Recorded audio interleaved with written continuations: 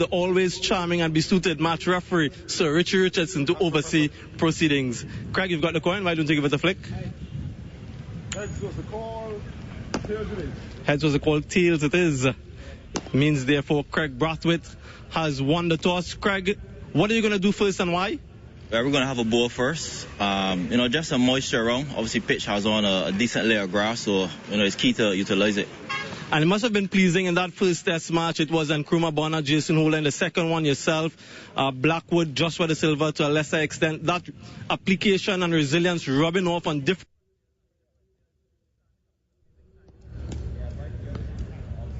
Led the way and Jason Holder the first game, and Blackwood and myself followed. And it just keep improving. Obviously England bowling extremely well, and we got to work hard, but it's good to see the fight, from the batters.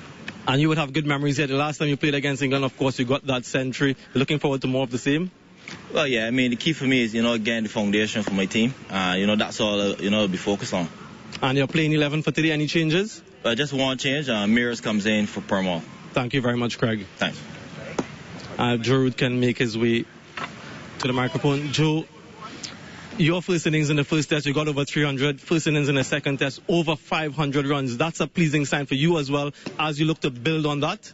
Yeah, definitely. We've done a lot of good stuff throughout this series. We're getting better and better all the time, so it's really important that we keep looking to build, as you say. And in terms of your memory here, your last memory here, unbeaten 182 in that test match that you won, that must be something that's on the back of your mind. And you too would want to continue to build on your good form in this series.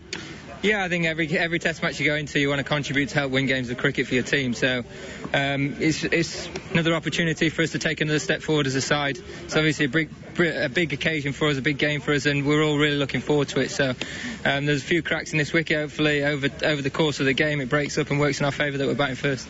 And in terms of your playing 11, just confirmation? Overton comes in for Fisher. Thank you very much, Joe. Go well, all the very best. Thank you. And there you have it, the news from out in the middle. The West Indies have won the toss and they've decided to bowl first. Okay, well, thank you, Samuel.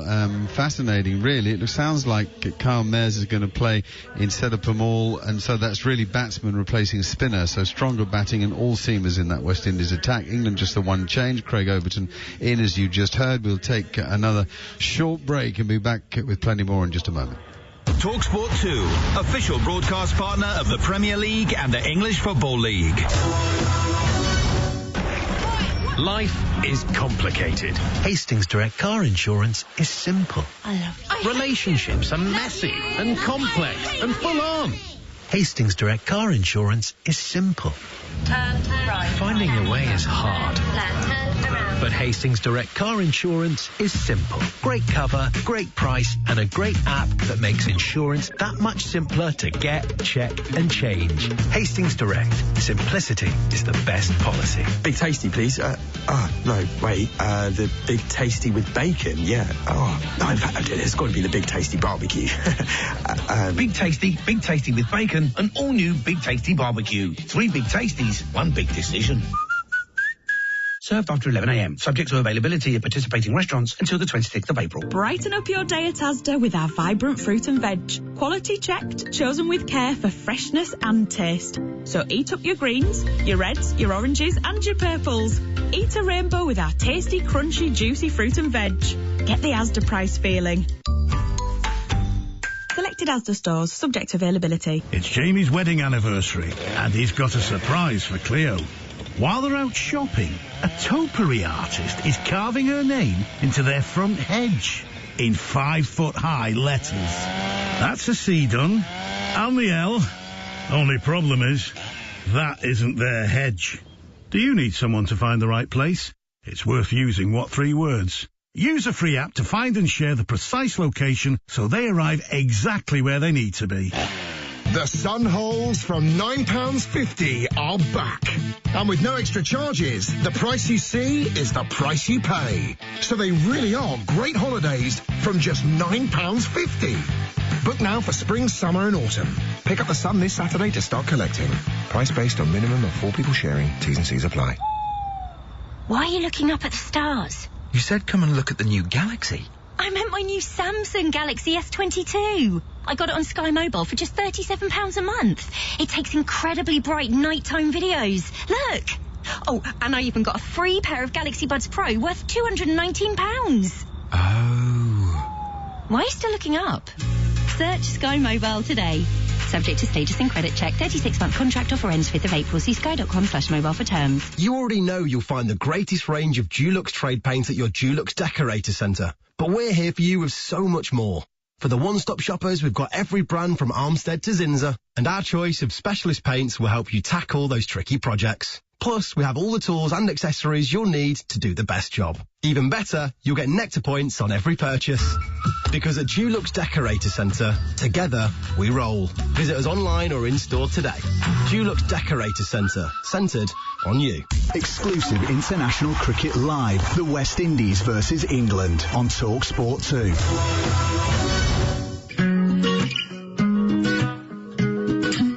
We've done a lot of good stuff throughout this series. We're getting better and better all the time, so it's really important that we keep looking to build, as you say. You know, just some moisture around. Obviously, pitch has on a decent layer of grass, so, you know, it's key to utilize it.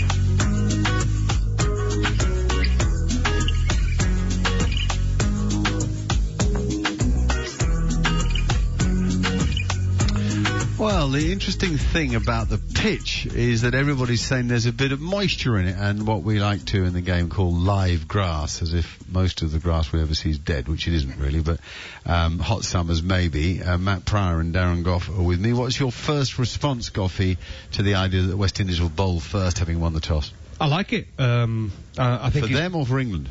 No, I like it. I've just said on Oxby and Jacobs, if you win the toss, the brave decision will be to bowl. I think around world cricket now, everybody wants to bat first, I think, realistically. To be brave, sometimes you've got to back your bowlers to get the opposition. I think the West Indies, with the bowlers they've got, Seals and Roach, two guys that can swing the ball with a new ball. And I think for them to get the best out of any conditions is this morning in Grenada. So I think it's the right decision for the West Indies to win the toss and have a ball. Okay, Matt, you in agreement? Yeah, I think so. I think another reason taking the wicket out of it completely is both teams have struggled to take 20 wickets, and you've got to take 20 wickets to win a test match, of course, so it's almost a case of let's give ourselves the best chance. We haven't struggled with batting, we don't fear the England bowling lineup, so if we have to chase something in the last test, that is our best chance of winning this game. England's change is pretty much like for like. Craig Overton for Matt Fisher. Overton might be the slightly better batsman, but a similar sort of deck-hitting bowler, whereas West Indies is a completely different tack. Karl Mars is a batsman, middle-order batsman, and they've left out Sami Powell, the spinner. You know, it's a strange move to go into a 5-day test match in the Caribbean without a slow bowler, isn't it? Well, unless I think they've got Brathwaite to bowl those moon balls. I think we would have said that about West Indies 20, 30 years ago, Mark, when they went into many a test match without a spinner. I know it's a totally different attack, bowling attack to what it was back then, but it's the way the West Indians have been brought up, and they've played a spinner the first two test matches, and let's be honest, he's not looked the part, has he? He's not bowled well at all. He's not. I can't argue against that. He's not troubled England one bit. We're talking about Jack Leach being left out, and people say want Parkinson to have a go. He's the leading wicket taker in both sides with 11 wickets. Their spinner, he's probably got 5, 6 in 2 test matches. He's not looked effective at all. So I think it's the right decision for them as well. Okay, great, thank you. It seems to me that England must now feel the pressure. It's 16 test matches since they've won. And I don't care how you dismiss the noise around you. In the end, that must niggle. It must. Yeah, of course, and I think, I think it's a lack of confidence, and I think when you look at certain cricketers that England have got in their side, you look at Chris Woakes, who everybody knows out there, but I'm a massive fan of his bowling. I think he's an absolute genius with a bowling hand. It comes down to confidence in anything, whatever job you do. And this is a guy who has got no confidence playing test match cricket away from home. And it's the same thing as the team. If the team are not winning and they're finding it hard to win a test match, it almost needs to fall into their lap where it needs one player to have the game of his life, to knock the opposition over and dismiss the opposition for 100 and win it that way, rather than try and ground out a victory over 5 days. They almost need it to happen in 3 days, don't they, and get an absolute win like that. Yeah, it's worth me just clarifying. England have won one of the last 16 tests, and that was in Chepauk against India, February 2021, when Joe Root, of course, made a double 100. That's 11 test matches ago. So just to take you back to Grenada, the last time England were there, the 21st of April 2015, they won the toss, put West Indies in, bowled them out for 299. That was Marlon Samuels made 100 there. Broad 4 for 61. And then England replied with 464. Joe Root got 182 not out. West Indies 307, then England 144 for 1. Gary Balance unbeaten with 81. So England won that game by 9 wickets. But you were going to pick up on the issue of confidence. Yeah, Dan, I'm a big believer that winning is a habit. You know, and in dressing rooms, you pick up habits, and winning is a habit. And when you're winning, you hold on to that for dear life. You have to cherish it. You work so hard. It takes so much to win a test match. Unfortunately, losing is also a habit. And you see teams that have got a losing habit, they find ways to, you know, even in a situation where they should win, they suddenly find a way to lose the test. England have got a losing habit at the moment, that's obvious, and what this team has to do is force the effort, force the change ultimately, and that starts with winning your first game. You're almost teaching yourself how to get over the line again. But it's an enormous effort, and of course with pitches like this, you're right, Goughy, what you said, you almost want it to be an absolute like cesspit that you can win the test in 3 days and get on to the next one with that winning habit again. And gamble the fact you could lose it in 3 days too. Well, quite. There is that. We can go across to Grenada now, because Mark Butcher has had a look at the pitch. Very, very good morning to you from the middle here at the Grenada National Stadium, and I've got some wonderful news for you. We've got grass. We have actual live grass on a service out here in the Caribbean. It is a little bit moist as well. If I place my palm on it, I can feel just a tiny little bit of dampness. We have had a bit of rain. There is a bit of cloud cover out here at the moment. The other interesting factor here, because at the moment you think to yourself, well, of course you can have a bowl first, right? It's got green live grass on it. It is a little bit damp. But there are one or two other little interesting parts about this surface. There are these cracks in here already, which are very, very visible even as you stand back and look at the pitch, which kind of tells me that as we go through this test match, it might go increasingly up and down. What I will say is that I've got a funny feeling we might see a few wickets fall out here today. That'd be exciting, won't it? Certainly would. Butch is commentating for us. He sounds particularly chipper today. So let's find out what the odds are then with 888 Sport. Form focus on talkSPORT 2 with 888 Sport. What's your thinking? Download the app today. 18 plus, begambleaware.org. Sandro Di Michele is with us. Sandro, what do you got for us? Yeah, good afternoon, Mark. Hello. And what we've got for us is a really interesting, finely poised third test. England are still favourites for this test match. Their prices drifted a little bit off the back of losing the toss. They were 10 to 11. They're now out to even money. The drawn test is 9 to 4. We've seen a couple of those already. It doesn't sound like, from that pitch report, we will have a draw in this one, but never say never. And the West Indies have shortened off the back of winning the toss. They were 100 to 30. They're now in to 11 to 4. And it does feel like that we are going to get a result in this test match, and of course we'll decide the series. With regards to top England run scorer in this first innings, no surprises. It is of course Joe Root who is favourite. He's 9 to 4 to be England's top run scorer. He's only 7 to 2 to go on and make a century, 6 to 5 to score a half century. Johnny Bairstow and Zach Crawley are joint second favourites, both at 4 to 1 and both 7 to 1 to make centuries. Ben Stokes is 5 to 1 to be England's top run scorer. Alex Lees, the other opener, is a 6 to 1 chance to be top run scorer, and Dan Lawrence also 6 to 1. I think it's exciting. It's nice to hear there's grass on the pitch, and let's hope England go and win this test, and of course win the test series in the process, because it's been a long time since we've seen us win a test series away from home, hasn't it? True, Sandro. Thank you very much for that nice summary. Great to hear your voice. Those were the latest odds with 888 Sport. Gamble responsibly, 18 and over, of course, on the website begambleaware.org. Form focus on talkSPORT 2 with 888 Sport. Official betting partner of talkSPORT 2. 18 plus, begambleaware.org. talkSPORT 2, official broadcast partner of the EFL. Every day, talkSPORT 2 probes the sharpest minds in the business, bringing you all the big-name news, views and opinions that matter. Plus, talkSPORT 2's official betting partner, 888sport, is on hand with the insight and in-depth analysis you need to crack the big betting puzzles of the day. talkSPORT 2 with 888sport, official betting partner of talkSPORT 2. 888sport, made to challenge, made to debate, made to play. 18 plus, begambleaware.org. Work. It's changed a bit, hasn't it? Everyone's got to be a bit more flexible, including us, whether you need to switch on for work or just switch off at the end of a long, hard day. At Premier Inn, we've made sure you have everything you need, including a choice of flexible rates at over 800 UK locations, so you can always rest easy. Premier Inn. Rest easy. Only available to book at premierin.com. Whether you're searching for the latest consoles or retro games, how you pay matters. Visa helps protect you from payment fraud online. Visa, a network working for everyone. Level complete. My prostate cancer was thankfully caught in the nick of time, but it shouldn't be down to luck. Men at higher risk are aged over 50. Those with a family history of the disease. Or black men over 45. Check your risk of prostate cancer now. Search Risk Checker or visit prostatecanceruk.org. Men, we are with you. White coffee, please. Yes. Would you like Cloud Mountain Beans with some... Daily coffee costing a fortune?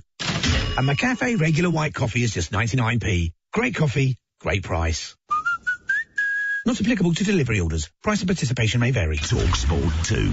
Traffic and travel. In the West Midlands, the M5 northbound is blocked after a collision. It's happened just after junction 1 for West Bromwich and the A41. In Cheshire, the M62 eastbound partly blocked after a collision just by junction 10 for the M6. And in Kent, the M20 westbound, that's partly blocked by a broken down vehicle between Ashford at junction 9 and the Leeds, Castle and Maidstone services turn off at junction 8, so do expect some queues. I'm Adam Moore. talkSPORT. talkSPORT. Download the talkSPORT app now for online fun, fixture talk and lashings of live football. Football, football, football. Then stick it in your ear. Ouch. talkSPORT. This is what real sport sounds like. Exclusive international cricket live. The West Indies versus England on talkSPORT 2.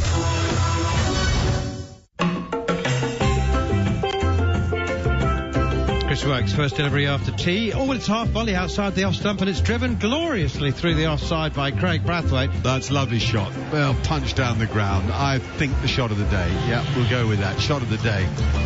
Proper straight drive, quite Sachin Tendulkar-esque. Oh, it's a delicate shot. It's steered away down towards third man. This will be his 100.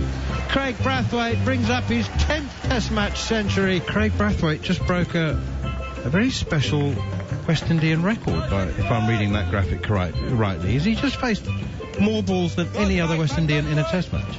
Yeah. That's amazing to hear. And, obviously putting in a lot of work through the years. And to do it at home, for me is a quite pleasing feeling. Obviously my family here. So, I'm very, very happy and thankful.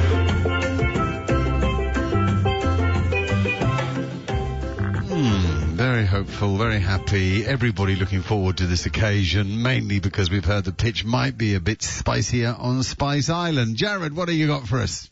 Would you like absolutely tons of information about the pitch, Mark? Thank you. There's almost nothing, because they've only played 14 first-class games. This will be the 14th first-class game in the last decade. They just don't play at this ground very much. I mean, most outgrounds in England probably play about that many first-class games.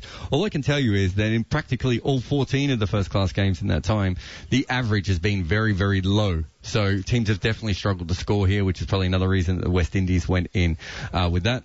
Just some talk about the draws. There's been a couple of draws recently, obviously in this series and also in the Australia-Pakistan series. And Geoffrey Boycott talked about how, bad pitches are a blight on the game. It's worth remembering since 2018, in 168 tests, we've only had 24 draws. We've had four in a row, quite high-profile ones, but we don't get as many as we would expect. And certainly on this deck, you would assume that's not going to be the case. And just last thing on Kyle Mayers, who has come back into the side. Kyle Mayers was a bowler who changed his game and made himself into a batter, and on his debut he made 200 against Bangladesh in that incredible chase in the fourth innings in Dhaka.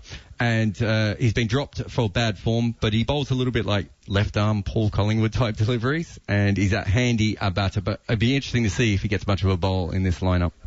Okay, lovely. One person will be hoping it's spinning, and he can continue on his journey to learn to attack. He's been talking about that a bit. He's also been talking to Mark Butcher, one of our favourites, Jack Leach. Jack, thanks for speaking with us. I suppose the first question is, how's the body? How are you feeling after last week's marathon? Yeah, I feel good, actually. Surprisingly, feel probably better between these two games than the first two. So, I had a good bowl yesterday and feel ready to go here. And the fingers are okay? I mean, you don't get any issues with sort of tearing the skin off them? No, I've had that a couple of times, but all good here. Fingers feel good and, ready to go. Now, tell us a little bit about the way you're feeling going into the Test match in terms of the way the ball is coming out. I mean, it looked as though you've gone another leap up from the first Test match in Antigua to Barbados. Is that the way it's felt to you?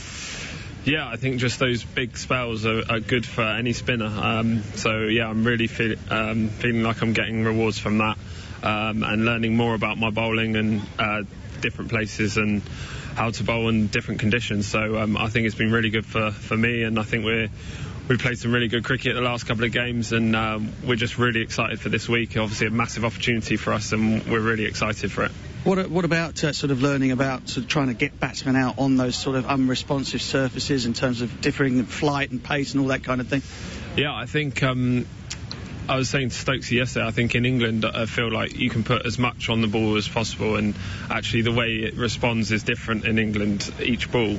So you almost do the same thing really well and you get your rewards, whereas I think out here actually it's about sometimes purposely not making the ball spin and not hitting the seam, and then other times hitting the seam. So that's something that I look to take forward, moving forward.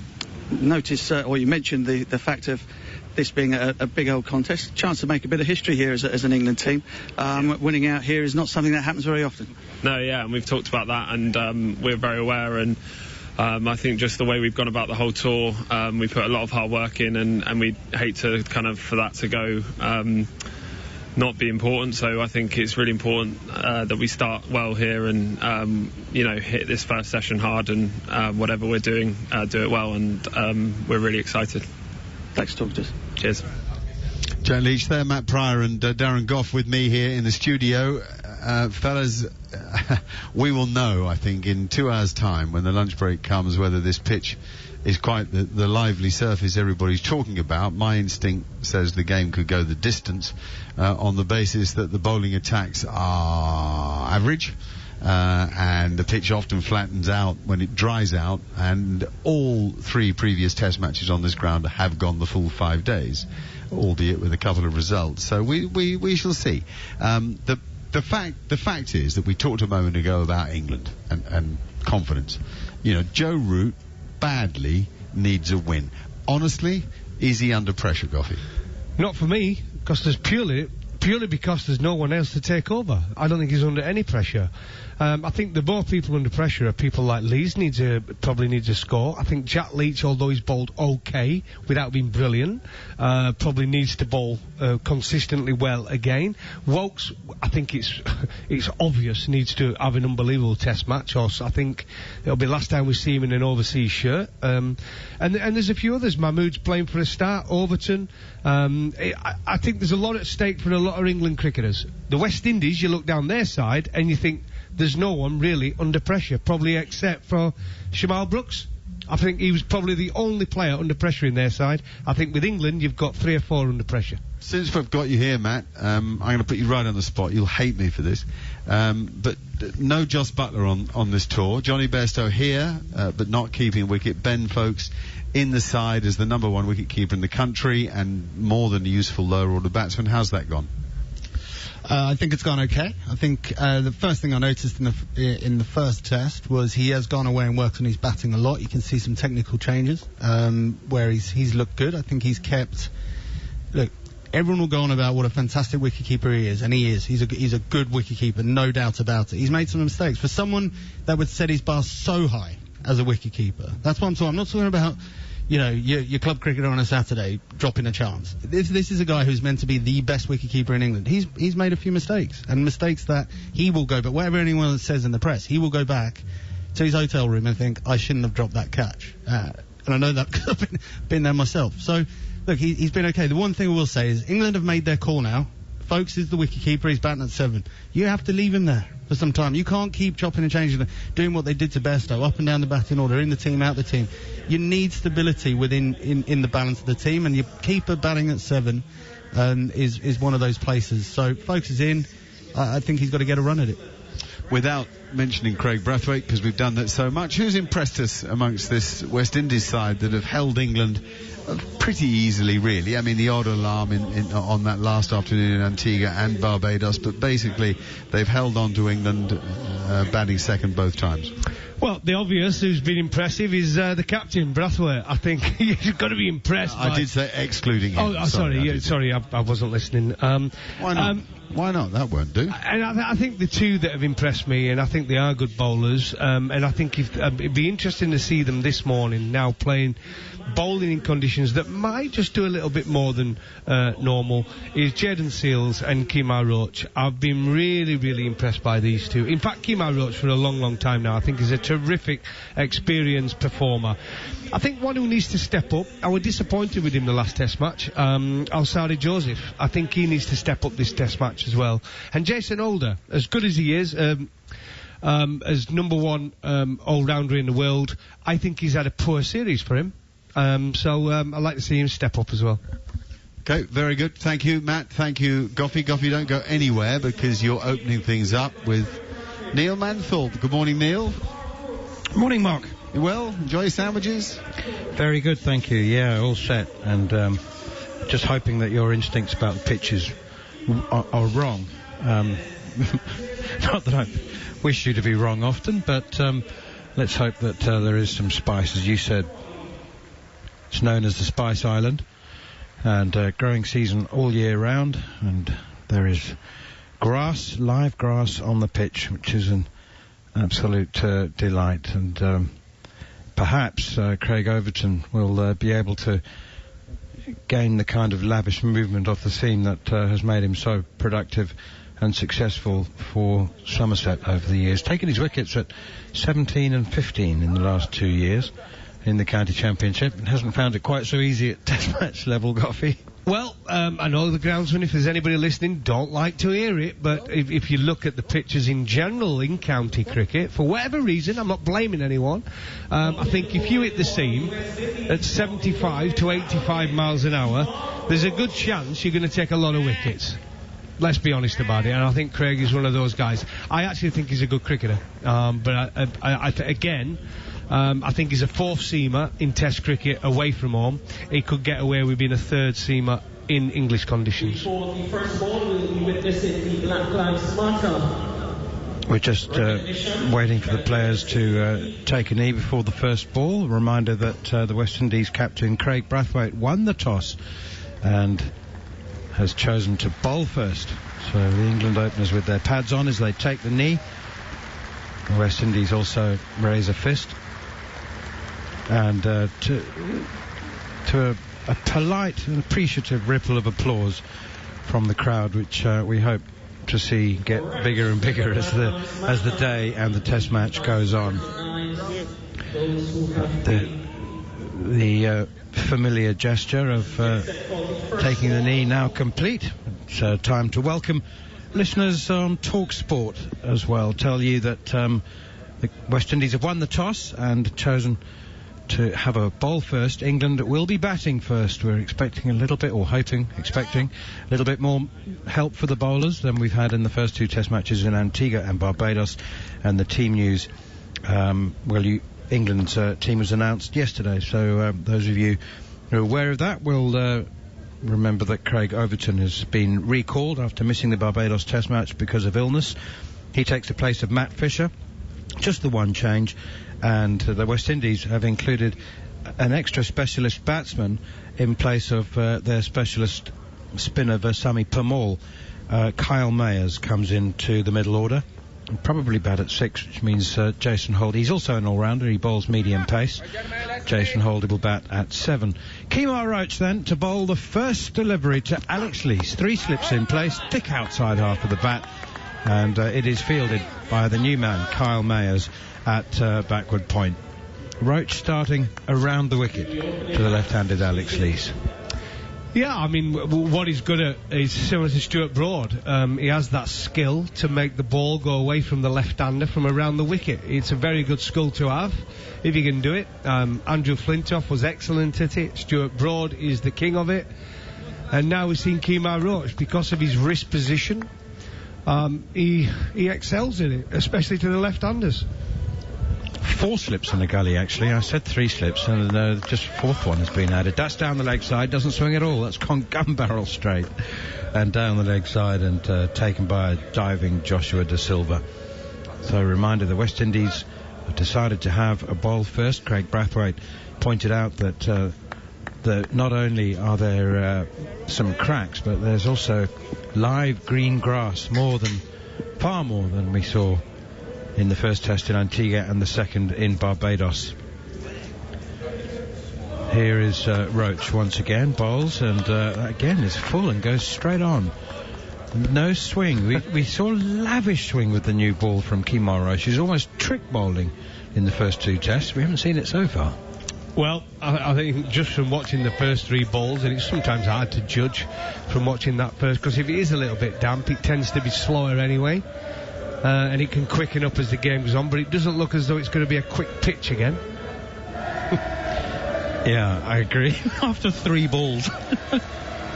Here is Roach once again, and there's a little bit of swing. It's driven up to Brathwaite at mid-off, and there's no run. Gough, occasionally we see a pitch. Mark Butcher, our colleague in Grenada, said that there was a bit of moisture and it was damp to the palm. When you felt it, you could feel a little bit of dampness. When it dries out, sometimes pitches get a little bit quicker, and the ball bounces a little bit more, but more often than not, when they dry out, they become a little slower. Forward comes Alex Leach to the next one from Kemar Roach, pushes it out towards mid-off. Very small sample size, of course, of matches at this ground. It doesn't have the rich cricket culture of other islands like Antigua and Barbados, obviously, and Jamaica. The first of only 3 test matches was staged in 2002, and as Jared Kimber was telling us in the build-up, there's been only 14 first-class matches in the last decade. Roach in again. Leach pushes it out towards cover and sets off with a single as Kyle Mayers runs around to do the fielding. And England are underway. 1 without loss. Last ball of the over. So Zach Crawley will have to wait another couple of deliveries at least before he gets to face his first delivery.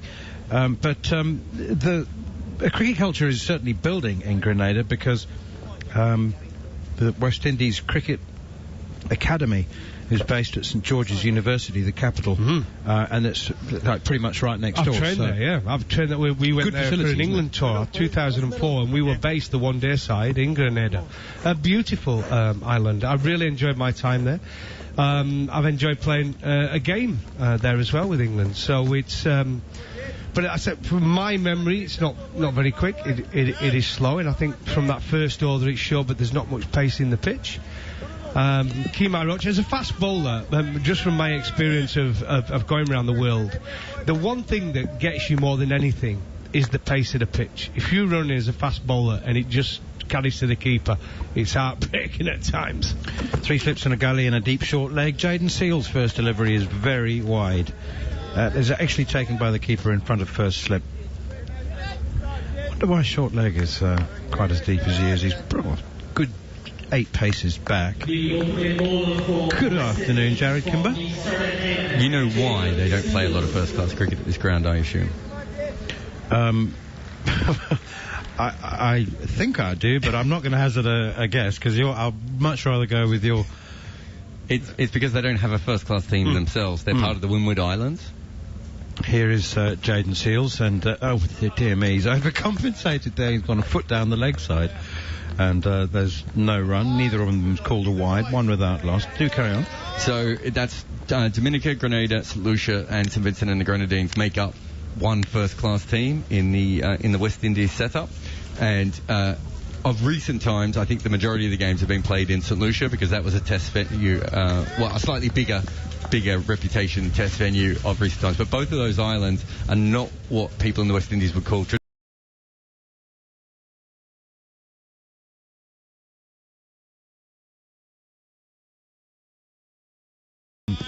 and there's no run. It's part of the Lesser Antilles, isn't it, Grenada? And it's only 100 miles north of Venezuela. So it's, Wow. Is this the ground where Chris Gale smacked all those sixers and Josh Butler in a one-day game, which we commentated on? Yes. It is. What a game that was, huh? Yeah. Some of the sixers, it was just great to commentate on. It was just it was raining sixers. Butler was at the second part of his innings was just ridiculous, wasn't it? Fantastic game that was. Here is Jaden Seals. Oh, that's gone through past the inside edge, and it might just have flicked the pad. Some interest shown by the bowlers and the slip cordon, but I think it was off the pad.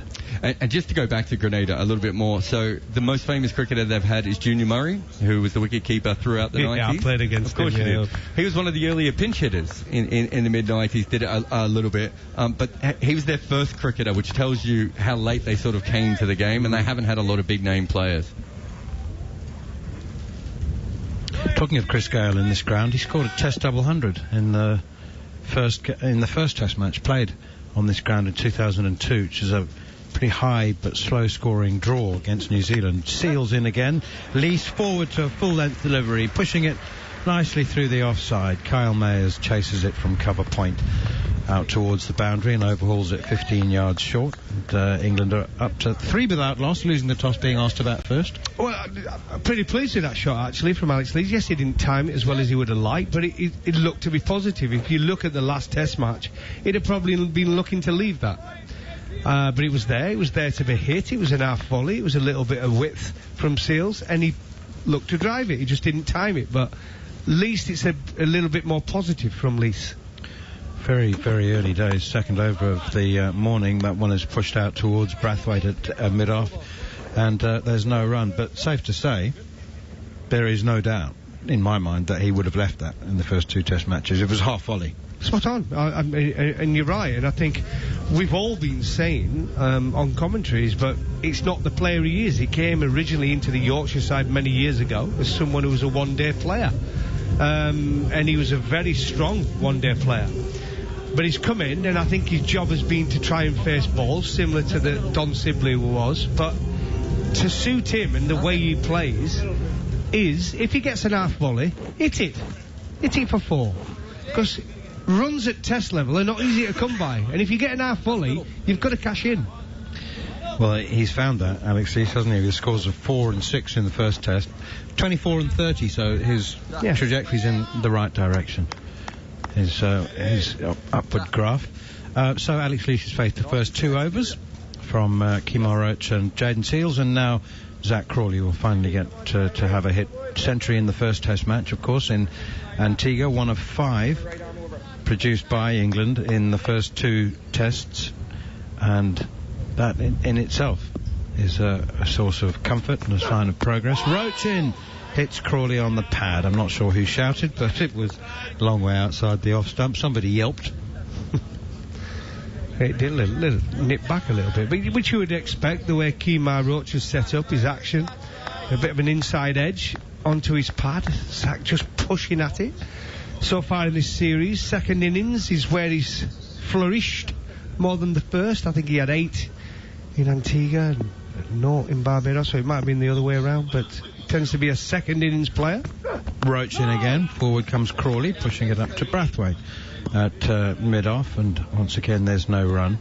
Any doubt at all in your mind whether Zach Crawley's long-term future, if he has a long-term future, in an England shirt? I only say that so I don't want to be presumptive, but is it presumptuous? Is it as an opener, or would you see him in the middle order? No, I see it as an opener, but I think to say it's his second coming because he got 100 in Antigua, if you're a batsman, these are the pictures you want to be playing on, aren't they? I mean, let's be honest. Yeah. Flicked away by Crawley nicely on the leg side, wide of Jaden Seals at mid-on. And, he's off the mark, he's underway with his first run. Yeah, I mean, the questions really on the first 2 Test matches should have been why wouldn't you score 100? Exactly. England should have scored 500 and did. I think anybody on any pitch when they first come to the wicket is vulnerable, right? I think, but once you get into that 20s and 30s and 40s, you've got to go on and get a big score. The good players do that, right? The experienced players do that. I think the defining summer will be next, the one coming up for Zach Crawley. Roach in again, full and wide, goes straight on. Nice lead from Alex Leach, taken behind by Joshua De Silva. But they don't play the next Test match till June. A couple against New Zealand and then 3 against South Africa this summer. Yeah, and I think that's what it'll be for Zach. I think if he can cash in the summer and have a good summer, I think his place is set. And some people have even talked to him about him being a future captain, haven't they, of England, which is... Well, I was surprised when I originally heard it, but having known him and met him, I get where they're coming from. Here's Roach once again, and this one he's looking for that away swing. It's just a bit wider. Again, doesn't really swing. I have to say that the first 2 over the first spell from Kemar Roach in both of the first 2 Test matches, he was swinging the ball at will, and you have to say probably too much in many ways, but he was in complete and total control, and he set Alex Leach up in the first Test in Antigua with a whole bunch of big away swingers before the nip back had trapped him LBW in both innings. Leach well aware of that, stands waiting, 4 slips in a gully, and one is again pushed up to Brathwaite at mid-off, no run.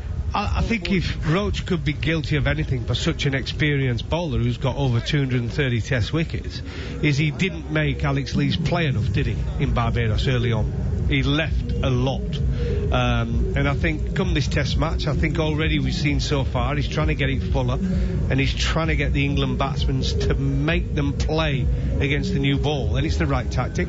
You might go for slightly more runs, but you've got a better chance of taking wickets. 4 without loss. Alex Leach has 3 of them. Zach Crawley has 1. A reminder that the West Indies won the toss and chose to bowl first. 1 change to both teams. The West Indies have included an extra specialist batsman who bowls a bit, more than a bit. Kyle Mayers is regarded as an all-rounder in the white ball game, but he's been picked predominantly as a batsman. They've left out their specialist spinner for Sami Pamal. And England, of course, announced their team yesterday with Craig Overton coming back in place of Matt Fisher. 3 slips gully, deepest short leg, Jaden Seals in. Whoa, it's a terrific delivery. That has bounced and seamed away from Zach Crawley. He's played and missed. That's the first delivery with a bit of Grenadian spice in it. It definitely did. Well, wonderful seam position from Seals. Good length, bringing Zach Crawley forward. Slanted into the right-hander. It bounced and seamed at pace away from him. Beat the bat. Did too much almost. Yeah. Well, not almost. Definitely. Definitely. As an opening batsman, you're not nicking that. Yeah, Bernard Crawley might have nicked. Exactly. It's harmless, isn't it? It's too good. Here is Jaden Seals, the 20-year-old, pumping in, arms beating as he as up to the crease, and Zach Crawley comes forward and plays that one away defensively on the offside. There was talk that Alzari Joseph, who's been pretty ineffective, he got some wickets when England were looking for runs in the second innings and picked up a couple of consolation wickets, but there was talk about him maybe being the one left out for Kyle Mayers, but they've gone with an all-pace attack. I think it's the right call for West Indies. I think their spinners look pretty average, those first few Test matches. And they've decided to go for that all-seam attack and try and create pressure that way. We'll soon find out if it's the right decision. Here is Jaden Seals. Good delivery again, just back of a length. Crawley playing defensively from the crease again is beaten by a little bit of movement off the seam. I have to say, what is slightly disconcerting, and you called it after 3 balls of the Test match, every delivery is very much on its way down by the time it reaches the keeper. Except the one that seemed and bounced, that were too good for the batsman. Yeah, so but it is, and I think you speak to any fast bowler out there, that's the biggest thing for them. Even if it's a slow seamer, you want the ball to carry. You're not bothered about it seaming; it's just carry. Here's Jaden Seals once again. Another little leg cutter nips away into the gloves of Joshua De Silva, but this time it's left alone by Zach Crawley, offering no shot. We're into the fourth over. Jaden Seals and Kemar Roach kicking things off. West Indies have 4 slips and a gully for Zach Crawley. Are we playing at the Wacker?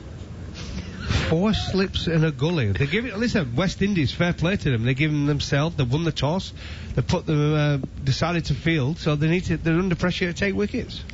Here is Seals once again. Looks for the Yorker, hits a batsman on the pads, and it's disappeared off for a leg by. You're surely not interested in that, are you? I don't know. It was full, and it was just starting to swing the other way. It didn't pitch, did it? It was almost like really, really full. I'd be interested to see the replay. I don't think they will review it, but I won't mind having a little look at that replay. I'm a bit like. Yeah, you're right, actually. It did just begin to shake back in. Hang on a minute. If that had been given, it might have been clipping leg. It might have stayed out. Yeah, I tell you what, he was swinging back, wasn't it? It was really. It hit him on the back leg. Hit him on the back leg, yeah. Just in front of leg stump.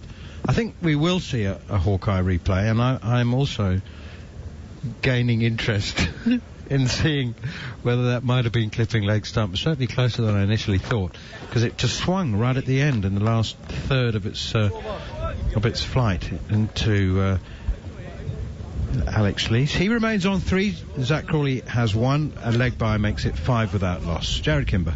I just want to talk about how hard this is for Alex Lees. He's had 2 pretty flat pitches to go up against Kemar Roach so far. This isn't a flat pitch by any stretch of the imagination. When Kemar Roach came into cricket, he bowled very close to the stumps and he bowled outswingers. After he had his 2 accidents, one was a car accident where he flipped his car a couple of times, and another one where he broke his shoulder. I don't know many bowlers who've ever come back from a broken shoulder. He was averaging 42 against left-handers in the first 5 years of his career. In the last 5 years, he's been averaging 21.7 against left-handers, and a lot of it is because he now comes way wider of the crease, and he takes the ball away from them. Roach into Zach Crawley. He's a right-hander and pushes it to square leg, no run. He was also one of the first bowlers in the world to work out that it's much better off to bowl around the wicket to them if you are taking it away, and he does that about 70 to 80% of the time as well. So far, he's worked Alex Lees over a couple of times, but on very, very pitches that help Lees. This one may not be. We don't know yet, but the fact that they do have all these slips in place and everything else, there's a wee bit of trouble with the beer bottle there. Yeah, but the inflatable beer bottle. Here's Kemar Roach again to Zach Crawley. He steers it away behind square on the offside. It's a giant inflatable bottle of Carib. I think we're allowed to give them a mention. Other beer brands are available. If it was inflatable, or Steve Armisen would have been somewhere round about it if it was a real one. I don't know. I reckon that holds about 150 gallons. If it was a real bottle. But the full capacity permitted, but we're far from that. And mostly English supporters. That's left alone by Zach Crawley. Big appeal for leg before wicket. No shot offered. Much interest. Inspired, I think, mostly because no shot was offered rather than a belief that ball was going to hit the stumps. But Craig Brathwaite has gone for the review. Oh, well. 7 seconds left on the DRS timer. Copy that, Gregory. And he's been persuaded. You can't see any emotion on his face. He's got a big pair of sunglasses on. Let's listen to the third umpire, Nigel Digood. Establish this a fair delivery. Can you move on to front on spin vision, please? That's what I've lost my confidence a bit, though. But it looked too high to me. Yeah, there's clearly no bat involved. No shot played. Can you move on to ball tracking, please? It's Leslie Reefer. Thank you, Mark. He's the third umpire, not Nigel Digood. Just waiting on ball tracking, guys. Leslie Reefer is the third umpire. Hit him on the thigh pad, Goughy. It would suggest it's a bit high. No shot played. Inside pie.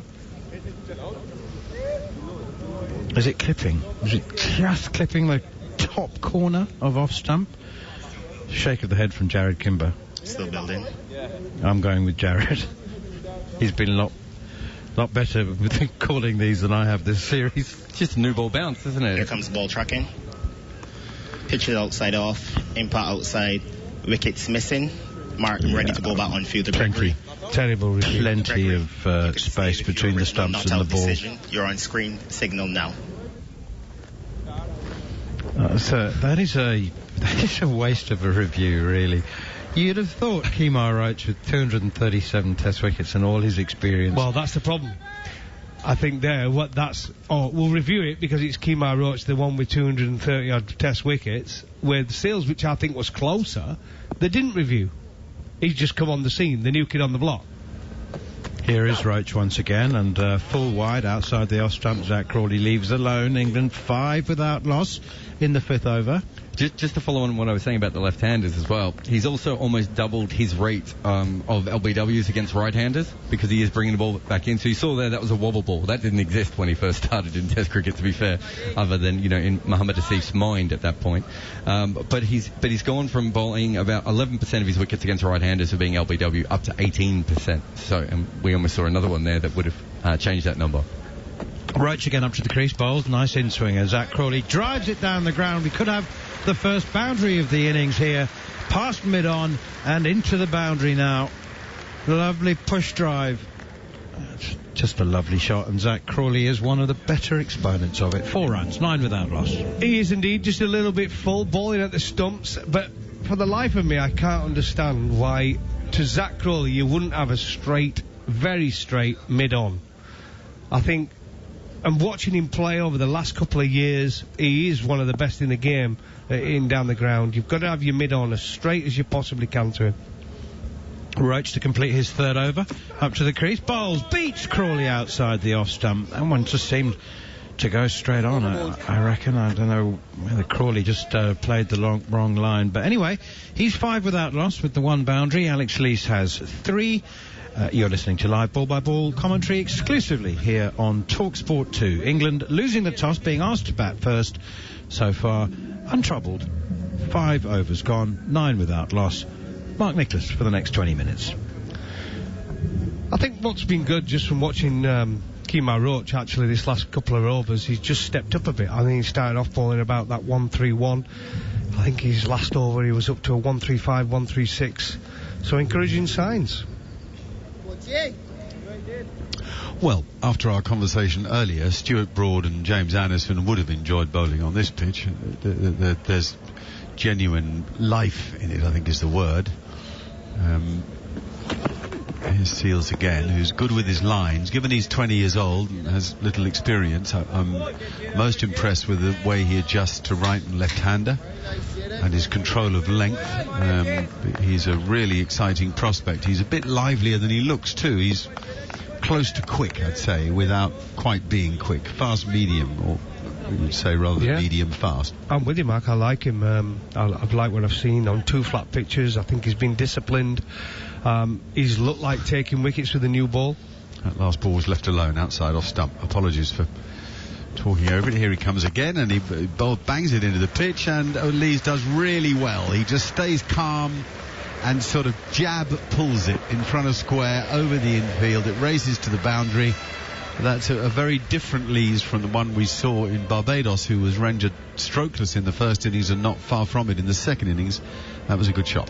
Well, I think it gives you an idea the pace of the pitch. It's really banged in from Seals, who's not slow, as we've just been talking about, but Lees were quickly onto that and well in front of square, just empty on its way, just get bat on ball, really. No real effort into the shot, just paddled its way around, and away it ran for 4. Much more like the Lees I first saw many years ago for Yorkshire when he was 19 years old. I saw him make 100. Here's Jaden Seals again, and that's, I mean, just said what a good line bowler he is. He fires one down the leg side, which Lees misses out on, and it's a scramble for De Silva, who was, I mean, he's an admirable cricketer, but he was pretty untidy behind the stumps in Barbados, and that was also a little untidy. You remember when Lees made his, early on, he looked a gun stroke maker, didn't he? Yeah, I was playing at the time. A fantastic young player, and we were really excited for him. We had a few good left-handers during that period who we hoped to go on a bit. Well, some of them did. Gale, Lythe. Seals again outside off stump, left alone by Lees. My feeling remains exactly as it was earlier, and I'm nowhere near. I mean, I'm thousands of miles away, but I think this pitch will be fine. I don't see it as This is what I call what a first morning should be. It offers a bit to the new ball bowler, doesn't it? Yeah, and as I said in commentary, I think it's a brave decision from the West Indies to bowl first. You've just got to get through that first hour. It's an old cliche, but it's a good one. Here's Seals again. And that's cut firmly and up and over by Alex Lees. Will it make the boundary's edge? Not quite. Some nifty footwork. Isn't at all nifty in the end, because he kicks it over the rope. I think that's John Campbell, isn't it? Jermaine Blackwood, one of the two. Jermaine Blackwood, yeah. He really should have. In the modern age of the game, you'd see most fielders slide and stop that. But his footwork wasn't even good enough for Harry Kane to knock it in the back of the net. Yeah, I don't think football was his strong suit there growing up. After watching... It was a poor pass with an poor open pass, goal. yeah, poor pass. Yeah. Underpowered pass. Lees rehearses the stroke again. That's twice now that he's gone over the infield with his boundaries. Once mid-wicket a moment ago and now over backward point. He hasn't looked to roll his wrist on either shot. Maybe he thinks that the bounce is a bit tennis bally, and sometimes if that is the case, you are better off going up with the shot, as long as there's no one back, of course. Here's Seals again, coming round the wicket now, change of angle. And Lees goes back and plays pretty comfortably out to short extra cover. There's no run, it's the end of the over, 17 for no wicket. England with the one change, Craig Overton coming in for Matt Fisher, and West Indies the same, Kyle Myers coming into the side instead of the spinner, Sami Pawal, which, you know, we all agree that Pawal looked pretty average, and therefore pick your bowlers for the surface, so that's why you win the toss and bowl first, isn't it? Yeah, I'm surprised actually they didn't bring a different spinner into the Test match, but we know many times over many years the West Indies have always liked to go with 4 quicks, but this is definitely a different... Beats him outside off stump. What about that from Roach? God, he's a good line bowler, this guy. He really never bowls down the leg side. If he errs, it's wide of off stump, and I think sometimes he does hide the ball out there a bit, but that's a lovely little leg cutter off the seam. He pitches it on the seam, it holds its line, and it beats a perfectly reasonable straight defensive bat offered by Zach Crawley. That's what makes him special, Mark, isn't it? He bowls that, jumps out wide of the crease, makes him very difficult to face. He can nip it back, or he can hold its line and go away from you. Here he is again, and that was drivable, but Crawley chose not to, because it wasn't by any means a long half volley, and it nipped back, and Roach stands there in awe of the fact the ball didn't nip back and hit the stump. It did nip back, and it just slid past off stump and kept very low, actually. Wow. That's a good lead in the end. It's only a good lead because it missed the stump, but it kept low, skidded through. Again, it bounced for the second time on its way through to the keeper. A little bit too pace, we've seen. I tell you what, that'll... immediately make England think, wow, if we can get a few on the board first innings here with the first sign of low bounce in again, and that one goes through at a good pace. It's left alone by Crawley. It also nips back, and it's taken nicely by Josh De Silva as he moves down the leg side with some good footwork.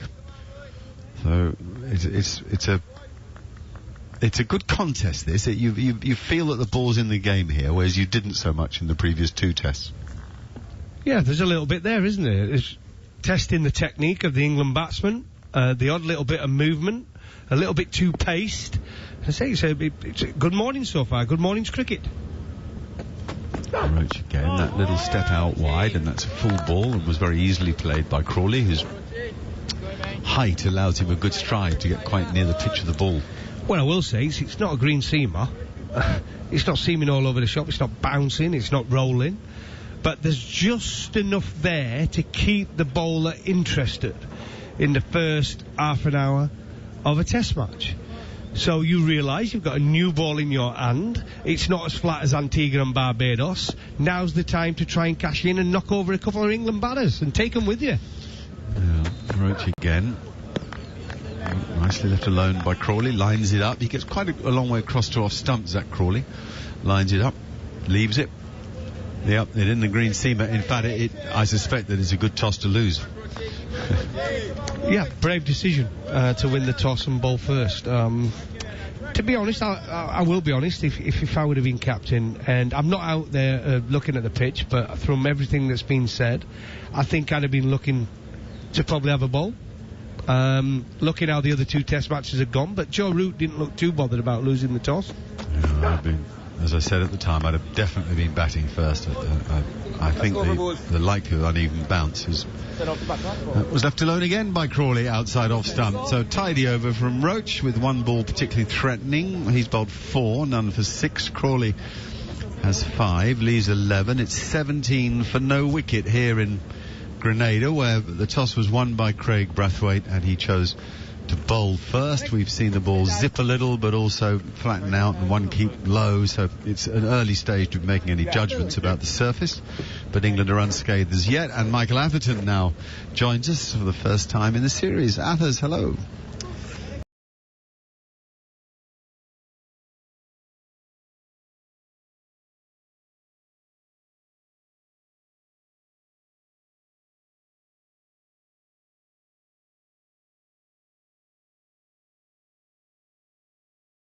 A test match than the one here. Absolutely beautiful. That view you get from the press box looking into that mountain where those multicoloured houses are situated in all their pastel shades. Here's Jason Holder into the attack early. Oh, he bowled one that nips back just too high.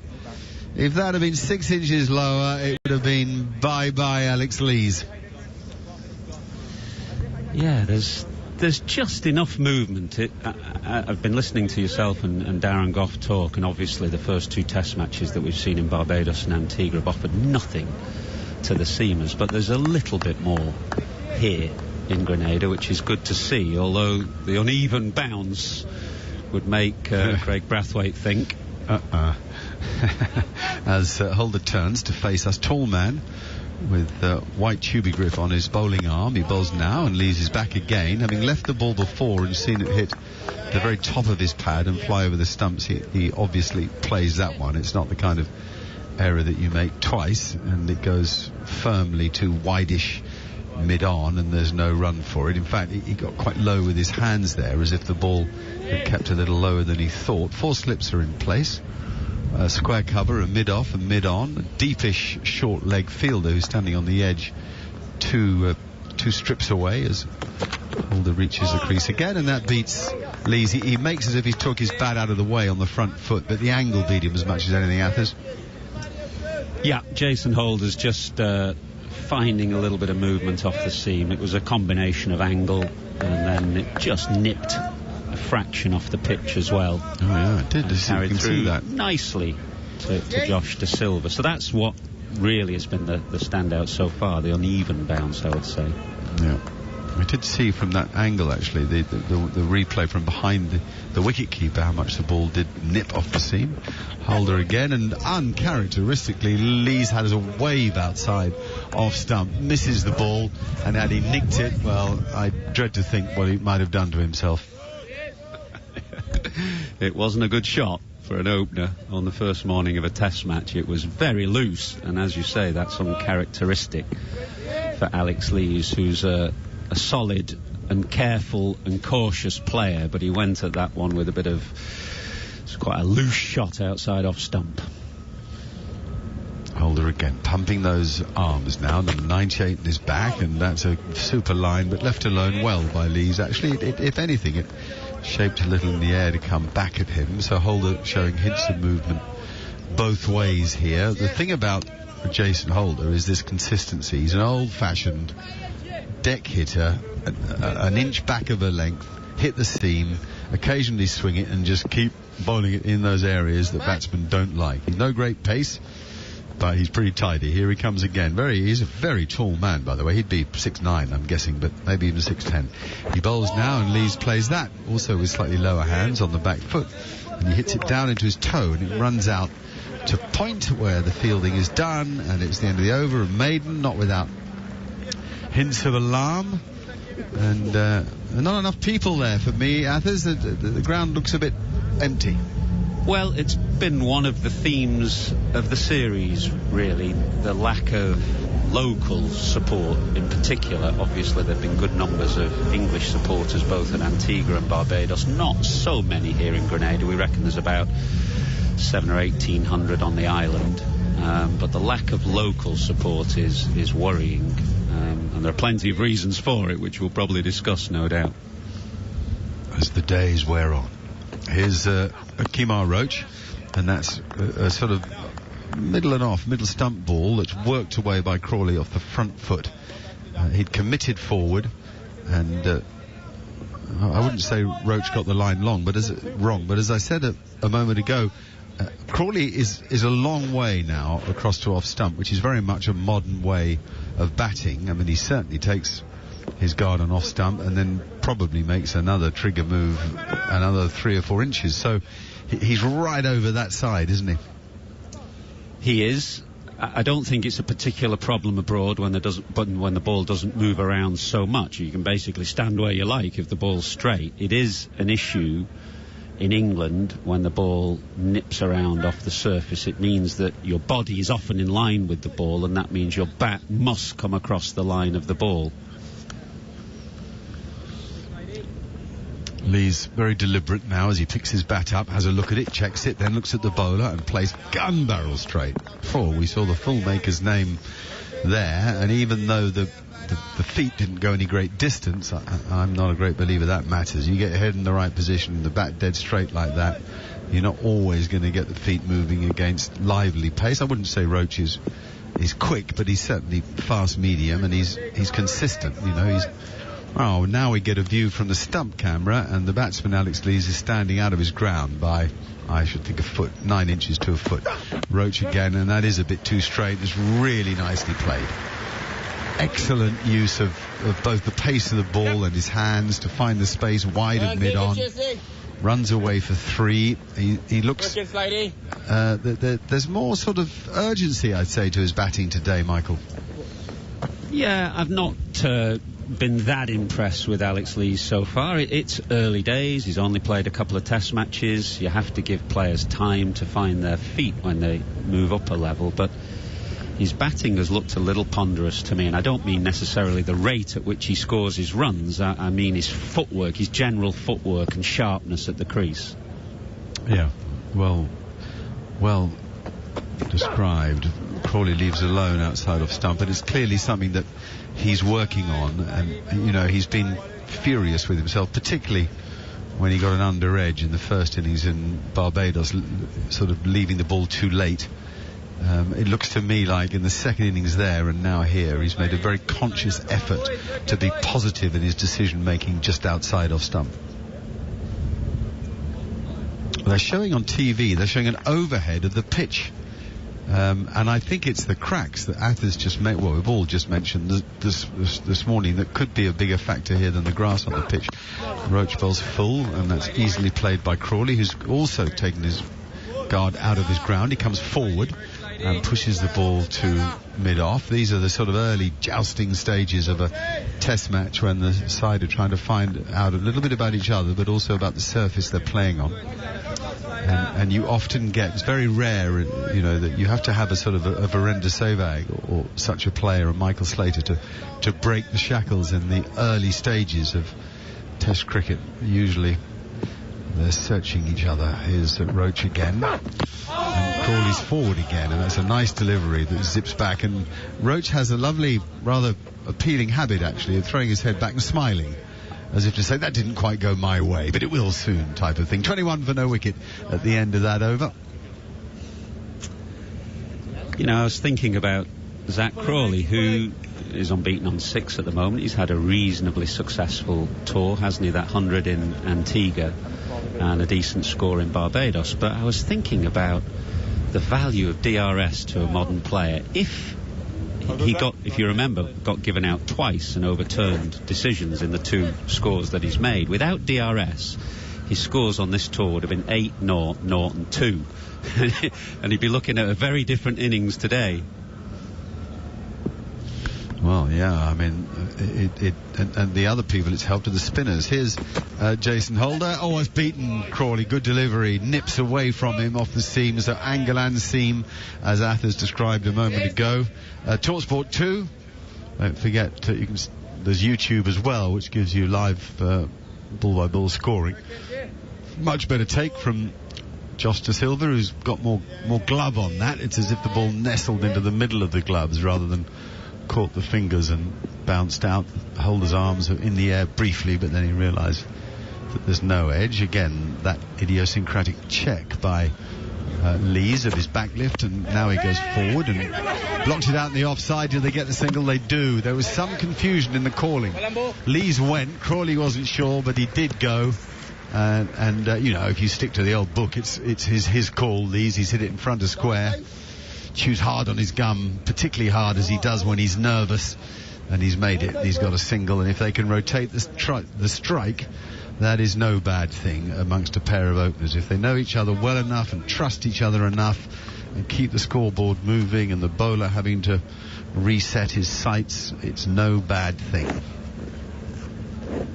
Well, they've not batted together that much, have they? Just a couple of test matches, and it can take some time to get a decent understanding, but Lees was right to call the single there, and Crawley hesitated just for a fraction of a second, but there was an easy single in the end. Holder waits while everybody gets organised. The field has been changed around. It's Crawley on strike to Holder now. That's not far away. That's the one problem with being so far across, and then you miss the straight ball. Like Steve, just think Steve Smith, except a front foot version there. Crawley was forward. It's interesting, I've now seen his right foot's actually outside off stump, so he is well across his crease, and it again nipped back just a tad and hit him at the base of the thigh pad, but for no run. Again, Holder just has a look with one arm in the air, almost as if he's saluting something distant or waving at a dear friend in the stand. He's got 98 on his back and is left alone on that occasion by Crawley. We see the backs of players now with numbers. It could either be numbers or names, but it's numbers they've chosen, and all the players, I guess, they pick their favourite number. It's as simple as that. England have a 55, a 66 and a 77 in Messrs Stokes, Root and Leach. 56 on the back of Crawley's shirt was double his test average at the start of this series. Oh.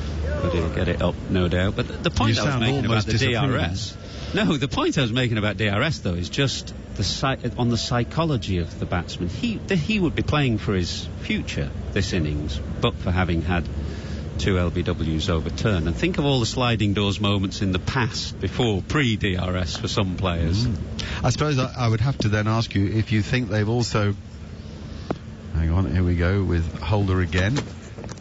Left alone again by Crawley. Good length. Maybe too short, actually. I say good length. Tad back of a good length. And left alone wide above stump. Do you think it evens up that the bad decisions are reviewed by batsmen themselves and they deal with the problem?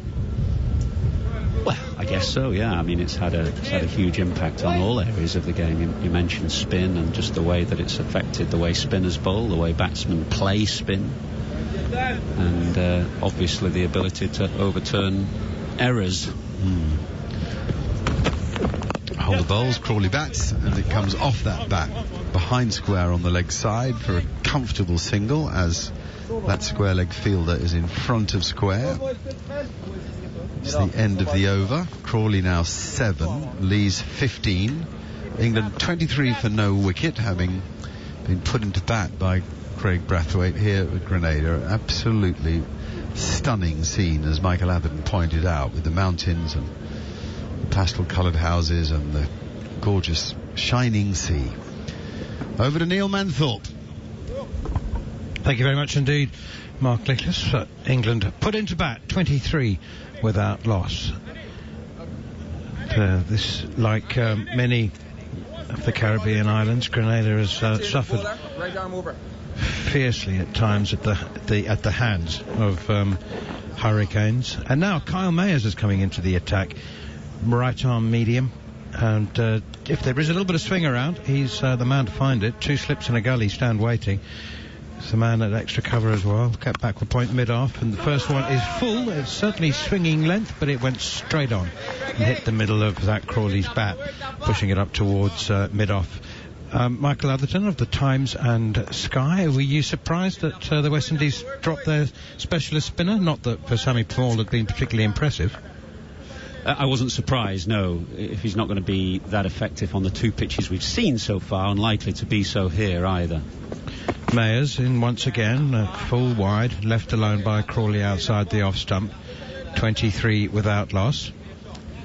I was a bit surprised that they shoved England into bat, though, I must say, this morning. I actually didn't go out onto the pitch at the start of play, so I don't know whether the groundsman had sprinkled it with water.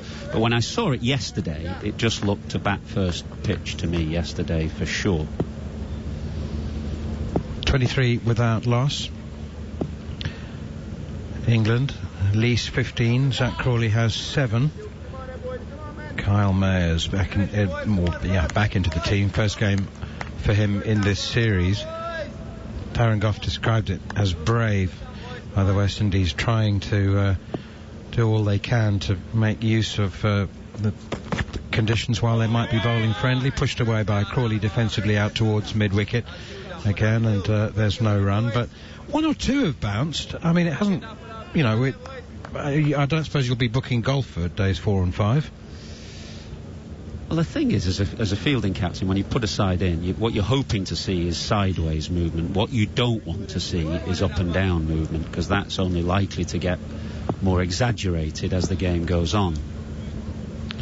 Here is Kyle Mayers once again, and blocked defensively. Back to the bowler, no run, 23 without loss. You mentioned the hurricane, Manners. I think it was Hurricane Ivan that had a big devastating effect on this ground after it had rebuilt. I played here in 94, and it was a very old kind of typical West Indian ground, but then it was rebuilt, then Hurricane Ivan hit, and then rebuilt again for the World Cup in 2007. It was Hurricane Ivan, good memory. 2004. Here is Kyle Mayers once again, full and wide outside the off stump, and that's left alone. The cricket ground was built on the side. I mean, the cricket ground itself was Queen's Park, wasn't it? And then they built the whole national stadium, and there's a football stadium and an athletics track, and of course the West Indies Cricket Academy is also based there. It's a sort of multi-sport, multi-event sports complex, isn't it? Crawley on strike on 7 from 33 balls. Kyle Mayers loses his run up there.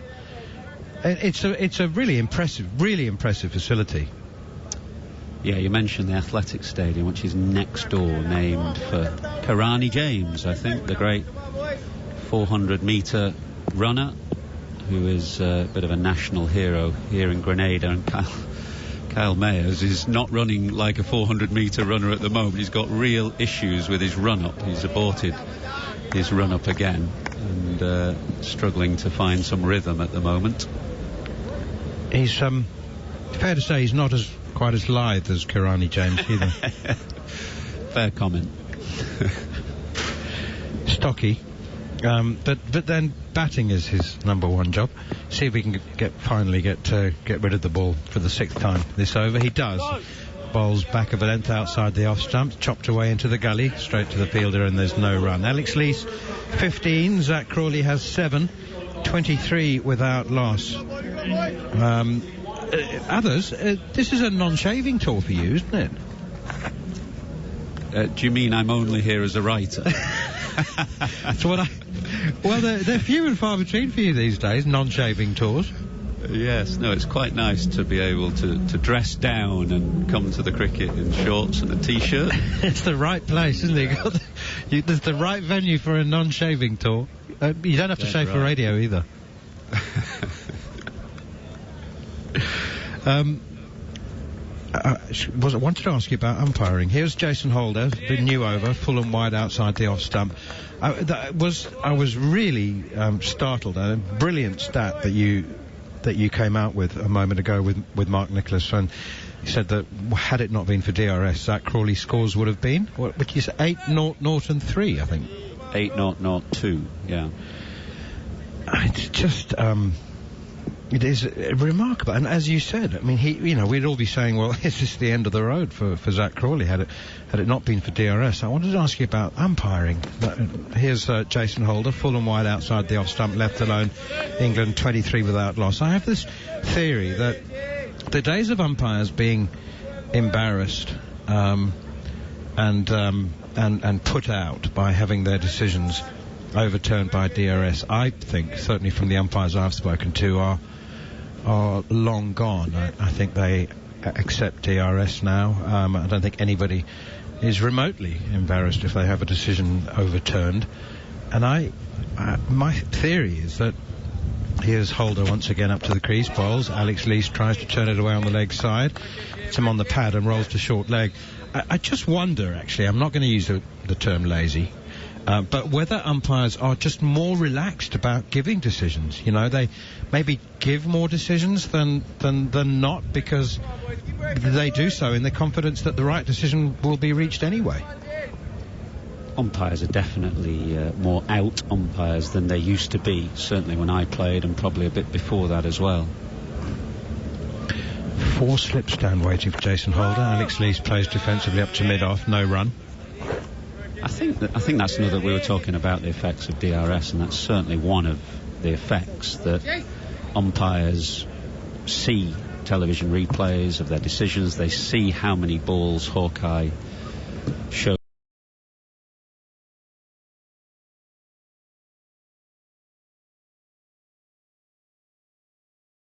Attack here. Oh, big in-swinger. He's gone from over the wicket to around the wicket, and he's bowled a big in-swinger. And Alex Leach has left it, but I don't think he was expecting a big in-swinger like that from Jason Holder, and it has got very, very close to the off stump. Yeah, it was a tight lead for sure, as you say. Just gone around the wicket, changed the angle, so as a batsman you're thinking that the ball probably is going to come in on the angle anyway, but that was accentuated by a bit of movement in the air and off the pitch. It was tight. Only 2 types of leave, as you know all too well. You have to call it a good one. Here's Holder again. That one goes straight, and Alex leaves it alone once more, and it's taken behind by Joshua De Silva. 12 overs gone, 23 without loss. There was no doubt that years ago the umpires, particularly those who'd had a long career in umpiring, they took a while to adapt to DRS, and they were certainly personally affronted when they had a decision overturned. But yeah, like you say, umpires now, they would rather give a decision out and have it corrected than not give a decision. Do you agree? Yeah, I think the generational shift that you mentioned, I mean, DRS has been in the game a long time now, so there was an initial generation of umpires for whom it was a new thing, and they'd spent their whole career umpiring without DRS, and I think they took a while to adjust to it. But now, most umpires that come into the game, it's just part of the process, and they're very accepting of it. Kyle Mayers, after an unprepossessing first over, is in once again, full wide, outside the off stump and left alone. I mentioned the fact that Kyle Mayers does get a bit of swing if there is any around, and I suppose that was the reason that he's getting a really pretty early go, bowling the 11th and 13th overs. But Alzari Joseph might be thinking that he perhaps would have been expecting to be a little higher in the pecking order than Kyle Mayers, and that one is driven and caught by Brathwaite at extra cover. Mayers makes the breakthrough, an innocuous delivery outside the off stump, which Zach Crawley tried to drive through the offside, and the lack of pace, and was he threw the shot too early, but he's headed straight to Craig Brathwaite, who takes a simple catch, and Crawley is gone. Yeah, it's a really poor shot from Zach Crawley. An innocuous ball from Kyle Mayers, just floated up outside off stump, and Zach Crawley going for the big drive. It's his shot, but he's just knocked it in the air about waist height. And Craig Brathwaite is an excellent catcher. He's got a good pair of hands. We've seen him take a couple of sharp catches in that position at a kind of shortish, straightish extra cover. And just to go back to that point about DRS, if but for those overturned decisions, that would be Crawley's tour almost done with 8.0027. So it would have been a very different collection of scores for him. But he's walked off it really disappointed with himself, and Joe Root gets an early look again. Cannot imagine that Zach Crawley wouldn't have. Not that you want to think negatively, but you know, it's a medium pacer. He knows that England would have spoken about what he bowls, and there's a man standing looking at him at cover. I would be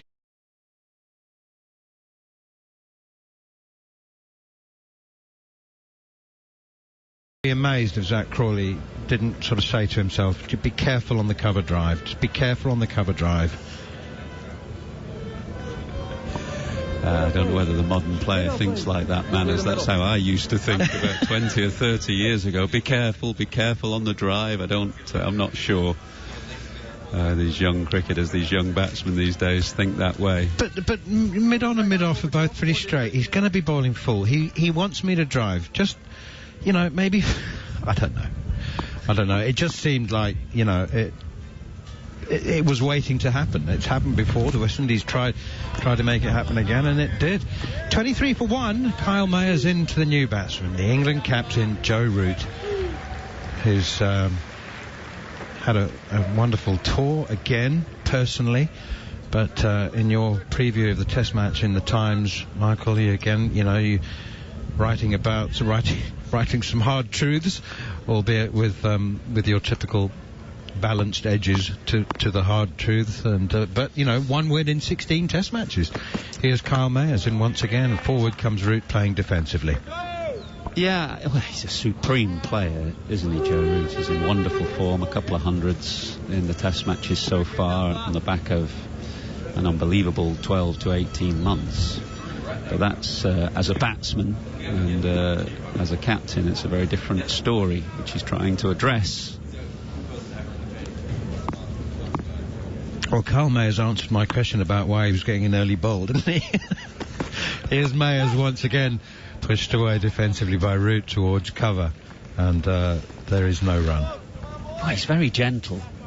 As you say, they haven't gone to Alzari Joseph yet, who's had an indifferent time of it actually on some two very difficult pitches for seamers, but he'll be itching to get an early go here and try and find some confidence. But Mayers is well, very gentle by Test match standards. Mark Butcher pace? I was thinking Paul Collingwood, Mark Butcher, that kind of thing. Here's Mayers up to the crease. Big in-swinger. There you go. Some swing.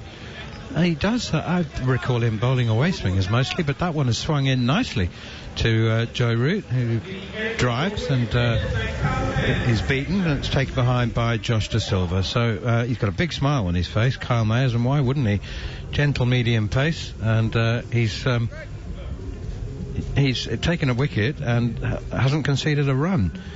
Just looking around the stands, Michael, can you see Grenada certainly, it doesn't have very many cricketing heroes and doesn't have the rich cricketing culture of many of the other islands, Barbados, Antigua, Jamaica. But Raul Lewis and Junior Murray, I see, have stands named after them. They do. Junior Murray, Raul Lewis, Devon Smith would be the three probably best known Grenadian Test cricketers, I would have thought. Jason Holder continues. He's got 3 slips in a gully, and Alex Leach struck on the pad as that one was heading down the leg side. I may or may not be right about this, but I don't think there's been a run since you and I have been on for 20 minutes. I think you're right, yeah. It's slow going, quite hard work, as you'd expect it to be on the first morning of a Test match. Nothing wrong with that, with giving the bowlers something to work with for the first couple of hours. Quite right. Alex Leach, 39 balls coming up for the first hour of play. That one is left alone again by Leach outside the off stump and taken behind by Joshua De Silva. It's one of the problems, though, Manners. I mean, Grenada's a very beautiful island and it's nice to be here, but these great territories that have the history and tradition of West Indies cricket and have produced more cricketers than most, Jamaica and Trinidad and Guyana. England haven't been there for donkey's years. It's the tourist dollar, isn't it? It's purely a commercial decision. Here is Holder. Oh, big appeal for leg. No, okay, it was. I thought it was closer than that. They broke the appeal off, maybe a bit high heading down leg side. Do carry on. Yeah, it is the tourist dollar for an England tour, which is one of the two tours that makes money for Cricket West Indies, that the islands bid for the games. Excuse me. So you get the islands with strong tourist features like Barbados, Antigua, Grenada that bid heavily for these games. Here is Holder once again. Round the wicket, bowls to Leach, and down the leg side. He's glanced it nicely, and it's running away towards the boundary, but it will be intercepted by Alzari Joseph down there on the fine leg boundary, but they do go through for two, and finally a couple of runs. Guyana seems to have been dropped off the roster. Yeah, they haven't played a test match in Guyana since 1998. When I was playing, I was captain of England then. That's how long ago it was, and England haven't been to Trinidad or Jamaica to play test cricket since 2009. These are great territories that have produced fantastic cricketers and still have a strong culture of the game, and they just don't see England play at all, and we tend to go to the same islands time and again, always Antigua, Barbados, and then usually splits between St. Lucia and Grenada. Such a pity about Guyana. Fascinating place. Here is Holder once again, driven by Alex Leach up towards mid-off. A good tumbling stop from Kemar Roach, and there is no run. But I mean, it's one of the consequences is you get these games with then a lot of English tourists watching and not so many local fans, and of course that changes the whole fundamental nature and atmosphere of the game. England 25 for 1, losing the toss, being asked to bat first. Leg slip in place now. Holder in, and that's driven. That's a lovely shot. It was very full, very inviting, and nice bottom hand controlled punch through mid-on for 4. Alex Leach moves into the 20s. 21 from 44 balls. England are 29 for 1. And it's the drinks break. It's certainly very, very sunny. What looks like a refreshing breeze at the moment, Michael. Are there showers forecast for the day or not?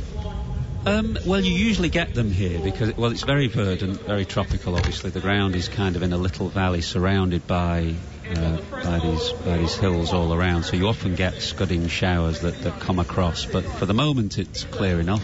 Bright blue skies and a few fluffy white crowds. It's really gorgeous day for cricket, and it's a very, very beautiful part of the world, it must be said.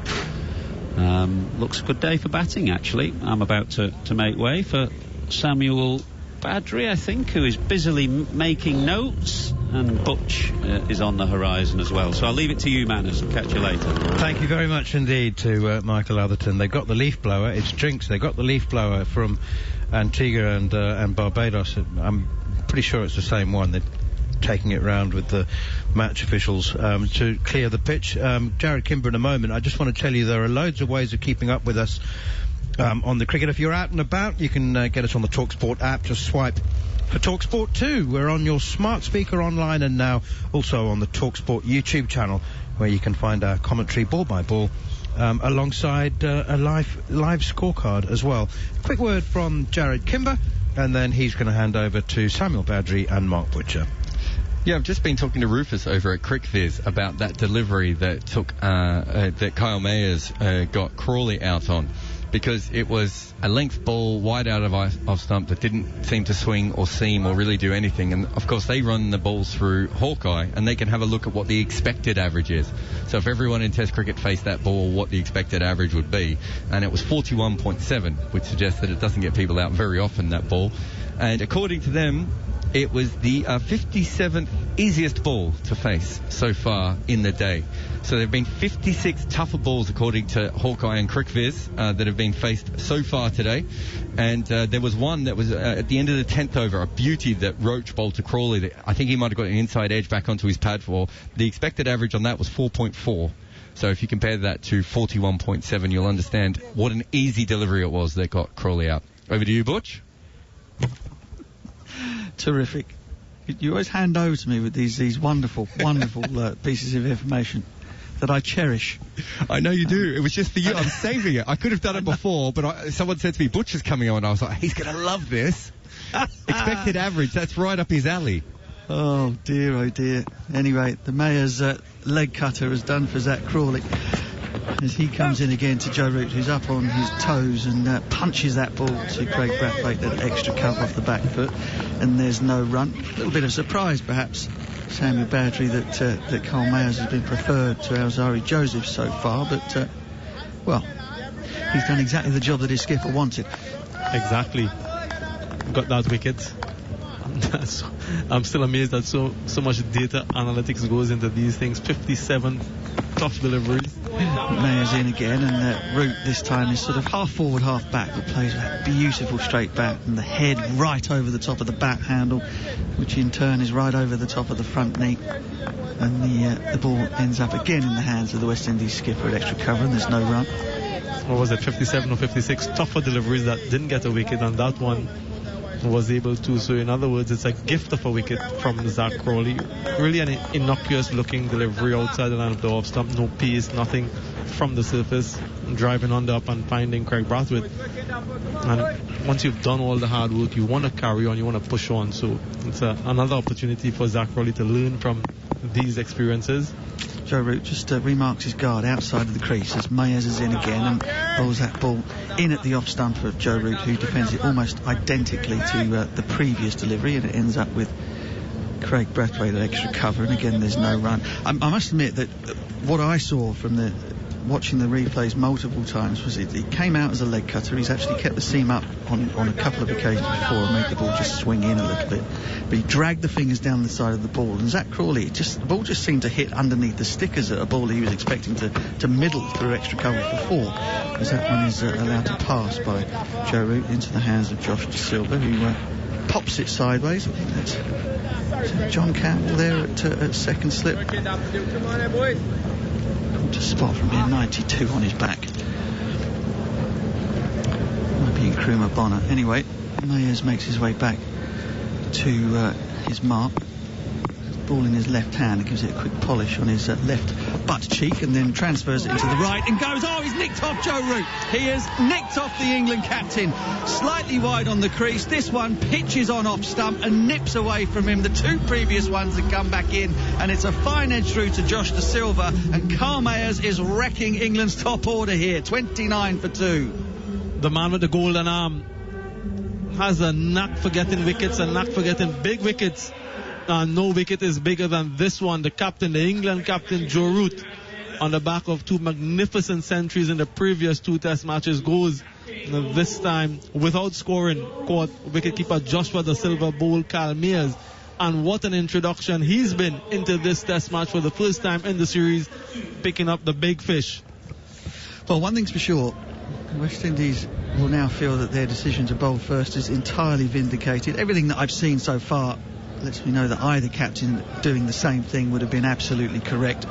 But the interesting thing again is that you've got this Duke ball, and we know all about this in the UK. The Duke ball will perhaps start off when it's brand spanking new. It might swing, it might do a little bit off the seam, but generally you wait until it gets about 10, 12 overs old, and then suddenly the Duke starts to come to life, and that appears to be what's happened. Holder's managed to get the ball to swing a little bit back into the left-handed lees, and Mayers is just messing around with his seam position, bowling the odd cutter, swinging the odd one back in. And in the previous over he bowled a delivery to Joe Root where he kept the seam bolt upright, genuine in swinger, and it just nipped away from Joe Root, and I think he's just done the same trick again, this time taking the edge of the England captain. And that is a huge breakthrough for the West Indies. Dan Lawrence, fresh from his heroics in Barbados, 91 in the first innings. He was left on the ground in absolute despair after he punched the ball to extra cover in much the same way that Zach Crawley has just done just before the close to deny himself of a first Test match 100. He now walks out to the middle in a completely different scenario. England right up against it as Mayers is in once again. In-swinger to Lawrence, who's forward and punches it to mid-on crisply. And that is the end of the 15th over. 29 for 2 then. England having been inserted by the West Indies. One change for them. Craig Overton is back in the side for the unlucky, I think, Matt Fisher, who has sat this one out. No Matt Parkinson. I don't think the conditions really would have been suited to playing the two spinners, not in the same way that they were in Barbados anyhow, and so that's another tour goes by without the Lancashire leg spinner making a debut. For the West Indies, Carl Mayers, a man who has picked up the 2 wickets, is preferred in the side to Versamy Permaul, meaning the West Indies have lengthened their batting lineup and also have a 5th seamer who is doing a terrific job. Holder, who has rather stemmed the run flow, is in, bowling tight line length to Lees. He's gone back over the wicket now. Lees lets it go through to Josh De Silva, and there's no run. Lees has looked positive today. It sort of looked a little bit as though he was unsure about sort of putting bat to ball in the Barbados Test match, but he's been much more assertive this time round. Yeah, much more definitive in his stroke play.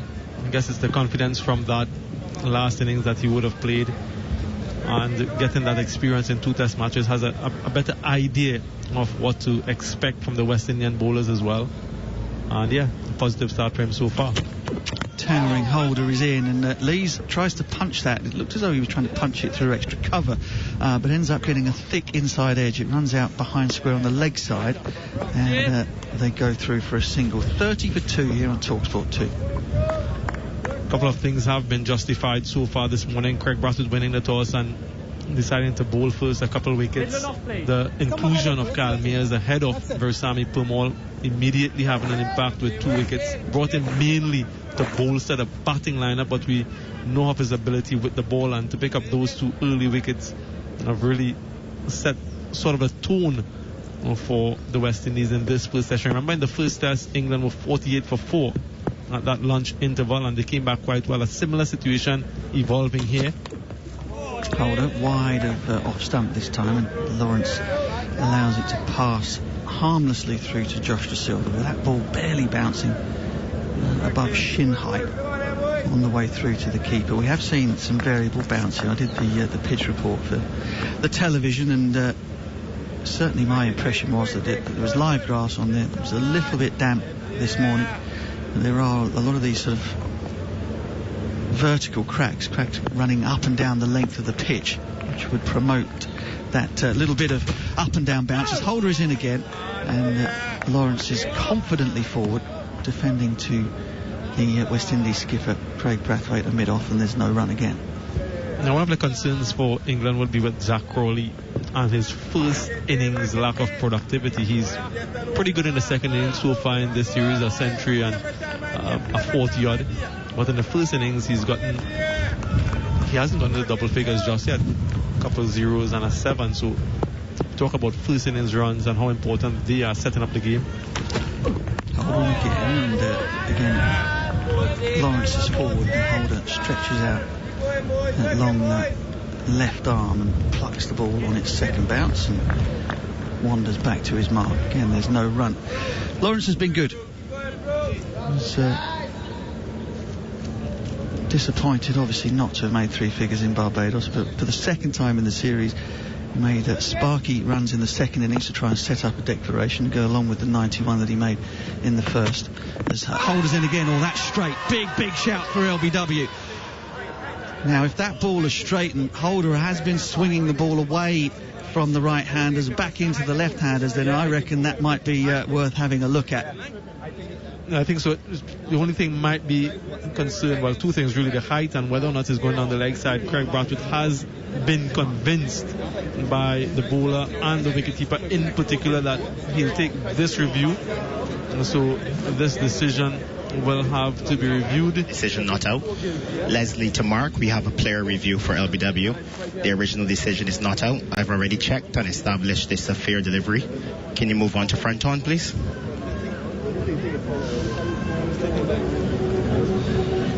There doesn't appear to be any bat. However, I'll need Ultra Edge to confirm. Ultra Edge coming up. There's a flat line as the ball is next to the bat and clear a gap between bat and ball. There's no bat involved. Can you move on to ball tracking, please? Pitching outside off. Impact in line. Wickets missing. Mark, I'm ready to go back on field to Joel. Joel, you can stay. The ball turned out to be missing the leg stump by a long way. I said live on commentary that if the ball had moved, had swung away from the right-handed batter, then Dan Lawrence was right in front of all three, but the replay confirms that it actually went in the opposite direction. It nipped back and is actually missing leg stump by at least another stump. So it's a bad review. West Indies have now lost 2 reviews in the first 16 overs of the game. And the score is 30 for 2. Alex Lees is 22 from 46. Dan Lawrence yet to get off the mark. A slight alarm for him. And we're still seeing Samuel Badri. We're still seeing that sideways movement, whether through the air or off the surface here. As we'd expect, based on what we saw on the surface. And West Indies, they've utilised it quite well. And for the most part, they've probed in tricky areas, challenging areas. They've beaten the bat. They've had a few LBW shouts, and they've also picked up those 2 wickets. So all in all, I think Craig Brathwaite and the West Indies team will be pleased with what they've done so far. They'd dearly like to have another wicket or 2 before the luncheon interval. Mears comes in once again. Yeah, round the wicket for the first time too. In fact, it might be the first time he's bowled at the left-hander, Alex Lees. So he goes around the wicket straight away. Lees again with a really good stride forward in defence. Blocks it to extra cover, and there's no run. It's 3 slips and I was going to say a gully, but it's so fine, almost sort of 5th slip, I guess. Backward point, extra cover, mid-off. Only the 2 fielders on the leg side, fine leg and mid-on. As Lees again forward and firmly nudges it back to Mayers, who picks up in his follow-through. He flicks it straight to skipper Craig Brathwaite, who's got an interesting way of shining the Duke ball. It's rubbing it on his forearm, the ball in his right hand, and then he's shining it on his left forearm, which is not a method I've seen used before. As Mayers is in, towel bouncing around in the back waistband of his trousers, and that delivery is wide of the off stump, goes through to De Silva, and there's no run. Of course, Craig Brathwaite has long sleeves, so he's using you're quite right, the edge of the shirt, as it were. But the introduction of Kyle Mayers into this test match at the expense of Versamy Permaul. Versamy Permaul has had 5 wickets in the 2 test matches, and of those 5 wickets, 4 of them were when batsmen were actually trying to take him on, actually trying to score runs quite quickly. Mayers is in once more, and that swings. That's a beautiful delivery from around the wicket. I think Jimmy Anderson, seam position, knock off maybe 10 kilometres per hour, and you've got the idea. It angles in to the left-handed Lees, who has a whoosh at it, really, has a little drive, and the ball swings and bounces past the outside edge. Lucky escape there for the Durham opener. That delivery is almost Roach-esque in nature. Around the wicket, angling in and then seaming away. Mayers is in once again, and this time Lees drags the bat inside the line. I'm going to give him the benefit of the doubt there. Similar sort of delivery. The ball really swinging now for Mayers, and Lees, because the ball was a little bit short, had enough time just to drag the bat inside the line and let it pass. Now, this is generally what Kyle Mayers does. He has that ability to get that ball to induck to the right-handers or swing away from the left-handers. That is his general modus operandi. The one that holds its line, he has to bowl it cross seam. Comes in once again outside off stump, goes straight through to wicketkeeper Joshua De Silva. Well left by Alex Lees, brings the over to an end. 17 overs gone. England being put in by the West Indian captain, 30 for 2. Alex Lees unbeaten on 20. Dan Lawrence yet to get off the mark. Carl Mayer's bowling figures: 4 overs, 4 maidens, no runs, 2 wickets. Useful I think is the word we're looking for. That's Jason Holder. He's not going so badly either. 5 overs, 2 maidens, none for 9. Resume from the southern end of the ground, running towards us here in commentary position, and that delivery is on a really good length, and Lawrence goes forward and allows the ball to kick and bounce past through to Josh De Silva, and again there's no run. Slightly different atmosphere here, as you can imagine. Barbados, the ground was full of travelling England fans. There are still a lot of the flags draped over anything that is nailed down here in the stadium, but quite a lot fewer of those travelling supporters, quite a lot of the local fans in as well. We have a different protocol in terms of COVID and vaccination, so there have been more locals in and some school children as Holder is in, and that is driven at by Lawrence. He was aiming it through the offside. It came off the inside edge to Alzari Joseph at mid-wicket, and again there's no run. But it really is a glorious setting here, the Grenada International Stadium.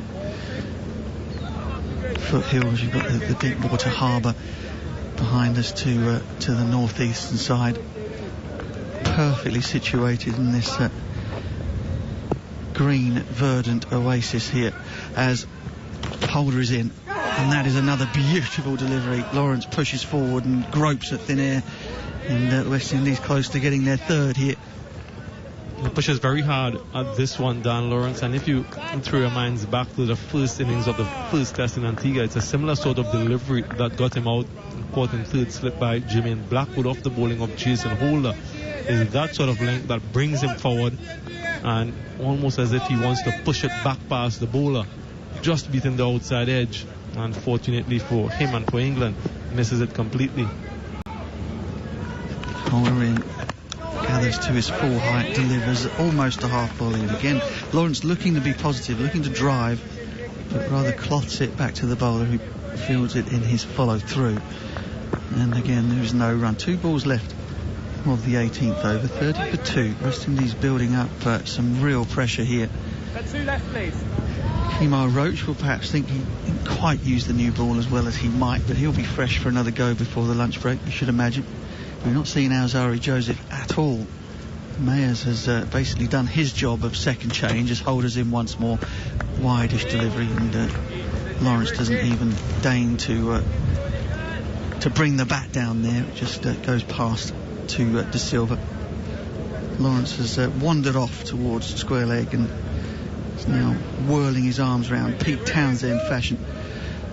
A few stretches of the hamstrings, trying to switch his brain and his body on, get those feet moving. He knows that this is an important passage of play here, as the West Indies are building up plenty of pressure as Holder is in, and it's another solid looking defensive stroke to another ball on a full length, just arcing away slightly from Lawrence. He defends to mid-off, and again there's no run. 18 overs gone, yet another maiden for Holder. 6 overs, no wicket, but 3 maidens, 9 runs. Mayer still hasn't conceded a run. 30 for 2, and well, it feels tense, put it that way. There's not a lot from the travelling fans. We couldn't shut them up in Barbados, not that we want them to, but here they've barely made a peep. Yeah, very watchful from England. Not much to cheer for from those travelling fans just yet. But the batsman, Lees in particular, has absorbed some of the pressure. He's faced some 52 deliveries already for his 22, and he'll be facing up to Cal Mears once again around the wicket. Yeah, Mears is in that hustling, bustling run-up. And another really good line delivery that's left well by Lees, and there's no run. I believe Mike Atherton threw my name around in vain a moment ago, saying that Carl Mears was sort of a version of either myself and Paul Collingwood mixed together with bowling there. I don't think I ever took a wicket in the West Indies, so he's definitely got me covered. Mears, 71 on his back again, just trots in, hits the crease hard. Oh, it's another absolute beauty. I reckon that's pitched, off stump, maybe middle and off, and has just nipped away from Alex Lees, who was on the back foot trying to defend, but all beats him, all ends up. Maybe pitched off stump, nipped away. Has that tantalising pace, doesn't he? Not very quick, just nibbly, but hits those lines and lengths and really just probes away. So not much pace, but those lateral movements that he gets is the one that really challenges the batsman. Sure is, and that it looks like he turned that one round and tried to make it go back into Leeds, but it just held its line and kicked through to De Silva. That one Silva took above waist height. It's interesting, on these types of surfaces, there isn't a great deal of pace in them, so you're not going to whack the ball into the keeper's gloves. You do get this uneven bounce. If you are able to bowl straight enough at batters, it's unbelievably difficult for them to score, because they have literally no speed to work with.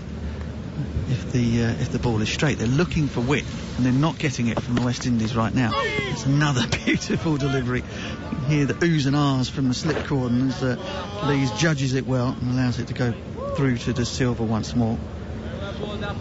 So we had promise of movement, promise of a pitch that was going to help the bowling of both teams out. I think that's pretty much what we've got. West Indies never won here. Grenada, England, of course, famously not won since 2004. Not since 58 before that in the West Indies, as Mayers runs away from this once more. Lee stands up tall and punches it off the back foot, but it goes straight to Craig Brathwaite, who's well placed at that short extra cover position, looking for anything in the air again. And again, there's no run. It'll be interesting to see how Alzarri Joseph goes on this particular pitch. On the previous two surfaces, because of his additional pace, it made it a little bit easier to score off him, and he was going at an economy of 4.14, has the 7 wickets to his name. But on this sort of surface that will offer him something, just be interesting to see how he goes. Yeah, agreed. As Mayers is in, last ball of the over, that cannons into the thigh pad of Alex Lees. Tried to work it onto the leg side but didn't make contact. It's another maiden. two for none from 5. Carl Mayers, 30 for 2 England.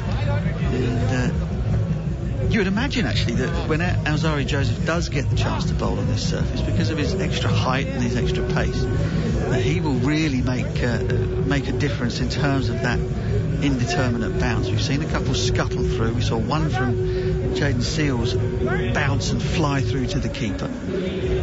So when Joseph does, if he gets it right and if he's straight enough, then Alzarri Joseph will be a handful, you would imagine.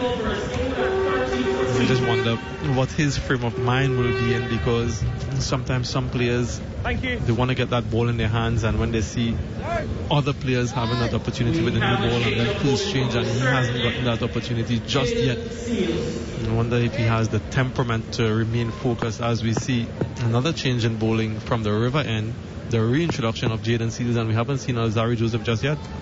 Yep, he'll have to wait his turn as Seals is in and sort of rather scoots through the crease, and whippy action.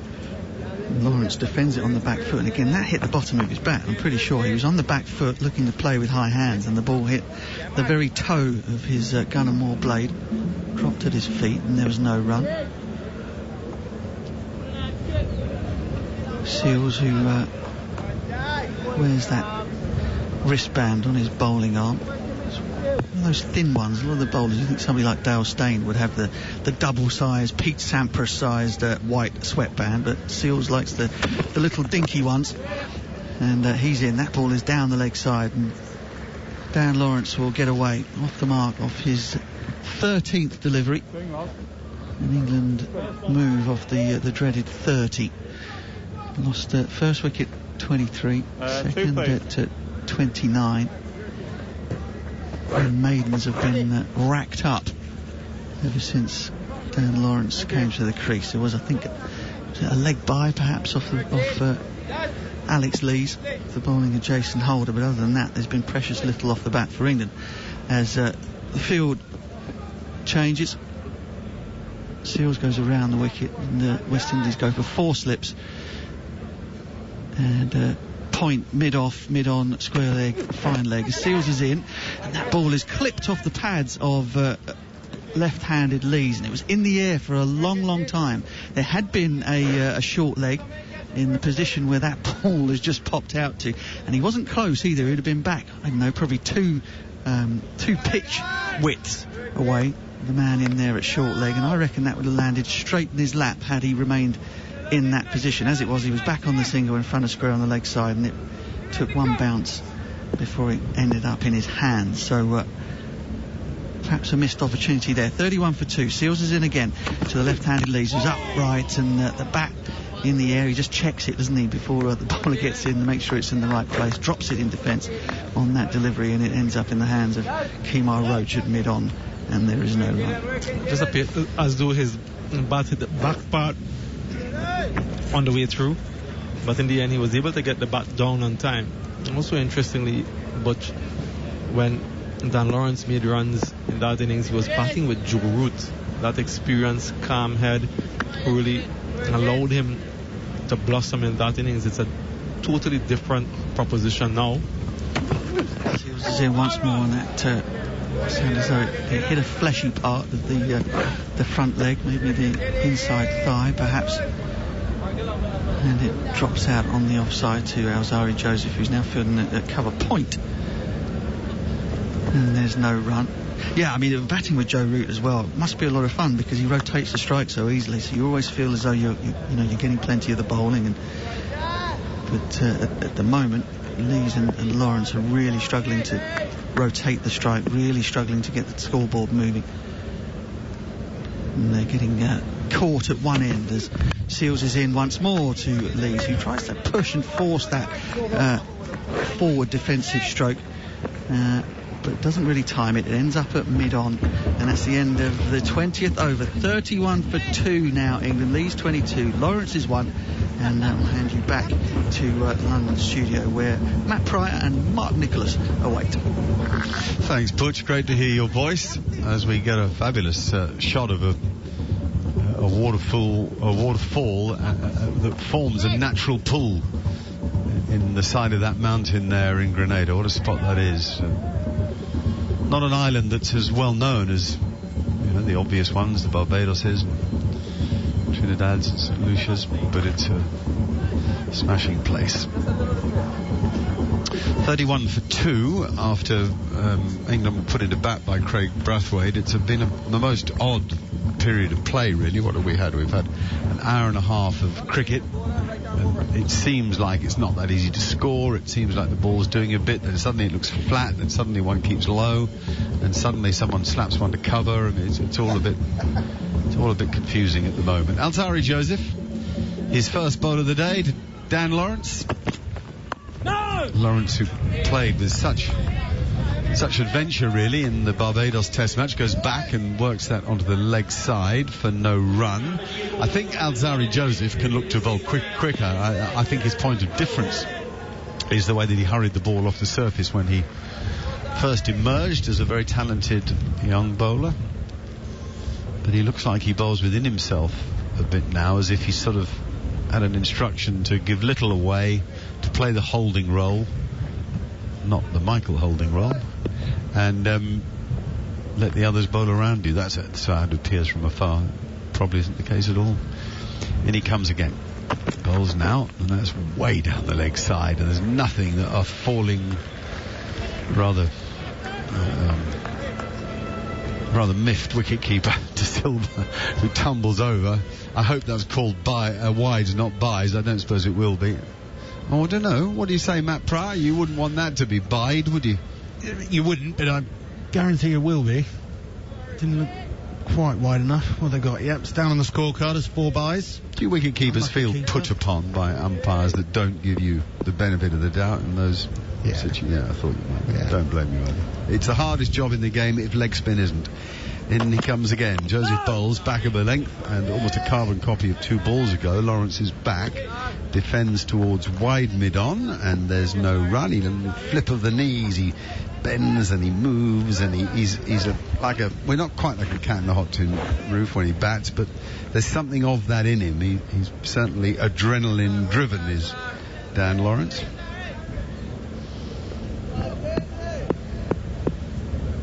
.35 for 2 in Grenada, the deciding test match. That's a bad ball. Leg stump half volley, and Lawrence is all over it.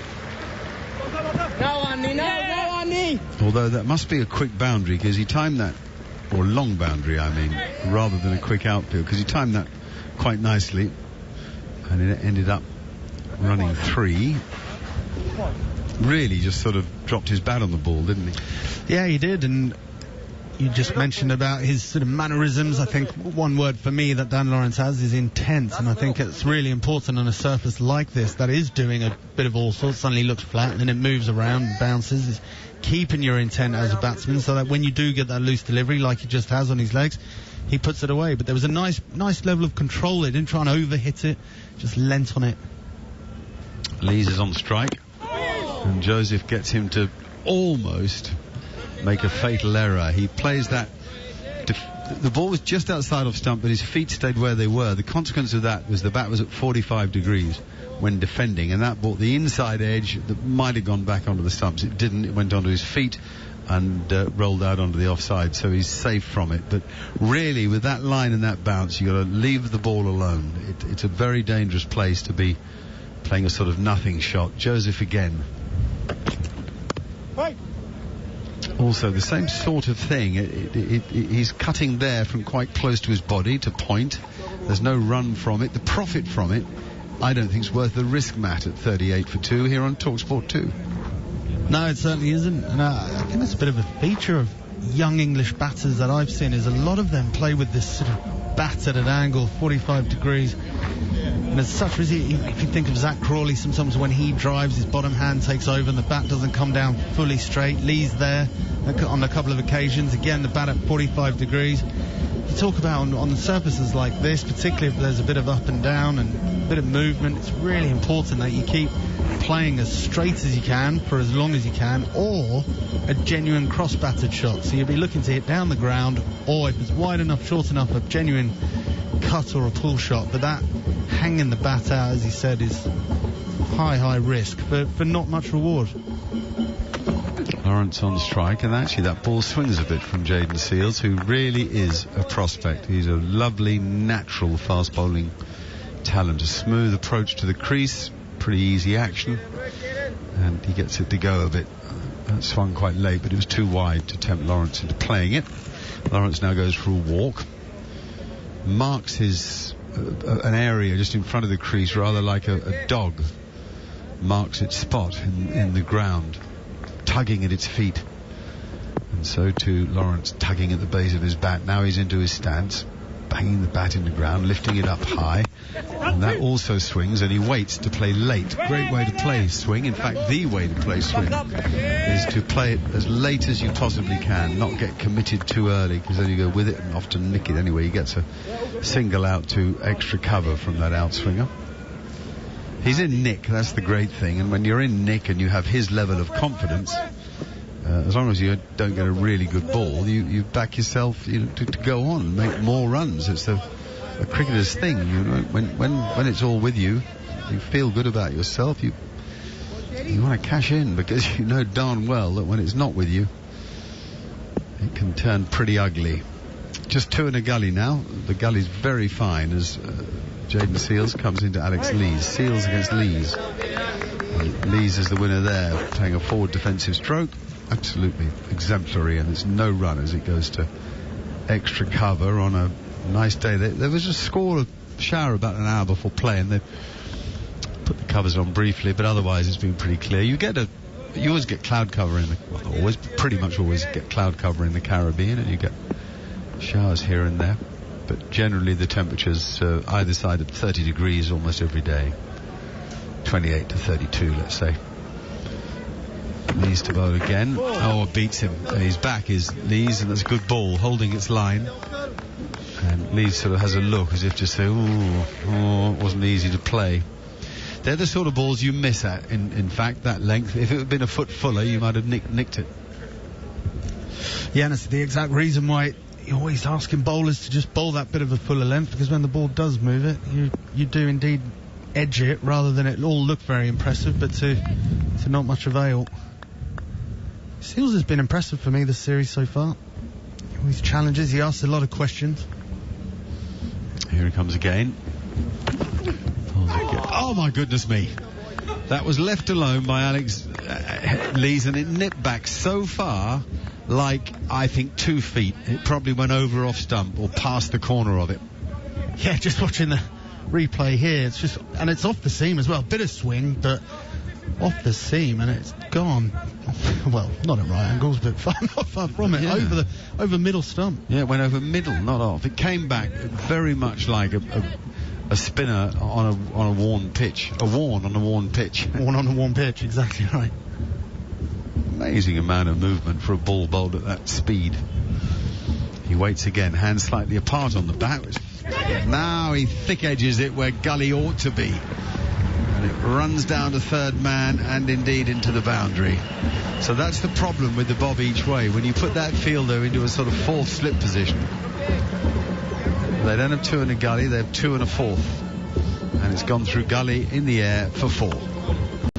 And this shot is a product of the delivery before, I believe, with the ball jagging back so sharply. Lee's pulled into sort of questioning, do I leave it, do I dare leave it? In fact, he sort of throws the bat at it. Very similar length to the ball before that he left. Catches the outside edge and goes through Gully, head height, very catchable. But this time, fortune is with Lee's, and it runs away for 4 runs. England now 43 for 2. Steel pan is being played. Thick edge is being played by Alex Lees. We've just seen the replay of it. Brings a smile to the face of the bowler and the bowler's response. There's no doubt that the West Indies, these young bowlers, that particular ball from Azari Joseph left alone by Dan Lawrence just outside of some, but this West Indies attack is more disciplined than any I've seen for a long time, and one of the reasons is they're happy to hide the ball outside off stump. They're happy to err wider rather than straighter, and that means that a lot of balls are left alone. Lawrence waits again, risks are cocked in the pickup, and he plays nicely forward and straight. No run, but it's still a struggle for England. 43 for 2. We're in the 23rd over. Runs coming at a trickle, only marginally quicker than they did on the first morning in Barbados. We'd hoped for more activity in the cricket. Well, I suppose there has been a little more. 2 wickets have fallen, though you'd have to say that in one case the batsman was at fault, Zach Crawley slapping it to cover. Joe Root got a good ball that he nicked very fine edge through to the keeper. Here's Joseph again. The thing about Azari Joseph is he barely uses his left arm, so he's a right arm bowler, and the problem with not using much of your left arm is you don't use much of your body. So he's very much about arm bowling and getting the seam in the right position.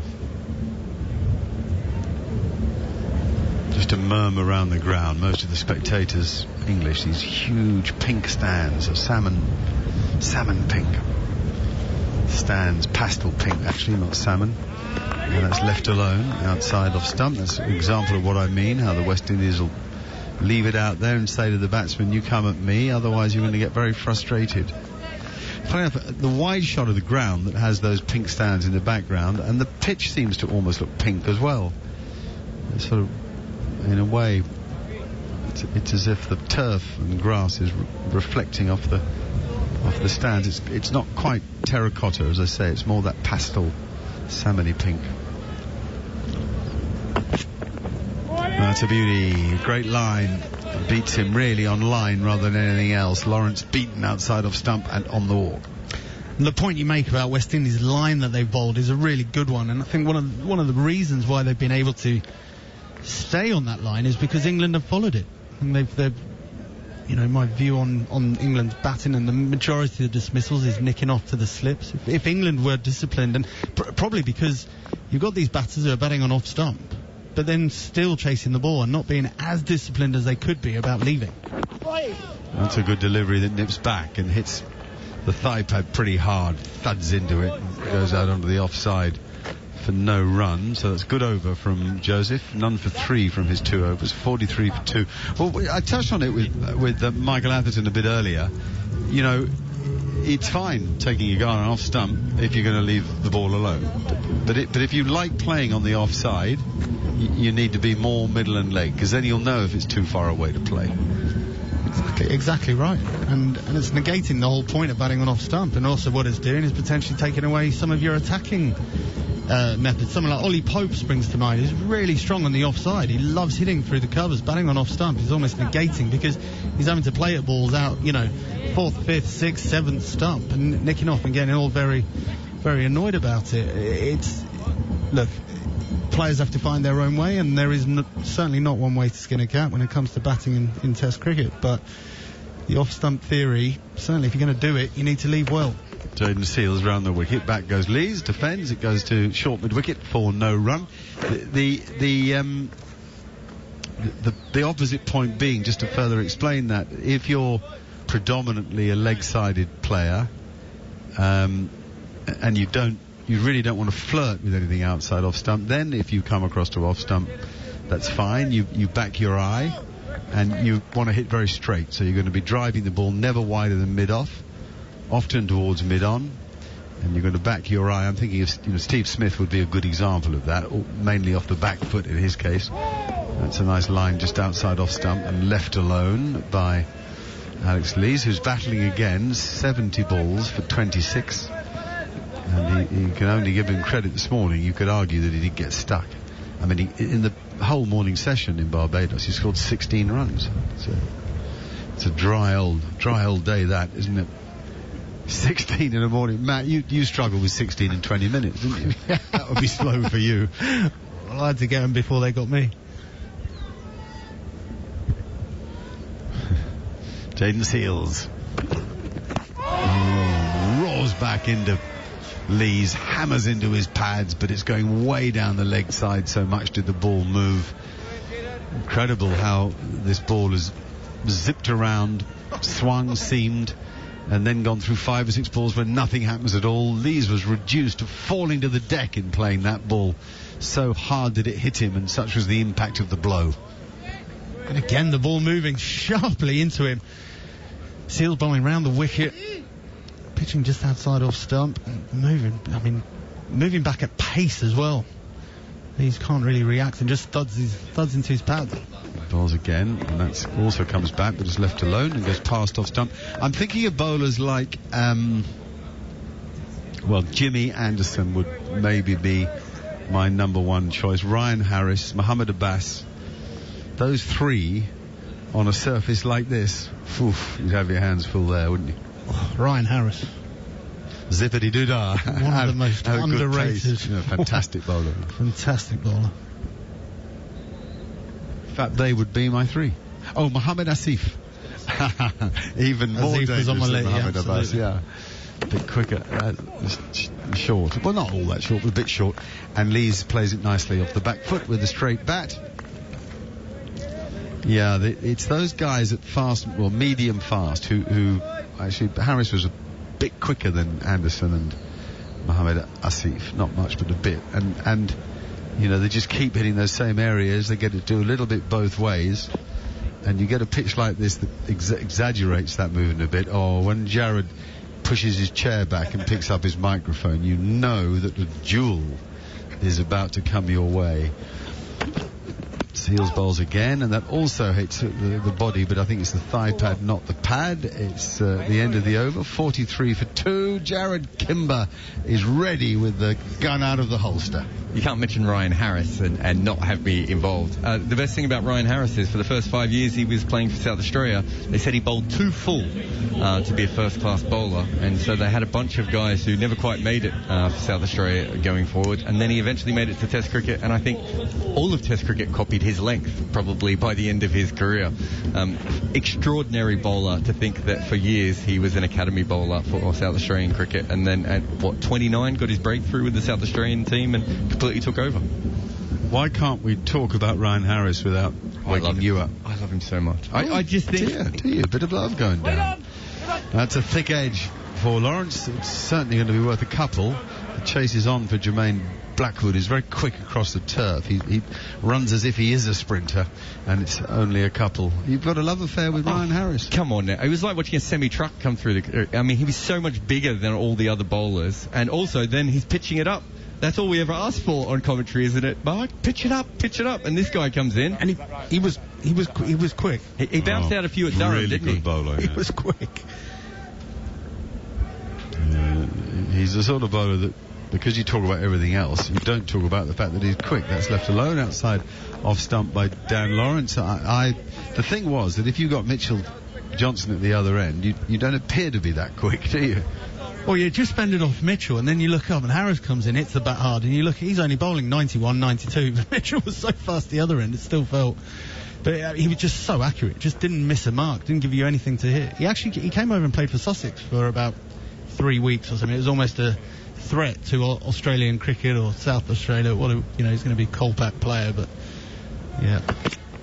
Oh, he's played and missed, Dan Lawrence. That's exactly the thing we were talking about with Zach Crawley, right across, almost outside. Well, not all. I think he was outside of stump when he played that ball, and he's feeling for it. It's so wide and it moves a bit. That is a ball you're always going to leave alone. It's the wrong length to drive anyway. Came over to play for Sussex as a Kolpak because he was offered a 1-year contract with South Australia, and he'd just taken, I think, the most wickets in Shield cricket, and he was looking around going, if they don't want me, I'm going to leave. And then Queensland offered him a 2-year deal, and that's when he got into the Australian team. Lawrence waits. Bad up. Nice forward defence to short cover. I'll give you a great line by Rodney Hogg. Test match at the Oval. Johnson on at one end. You were probably batting, Matt. Johnson on at one end, Harris on at the other. And Rodney Hogg said to me, Rodney Hogg, right, who played in that era of the late 70s, early 80s and could really bowl. And he was quick. Rodney Hogg said, mate, this is Lillian Thompson. And they weren't any better than this. And Lillian Thompson, for anybody young enough not to know, were fabled heroes in Australia. I mean, seriously, all-time cricketing icons in Australia's cricket history. So to defend it on the back foot, and there's no run out to point, and so for Rodney Hogg to say this is Lillian Thompson tells you all you need to know about Johnson and Harris. Also, Rodney Hogg was the Victorian bowling coach, I think, when David Saker came through, and he had a shed, and he had all these old VHS tapes, and he called it the lunacy room, and that's how he would train the fast bowlers, by showing them Viv Richards hitting hook shots, and go, that's why you got to hit him in the head.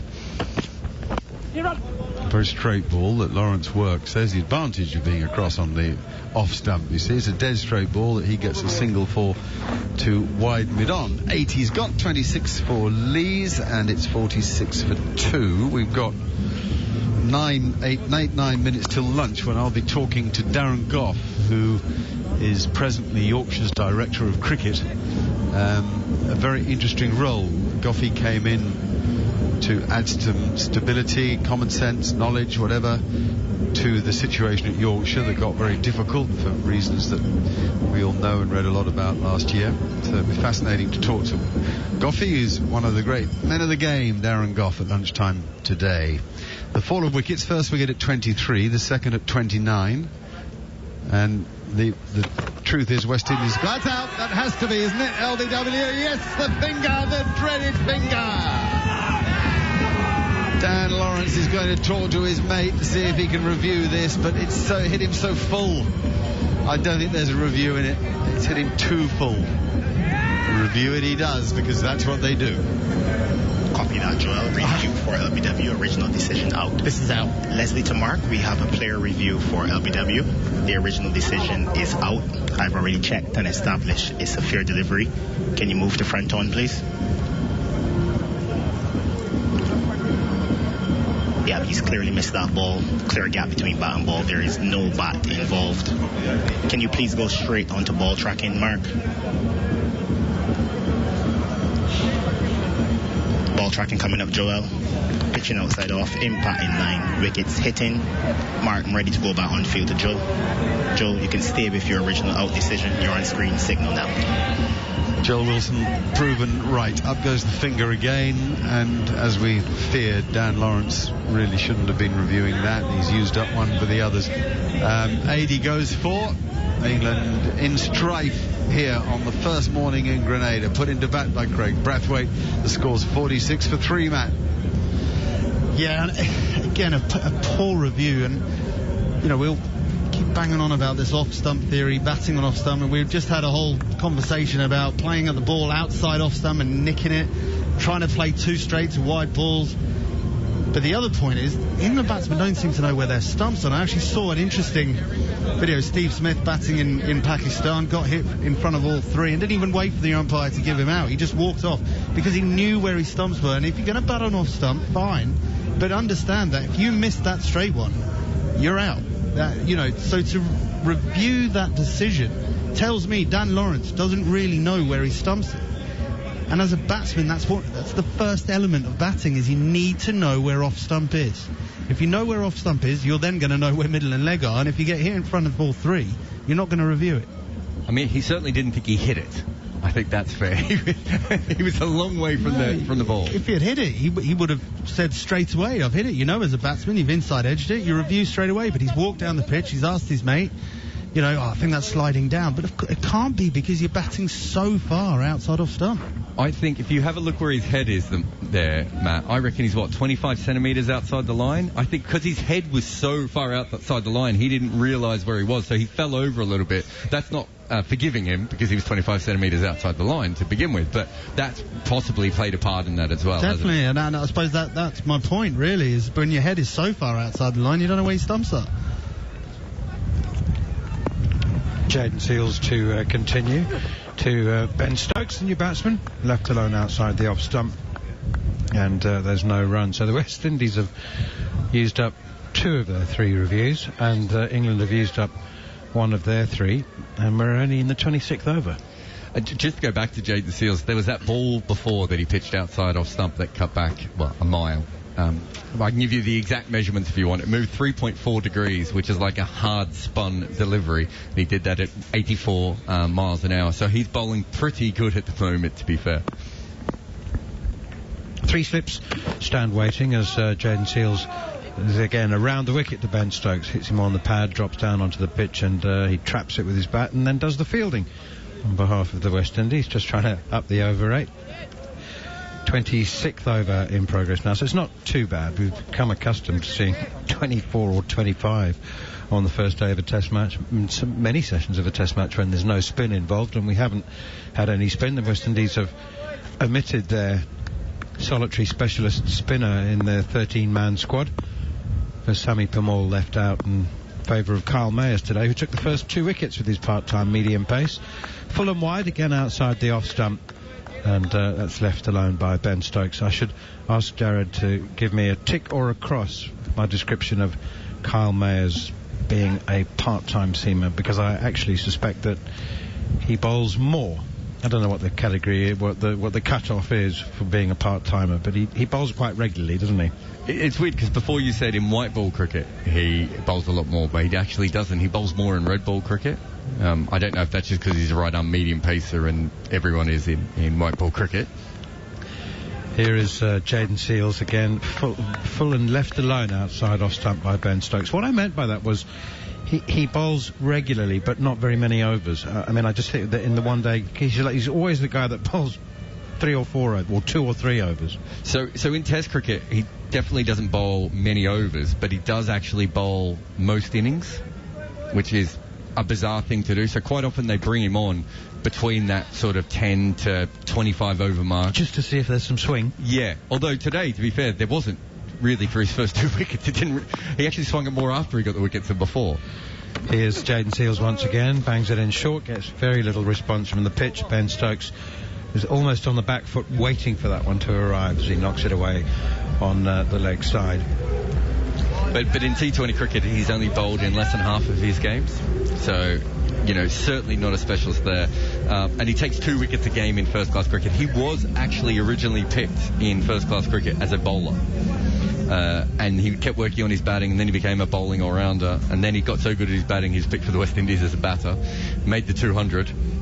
Didn't make any runs after the 200, started taking wickets, so he actually was kept around a little bit because he was handy with the ball, and then eventually they have dropped him. I would say he's more in this side, again, as a batter. They've just got very lucky.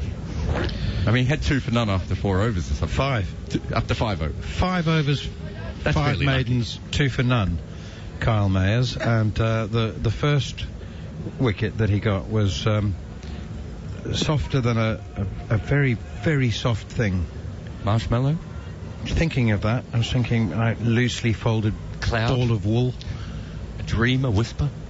Here is Alzari Joseph with nothing soft about his bowling. That's good pace outside the off stump, but left alone by Alex Leach.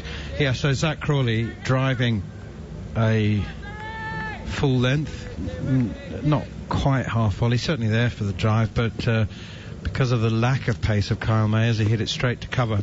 Craig Brathwaite took a straightforward catch, and Crawley had gone for 7 from 36 balls, and then Joe Root, just out of the blue, unexpectedly, inexplicably, edged a straight one from Kyle Mayers behind and went for a 9-ball naught. Full this time, and I think Lee's played at that one, maybe just inside the line, past the outside edge and through to the gloves of Joshua De Silva. And that was a real shock. Shock to Joe Root as much as anybody else. And then Dan Lawrence, LBW, to Jaden Seals for 8 from 32 balls. So it's been hard going. We're used to the batting being hard going in this series.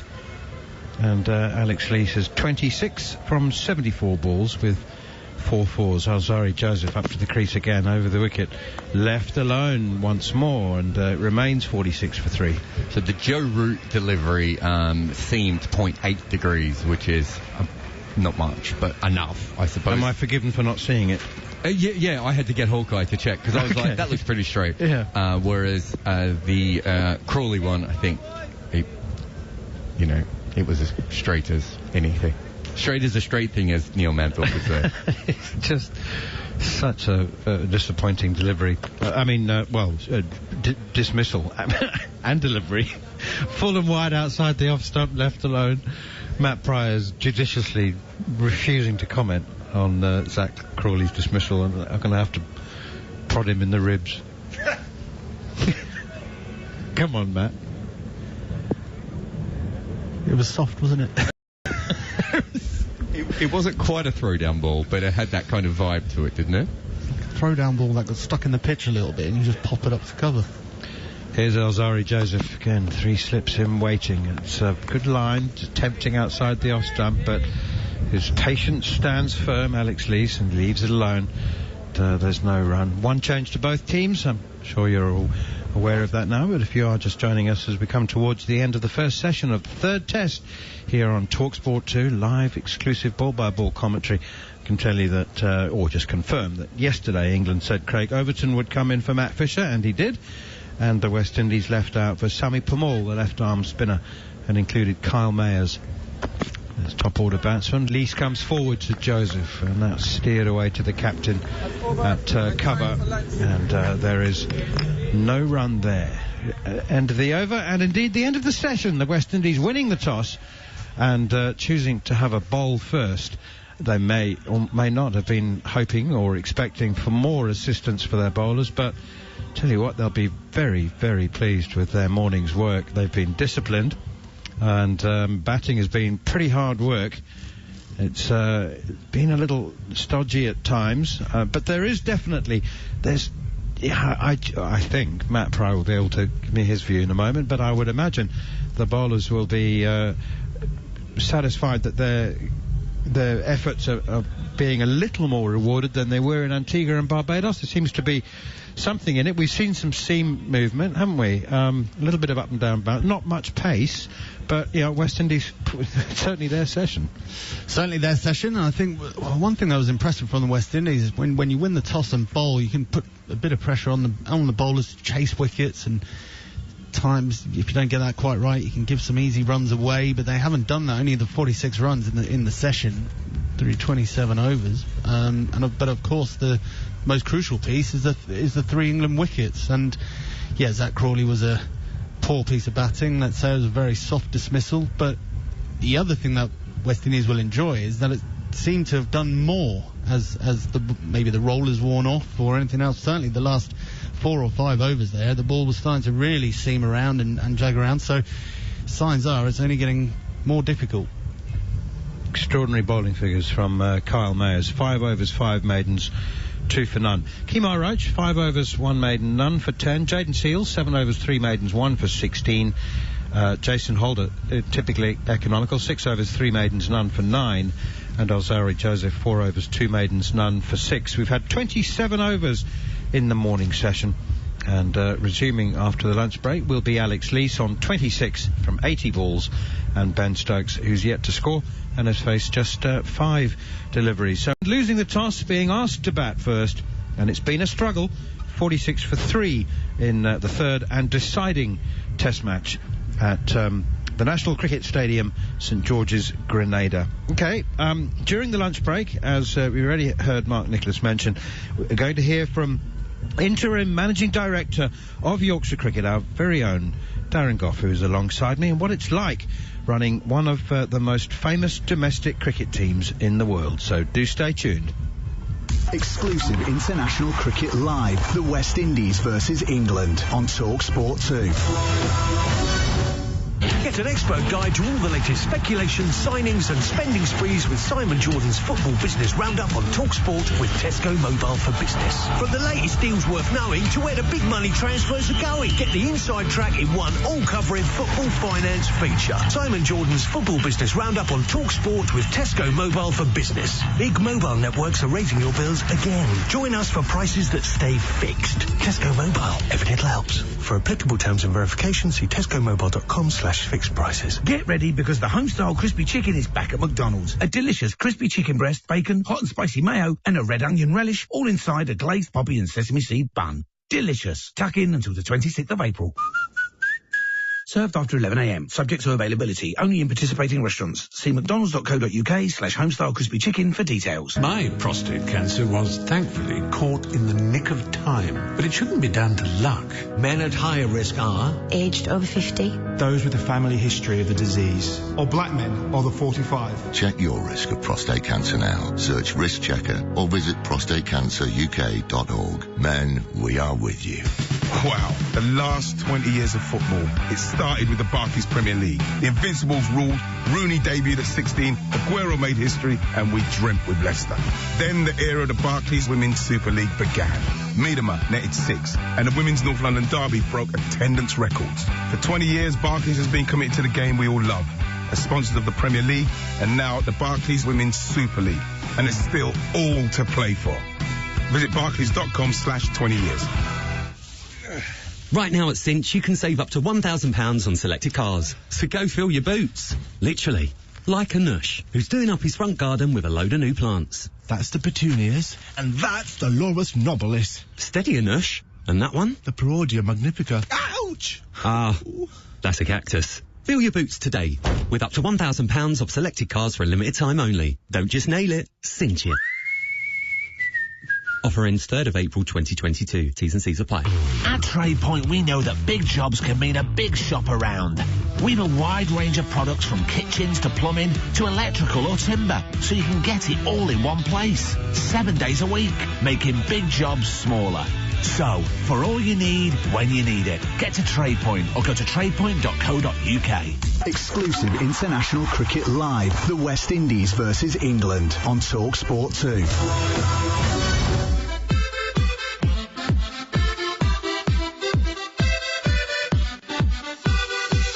Roach again up to the crease, bowls. Nice in-swinger. Zach Crawley drives it down the ground. We could have the first boundary of the innings here. Here he comes again, and he bangs it into the pitch, and O'Lees does really well. He just stays calm and sort of jab pulls it in front of square over the infield. It races to the boundary, and that one is driven and caught by Brathwaite at extra cover. Mayers makes the breakthrough, and Crawley is gone. Transfers into the right and goes. Oh, he's nicked off Joe Root. He has nicked off the England captain, and Carl Mayers is wrecking England's top order here. 29 for 2. The man with the golden arm has a knack for getting wickets, a knack for getting big wickets, and what an introduction he's been into this test match for the first time in the series, picking up the big fish. Truth is, West Indies flat out. That has to be, isn't it? LBW, yes, the finger, the dreaded finger. England in strife here on the first morning in Grenada, put into bat by Craig Brathwaite. Well, 46 for 3 at lunch, England. Barely believable. You remember in Barbados they were 46 for 1, and we said, oh, they've got stuck here, they haven't moved anywhere. Alex Lees has held them back, and, well, we can't imagine that the situation is worse today, other than with Alex Lees, who's unbeaten. Carl Mayers has bowled, well, he has staggering figures, 5 overs, 5 maidens, no runs, 2 wickets taken.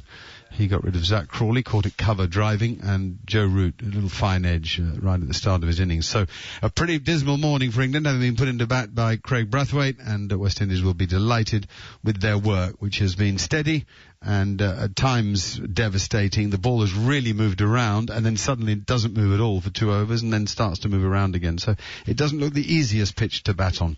Right, lunchtime today, my guest Darren Gough, one of the great English bowlers and characters of English cricket, who spent many years here at talkSPORT, 13 years I think, doing drive and working on the cricket as well, and now has gone back to his roots, really, I think is the way to describe it. Goughy, you're director of cricket at Yorkshire. The most obvious first question is, how are you enjoying life back on the other side of the fence? Yeah, well, yes, I'm enjoying it. It's been a bit different to what I've been doing for the last 13 years in a mainly football dominant media, although obviously we're an award-winning cricket outfit as well. In fact, double award-winning cricket outfit, aren't we? So I've had a great time at talkSPORT, but this opportunity to go back to Yorkshire was just too hard for me to turn down. It was too big a pull. I spent 15 years at Yorkshire over 2 spells, and I enjoyed every minute of it. Well, not every minute of it, but most of it. And I just could not turn it down, Mark, if I'm honest, even though I took over in the circumstances which I have. When you walk into the club for the first time and you sit down and you look at your playing staff, because in the end, playing results are what you're there for, organising the playing side of the club and getting results out of it. Did you look around you and see some talent you liked? Yes. The coaches that were there before I went in obviously have got a squad together that's pretty good. I think it's lost its probably winning edge. And if you look at some of the talent we've got some terrific young talent, some wonderful young players. But they've got to start and achieve. And I think the biggest disappointment as a fan of Yorkshire cricket, looking from afar for many years, is but when you look at us in one-day cricket, it's a huge disappointment how we seem to underachieve season after season, especially in the Blast, where I think we've only been to 2, possibly 3 finals days since it started. And for a county like Yorkshire, that's probably not good enough if you're going to be really honest.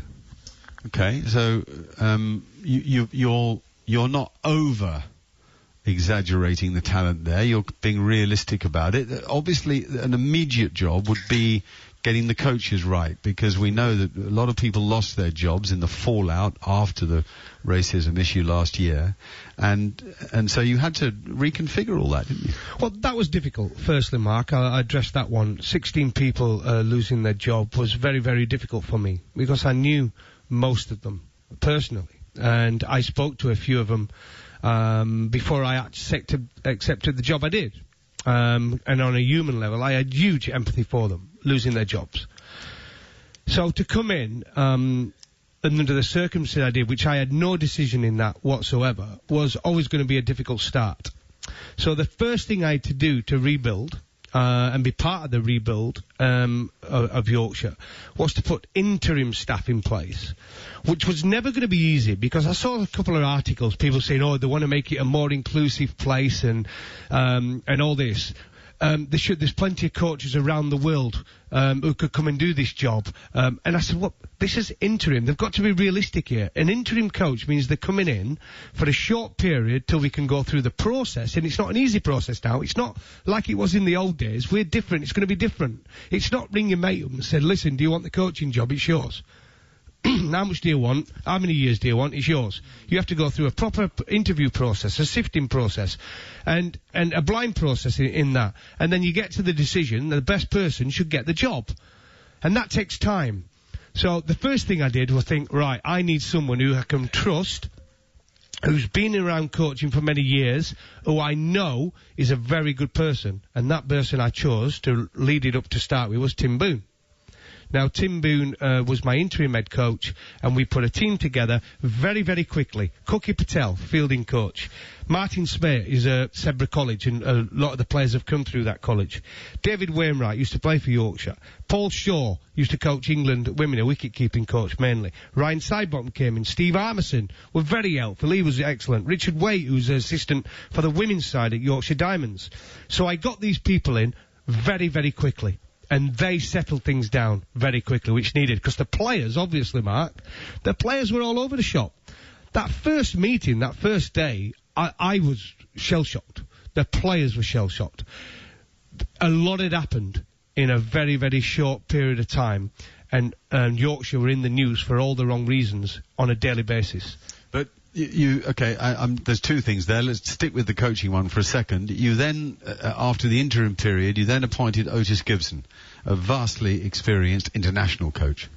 Yeah, 80 applicants we had for the coaching roles. 80? 80. We had in total for the physio and head coach in S&C, we had, I think, over 180 applicants. For board members, we've had over, I think, 350 applicants. It's still a club that people want to be part of. It's a huge cricket club. It's the biggest in the world.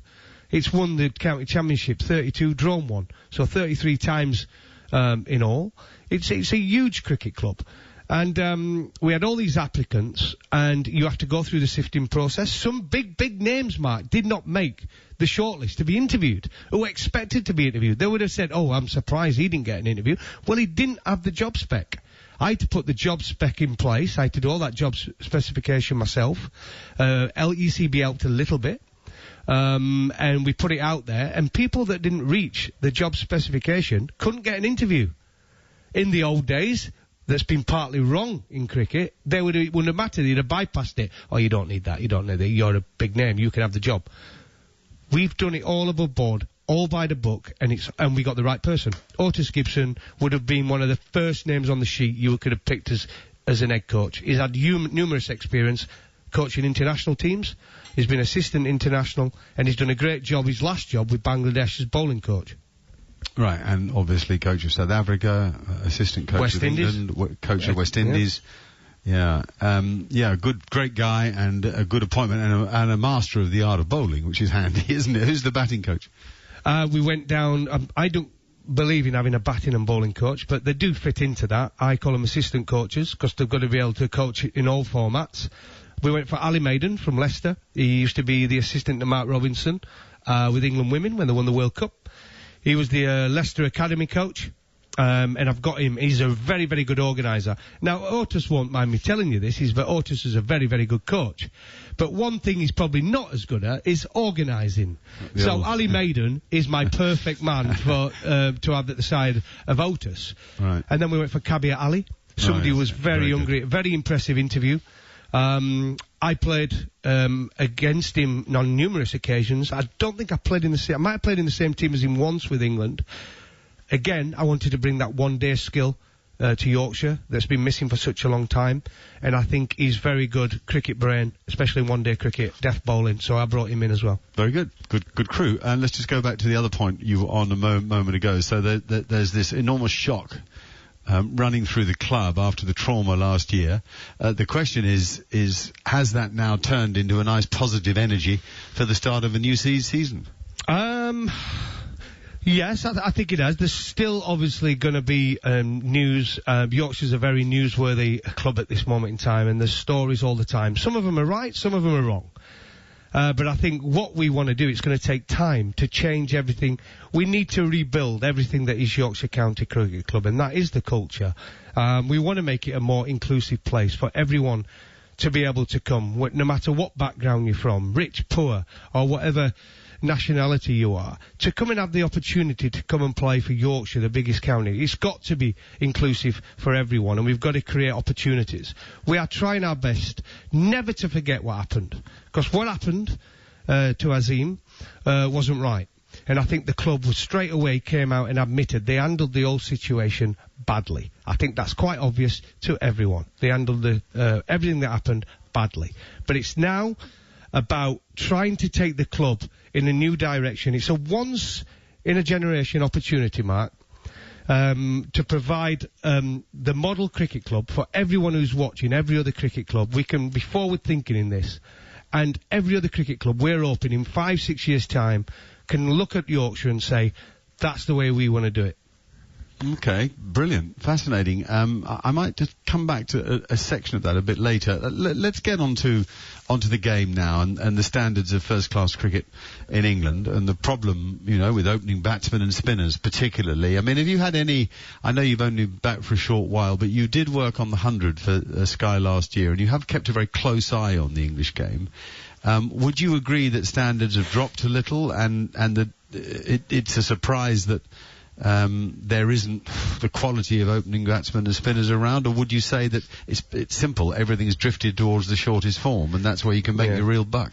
Yeah, I think you're right there. Even when my children, now I call them children, the 27 and 24, even when they were young, I saw a serious change in the way youngsters went about their practice and the way they wanted to hit, and how the shots they used to practice. Back in our day, it was get that bat outside in front of you, a pad. High elbow. Yeah, high elbow and all that sort of stuff. Left side game. And now you see 8 and 9-year-olds reverse sweeping, because that's what they see on TV, the influence of the Big Bash, the IPL, the PSL, and the 100 now that's coming to English games. So, and when my son was with Essex, and he was a good player, good opening batsman, but he was very orthodox. He was very limited in the shots he played. He liked to play down the ground. He's good off his legs. He didn't really want to sweep. He didn't want to reverse sweep. He didn't want to get out. He didn't want to risk. But the problem is, if you can't play, they don't feel as though you can play the stronger format, which all counties see it now, is the one-day game. You're never going to make it as a first-class cricketer. And that's how I see it now. You've got to be mainly a one-day player to get a contract in the first place. Right. So how are we going to improve standards in the first-class game then? Well, you've got to get back to the basics. And if you look at some of the coaches I've brought on board now, Tim Boone is going to be my senior performance coach. He's a floating coach. I've created an extra role because he's been so impressive in what he's done, and he applied for one of the jobs right at the end. He had no intention. He's a match referee. He had no intention of applying for a job, but in the end he fell in love with cricket again, being back at Yorkshire, and he applied for one of the roles. And I didn't think he was suited to that role he applied for, so I created a role because he was such an impressive interview. And the board agreed totally, but we've got to have him there. And he takes the game and he helps them do the basics right. And it's getting them when they're 14 and 15 and teaching, but you've got to have a strong defensive game as well as being able to play a reverse sweep, a fine sweep, and everything else that goes with it. And with Ali Maiden as well, who's also a very good technical coach, I think we've got the right mixture of coaches that should be able to help all our players from all the way through the pathway to the senior level. Did you worked on the 100 for Sky, as I just said. Did you like the 100? Loved it. Absolutely loved it. And I know that might upset quite a few people, but I enjoy all cricket, and it's just another skill. It's 100 balls. There's no real difference. I've said this at the time. It's just got a different title. It's the same as the Blast. I love the Blast as well. What a competition. It's been great. I loved playing in it many, many years ago. But I also enjoyed working on the 100. Watching the women play before the men, that impressed me. The fielding standards in that were a lot better than I thought they were going to be at, and it was exciting. Brilliant. And so what would you say to people, because I'm with you, loved the 100. Yeah. What would you say to people who say, well, you can't expect to improve technical standards in first-class cricket if you keep throwing all your energies and attention into the shortest forms of the game? Well, of course you can, and it's about getting the coaches right. Like, we've just been on pre-season, Mark, and we got... Where did you go? Dubai. Originally, Yorkshire normally only take probably 13 players, 14 players because of costs, and 5 coaches that goes. I took the whole squad. I thought it was really important this year, but the whole squad realised they've all got an opportunity to start with new coaches, a new MD of cricket, but they've all got an opportunity to start the season, rather than just take, all right, we'll pick 14 and sorry about the other 9 that can't make it. We took the whole squad. Yes, it's an extra cost, but it shows to everyone you've got an opportunity to start the season. It's a clean slate. And they all came out and they were excellent. And we did totally red ball. We didn't touch a white ball at all for 12 days. And the reason is, the first 6 games at the start of the season are all red ball. Now, a few of the counties that were over there wanted to play us in one-day games. And I thought, well, what is the point? These guys have played so much one-day cricket. The first 6 games of the season are red ball.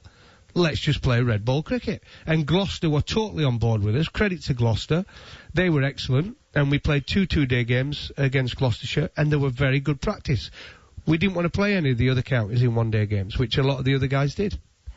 How many counties were out in Dubai then? Well, a few were out in Dubai and a few were out in Abu Dhabi. So I think Somerset, Lancashire, Essex, Gloucester, Yorkshire.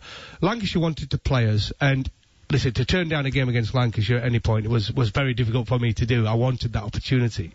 But they wanted us to play in a one-day game a day after we'd played, the day after we played a 2-day game after the guys had not played all winter. And I just thought it's not part of our preparation. With purely 6 games to go at the start of the season, which are all red ball, I thought it was important, but the guys got that under their belt. Right, let's turn to spinners and pitches. Will you be giving instructions to your groundsman? Well, I'll leave that to Otis. I think he's going to meet them this week. As I said, I'm not going to be someone who's going to be on his shoulder and pecking away every 2 minutes. I want to put things in place. I've been in charge of sorting out players' contracts. I think we got 15 out of contract at the end of the season. I walked into that. But I've got to sort that out in the next 6 weeks. I've been sorting out just this morning our 3 overseas players for the Blast. I think I've got that done while I've been sat here doing the commentary in between. Are we allowed to hear? Not yet. Hopefully in another few days. Well, I can tell you one, because it's the first thing I did on my second day. I signed Haris Rauf. He was bowler from Pakistan. Yes. And he is quick. He's quick, and the reason I signed him, it was probably a surprise to a lot of people. Yes, we'd done a partnership with Lahore Qalandars, which was a great partnership to have for us, especially a club that had been charged with being institutionally racist, had just done a big partnership with Pakistan, the team that has just won the PSL, by the way, now, since they've been in partnership with Yorkshire, the Lahore Qalandars. And a bowler for them, Haris Rauf, and the reason we signed him is, but he bowls 90 miles an hour plus, and he pitches it up. The most important thing for a fast bowler, he bowls at the stumps, and you've heard me say it numerous times when we've done commentary, and he bowls at the stumps, and he's fast. So I think he'll take wickets for us. Okay, and the whole idea of pitches that are homespun. Now, what I don't mean is deliberately preparing something that is, leading to a 2 or 3 day game that only suits your own bowlers, but is it reasonable to lean them towards your own strengths, do you think? Of course it is, and I think that's happened in cricket for many years, and people, again, who have heard us on commentary, Mark, and we've had these conversations, and groundsmen take it personally. I'm not having a dig at a groundsman when I talk about the standard of pitches have not been good enough. I don't think it's their responsibility. I think it is down to the coaches. I think it is down to directors of cricket who want the pitch to suit their team. And if you go to Somerset, we all know what we're going to get. You go to Somerset, you need 3 spinners in your starting 11. You go and play at Durham, you're going to need more seamers, because that's just the way it is. Teams play to their strengths. So you don't think, in the wake of England's difficult winter, we should try to create better pitches for batsmen and games that go the distance so players have a better feel of what's required to play at the higher level? I do. But how are you going to get every county agreeing to that? I'm massive for that. Well, you could tell them. Yeah, you can tell them. If you were running the game, you could tell whoever's going to be the new MD of cricket for the ECB, that's his job. Right. He can tell them. Right. Because that's what I want. I want us to have good pitches, create better bowlers. Because what we're seeing here... you still want Headingley to seam a bit, because that's, it's indigenous, that's what it is, isn't it? Yeah, of course. I think Headingley is one of them. Do you know when we won the county championship way back in 2001, Mark? People won't realise, go back and look at the scores. We scored 500 or 450 loads of times, batting first. Headingley. People would not believe it. We scored over 450, bowled the opposition out twice, right? That's how we won the games. Okay. We put pressure on them. And they were good pitchers. They were fantastic. So they did, if you batted well, you got runs. If you bowl well, you got wickets. That's how county first-class cricket should be. They shouldn't be flat, so the bowlers are not in the game. They shouldn't be like when we first started and there were no seam on the ball and Graham Mick and Steve James were getting 3,000 runs a year. They shouldn't be like that. But what they should be is create a good, even competition between batsmen and ball. Far too many times in county cricket, games finish in less than 2.5 days. How can that be right? How can that be right for anybody? It can't be. And the only thing that matters in cricket, by the way, the only thing, it ain't formats, it only that matters is the balance between the bat and the ball. You can play cricket for 10 minutes or for 5 days, and all that matters is that there's a balance between bat and ball. Okay, spinning. I mean, we haven't got any spinners in England other than, well, Jack Leach is bowling tidy, but he's not a match winner. What are we going to do about that? Well, at Yorkshire, we have got Don Bess, which we got from Somerset. Very competitive young man, always wants to improve. He's just lost his place with the England squad. They've gone for Matt Parkinson this winter, so he's got a lot to prove early season. We've got Shutty, another off spinner, tall action. We've got a leggy and a left armour, the Sullivan brothers. So we've got 4 at Yorkshire, and it would be nice if one of them can go on and have a successful long career with the county and take plenty of wickets. We have had good spinners in the past. We had a great one, didn't we, in Phil Carrick? He was fantastic for many, many years. He was a good bowler. He was a good bowler for Yorkshire. He would love him as one does, Fergie. He wouldn't have pulled up trees in Test cricket, no way. No, but he was excellent for first-class cricket. Good first-class Jack Leach type performer. Yeah, absolutely. Very much a Jack Leach type performer. And again, when games are finishing, Mark, in 2.5 days, the spinner never bowls. So let's be straight about it. And that goes for teams as well that prepare spinning pitches. I mean, games finish in 2.5 days there, and it just dominated by spin. And Jack Leach has probably got his place in the England team. There is only one ground that you'd say was categorically for spinners, and even that isn't what it was 2 or 3 years ago. Hampshire had a crack at it and got fined for a match that was drawn, by the way. How about that? They got fined for an unreasonable pitch in a match that was... But you know, you've got to offer surfaces that encourage the type of bowling that you have to find for Test match cricket. And they have to go the distance, Mark. So is the role of county cricket to feed the Test match game, or to survive as 18 separate entities? Wow, you put me on it there. I'd like to believe we're developing cricketers for England. But great answer. That's what I would like to believe, and I think Yorkshire have continued to do that for many, many years. If you count this winter alone, we're in such a bad place. We've had 5 or even 6 players from Yorkshire have represented England this winter. If you put in the under-19s, we've got another 2 that represented England. So we've got 8 or 9 players this year alone have represented England. Yorkshire's a huge name. You just called it the biggest cricket club in the world. It is. Well, it's a big one. Messrs. Smith, Hutton, Graves, Lord Patel, there's a lot of noise out there. Is that a good thing or a bad thing? Well, Yorkshire needs to it's been on the front pages of national newspapers the last year for the wrong reasons, right? What we need to do is turn it around and get it on the front pages for the right reasons. Now, I cannot wait as the director of cricket, or MD of cricket, for the season to start. The players cannot wait for the season to start. They have worked their socks off. From the moment I walked in and the way they were feeling, I didn't think we were going to have a team come the start of the season. But they have been outstanding. I cannot thank them enough for the effort they've put in and the way they've come together in the last 3 months. And that's been with the help of the interim coaches. And now the new coaches are in place. A new physio starts in 2 weeks. Our new S&C starts in next week. So everything's coming to place. Perfect timing for Yorkshire to have a successful season on the pitch. And I just cannot wait for it to start now and get rid of all that noise that's going on around Yorkshire County. You've sort of answered my final question, actually, and it probably is still relevant in case you got a slightly different take. What is your, ambition or wish for the summer? To enjoy cricket, to be part of a club that's moving in the right direction. We're all being educated together. We're all excited about the change that needs to be made in cricket in general, and to build a culture that everybody can be proud of and everybody can follow.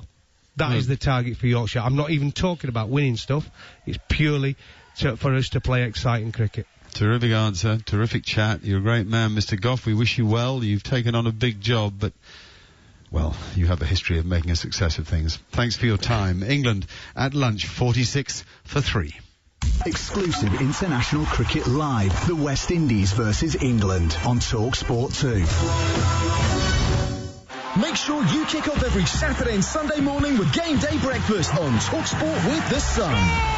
Join Natalie Sawyer and Tony Cascarino for all the latest news, essential previews, expert insight, exclusive interviews, and everything you need to make sure you're ahead of the game. You better believe it!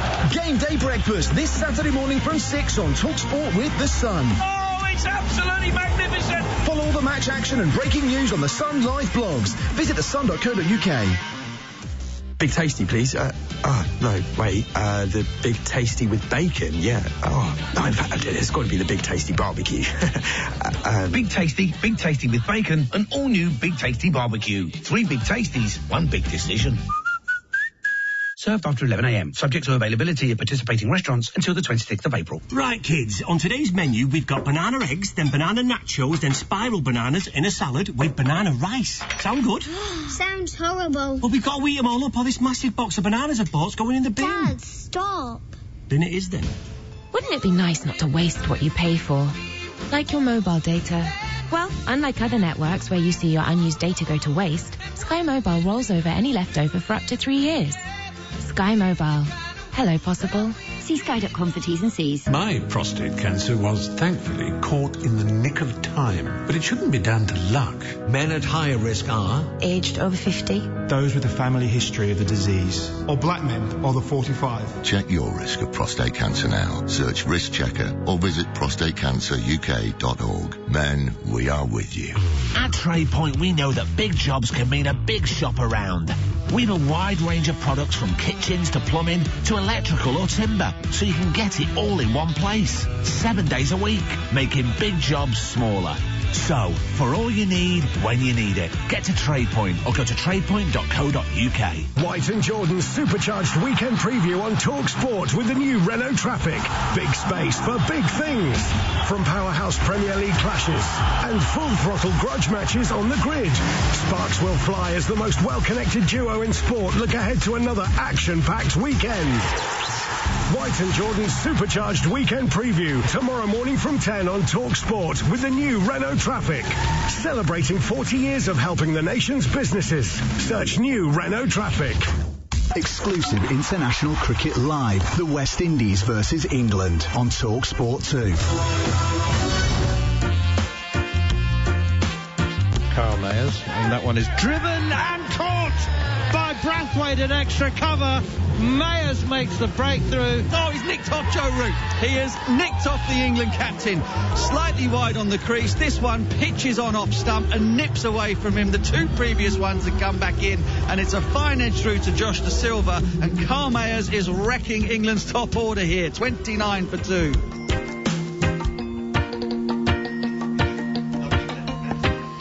Well, the surprise of the morning session on the first day of the 3rd Test match between England and the West Indies was the bowling of Kyle Mayers, who had a quick word with David Gower after the session.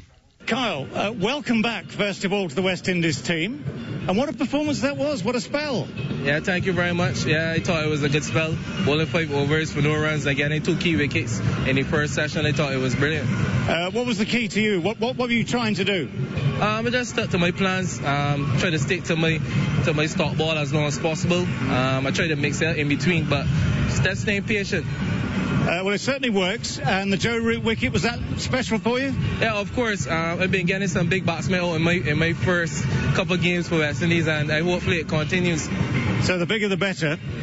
Tell us about conditions. The ball's been doing something all morning. Yeah, the ball's actually seaming around, getting something through the air as well, and off the wicket. A bit slow, but once you get the ball fuller than normal, I think you're in business. And is it better, do you think, for someone of your pace? Is it suited to your pace? I mean, it could go both ways. I mean, batsmen can relax with me, but someone with more pace obviously can get the ball moving around a little faster and catch batsmen off guard. So, a bit of both. And how long do you think the conditions are going to stay like this? I really can't tell. I'm not familiar with Grenada. I hope it stays so for throughout the day and then get flatter tomorrow. Fair enough. But for now, very happy with his decision to bowl first. Yes, of course. Okay, well, many thanks. Well bowled. We'll see what happens next. Thank you very much. Kyle Mayers, and you've got to admire a man who doesn't bother with indulging himself in false modesty. He said it was brilliant, and it was. So why wouldn't he say that? 5 overs, 5 maidens, 2 for none, and 2 key wickets, and he said he's been in the habit of getting big batsmen out in his 11 test matches, so good for him. The first wicket of Zach Crawley, I'm sure he may share the credit with the batsman for that dismissal, but Joe Root, it's just a massive wicket, and it was, well, Michael Atherton, it was a session of some toil, wasn't it? Not much pace in the pitch doesn't help, but there is at least something in it for the bowlers. Yeah, good afternoon, Manners. Good afternoon to all our listeners. Yeah, so just a slightly different style of cricket this morning, thankfully, to what we've seen in Antigua and Barbados, when there was nothing in it really at all for the bowler on either of those pitches, even though England were 4 down for not so many on that first morning in Antigua.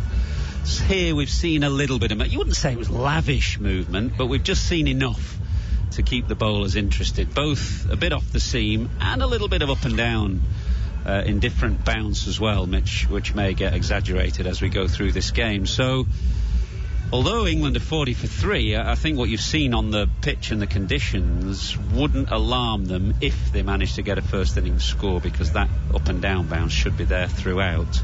But they've obviously got to get a competitive score on first innings, so there's quite a lot on this middle order. Of course, Alex Lees has played nicely before lunch. Ben Stokes yet to open his account, and then Johnny Bairstow, who's been in good form, in next. So yeah, big partnership this, and for the next couple of wickets as well. It's been a very colourful lunch here, I must say. We've had a kind of... Do share it. A carnival procession around the ground of lads on stilts in unbelievably coloured outfits, and it's been very festive. Musicians have been following them around. So the England boys, who are just to our right, actually, they've been out on the balcony admiring the carnival procession, which is just about stopped now. And what was the fare provided to the media and broadcasters? Did you have anything exotic? Nothing as yet. Old habits die hard, isn't it, as a batsman? Yeah, well, it's been a running theme throughout this series. Lunch either kind of coming slightly late or not at all. But I trust in them. I've got every faith. Chicken and rice and peas will be on its way. Excellent.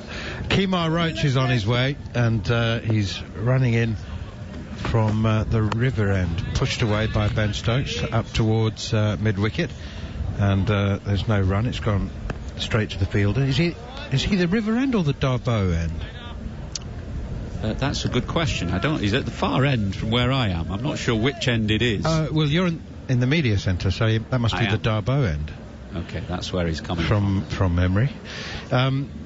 Which is the name of the mountain range, isn't it, which runs from north to south down the island. Volcanic. Originally once a volcanic, always volcanic. Here's Roach again outside the off stump, and that one again is left alone. He was on the walk there, others. Ben Stokes walking down the pitch. He often does that. He often in his innings, right at the start, even to sometimes the quickest bowls. He did it in the Ashes to Pat Cummins or Mitchell Starc occasionally. I don't know whether it's just to try and get himself going, get his footwork going early on in his innings, but it's something he does quite frequently. Well, his innings is only 7 deliveries old. 3 slips in place. Roach in again. Chopped away. Square of the wicket on the offside. And he is off the mark. He's underway as Jermaine Blackwood chases it out towards extra cover. And they go through for a single. 47 for 3. Jared Kimber's got his microphone at hand. I just got a question.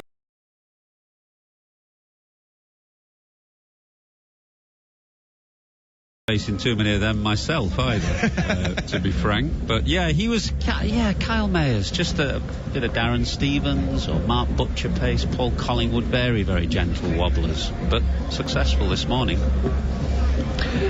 I had the theory that all successful teams had a batsman who could do that. Roach in again, full and wide outside the off stump, and it's left alone. Australia had a few, much forgotten, quickly forgotten, probably reasonably enough forgotten as well. Greg Blewett used to bowl a few overs from time to time and take wickets. Jared? Yeah, Blewett was one of the first ones I thought of. I mean, I mentioned Collingwood before when Mayers was picked. I said he bowls a little bit like Paul Collingwood. So there really aren't that many. But yeah, the Gooch. Did Gatting bowl medium pace occasionally? Arjuna Ranatunga, I remember occasionally coming in bowling some medium pace. Early on in his career, I assume. Pushed up towards Brathwaite again at mid-off. And there's no run. But actually, Jared has a good point there, Others. There are less and less batsmen who can bowl some presentable overs in a day. Well, it's always handy to have that. I mean, teams, well, West Indies are going in with 5 proper bowlers, but in the days where teams played with 4, you definitely need somebody to fill in for 10 or a dozen overs a day if you could. Here's Roach once again, and blocked defensively by Ben Stokes up towards mid-off, and the over comes to an end, the first one after lunch, and England are 47 for 3. I know that you've written extensively about selection on this tour and about the role that Matt Parkinson has or hasn't played, but for those of you for those listeners who don't have the good taste and sense to read the Times, forgive me for asking you to repeat some of it, but if Parkinson was going to play, it should have been in the first 2 test matches, and he's missed his chance, and England have missed another chance with him. That's what you've been writing. Yes, the first 2 pitches just didn't have a blade of grass, and if you'd have seen those pitches in the subcontinent, you'd think about whether you should play 3 spinners, not just 2. So it's almost as if England got it into their head that the pitches were going to be classic Caribbean pacey type pitches, and therefore weren't thinking about the possibility of 2 spinners. They announced a 12 2 days out from Antigua. Here's Alzari Joseph, second over of the afternoon session. Carry on. Yeah, they made a 12, but they did include Parkinson 2 days out from Antigua, as if they hadn't even given it any thought. A reader actually said England's selection policy is rather resembling the old 2 Ronnies sketch on Mastermind, where they're answering the question posed previously. They're always catching up with themselves and chasing their tail. 3 slips in a gully stand waiting. Alzari Joseph into Stokes, who plays a forward defensive shot, and the ball ricochets off the inside half of the bat rather than the edge, down towards deep backward square leg, and they go through for an easy single. Ben Stokes is up to 2. Alex Leach has 26. He's been on a few tours. He's been in a few bubbles and squads, hasn't he, Parkinson, without getting a shout? Has he ever? All last winter, all this winter. And it's a missed opportunity because they won't play 2 spinners in the summer, but they will definitely need 2 in Pakistan next winter. Joseph in, full and wide outside the off stump, and that's left alone. I don't know whether the Australia-Pakistan series has been televised in the Caribbean, but I'm not sure that there are too many bowlers licking their lips at the prospect of bowling on those pitches that have been prepared for that series. No, we haven't seen much of it. Been following the scores, obviously. I'd say the standard looks a lot higher than what we've got here as well. Yes, exactly. And, bowlers of that calibre haven't yet been able to break that series open. Joseph in again, full and wide outside of the off stump, and there's no run. Even Nathan Lyons averaging a wicket every 50 overs, I think, in that series. Well, I only played 3 test matches in Pakistan in my career, but they were the flattest pitches I'd ever played on. Oh, to be a batsman in Pakistan. Indeed. 29th over in progress at the National Cricket Stadium, Grenada's. Alzari Joseph bowls a bit straighter to Ben Stokes. He clips it nicely up his pads out towards deep backward square once more, and they go through for another single. That was Alex Leach, I beg your pardon. Alex Leach on to 27, and Ben Stokes now on strike on 2, 49 for 3, scoring rate of under 2 runs and over. But although England's batsmen have been playing within themselves, the bowling, to be fair, has been very disciplined. It's not as if they've been spurning scoring opportunities. Here is Alzari Joseph again. That's good pace and bounce, and Ben Stokes, I think, is beaten outside the off stump. I think, because he looks like he is implying that he played inside the line of that one deliberately. I don't think he did. Welcome to our listeners on talkSPORT as well, joining us for live and exclusive ball-by-ball commentary on talkSPORT 2. England are 49 for 3. Alex Leach is on 27. Ben Stokes is on 2. And with me is Michael Atherton of Sky and The Times, just reviewing England's selection policy. And others, I know that you could write 1,000 words on this and barely touch the surface. But what have we learnt? I mean, if it was a learning tour, what have we learnt so far about the new England? That England are a fairly modest team, I would say, which we knew before anyway. And the individuals. There was a... Here comes Kemar Roach, and drive, thick inside edge from Alex Leach, and he's got a fortuitous boundary. Didn't know much about that, had his heart in his mouth for a moment. Thick inside edge, dragged back past the stumps and down to the fine leg boundary for a lucky 4 and Leases into the 30s. There was a lovely line in your Times report in which you said there have been 500s, none of them from Dan Lawrence, who might actually be the brightest... what was it? The brightest discovery, the brightest news on the tour so far? Yeah, he's done himself no harm. I think he's a place or two too high in the order. Good delivery from Roach, hits Leach on the pads, bounces into the gully. 53 for 3. It was a very different challenge for him today. I mean, he's been pushing the game on in pretty idyllic batting conditions so far, but come out today early on and the ball's moving and looked a little loose. I don't know whether 4 is a bit too high, but he's got a bit of something, hasn't he? A bit of swagger, and seems to have plenty of confidence in himself, which is no bad thing. Yeah, confidence, not arrogance. I mean, no shortage of self-belief, which is great. Roach in, full and wide enough to leave, and which Leach does.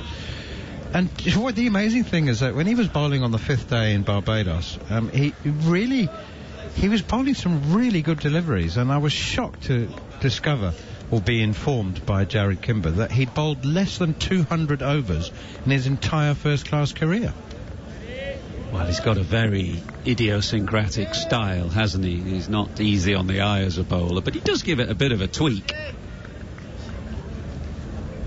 Here is Roach once again, and that's full and wide outside the off stump. And I'm smiling, that's left alone again by Alex Leach, 53 for 3, because it depends, I suppose, on how much you like idiosyncrasy and the unusual. I found him really absorbing to watch. Yeah, I agree, and in fact the photographers here have taken a couple of classic stills of him as he gets into that big jump, and it just looks an unbelievably ridiculous action. The one that shows his belly button? Yeah. Here is Roach once again. He has just not found the swing. Oh, hell, that one moves. But it started wide and moved away wider, and Alex Leach was leaving it alone. I don't think that... Go on. Speaking of photographers, actually, just the most picturesque ground to photograph. I don't know whether you've been here, Manners, but behind the end where Kemar Roach is bowling now, there's a kind of very verdant hill with these houses built into the hillside, very precariously positioned, it would seem. .53 for 3. Here's Roach again, and drive. Push, really. Firm push back to the bowler, who does the fielding. 30 overs gone. 53 for 3. You're listening to live exclusive commentary on talkSPORT 2 of England's Test match tour of the Caribbean. Don't forget that if you're out and about, you can get us on the talkSPORT app. Just swipe for talkSPORT 2. We're on your smart speaker online and now on talkSPORT YouTube channel, where you can find our commentary and a ball-by-ball scorecard too. So for talkSPORT listeners, England losing the toss, batting first, 53 for 3 after 30 overs. And continuing for our dedicated listeners on talkSPORT 2, Alex Leach has 31. Ben Stokes has 2. As Alzari Joseph punches this one straight. Ben Stokes punches this one straight back to the bowler. I have others. I've been to Grenada on a number of occasions. It's fantastic place. Those houses up on the Darboe Hill side, at the Darboe end of the ground, they fabulously coloured, painted, and but they do look a bit fragile, don't you? With the front of the house built on stilts, and you can see how much damage was done by Hurricane Ivan and various other storms that have blown in, pushed away, and up back towards the bowler again by Stokes. They do look precarious. They do. Phil Brown, the photographer, he got up there yesterday and he knocked on one of the houses and asked the inhabitants whether he could get out onto the balcony and get a view down below onto the ground. I think he published it on his Instagram account or something. A most fantastic panoramic view of this ground. 3 slips and a gully as Alzari Joseph is in again. Stokes plays defensively, steered away behind square. There's nowhere where Dudley Platypus fears to tread, is there? It's what makes him a brilliant photographer, actually. Even now he's still taking the time and effort. I mean, it was a long walk up that hill. You've got to go through the graveyard, up through the cemetery, keep trekking right up to the top, and then still got to knock on the door and hope that they let you in. That's why he's so good. One of the reasons he's so good. He's obviously good at taking pictures as well. Alzari Joseph in again, and this one hits the outside edge of Ben Stokes' bat, catches him by surprise. He looks a little startled, but it is dropping short of Jermaine Blackwood at third slip. But the outside edge found, and that's the kind of modest crumb of encouragement that was so absent for most of, if not all of, the first and second tests in Antigua and Barbados. There's something there. Alzari Joseph, the quickest bowler in the series, and he's getting some bounce, and that one is cut by Stokes as far as Brathwaite at cover, straight to the fielder, and there's no run. Yeah, he's had a difficult series, Alzari Joseph. He's a promising young bowler. He kind of springs in, looks optimistic when he runs into bowl, but pitches have offered him nothing. He hasn't been that accurate. He's probably been the least accurate of the West Indies bowlers in the first 2 tests, but he's got a bit of something to work with here. Tell you what, if the other 3 or 4 frontline bowlers are keeping it tight, Alzari Joseph is short pulled, and it's gone straight back to the bowler. He's mistimed it completely. Alzari Joseph takes a simple return catch, back of a length, pull shot from Stokes, either off the splice or the toe end of the bat, one or the other, because it's gone back to the bowler with no pace on it whatsoever. And Ben Stokes is shaking his head in disbelief. He will feel that's a soft wicket, but Alzari Joseph, he doesn't care what kind of wicket it is. It's a wicket, and England are 53 for 4. Well, it's a big wicket. It's the England vice-captain, Ben Stokes, and it was actually a better catch than you might imagine. When you look at that replay, you just see it spoon very gently back to Alzari Joseph. Ben Stokes looking to pull the ball, and he came off the splice straight back to the bowler. But when you see a batsman play such an aggressive shot like that, it's easy for the bowler to think that the ball is going to come back at him quickly, and actually it just looped ever so gently. So he did well not to panic and just keep his eyes on it and snaffle it, and that's a big moment for Alzari Joseph. I mentioned that he's been a little low on confidence because he's had nothing particularly to work with in the first 2 games, but he's just looking as though he's running in with a bit more belief now, and that wicket will have done him the world of good, and it's just given West Indies a glimpse here of the lower middle orders. Bairstow joins Lees, Folkes in next, and then the bowlers. So it's a good morning for West Indies so far. As I was just trying to make the point that, which a question actually, it's not a point at all, it's a question for you. If 4 of your 5 bowlers are keeping it tight, and you've got discipline, and you've got one chap who is able to bowl 90 miles an hour, can you afford to just say, Alzari, I just want you to bowl as fast as you can, and I know that you're going to bowl bad balls, but hopefully you'll make something happen? Yes, I don't think he's a 90 mile an hour bowler, though, Alzari Joseph. Not that quick, anyway. He's lively, I would say. New over begins, and that's full and wide and left alone from Kemar Roach by Alex Leach, and it remains 53 for 4. In about half of his test matches, he hits 90 miles an hour, so I would call him 90 mile an hour-ish bowler. Certainly probably more high 80s than 90 miles. He's had an injury as well, and I'm not sure he's quite as quick, or hasn't been in these 3 test matches as I've seen him previously. Here's Kemar Roach up to the crease now, around the wicket, and that again, I think Leach is playing inside the line deliberately and remains on 31 from 94.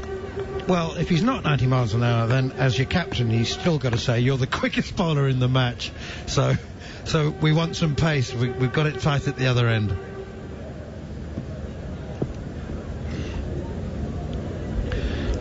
Johnny Bairstow's the new batsman, who's yet to face a ball. Alex Leach, 31 not out. England in a spot of bother at 53 for 4. Oh, that's a full delivery, and it's an appeal for a catch behind, but Joel Wilson is unmoved.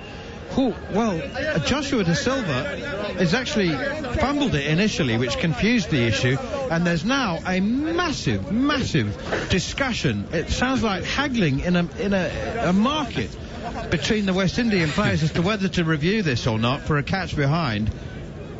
Oh. Their problem, Manners, is that they've used up 2 reviews already. I think by the 16th over, they're 2 reviews down. So they know if they review again and lose another, that's it for the innings.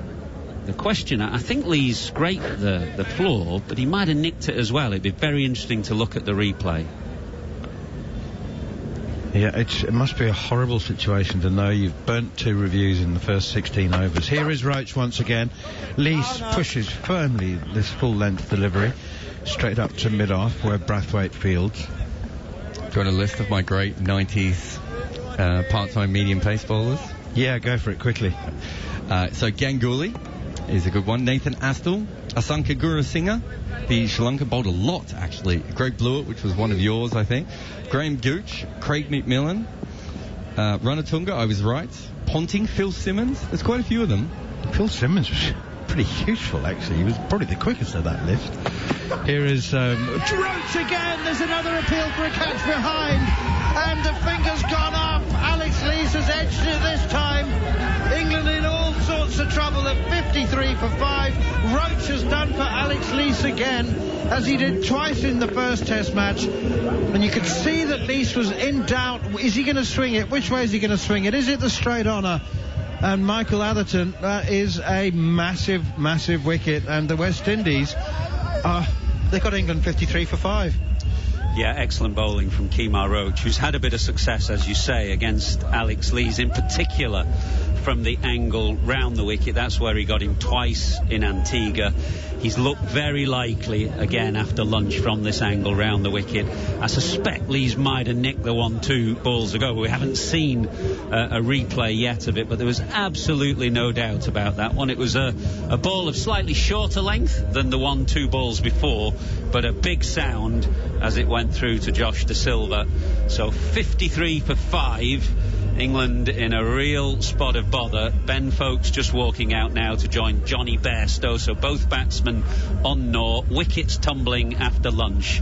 And West Indies fast bowlers with their tails up really for the first time in the series. And with that, I shall hand over to Mark Nicholas as Ben Foakes makes his way to the wicket. Athers?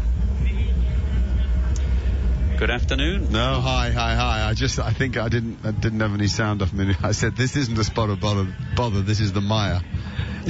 England are deep in the mire. It is interesting how successful right arm over the wicket bowlers are when they come round. I mean, they've all taught themselves to bowl much better round the wicket, not to run on the pitch. And the consequence is left-handers are having a living nightmare. I mean, when you were at the other end to a left-hander, there weren't that many right-arm quicks that switched to bowl round to them, were there? Unless there was an obvious flaw in their technique. Are you talking left armers to a right armer, so the equivalent, the mirror? I'm talking about right arm bowlers bowling round the wicket to left-handers. Yes, I was just thinking the only left armer that did it to me really was Wasim Akram, which is the equivalent, if you see what I mean. Absolutely, the left armer round the wicket to a right-hander. Yeah, and the beauty of it is that you bring the pads and the stumps into play, but if you hit the seam, the ball's going away. I mean, here he comes again anyway to bowl to the right-handed. Oh my goodness, Ben Foakes, who goes forward. And as is the way of so many modern players, he pushes out at the ball, so he gets an inside edge onto his pad, but he escapes it. End of the over, 53 for 5, a chaotic period of play.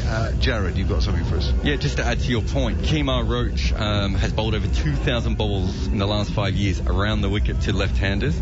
Only Stuart Broad's bowled more, but he bowls 81% of his deliveries, which is the highest of any bowler when it comes to bowling around the wicket to left-handers. So he's become an absolute specialist of it. You can only find one bowler in the whole database who bowled over 250 balls to left-handers as a right-arm seamer who hadn't come around the wicket, and that was Taskin Ahmed. Well, it works, particularly if you don't bowl too straight. You want to start at middle and off middle, because then you're drifting down and the left-handers can work you through the leg side. But if you get your line right, it's definitely awkward to play at this, isn't it?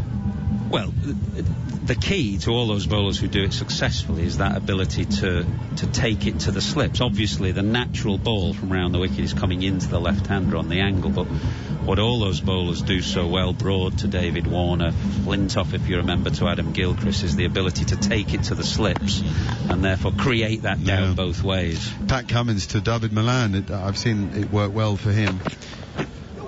Joseph banging the ball into the pitch. England are really struggling here. I mean, I think it's probably a tricky pitch. It's too paced. It may already be a bit uneven, and it seemed, and then suddenly 5 or 6 balls do nothing, and everybody looks very comfortable, and then it starts again. So it's an awkward surface. I don't know that it's a 53 for 5 surface. 53 in 32 overs. I mean, does anybody bowl that well? Maybe. Standing, batter Lofner, like a century on guard, goes back. Oh, that zips back through him. It's talking, it is, after lunch. This is very difficult batting. Reminds me a little bit of the pitches I used to play on at Queen's Park Oval in Trinidad. Just a bit of slightly uneven bounce, a little bit too paced. Not horrendous, but just not easy to feel in on as a batsman. That's it.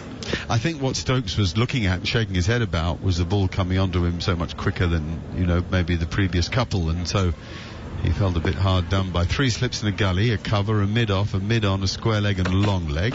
Joseph again beats him and nicks it. Yes, he does. Johnny Bairstow's a goner as well. England are in free fall in Grenada. They sure are. This was a timid defensive shot from Johnny Bairstow, who got one that zipped previously. This one just held its line. It didn't really fly through. Josh De Silva took it down ankle height, really, but it's more success for Alzari Joseph, who after a difficult tour is just full of confidence now.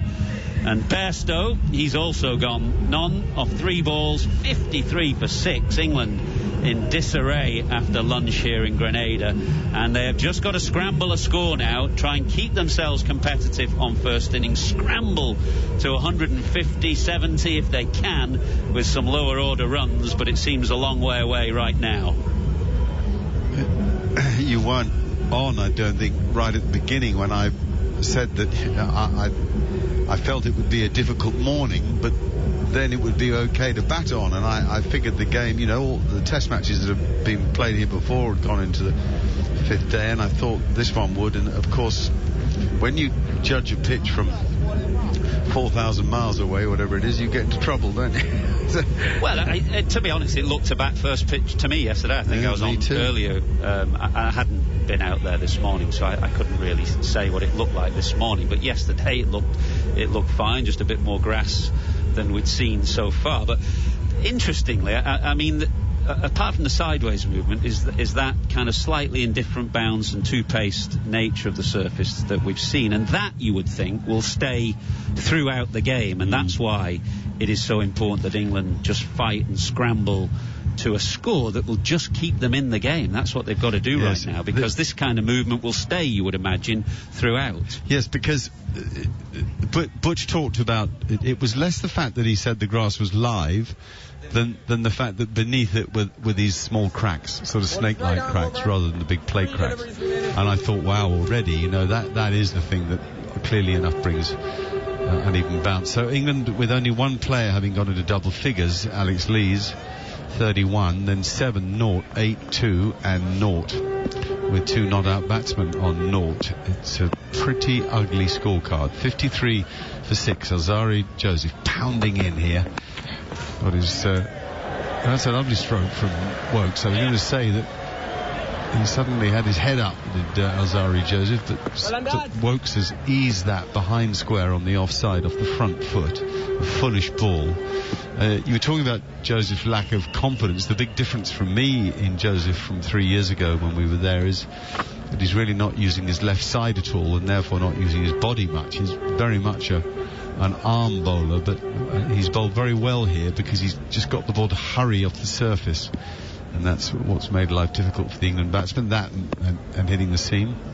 Still 3 and a gully for the right-handed Stokes. Now the left-handers have all gone. Not Stokes, what are we talking about? Easy mistake to make. Wokes it is. We've got Wokes and Folks in, and Stokes just gone. So it's Wokes on strike, and it's Joseph who's a short leg. They've got a short leg in, Mark, because they know that Wokes is a bit iffy against the short ball. There's plenty happening. They're not going to bowl too many short balls, but they'll just occasionally keep him honest, I think. Yes, he's quite deep, isn't he, that short leg? So very much for not for a bat pad, for a fend off. Joseph again, and that's a terrific position to defend from on the back foot. Out of the old coaching manual from Wokes, the end of that over, a good over. I think at 55 for 6, and you look at the players that have gone, West Indies will barely believe it. And Bairstow is a wicket they badly want. A, is in form, and B, they know that if you get on the wrong side of him, he hammers you. So it's a very important wicket. Very good player, and very much recovered his mojo after an odd period where he's been in and out of favour, and does he keep, doesn't he keep. He seems to have settled into the role of a number 6 batsman very well, so that's a huge wicket on the back of Ben Stokes as far as the West Indians are concerned. Kimar Roach to continue. Good bowler, this guy. Hurls to Ben Folks, who it's a very straight ball, and he push drives it back past the bowler, but mid-off swoops. Mid-off's very close and does the fielding almost level with the popping crease. So it's not easy to time the ball. We haven't really seen many whistle off the face of the bat. There's barely a memorable shot being played all the time that England have been out there. So it can't be an easy pitch. Not that I'm in any way suggesting that the bowling is anything but impressive, which it has been so far in this game. Roach again. LBW is it? It's not far away. It's just nipped back enough, I reckon. The point was the umpire, and certainly me here and probably you others, could see all the stumps there, which suggests to me that it might have been going down leg side. Too high as well, I think. It wrapped Folks well above the knee roll, almost above the flap of the pad. It hit him on the back leg, and it certainly darted back quite significantly off the seam, but too high. Remember, West Indies have burned 2 reviews, so they've got to be careful now. You're quite right. It's the height is the issue, though. It was a nipper, wasn't it? The old PJ nip-backer. Here he comes again, and that's just a tad too straight. That's very unlike Kimar Roach. If he errs, it's outside off stump, not leg stump, so Wokes is able just to a bit of an old-fashioned leg glance, really, for a single down to long leg. It's going to be lost on all the viewers, that PJ nip-backer, Mark. A reference from the dim and distant past. But not lost on you, which was who it was for. We shall explain in a minute. Oh, we can explain now, because Wokes is marking his guard. There was a Dutch medium pacer who came to play a couple of seasons for Hampshire, and his name was PJ Paulian Bakker, B-A-K-K-E-R, and the one ball he had that was a good one nipped back off the seam. So he was nipped backer. Just get that done and dusted now, Mathers. Long leg, square leg is most of the way back, about 2/3 of the way back. Chris Wokes is on strike to Kemar Roach, and he drives through extra cover with almost poetic style. 4 runs. They did this to Wokes in Antigua. I don't think they bowled him a bouncer for first 40 minutes one morning in Antigua until Jayden Seales came on and knocked one round his ears, and he gloved the first ball through to the keeper. They can't just keep plopping it on the drive for Wokes, who's a beautiful cover driver of the ball. They've got to just put one round his lug holes. What, one every 3 balls? Here's Roach again. Leaves it alone. I think you're right about not using the tactic enough, and if he does want to have a swing at it with long leg and maybe square leg back as well, but I think it's difficult because the bowling's been disciplined and there's plenty happening, and you don't want to lose that discipline by suddenly bowling a load of short balls or bouncers. But it's just occasionally, just to let Wokes know that he's a bit iffy against the short ball. And he waits now, just a murmur around the ground, more of a sprinkling of spectators than a handful. Forward goes Wokes, half forward, just outside the potting crease with his front foot, and he defends, and it just gently rolls towards mid-on. It's the end of that Roach over. The score's 60 for 6. England in serious trouble here in Grenada, and I think Athers is moving out of his celebrated seat, and Darren Gough is moving into the one next to me. We'll hear from Athers later. Goughy, tell us. Well, good to hear my old captain, Michael Atherton. I've not seen him for a while. Hope he's well and enjoying the Caribbean. But yeah, interested in it. 60 for 6. As soon as it just offers a little bit for the seamers, England technically come undone. Time and time again. If Joe Root doesn't come to the party, England crumble. Simple as that. Simple. You look at the century makers for England over the past, 2-3 seasons. Look at Joe Root compared to anybody else. Well, yes, it is Root and the rest, isn't it? I mean, left alone outside off stump by folks who sort of watched it pretty carefully and followed the ball with his eyes as if to check the bounce out, because Josh De Silva took that at probably chest height, and he's taken some at shin height. Not that it's been consistently uneven, just here and there.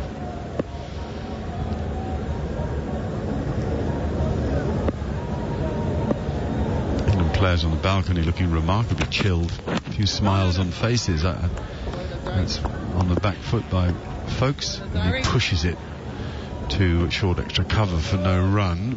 Very difficult to be as relaxed as they appear to be, I'd say. Joe Root wanders along now to chat to the analyst, who's talking to Marcus Trescothick, the batting coach. Yeah, well, they went on a lovely cruise, didn't they, on a catamaran a couple of days ago? You tell me. Yeah, catamaran, team trip on a catamaran. Enjoying the downtime.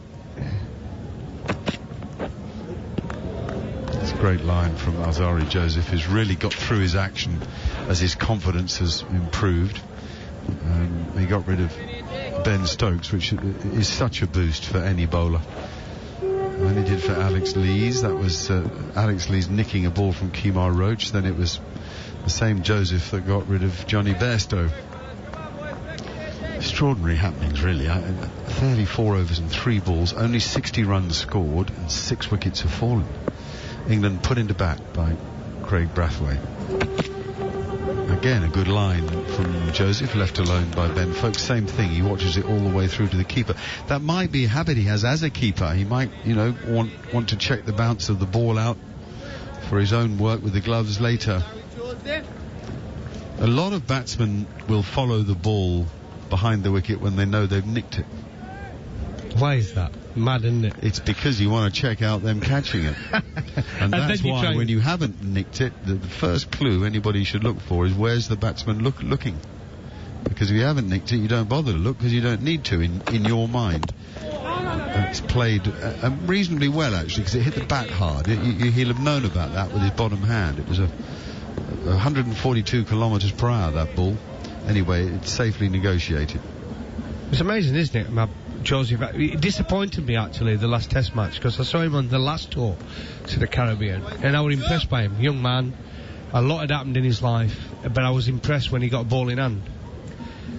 And then the last Test, he disappointed me, but already this Test match, 2 for 10, 7.5 overs, and he's bowling a lot quicker than he did in Barbados. Yes, he is, yeah. It's got good pace, and Folkes is back and works it off his ribs, I'd say, for a couple down to long leg.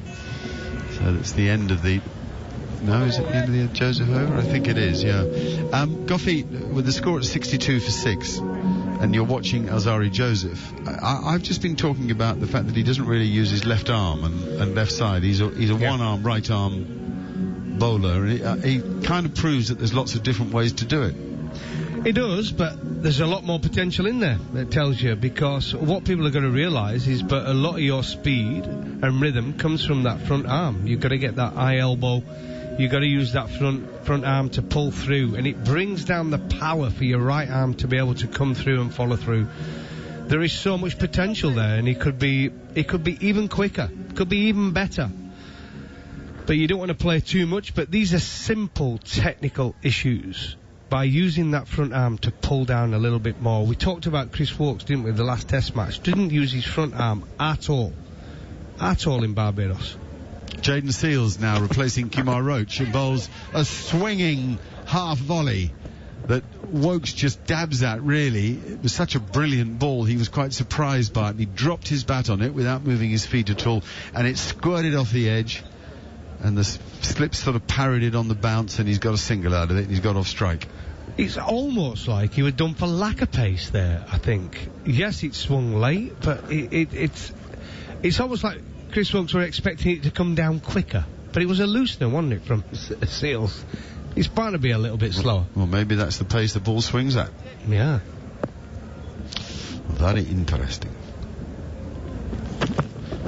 Oh, that's a full bunger, and complete miss by Folkes, who just mistimes it to mid-on. Probably in this situation he's a bit tensed up and resolving just to watch the ball and survive for a while, and of course if you'd been in and playing freely and the shoulders were nice and relaxed and the hands soft on the bat, he'd have creamed it back past the bowler. It was a lovely height to hit a full toss, about shin height, but he missed.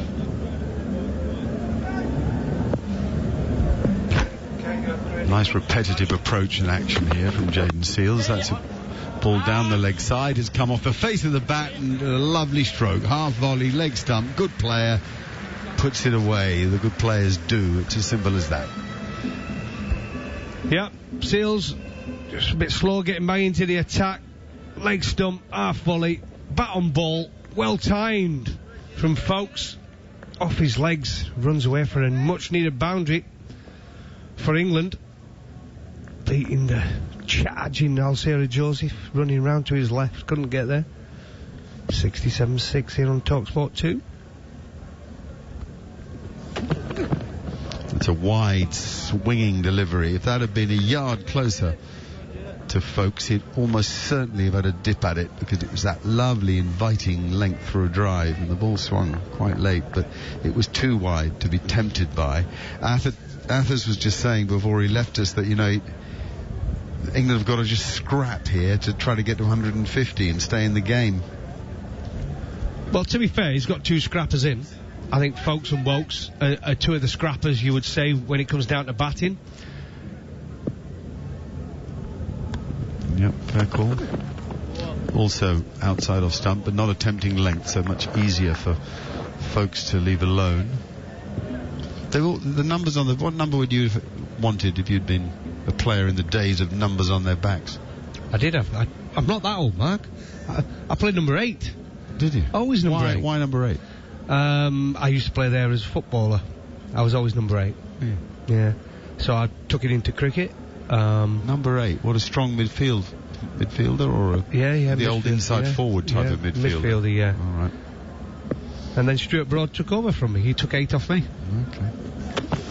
Seals again, that's another half volley, and Folkes is caught slightly out of position. And he leans forward and doesn't get much on it. It comes off a thick inside edge to mid-wicket for no run. So the end of that, Jayden Seals over. His figures are pretty good, 8 overs, 1 for 21. But the overall score here, I mean, West Indies will be so pleased. Folkes has 7, Woakes has 7. And Stokes is sitting on the dressing room balcony chatting to Zach Crawley and Joe Root.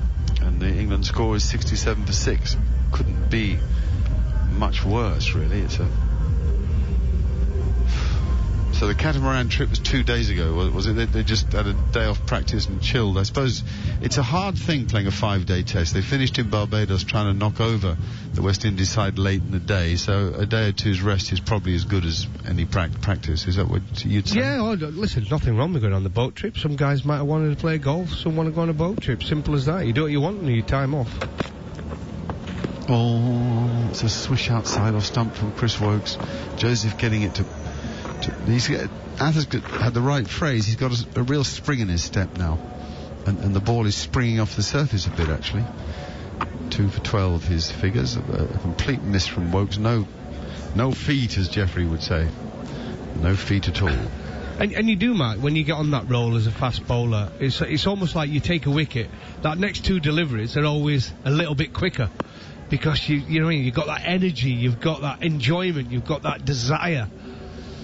Here he comes again then. Bangs it in and he beats Woakes, and that one keeps low. Here's the problem with uneven pace and uneven bounce. That ball is taken on the bounce by Josh De Silva behind the stumps. Woakes missed it. It seemed a little bit. Another day it could clip the top of off stump, but it didn't on this day. Sorry, Mark. The difference as well, and somebody who grew up watching that great West Indies bowling attack where they had that tremendous pace and height, and they were bowling everything through chin music, they used to call it. But this is a disciplined, very disciplined, modern bowling performance from the West Indies. Yep. Here. That's a good one, and that goes through at neck height to the wicket keeper. So that's yet another example of why this is difficult. Woakes might be thinking to himself, well, I'd like a bowl now. You know, it's one of those things that Athers' view, having seen the pitch yesterday but not this morning, was that it wouldn't change much. He felt that the grass, they weren't going to be shaving it off, and the little cracks, and he thought it might stay difficult to bat. Fingers crossed from England's point of view that it does. Joseph again. That's a full ball. Again, no feet. Had he just stepped into that a bit, he might have made it a half volley, but he didn't. He's back and wary, I think, of the short ball there, isn't he? He is. And one thing to notice, though, here, Joseph looks as though he's been the hardest to face in this game, and he's the quickest bowler. And that shows the beauty of pace. When you have got pace and you're bowling on any pitch, if you can get anything out of it by that extra zip, the power in which you're hitting the wicket, you get a little bit more out of it. Bangs it into the surface, but it's not a good bouncer. Early signal, it was pretty obvious he was going to bowl it, and it's too short. It doesn't take much for Woakes to duck underneath it. Short leg's very deep. I mean, he's a pitch and a half away, I should think, at a guess. Woakes had some runs in Barbados, 41 in the first innings, unbeaten with 9 in the second. What they give for one of Woakes' 50s here. I mean, it's invaluable currency. Lower order runs, particularly in a crisis. He slashes outside off stump at a short and wide ball, going for the uppercut. It was like Tony Gregg playing Jeff Thompson all those years ago. But he misses. There's no run. Another over done by Alzari Joseph. 37 bowled by West Indies. 67 for 6 England's score. And, well, it's time for a change. I'm stepping out and Neil Manthorpe is stepping in. Thank you very much indeed, Mark. So Folkes and Woakes and 7 apiece. England 67 for 6. I'm at a loss to explain it, Goughy. I mean, we were crying out for some assistance for the bowlers and some balance between the bat and ball, and it just seems like conditions are evenly balanced, a bit fit for bat and ball, but the scoreboard doesn't reflect that. Well, the West Indies will be thinking we've missed a trick here. They're going to beat England 3-0. Jaden Seals, full and wide outside the off stump, and it's left alone. But then the players would have backed themselves. I mean, Phil Simmons was calling for pitches like this from before the first test, of course. Yeah, as I said to Mark, I think it's been a very disciplined bowling performance from the West Indies. They've turned themselves in. Like I said, they haven't got the Ambrose, the Walshers, the Pattersons, the Marshalls, the Roberts. They haven't got those type of bowlers anymore. But what they have got is a group of bowlers together that are disciplined. They put the ball in the right areas. They've got experience of Roach, is a fantastic test performer. Here's Jaden Seals in once again. Bowled him! He's straight through! Ben Folkes is cleaned up! Clean bowled by Jaden Seals, and England continue to lose wickets at a canter, 67 for 7. Well, another one goes. Seals, we've just been saying what talent they've got, the West Indies. He gets the ball in the right areas. This one just slanted into the right-hander, gets through the gate, and it's another one down for England. The West Indies are on fire in Spice Island. 67 for 7 here on talkSPORT 2. Well. He made it look like it kept low, but it didn't keep that low, did it? Because it just clipped the top of middle stump. To be fair, I think one thing I've noticed about this pitch so far in Grenada is that it's been a little bit too paced and a little bit uneven in bounce. Not so much sideways movement, but I think it's been a bit too paced. The odd ones bounced, the odd ones kept a little bit low, but there it's just been done for clever bowling from Seals. Wide of the crease, nip back, through the gate, his feet were nowhere, never back or forward, and that's what happens. You get your poles knocked out. Seals is now 2 for 21 off 8.2. Again, he's been fantastic, really impressive in Barbados on a flatten, and now he's really impressing here in Grenada. Well, I'm just looking at all the statistical quirks which may happen, but just imagine if Kyle Mayers, who took the first 2 wickets to fall and hasn't conceded a run, 5 overs, 5 maidens, 2 for none. Imagine if he doesn't get a bowl. Again, he finished with 2 for none. 2 top-order batsmen. I once got 6 for none at under 13s. Monk Breton Cricket Club. I think it was against. Who were it against now? So club in Doncaster, I can't remember their name. 6 for none. 6 for none. From 6 overs. Under 13s. No, it was just one of those 20 over games. Like you used to play, didn't you? It was just one of them. They were rubbish. 6 for none. My best ever figures.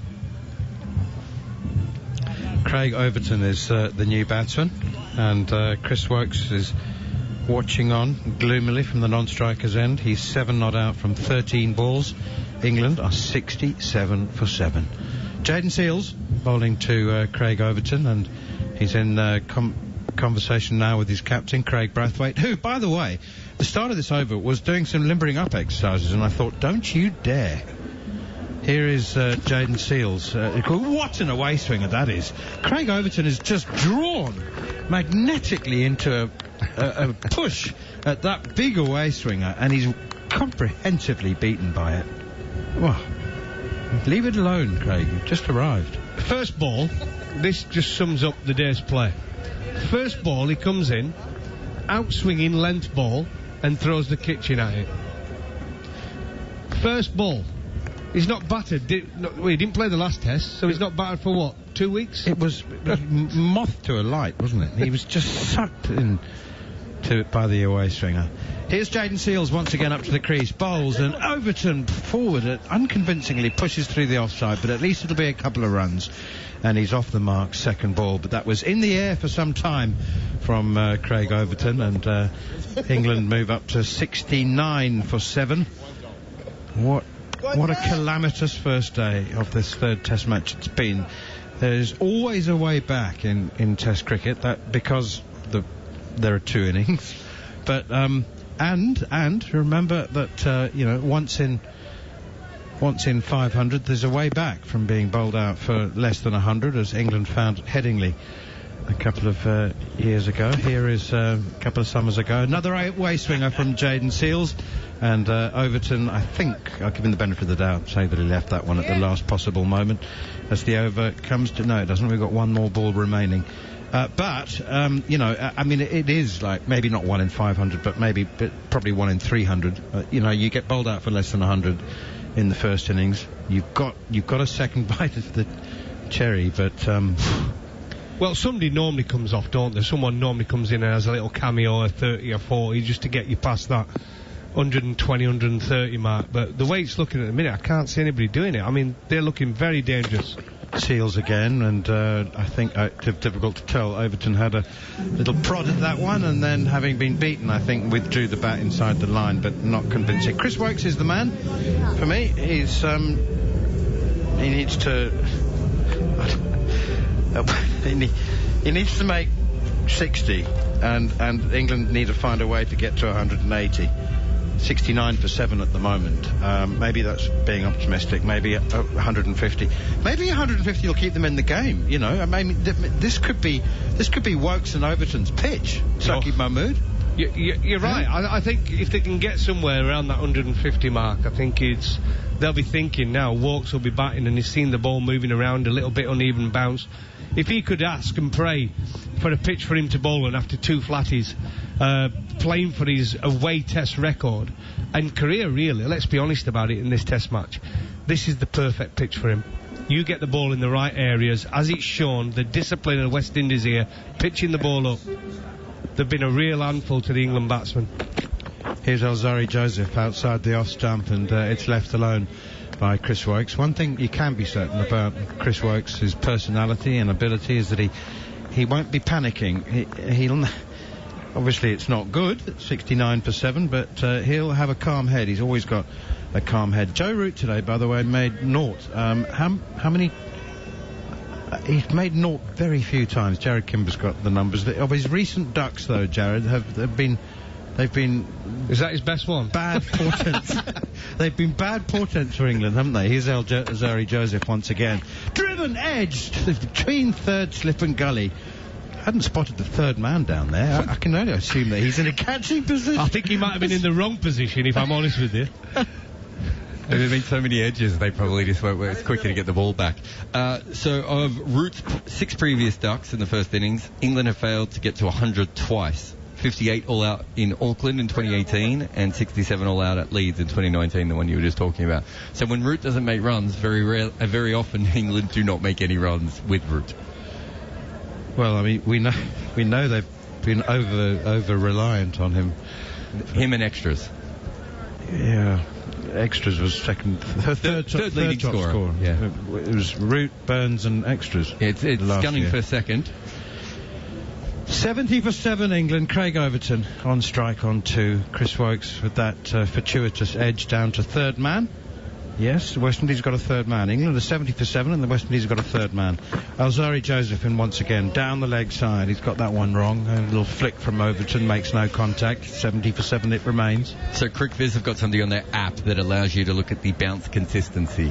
And usually in a test match on the first day you'd be looking at around a number of 7, 8, 9, even 10. Would be ideal, so that the ball is bouncing the exact same consistency all the time. It's currently at 5. Yeah. And it's getting worse as the innings goes on at the moment. And Joe Root at the toss did say that. He said he thinks he'll get more uneven as the game goes on. And this is with a softer ball as well. Quite often you get worse with the harder ball. Alzari Joseph in again. Oh, slashed away down to third man. I think Darren Gough was right. The third man was in position incorrectly a couple of deliveries ago, and Craig Overton has just slashed at that one. You know what, Goughy, it's full and wide. You might as well throw the kitchen sink in. I know he's just arrived, but it's 70 for 7 and you need some runs on the board. And Kemar Roach was, I think you were right. He was at third man by mistake. I think he was, absolutely. When you look at the field that got set, to have a third man in between that, unless it's to Wokes to think they need that cover down at third man and then to Overton bring him up into the slip cordon. But I think he was just in the wrong place. Overton moves up to 6 with those 4, 74 for 7. This time he clips it away off his pads, out towards deep mid-wicket. And there's a chase on for Kyle Mayers, and he overhauls it now. It's Shamar Brooks, I beg your pardon. And that's 2 more. Overton moves on to 8, 76 for 7. What can you tell us, Jared Kimber, about Craig Overton's pedigree as as a batsman. He does bat regularly at number 8 for Somerset, doesn't he? Coming in at number 9 today. Last ball of the 39th over. West Indies winning the toss and choosing to bowl first. And my goodness me, they've made it work for them. 76 for 7 England. Nazari Joseph in again. Overton punches this off the back foot up towards the vacant mid-on position. They've got the extra catcher rather than mid-on, and that also makes sense. It means that Overton has pinched the strike. 39 overs gone. England 77 for 7. He's often referred to as an all-rounder, which is an incredibly friendly way of phrasing it. He can hold a bat, is probably the best way of looking at it. In first-class cricket, he averages just over 21. He's made one first-class 100 with almost 3,000 runs. It's very handy, but if you could bat a number 8 in first-class cricket, it doesn't necessarily that average doesn't usually transfer over to Test cricket, if that makes sense. Generally what happens is... I was a number 8 in county cricket. Yeah. You're right. That's kind of what I'm trying to say I was waiting for Gough to try and correct me there. But so if you're in county cricket and you're batting at number 6 or number 7, usually, and you're averaging, around 30 or 35, some of those runs will transfer over. But if you're a number 8 and you're still only averaging 21, chances are, if he played a long career, I'd be shocked if he averaged much more than 15, which is a very handy number 9, isn't it, at best? Jaden Seals continues, and that's full and straight, attacking the stumps. Well, the pit middle had Craig Overton not punched it airily past Kemar Roach at mid-on. Is there a batting average above which a player must be for us to refer to him as an all-rounder? I mean, I think 25's bare minimum, isn't it? But average of 21, you're a bowler who can bat. What did Ashley Giles average? He batted 8 most of his career, whether it be for Warwickshire or England. Be interested to see what he averaged. 3 slips and a gully as Jaden Seals is up to the crease once more and full and wide and nicely left alone by Craig Overton, who remains on 11. Wokes on 8. 79 for 7. Ashley Giles averaged 21 in Test cricket and in first class cricket just over 26. Yeah, so there you go. He was like borderline, wasn't he? Borderline. What did Warney? Warney again, he batted 8, didn't he? I think Warney probably was 21 similar, wasn't he, or something like that? I think he was about 23, yeah. Point about Ashley Giles is that he made 3 or 4 half centuries, didn't he, and a couple of big scores, and you knew that he wasn't going to give his wicket away cheaply. Here is Jaden Seals again, driven past mid-on. Again, he's up full straight, inviting the drive. Kemar Roach at mid-on has to chase it back to the boundary. It was a chip drive from Craig Overton, not full force, not full-bodied, and he picks up another couple, moves on to 13, 81 for 7. Warren was actually lower than I remembered. He is at in first class cricket 19, and in Test cricket he was at 17. So if you're averaging 25, you're going to struggle to bat at number 7, aren't you? And to be an all-rounder, the real help is if you can bat at number 7, because you can then fit an extra bowler into the team. Here is Jaden Seals again, keeps low. Ooh, that's the uneven bounce. We've seen a couple rising up to shoulder height from that length, and that one's gone through, it's maybe thigh height. That's been the biggest thing for me watching so far. It's not been the sideways movement. I think it's been the uneven bounce. Now, I cannot see how that's going to improve as the game goes on. But do the West Indies know something we don't? That was knee height, beg your pardon, not even thigh height. That has squatted. I mean, that's really, really kept low. Taken on the half volley by keeper Josh De Silva. Here is Seals once again down the leg side. It'll be 4. Little flick from Craig Overton. I don't think he made contact with anything. It didn't make contact with his bat or his pad or his thigh pad. And it certainly didn't make contact with Josh De Silva's left glove either, because it's byes. It was a poor, ill-directed delivery. I think Josh De Silva might have done a bit better, to be honest. He seemed to dive from a standing start. He didn't even move his feet at all down the leg side. You would have expected a keeper to pick up that line a little earlier and move his feet to get down the leg side. So 4 byes, embarrassing. Seals in once again, full outside the off stump, and again it's left alone by Overton, who remains on 13. Chris Wokes has 8. 40 overs gone. England are 85 for 7, and I'm delighted to say that Matt Pryor has joined us for the next half an hour, but I'm also slightly concerned because I think he's verging on speechless. So that would be the wrong industry. Never. It is hard to explain. Drinks are being taken, Matt, which gives you an opportunity to just tell us what you think has happened. I mean, credit to the West Indies. You know, they have bowled well. They're getting a little bit ragged now, but first session was very good, and England's batting has been hard to explain. It has been hard to explain. I think the first thing I would say is we haven't seen this wicket up close, so we're commenting from afar, if you will. But it's certainly got in the England batsmen's heads. It seemed to this morning it did less. And as maybe the roller wore off, or lacquer came off the ball, or whatever theory you want to come up with, it just started. It was actually before lunch, about 4 overs before lunch. It really started to move around. But as a batsman, what you have to do then is steel yourself with, right, let's make sure I don't gift a wicket. If I get one that jags back and rips through bat and pad, fair enough. Make peace with that. But don't go and chase one outside off stump. Play your stump. You know what I mean? You have to be quite resilient and very clear of thought when you're batting on a pitch that's doing something. And England haven't been able to. West Indies have bowled okay.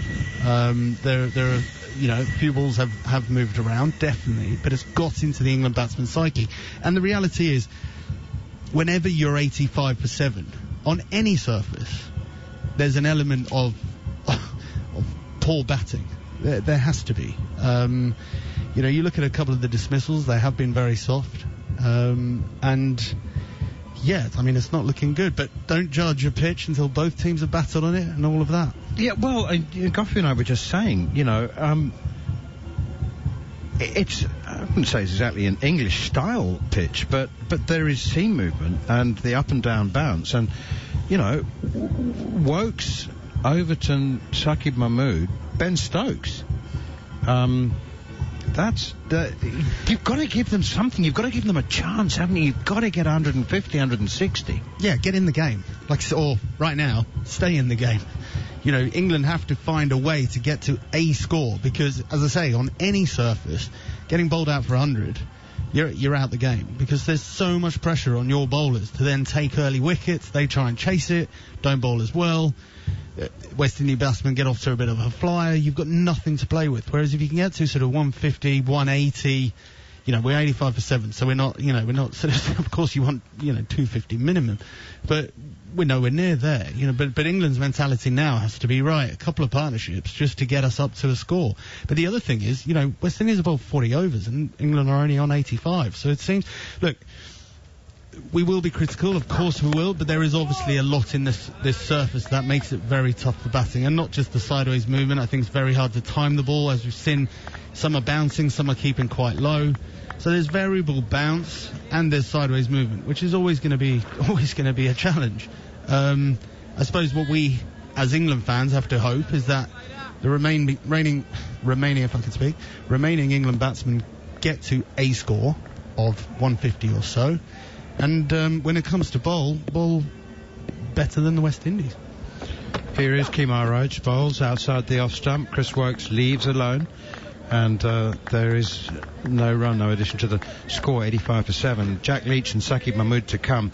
I know that right now these two will probably just be wanting to get through a couple of 3 or 4 overs and try and just sort of calm things down, but then there has to be a game plan, doesn't there? I mean, so one of them, whichever is feeling more confident, I suppose, in better form, needs to take it to the bowlers a little bit.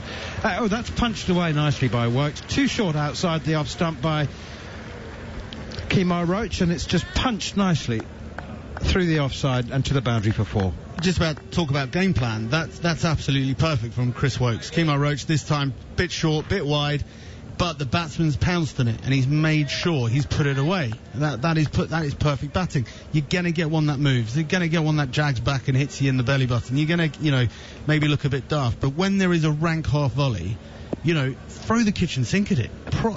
Hit it. Play it defensively this time, and then do that when there's a good ball. Just be committed to your forward defensive and do things technically correctly. And I think that's what can happen again when the ball is doing a bit and moving around. You get a bit tentative and you sort of prod, and then you get the long half volley that you prod at rather than absolutely getting in a really strong position to try and hit it. Certainly, if I was there now, I'd be going, right, if it's in my area, I'm going for it. And if I nick it, it's going to take some catching. But you have to keep some sort of positivity. Works on 12 with that boundary earlier, and this one also played defensively back down the wicket. Fielded by Alzari Joseph at mid-on. 89 for 7. Just a reminder of what has happened so far. We've only had 3 double-figure scores. 31 from opener Alex Leach, and the double-figure scores from the men currently at the crease. Craig Overton on 13, Chris Woakes on 12. Other than that, a duck for Joe Root. It's Roach in again, wide outside the off stump, and that one is left alone. It was perhaps a scoring opportunity, but I'm afraid Zach Crawley 7, Root 0, Daniel Lawrence 8, Ben Stokes 2, Johnny Bairstow 0, Ben Folkes 7. Woakes and Overton currently at the crease, and they have taken the score from 67 for 7 to 89 for 7. A partnership of 22. 41 overs gone, 89 for 7. And here's Mark Nicholas. Thanks, Neil. There's not much to add to that. It's not quite catastrophic, but it's not far off it. It's a real problem, this, for England. Matt Pryor just made the point about, if you've only got 100, you're pretty much out of the game. You'd have to bowl, well, I don't know, this uneven bounce, you bowl the opposition out for 175, you're probably not out of the game, truth be told, but I don't think the pitch is going to get any easier. That's the problem. Here comes Jayden Seales coming in with really good rhythm today, and there's a thick inside edge from Craig Overton that goes out to mid-wicket for a run, which will bring Chris Woakes on the strike. Do you know what I mean, Matt? It's not like you're going to get 400 second innings, is it? No, it doesn't look that way. But I think even if you did get bowled out for 100 and opposition got 175, 75 runs feels a lot of runs on this surface. Yeah. So if you get 110 and they get 150, you're in it. If there's 40 in it. Yeah, sure. You get a bit of a fast start, get level, none down, and then you very quickly suddenly get in the box seat. Mind you, we've seen these last few years how cricket continues to amaze us. Seales again now into Woakes, who tries to drive, but again, I wonder if it's this uneven pace, He doesn't. Woakes is a good driver with the ball. He's not getting near the ball, though. That's the only thing. His footwork today is, well, minimal. Let's say that. And so he wasn't anywhere near the ball, and he had to really throw hands and arms at it, and he didn't, because it's a test match. Sort of length of ball, fullish, that if it had been a one-day game, he'd hit back over the bowler's head, or even inside out, or sort of over mid-off. But anyway, he didn't get any proper timing, and therefore no run. He taps the ground in his relatively orthodox stance. He picks up the bat now to stump height. That's down the leg side, and the whole thing's a bit of a disappointment and easily taken by Josh De Silva, and one of the few balls of the match to forget. So many balls have had something on them in this game, whether movement, seam or swing, whether pace, whether low bounce or high bounce. If only we could say there have been loads of strokes played that had us gasping, but only 2 or 3 of those. And only a murmur around the ground. The support here is mainly English, and not that much of it, nothing like Barbados. Seales again. And that is drivable, and that is stopped in the gully. I thought that might have carried to gully, but not so. Shamar Brooks is fielding there. It did go in the air for a while.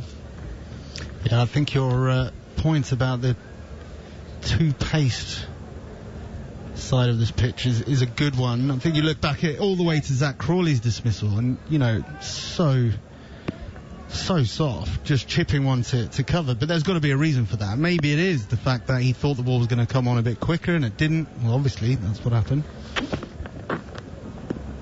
It goes way down the leg side, and that's lovely footwork from the wicket keeper. We really haven't seen him anything like his best in this series.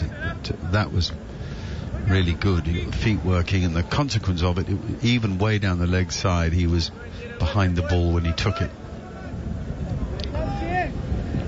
The art of wicket keeping, Matt. Hours spent perfecting that, huh? So many hours. Hours and hours and hours. And the key element is footwork. I mean, that's the... And that was so good about that take from De Silva, was he really got some energy in his legs and pushed across and was able to get there with both hands. And again down the leg side, much the same as the ball before, as an appeal. Jason Holder's going mental there, believing that it's out. But nobody else does, not least the man who caught it, just De Silva behind the stumps with more good footwork. He had no interest at all. So that's the end of that over. 2 poor balls to finish it with. Jaden Seals 2 for 28 from 11, has bowled very well.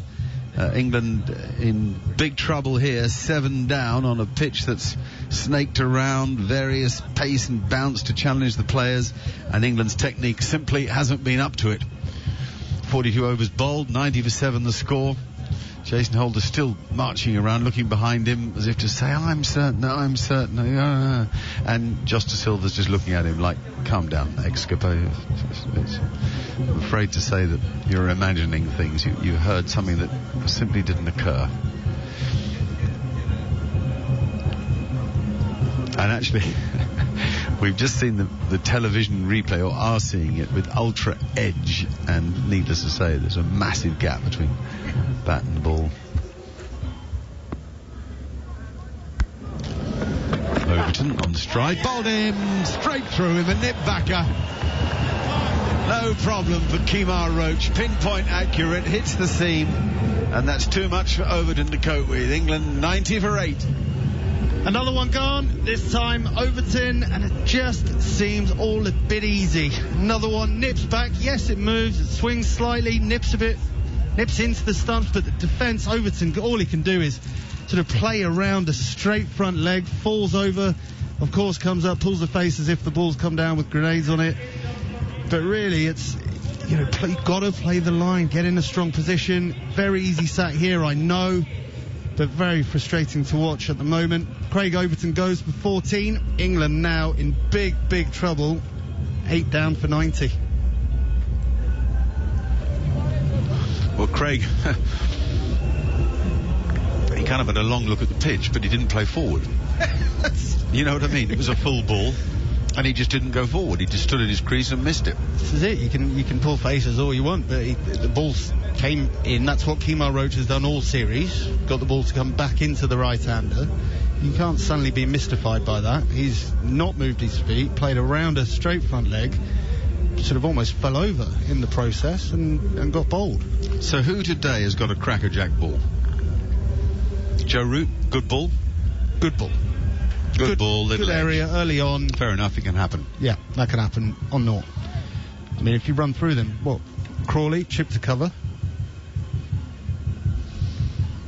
Leach. I would say, go on, Jared, come in. I was going to offer a couple, but you come in. Well, I was just going to say on Root's ball, it moved less than 1 degree, but it was in a good area early on. It was one of the better balls, which doesn't say a lot, I think, about some of the other dismissals. Is that fair to say?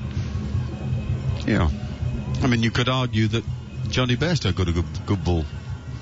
If a ball pitches and you have to play it and it moves at all, it's a good ball. So Johnny Bairstow and Ben Foakes, the balls before the balls they were dismissed, behave completely differently than the balls that very good point. That is a good point. That ball before the one that got Bairstow out was a wicked thing that cut him in half, and then the Stokes ball, very good point. So I think that's fair. I mean, do we say Stokes played a bad shot?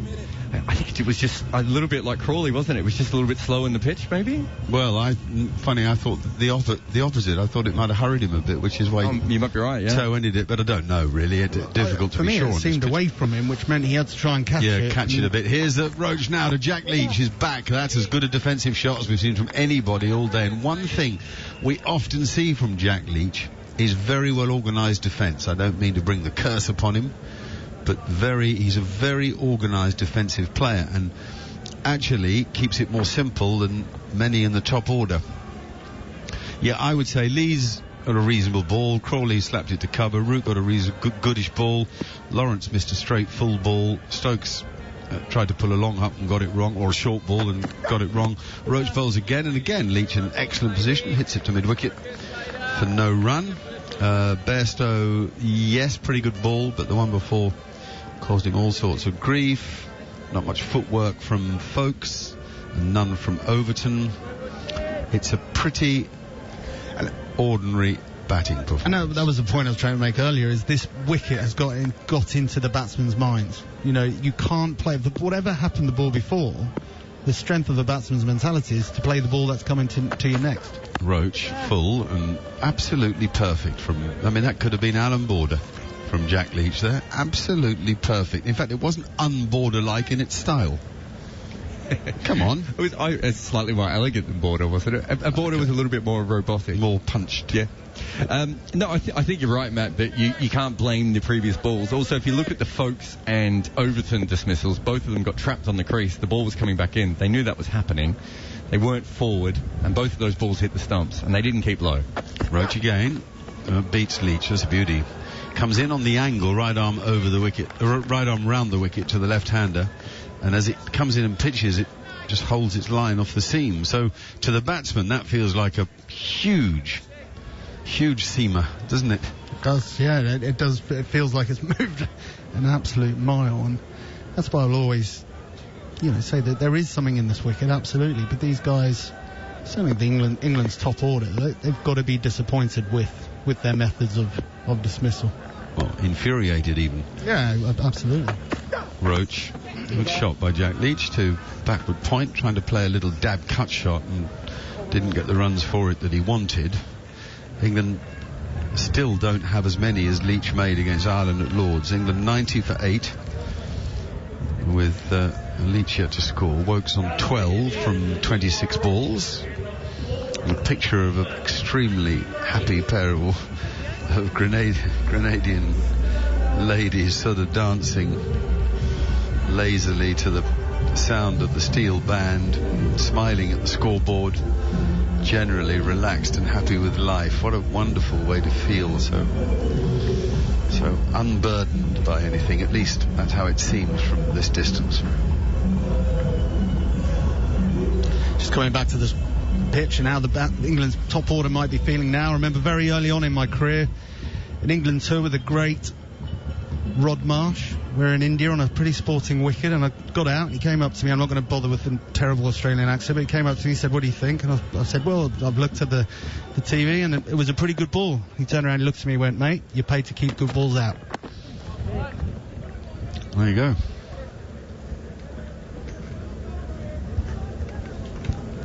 Is that exactly how he said it, without any extra words that you might have edited out? Yeah, the extra words are not for radio.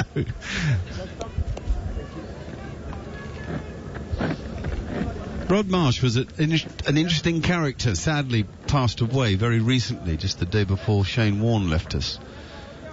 It was a double blow of monumental proportion and pain.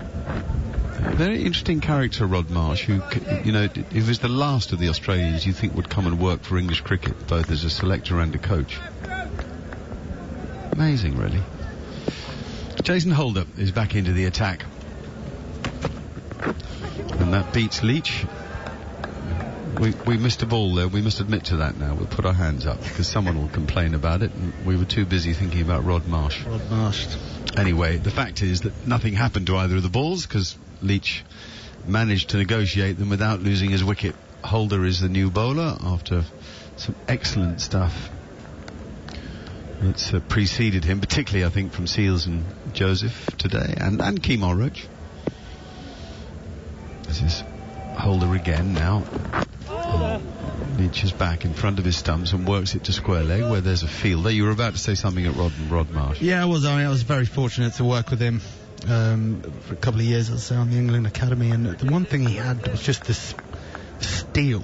He made a ruthless desire to win, and he instilled that in all these sort of young English players, which again, being so Australian as he was, seemed a bit odd, because you never thought he would want a strong England team. But do you think then that makes Justin Langer a candidate for the coach? Here's Jason Holder to bowl again, and Leach is well forward, great footwork, a push into the covers, gets a single for it. I mean, if we never thought Marsh would, I never thought Langer would either. No. And I still can't see it. You know, I just can't see how Justin Langer would coach England. Not straight after coaching Australia. That's Exactly. the other point. And winning the Ashes for Australia, or helping to. That's not to be confused with would he be good for the job. Yeah, I think he would be. I think he would be fantastic for this team in particular, with young batsmen that probably do need to show a bit more steel. Holder. Wokes plays it late and easily. Definitely slower with Holder. He's a slower bowler. The ball's softer, completely different from when he first bowled. In fact, he was on quite early, and he got it to bounce through nicely. Cool, there's a guy who would have... On the TV now, they've got a shot of Curtly Ambrose. There's a guy who would have got it to bounce through nicely. Curtly Ambrose. Ooh. His mate at the other end would have probably been alright as well, Courtney Welsh. Courtney. Welsh and Ambrose on this pitch would have been interesting.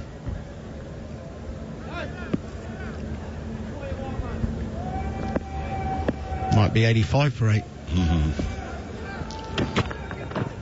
That's wide and missed as Wokes goes on the big uppercut and misses it, and it flies through to the wicket keeper. End of that Holder over. Little happened in it apart from the Leach single to extra cover. 92 for 8. Yes, I mean your point when you say there might be 85 for 8 is that it couldn't be much worse, whoever had bowled. Exactly right. You look at the scoreline and you're sort of thinking, well, yeah, give anyone the ball and you don't want to be doing much worse than this right now. Yep, that's a worry, and it's difficult, isn't it? We sit here and you know you want to be upbeat.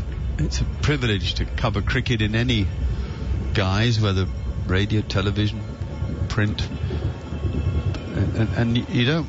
With no interest in criticising people, but it's just a fact. England have not batted well, but it's difficult out there, and the point is you've got to have a technique to fall back on, a method and a mind to cope, and England haven't seemed to have had today. Here's Roach, comes in to Leach. He does have a method and a mind, and he gets a single off a thick outside edge to, I suppose, a squarish gully is where it went through. I think it's also very important to have a level of honesty in a dressing room, particularly an international dressing room. It's too easy to walk and go, don't worry mate, the pitch is doing too much, and that's why really I brought up that story about Rod Marsh, when he said very clearly, you're paid to keep good balls out. We're looking at the best batsman in England currently, or what we claim to be the best batsman in England right now. They've got to be able to find a way to do a job, and the reality is if they can't, and whether that's technique or mental resilience, then they need to be better. Roach again. Bowls shortish outside off stump, and actually Wokes was going to duck, but he didn't need to as it went past him and there was no threat.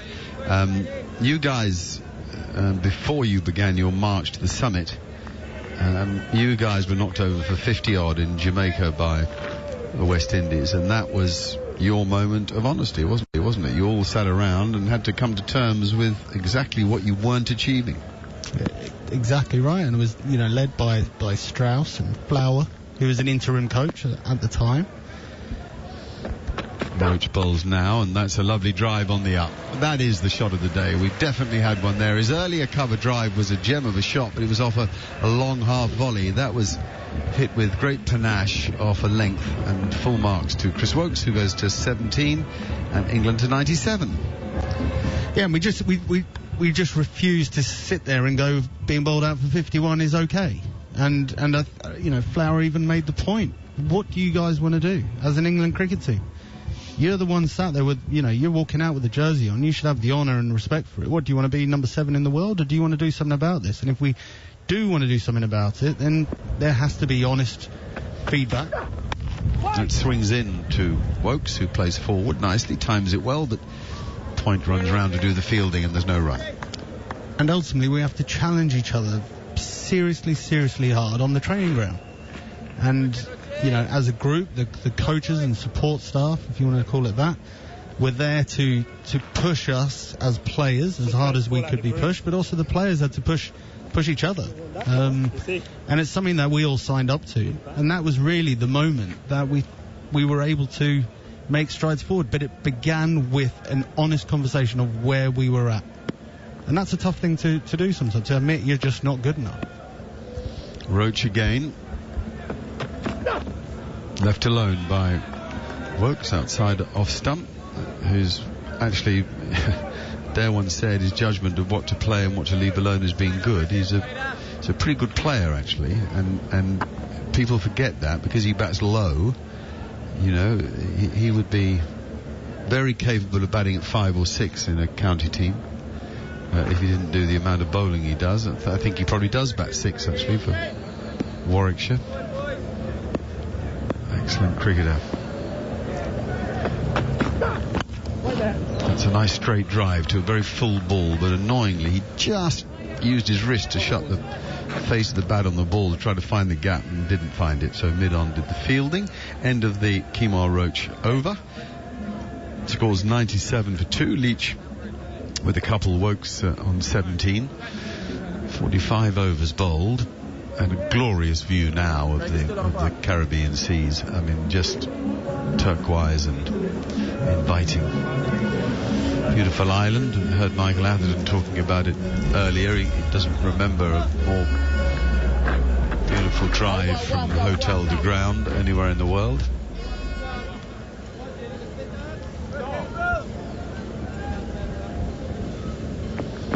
Only one England batsman who's out made double figures. Now Wokes has double figures as well. I think, actually Craig Overton made double figures. He made 14, but Alex Lees made 31. Holder again. That's a great shot by Jack Leach. I'm going to move that up to the shot of the day now, just because it's Jack. He smacked it through extra cover, but you've got to see the body shape, the position in which he hits that ball. It's outstanding. What a fantastic shot this is from Jack Leach. Maybe a bit of grit, bit between the teeth to show the batsman what they should be doing. He's got the opportunity, but he's just kept it really simple. And sometimes, as a top order batsman, you overthink it, whereas Jack Leach won't be doing that. He's got one method of playing, and he won't have anything other than that. But very, very orthodox. The ball was full. It was a little bit wide. He leant into it and played a fantastically straight bat. Away for 4 runs. He waits now for Jason Holder, who won't be over pitching this time, and he doesn't. But Leach is more than alert. Twitt plays it on the back foot, back to the bowler. He got a Miller Champion Hall bat. You don't see so many of those around now, do you? It obviously works well for him. It certainly does, yeah. God, they were all the rage, weren't they? Yeah. Miller Champ. They had a moment. They did have a moment. Top scorer 92 against Ireland was a splendid innings, but nothing will ever beat the single he made at Headingley in 2019. The innings of a lifetime, just a single. And now he gets a thick edge. There are 4 slip fielders, and the 4th of them does the fielding, falling to his right side there. Sun hat on, so probably Blackwood in there. He's the one most likely to wear a sun hat. I've seen Campbell in one too, and all of Leach's innings tend to be interesting, I think, because he's quite an interesting personality. His achievements, you always rather admire his achievements. Holder again. It's nicely played again by Leach, who's alert to that hint of movement, has to hurry a bit to play it, but he copes and it squirts out to point for no run. And you might just be, I don't know, what's the time now? 6:10. Yes, you might just be joining us, and it's a pretty painful story. England 101 for 8. Craig Brathwaite won the toss. There was a bit of, I thought the pitch was a bit damp, bit of grass on it, and the ball's moved around and gone a bit uneven in its bounce and pace, and England have really struggled against disciplined West Indian bowling here. Holder again. Perfect forward stroke. The mid-off has to run round and do the fielding. It's the positions that Jack Leach gets into. You know the body shape, head over the ball, bat straight, elbow up. It's how you're supposed to bat. He's been doing a lot of work with Trescott, hasn't he? Has he? I would imagine, looking at him bat. They're elements. I'm not now comparing Leach to Trez, but you know, the lefty stance, the way he stands quite tall, moves into the ball. He certainly works at it. Holder again. And that was our volley, and he could another day he might have hit that harder, but anyway, he pushed it back to Holder, and there's no run. 101 for 8 from 46 overs. That gives you an idea of how difficult it's been out there, and well, both the fall of wickets and the scoring rate. Alarming. 17 for Wokes, 6 for Leach. Lovely day in Grenada. Always seems to be a lovely day in the Caribbean. Getting a shot of the thick vegetation, the hills and mountainous areas of this lovely island. We're going to go across now to that island because Samuel Badri's there with Mark Butcher. Thanks, Mark. Sorry, Joseph.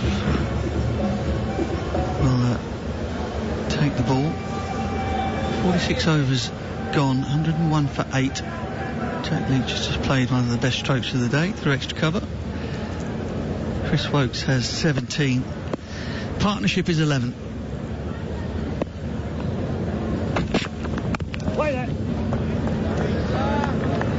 Wokes on the back foot, just knocks it into backward point. There's no run. Has there been any sign that perhaps with the ball over 40 overs old, it's just started to be a little bit less spiteful? You think so? You think that it becomes a little bit easier for the batsman once the sun bakes the surface, moisture comes out, the ball gets a little.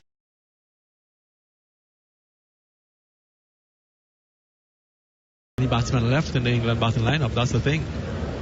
Joseph sprints away from us and bowls a leg stump half volley that Chris Wokes pumps into the leg side.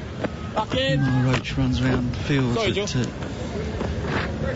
in front of square on the square leg fence, and there's one run. 102 for 8. Zari Joseph, after lunch bowl, a really good spell. Picked up the wicket of Ben Stokes quite immediately after the interval, and that really set England back. The West Indian bowlers so far in this game has bowled quite disciplined lines and lengths.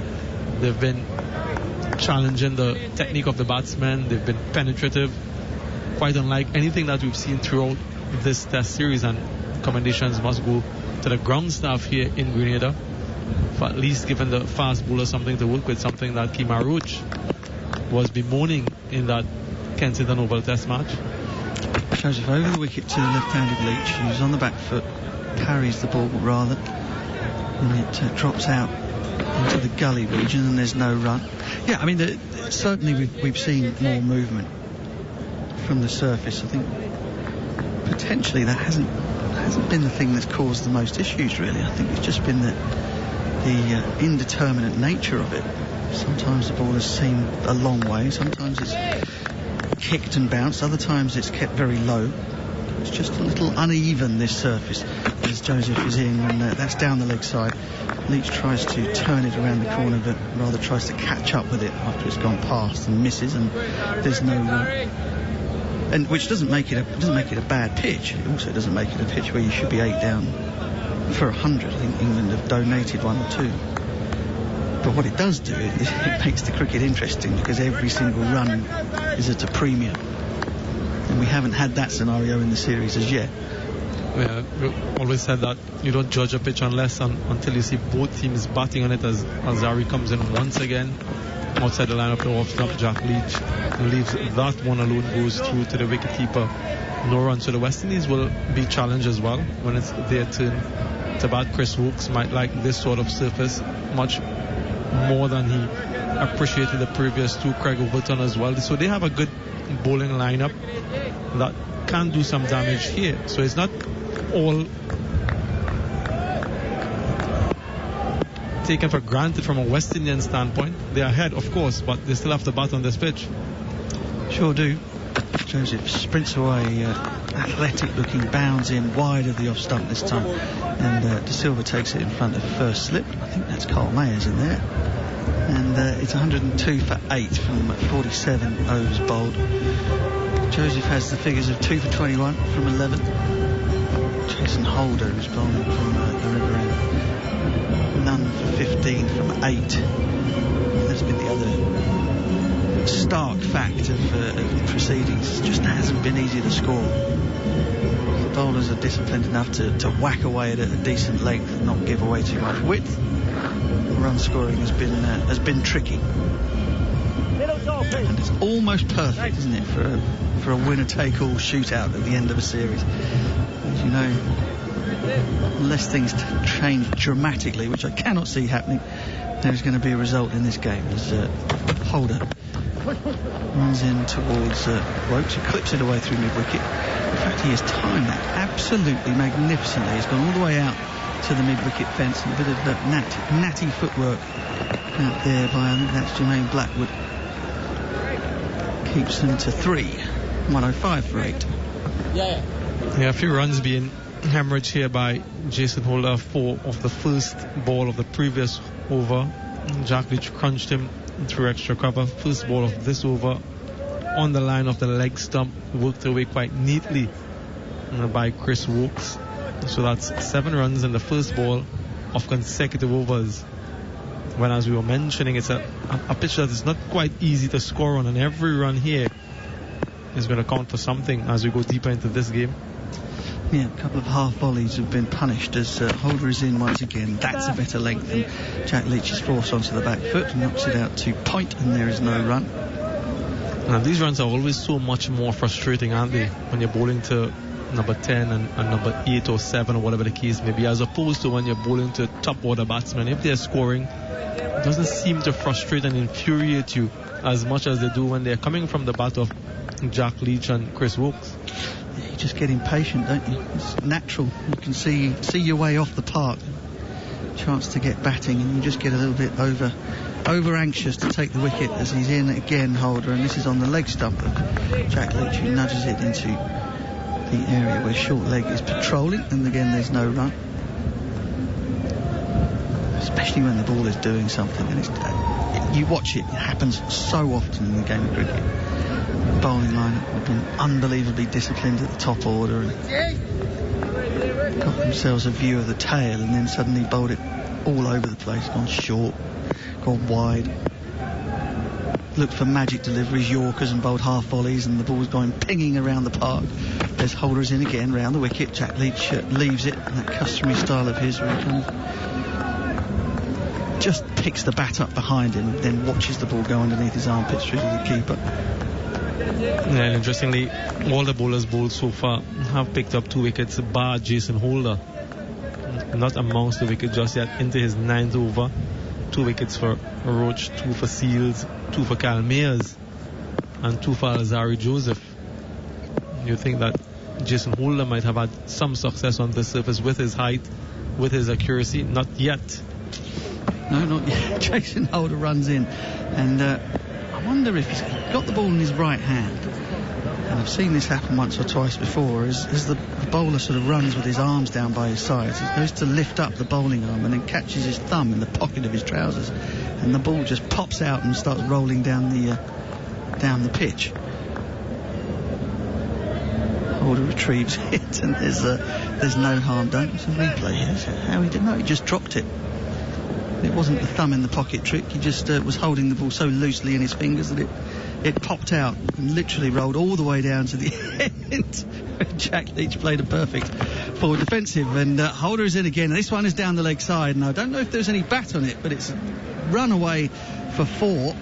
Joel Wilson signals it was a boundary, so a little inside tickle from Jack Leach, and that's gone all the way to the boundary. Leach now has double figures, 10. And that's what we're talking about, the patience and the persistence. This time Jason Holder getting way too straight around the wicket, and again just angling down the leg side, and a bit of a tickle from Jack Leach, and it hustles its way across the ground to the boundary. The fine leg too square to come into contention, so an expensive over from Holder.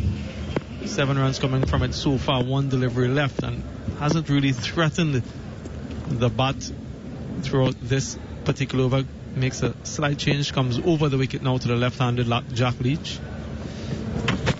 He's in, and that again is aimed at the hip of Leach. It's a free delivery really. Jack Leach doesn't make contact with the bat, but it comes off his thigh pad, and they come through for a single. Jack Leach will keep the strike. 110 for 8, 48 overs gone. Wokes is 21 from 37, Leach is 10 from 24, and the partnership is 20. The sun is now beaming down on us here in Grenada. We've had 1 or 2 dark, brooding looking clouds blowing over from the northeast side. Seems to be the direction of travel of all of the breeze and trade winds we've had in the 3 test matches so far.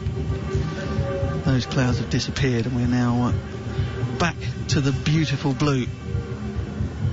And it gets properly steamy here in Grenada, much more so than in either Barbados or Antigua. I think perhaps the wind is not quite as strong, not quite as soothing and cooling as it's been in those 2 venues, so you get a proper bead on if you're outside for any length of time here. And of course the England supporters are not shy of the sunshine. They'll be the last people to head for cover. They're all out in the open, soaking it up as Alzarri Joseph is around the wicket to Jack Leach, beats him outside the off stump, and there's no run. Yeah, it's a bit of a cauldron, isn't it? No open stands, no banked area like we saw in Barbados and Antigua, so not an unobstructed passage for the wind to blow through. And of course there are the hills that surround this magnificent facility, so you're right, it's quite hot, it's quite humid out in the middle, quite steamy. Even in the comfort of this particular room, it's very hot as well. It sure is. You're very cool and laid back though, as Leach is forward and punches it down the ground. Craig Brathwaite scampers to his left and picks up, shines it on his forearms again.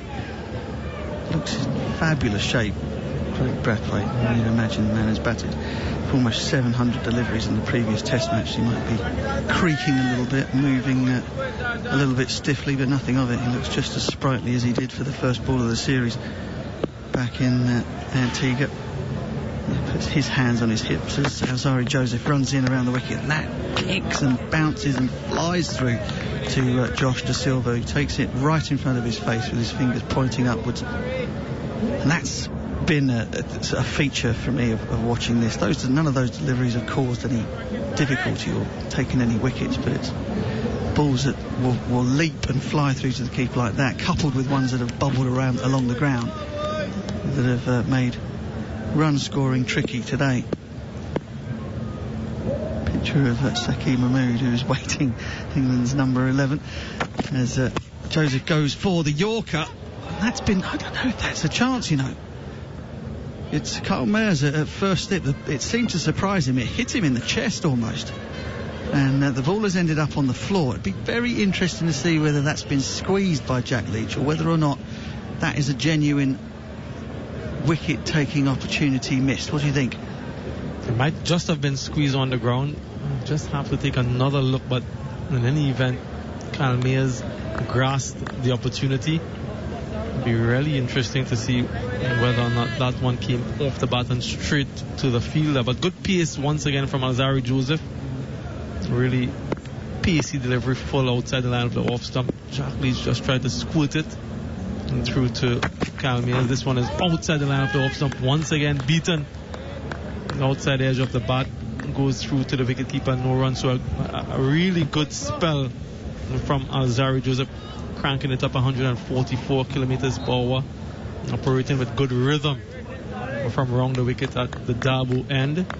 It's easy pace, isn't it? What I mean by that is it doesn't seem to strain really. Very fluid run up and then hits the crease. There's not a big grunt or a huge explosion of energy. It just sort of glides through and really does crank it up. That delivery is right in the block hole. Jack Leach equal to it this time. 110 for 8, 49 overs gone here on talkSPORT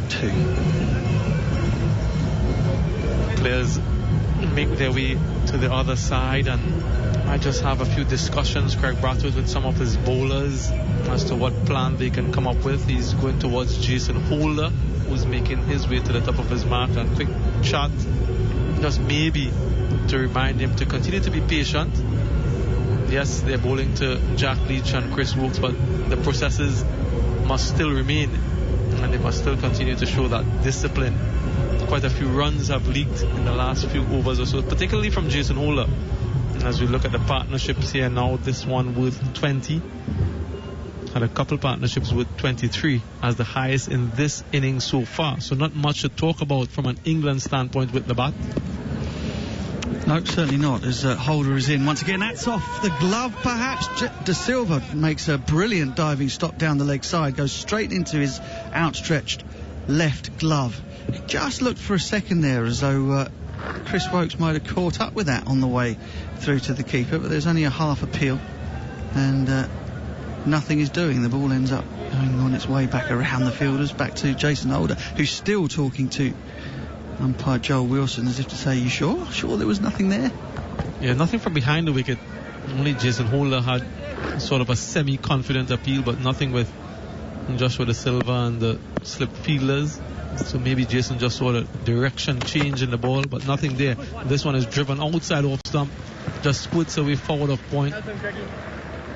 Couple the result to Chris Woakes.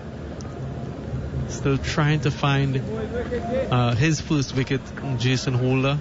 Not quite managing to do that just yet. Yeah, body language looks a little bit off from Jason today, which is not to say that he's not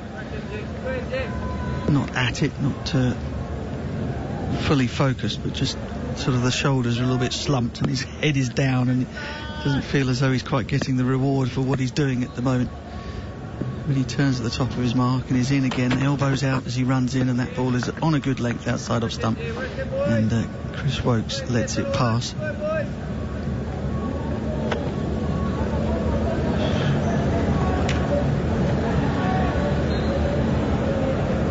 Those are ways of keeping up with the cricket. If you're out and about, you can get us on the talkSPORT app. Just swipe for talkSPORT 2.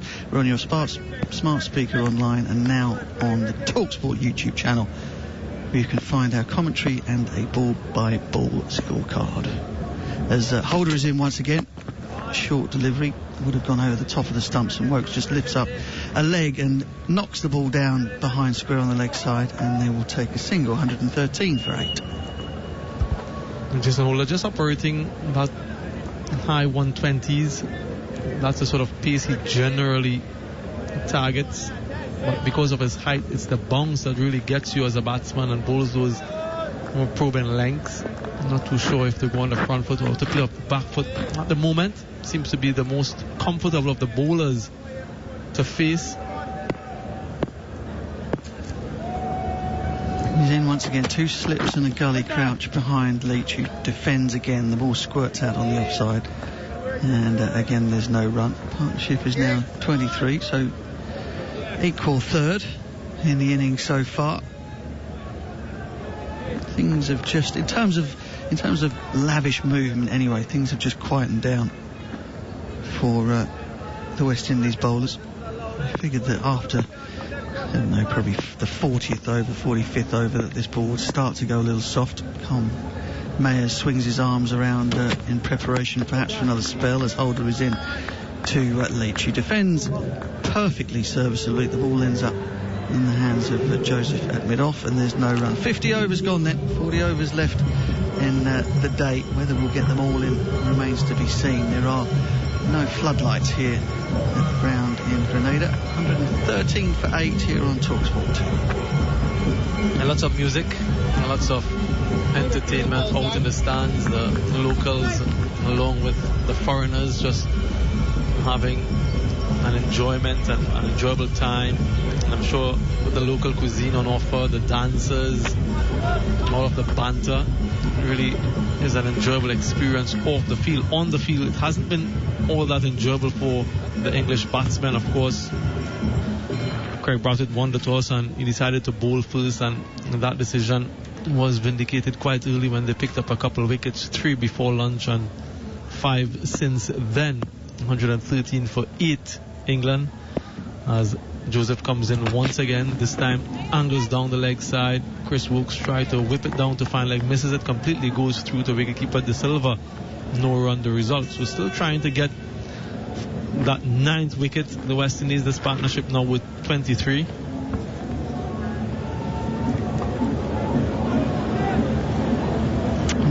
Kilometres per hour from Alzari Joseph, who gives you absolutely nothing in the way of facial expressions. He is strictly business. As he ducks his head and he gets into that loping stride, and the ball cuts Chris Wokes in half, who tries to give himself a bit of room, but the ball follows him, ends up going flying through to keeper De Silva, and again there is no run. Really well here, Alzari Joseph has been put to the sword once or twice in the series by Ben Stokes and Johnny Bairstow in particular on those 2 flat surfaces in the first 2 test matches. And he's managed to maintain a really good pace, an excellent line and length here in Grenada as he sprints away from us once more. That's back of a length. Wokes is up on his toes, elbow pointing high, nudges it off the back foot into the extra cover region. There's a man back on the fence now at point, so there's an easy single for Wokes, Leach, and he have now put on 24. Highest partnership of the innings for England, 114 for 8. Yeah, it's gotten easier, hasn't it? The surface, not as much lateral movement. It seems to be coming through quite nicely, not that variable bounce that we've seen. Not many balls keeping low in the last half an hour or so, just maybe 1 or 2. The batsman, it's been difficult to dislodge as Joseph comes around the wicket. Well played by Jack Leach to field that gully. No run the result, but it seems as though it's settled down quite nicely now. It's dried out, and the batsmen, once they've settled in, it's difficult to dislodge them, and that's promising signs for the West Indian batsmen when they have their turn at the crease. Craig Brathwaite in particular, the way he plays and the way he's able to glue that innings together from a West Indian standpoint and other batsmen to bat around him. And of course they'll want to get these 2 wickets quite quickly. Jack Leach just taking out his glasses, making sure that it's clean, has no issues with that, being helped. I expect he's steaming up a bit out there. Jack gets a bit of help from Shamar Brooks at short leg to give the glasses a bit of a wipe, and now he's back taking his guard as Joseph is in once more, and Jack Leach just very, very straightforward technique. He's either right forward or right back, plays it beautifully to Brathwaite at extra cover, and there's no run. Go back and adjust the grill on his helmet just to make sure that there's enough room for him to peep through between the top bar of that grill and the peak of his England helmet. And he locks himself back in again, left foot in behind the crease first, then right foot, then a few taps on the ground, and then the bat up, waving it around behind him. Joseph is short. Leach plays it on the back foot. Again, the ball rolls out, this time towards mid-wicket, and there is no run. 114 for 8, 51 overs gone. England find themselves in all kinds of trouble here, having been asked to bat first by West Indies skipper Craig Brathwaite. No surprises that either captain wanted to have a ball first on what has been by far and away the most lively looking surface of the series. Right, it's time to hand back to our London studio where Matt Pryor is with Neil Manthorpe. Many thanks indeed, Mark Butcher. So, England don't have the total that they would have wanted on the board, and I'm talking about from when they were 90 for 8, not from the start of play, because that obviously would have been 250 minimum, you'd have thought. But from 90 for 8, we said that they got to find a way to get 150. And anything beyond that would just be luxuriant bonus. And Kumar Bonner is going to come on and bowl an over, perhaps the last over before tea. I must say that when he bowled in the second test match, it wasn't clear whether he'd ever bowled before. or certainly not right-handed. But perhaps he's got more to him than he showed in that couple of overs that he bowled. He bowls a gentle leg spin, and that's pushed out towards mid-wicket, and there's no run. He bowled 4 no balls, which obviously wasn't a help. But anyway, it could well work. Chris Wokes might think this is a chance to hit one over the top. He might miscue it. No, he doesn't. He comes forward and blocks this defensively, straight back to the bowler. I've certainly done the trick for Nkrumah Bonner with my unflattering introduction, because his first 2 have landed perfectly. Just gentle leg rollers, and that one is outside the off stump. It's landed at perfect length, slightly wide, left alone by Wokes, and taken by Josh De Silva. Jack Leach has 10. Chris Wokes is approaching being the top scorer. Alex Leach has scored 31 in the first session, and Chris Wokes is now 25 not out from 47 balls, as Nkrumah Bonner is in once more. That's another good one. Landing middle, turning very gently and slowly towards off stump, knocked away by Wokes defensively to short leg. It's fielded by Shamar Brooks under the helmet. 114 for 8 England, and Nkrumah Bonner in once again. Actually given that bit of a tweak, is almost some curve in the air as Wokes comes forward and blocks it away defensively. But, well, Nkrumah Bonner is certainly showing that there's more to his part-time leg spin than he was able to display in Barbados. Here he is, once again up to the crease now, bowls up to full toss and driven only as far as the captain, Craig Brathwaite, at extra cover. He's kicked off with a maiden, Nkrumah Bonner. 52 overs gone, 114 for 8. Here's Jarrod Kimber to tell me that Nkrumah Bonner actually has a first-class bowling average of 21. Nobody's lawyers have been in touch. I mean, you're so gentle with your criticism of cricketers, and you just went in spikes up on him there, and he bowled a beautiful over. He did. No ball. He did. Anyway. Yeah, it was. That was a really impressive over. Now then, Jermaine Blackwood's going to bowl some of his gentle part-time stuff as well. Matt Price, just a reflection of concern that the West Indies might have about their over rate. I'm not being facetious at all, I mean it. Yeah, I mean, I'm trying to work out what it is, and that's probably the only reason why at 114 for 8 you'd bowl 2 part-time spinners. Nkrumah Bonner in first-class cricket, 46 wickets at 33. Which is Neil Mann. Very, very presentable. Extremely presentable. I mean, it's hard to watch a guy bowl for consistent. And it was 4 no balls over. Jermaine Blackwood, part-time off-spinner. Forward comes Jack Leach, no run. Wasn't it over about 3 rain breaks as well? So he'd come on, he'd bowl a ball, then he'd bowl a no ball, then we'd go off. He'd come back, he'd bowl a no ball, there'd be rain again. I mean, it was about a 7-hour no ball over. It was over an hour, I think that overtook. Here is Jermaine Blackwood, part-time off-spinner. Jack Leach nicely behind this and pushes it out towards Brathwaite at cover. And there's no run. I honestly think it is just Brathwaite, because the West Indies were docked 2 points, which they could ill afford in the World Test Championship for a slow over rate in Barbados. Antigua, actually, first test. Here is Blackwood once again. Jack Leach nicely behind the line of this, pushes it straight back to the bowler again. And there's no run. 114 for 8. Jack Leach 10. Chris Wokes 25. England were 90 for 8. We're approaching tea on this first day of the third and final deciding test, and Blackwood goes past the outside edge. Leach pushing forward defensively. There's a polite inquiry from Josh De Silva. Very polite, which he immediately withdraws. Actually, there was turn. I didn't realise how much that one has turned from Jermaine Blackwood. Turn and bounce. I thought he edged it.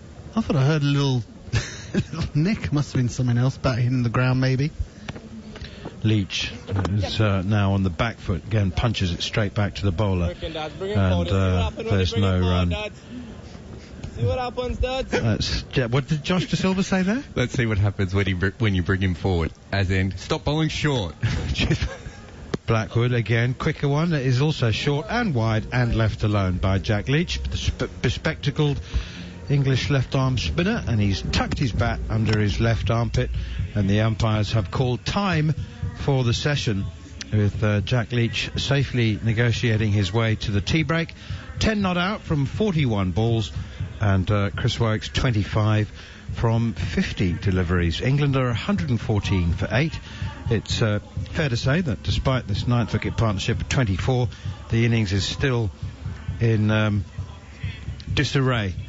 I mean, we are very grateful to see some action. We didn't realise that England would collapse in quite the way that they have. 31 to Alex Leach and 25 not out from Chris Wokes, 14 from Craig Overton and 10 not out from Jack Leach, the only double-figure scores. And there's been some very, very presentable bowling from Kemar Roach, 2 for 29, Jayden Seales, 2 for 28, Kyle Mayers, 5 overs, 5 maidens, 2 for none. And Alzari Joseph, 13 overs, 5 maidens, 2 for 22. The question that may be burning the minds of those listening, Matt Pryor, is how difficult is it? And if England can scrape together another 30 or 40 runs and then take some wickets in the final session, can they get themselves back in this Test match? Yeah, I mean, we've been critical of the England batsmen, and I think rightly so. But there is plenty going on in this surface, not just sideways movement.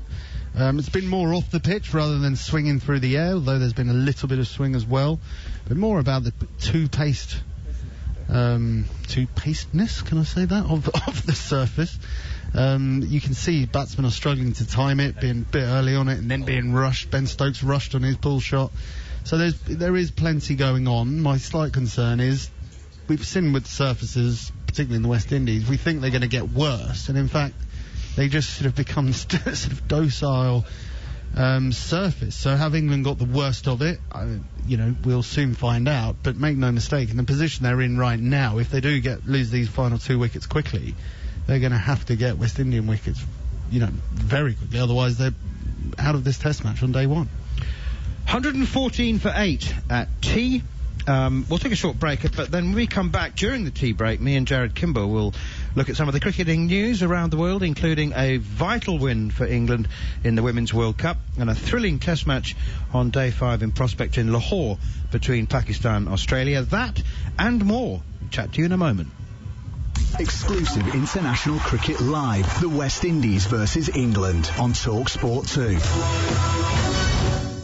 Every day, talkSPORT 2 probes the sharpest minds in the business, bringing you all the big-name news, views and opinions that matter. Plus, talkSPORT 2's official betting partner, 888sport, is on hand with the insight and in-depth analysis you need to crack the big betting puzzles of the day. talkSPORT 2 with 888sport, official betting partner of talkSPORT 2. 888sport, made to challenge, made to debate, made to play. 18 plus, begambleaware.org. Get ready because the Homestyle Crispy Chicken is back at McDonald's. A delicious crispy chicken breast, bacon, hot and spicy mayo, and a red onion relish, all inside a glazed poppy and sesame seed bun. Delicious. Tuck in until the 26th of April.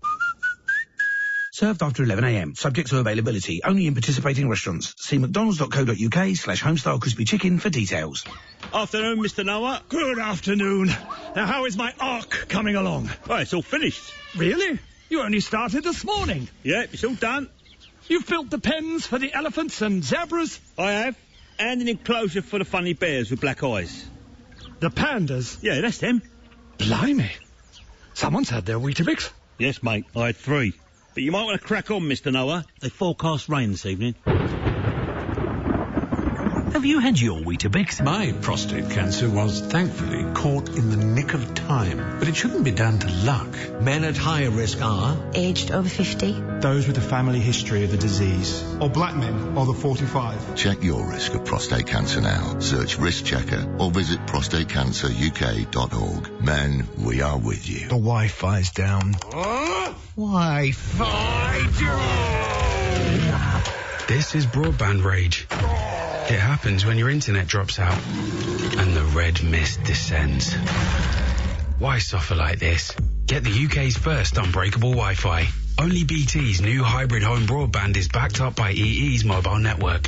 One day all broadband will be like this.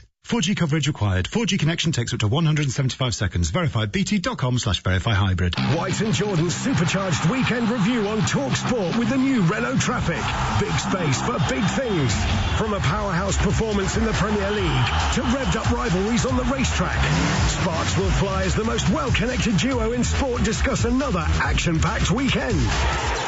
White and Jordan's supercharged weekend review, Monday morning from 10 on talkSPORT with the new Renault Traffic. Celebrating 40 years of helping the nation's businesses. Search new Renault Traffic.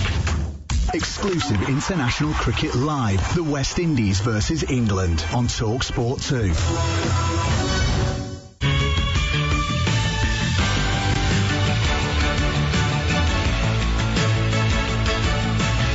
Today was a special day and one we've been really aiming towards, getting a complete game in with bat ball in the field, and we will definitely take a lot of confidence from this, and we will keep trying to gain momentum, and that's, you know, what we've been trying to do the whole series. And sometimes, you know, you're on, sometimes you're off, but you do keep turning up and you do keep giving your best, and you're all for, you know, for the team and to get better in this tournament. So yeah, we will take a lot of confidence for sure.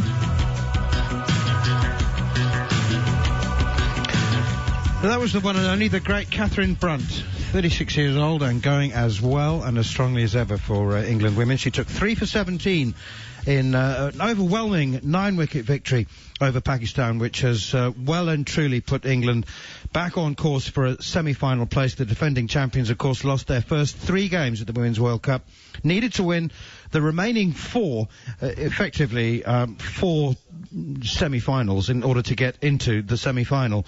And Pakistan were bowled out for 105, with Catherine Brunt 3 for 17, Sophie Eccleston 3 for 18. England then knocked the runs off for the loss of just 1 wicket, Danny Wyatt finishing unbeaten on 76 and Heather Knight, the skipper, on 24. But more importantly, they knocked the runs off in just 19.2 overs, which elevated their net run rate above that of India, who would appear to be their direct rivals for a place in the semi-finals. There are a couple of other permutations, which Jared Kimball will explain to you. Well, the really interesting game is nothing to do with what England did. The really interesting game was when the West Indies women were going up against the Pakistan women who had not won yet. And all they had to do was win that game, West Indies, and they would have gone to 4 wins, which would have made it a net run rate shootout, which they probably would have lost, but at least they would have done that. They managed to, in that particular game, it was rain affected, and because of that, they only faced 20 overs. And in those 20 overs, they made 89 for 7. They lost wickets just consistently, and then an absolute truckload of them right at the end of their innings. Nida Dar, the off-spinner from Pakistan, took 4 for 10, which is quite handy. You know, even in a club game, you'd be happy with that, let alone in a World Cup. And then the Pakistani women, who, as I just said, hadn't won a game all tournament, came out and smashed them everywhere, and they got them in 18.5 overs, only losing 2 wickets down. So that was the win that opened everything up for really the Indian and the English teams, because they were the two that were really struggling. Now you would expect with the last game, the last games coming up now, it's England versus Bangladesh, who've played very well in this tournament, but only have the 1 win so far. And India play South Africa. So if South Africa beat the Indian women, then there's a very big chance that the Indian team are going home. And that will come down to net run rate, I would assume. And obviously England, you would expect them to beat Bangladesh, but if Bangladesh did manage to get over the line against them, then it would be net run rate again. But because the West Indies have a terrible net run rate, chances are that neither of those, India or England, are going to lose by enough to actually end up behind them on the points table. But as it currently stands, West Indies have 7 points, and England and India have a 6 and 6, so they will need to win the game to go ahead of them. One thing is certain is that England are going to have to up their game, the defending champions. So just before we move on to the next topic of conversation, who are the favourites at the moment to lose to Australia in the final? You would still... I think you know how I feel about this. I thought, coming into this tournament, South Africa were 14-1, and I thought those were very good odds. And they've remained at 14-1, even while they've been winning all these games. I still like South Africa's chance of coming second in this tournament. Okay. Right. Well, there is the potential for an absolutely thrilling 5th day and 15th day of the series between Pakistan and Australia. So who's going to come second in that, or will they come joint second again, Australia and Pakistan? Because it is amazingly set up. I mean, let me just quickly give you the scores in case anybody does need catching up on that. Australia batted first, made 391. Pakistan were going beautifully at 248 for 4, and then lost 6 for 20 to be bowled out for 268. Massive deficit. Australia then 227 for 3, the usual unbeaten century for Usman Khawaja. And Pakistan finished the 4th day today, 73 without loss from just 27 overs. So yeah, that's run rate's pretty good, 2.5 in the series and that Test match. They begin the 5th day needing 278 with all 10 wickets in hand. Yeah, it's Ramiz Raja banned the commentators from using the word flat when discussing the pitch. This pitch hasn't been that flat. Also, we had that great spell of reverse swing bowling from the Australians that 20 runs for 6 wickets that changed the complexion of this game. And then Pakistan have come out and knocked the ball around. It's not what everyone's expecting. I had this series down before I knew that they were going to be played on Ramiz Raja roads. Before that, I had this series down as probable Pakistan 2-1 victory. Australia hadn't toured anywhere in such a long time, let alone Asia. And they hadn't been to Pakistan in, obviously, a couple of decades. So that was what I was thinking. I think Australia have played brilliantly, and if they can get out of this even with a draw or a victory, it will be great, but it could come down right to the end this particular game. I think Australia have done brilliantly to keep themselves in this series all the way through. But there's every chance they might still go home 1-0 down, which will probably be pretty disappointing because I think they've played the better cricket than Pakistan in this series, and they've put themselves in a position to win 2 of the games. They'd be disappointed if they don't go home with a single win. In the last 12 to 15 months, Australia have had a bit of a 5th day problem, haven't they? Finishing games. It goes back a lot further than that. Australia has one of the best spinners in the world in Nathan Lyon. He happens to have a peculiar habit, a very few spinners have. I think Dan Vettori had it. Stuart McGill was another one, where they're actually pretty much as good in the 1st innings as they are in the 5th innings, which is really good and consistent. 4th innings, which is really good and consistent, and it means that you know that your spinner's always handy. When you need a spinner to step up in the last day, Nathan Lyon doesn't have it, and part of the reason is he gets overspin on the ball. And he needs the pitch to be a bit fresher because he gets a lot of bat pad catches and those sorts of wickets. The 5th day, you really want side spin to come into the game, and he just doesn't have the ability to be able to do that consistently, and he can't change his action midway through a test. And I would say I can't see any other reason why Australia struggles on the 5th day of tests. If it isn't the fact that Nathan Lyon just doesn't run through teams the way that you would expect him to. But he doesn't. He hasn't consistently. It's been a knock on him for a best part of a decade now, and he's never changed. He's a magnificent 1st innings bowler and a very average 4th innings spinner. Australia have struggled to find the amount of reverse swing that they used to. It was roughly around the Sandpapergate Test match. I think that after that, they just, for some reason, haven't been able to get as much reverse swing as they used to. But if that's what they'll need tomorrow. Yeah. That's what they'll need. Mitchell Stark going with reverse swing, and Pakistan just might lose another 6 for 20. Yeah, Mitchell Stark, the delivery he bowled to was at Mohammad Rizwan, who looked complete. It was one of those left arm coming around the wicket where you've got everything behind it, the elbows pointing at the bowler, you're over your front knee. Unfortunately for him, his stumps were also disappeared behind him. There's some great balls by Pat Cummins as well. No, they have struggled. They've struggled for reverse swing, but they haven't struggled with the old ball. They've actually, since 2019, been very good bowling team with the old ball, but not the reverse swing that they used to get. Obviously, from the moment that they were caught doing that, they couldn't get away with some of their great tricks. I don't want to talk too much out of school, but what they used to do is when the umpire threw them the ball, they would walk out in a circle and the person in the middle was working on the ball. So they often got their reverse swing just after the start of a session. they've felt a little bit more nervous about that now, Manners. So, yeah, things have changed. I mean, you know, I'm sure Goughy will be able to tell us that it's very rare that reverse swing happens in a completely clean situation. Usually someone's doing something with the ball that they may not be able to do. Not Goughy, of course, who just did it naturally because of his low action. But for other bowlers, it's always out there. But they felt very nervous about it. So it's interesting. But, of course, if you're ever going to get the ball to reverse, it's going to be in Pakistan because the pitches and the outfields are so hard that quite often that's why it was probably, you know, mastered there first. Live and exclusive ball-by-ball commentary here on talkSPORT 2. It's the third and deciding test match between the West Indies and England. England lost the toss on day one of the third test at the National Cricket Stadium in Grenada. They were asked to bat first, and they haven't acquitted themselves very well because they're 114 for 8, and we're about 3 or 4 minutes away from a resumption. And I've left what... Can I ask you a question?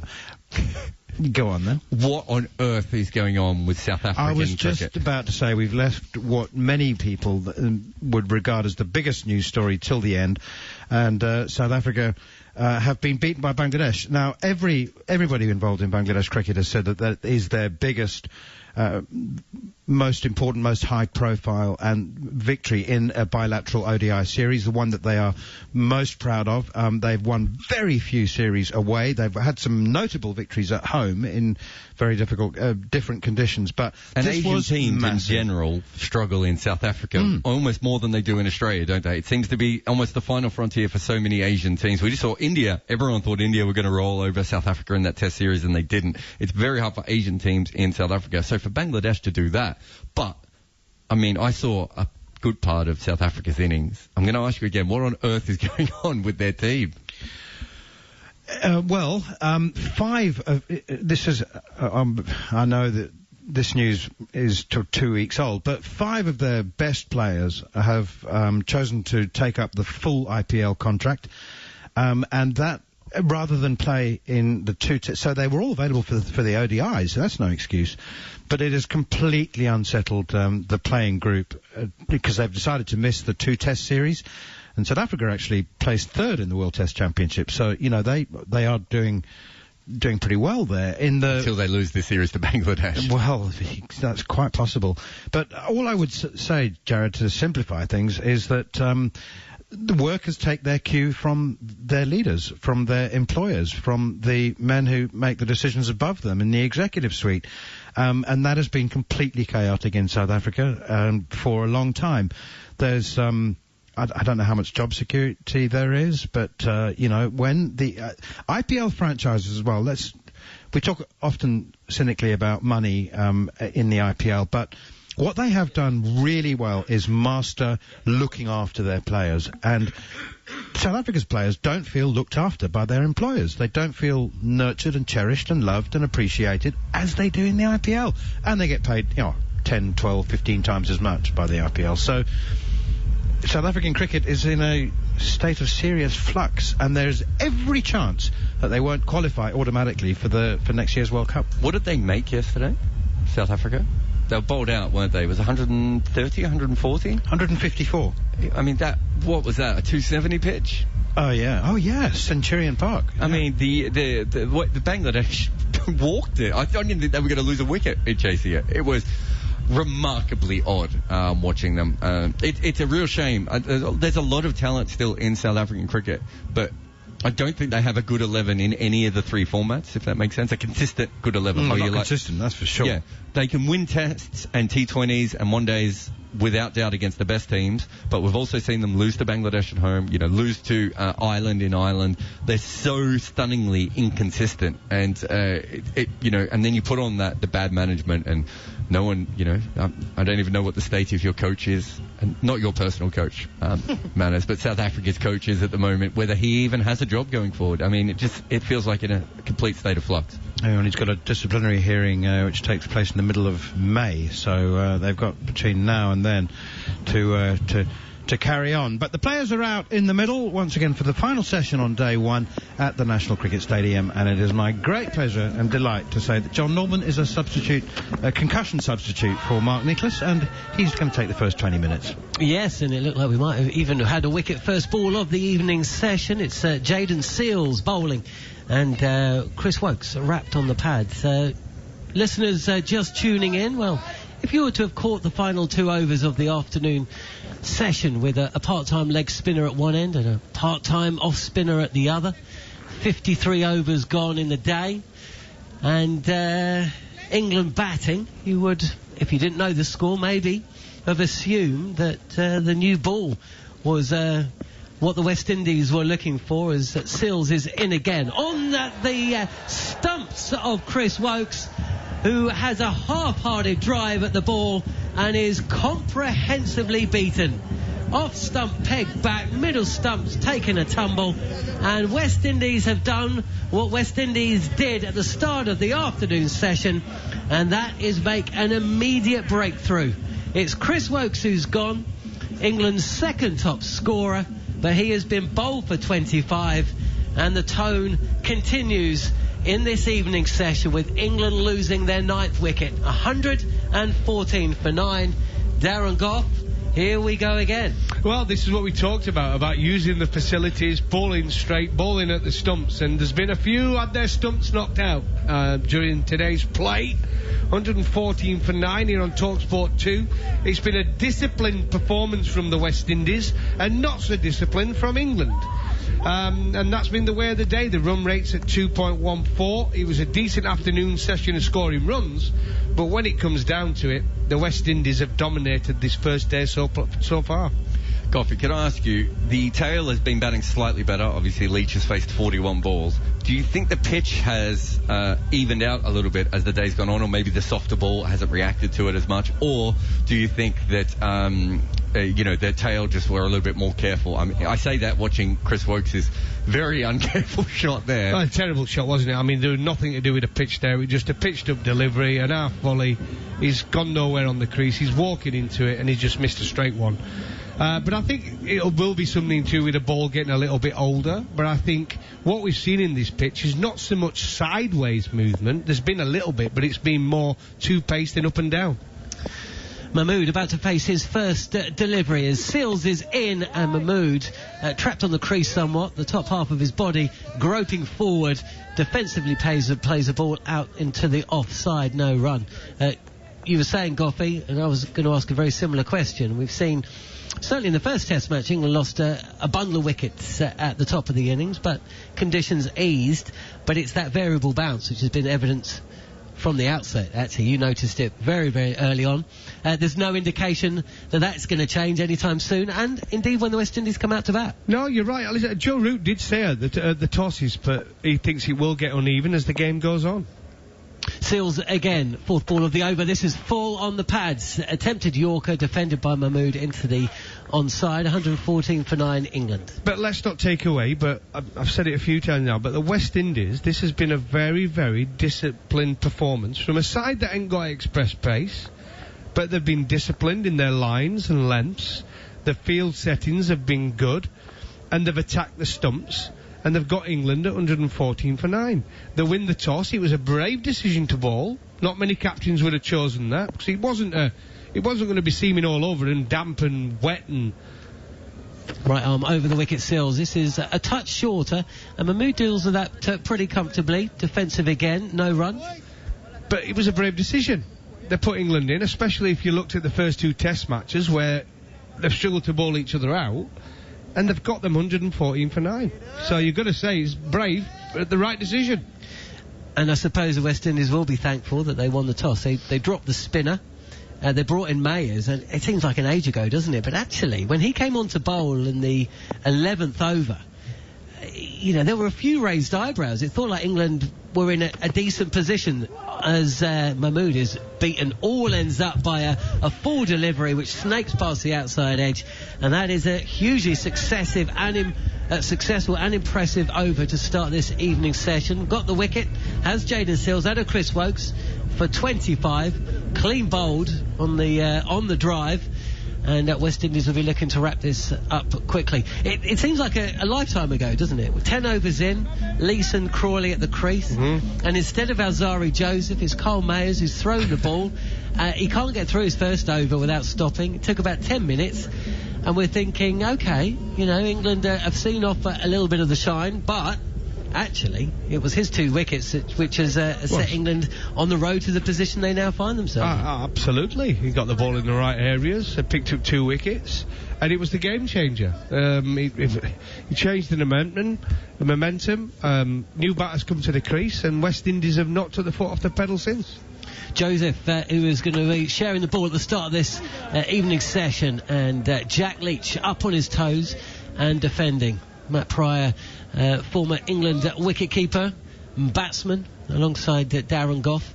And Matt, the question was, you know, is this pitch going to even out at all? But even if it doesn't, even if it gets worse, a score of 115 or so, if that's what England go on to make, they're going to have to bowl particularly well, and West Indies are going to have to bat pretty badly if they're not going to take a decent first innings lead, as Joseph is in again, tight to the crease, a fraction of width. And Jack Leach is on that in a flash. Carves it through the offside and will come back for a second. I mean, Leach has looked good, hasn't he? That's one thing I'd say. Well, he played the shot of the day in the last session, didn't he? That cover drive was outstanding from him. Yeah, brilliant. But yeah, going back to your point, 116 for 9. You're not winning many test matches, no matter how bad the pitch is. And I think that's what's been disappointing. You know, if the wicket does something, it does something. You have to be good enough to adapt and be able to find a way of, you know, firstly not getting out and then scoring. Jack Leach will take another single here. There's a shot at the stumps at the strikers end, but Mahmood is in. Leach moves to 13. Mahmood yet to get off the mark. And look, Joe, we've had 10 days of cricket here on talkSPORT 2, you know, 10-hour days essentially, and it's been hard fought. If England essentially lose this series because of a couple of dodgy sessions, I mean, they're going to be absolutely kicking themselves. But this is what England do, though, isn't it, Matt? I mean, be honest, it's adapting to the conditions is what England have done poorly now for a few years, since we've started to slide down the table, and that's why we've only won one test match out of the last 16, because as soon as it does something different, we have bad sessions, we get skittled, or we can't bowl the tail enders out, the smackers all over for 10 to 15 overs, and that's why we're in the position we're in. Mahmood, the sound of ball heading back, squirting out to the offside, fielded at point, and yeah, essentially England won 2 tosses. They put themselves into to position. Obviously lost quick wickets in the first test match, but we're in the ascendancy for much of the second. But West Indies, you know, they've been behind both games. They've batted them both out when under pressure. And now it's their turn to win the toss, their turn to put pressure on England. And unfortunately, England have not shown the resolve the West Indies have had, as Mahmood attempts, what would have been a pretty impressive back foot drive on the up, but is beaten past the outside edge, yet to get off the mark. The score 117 for 9. Yeah, we spoke before play actually about the habit of winning, but unfortunately you can also get the habit of losing, and right now that's what England have, as Goughy rightly just mentioned.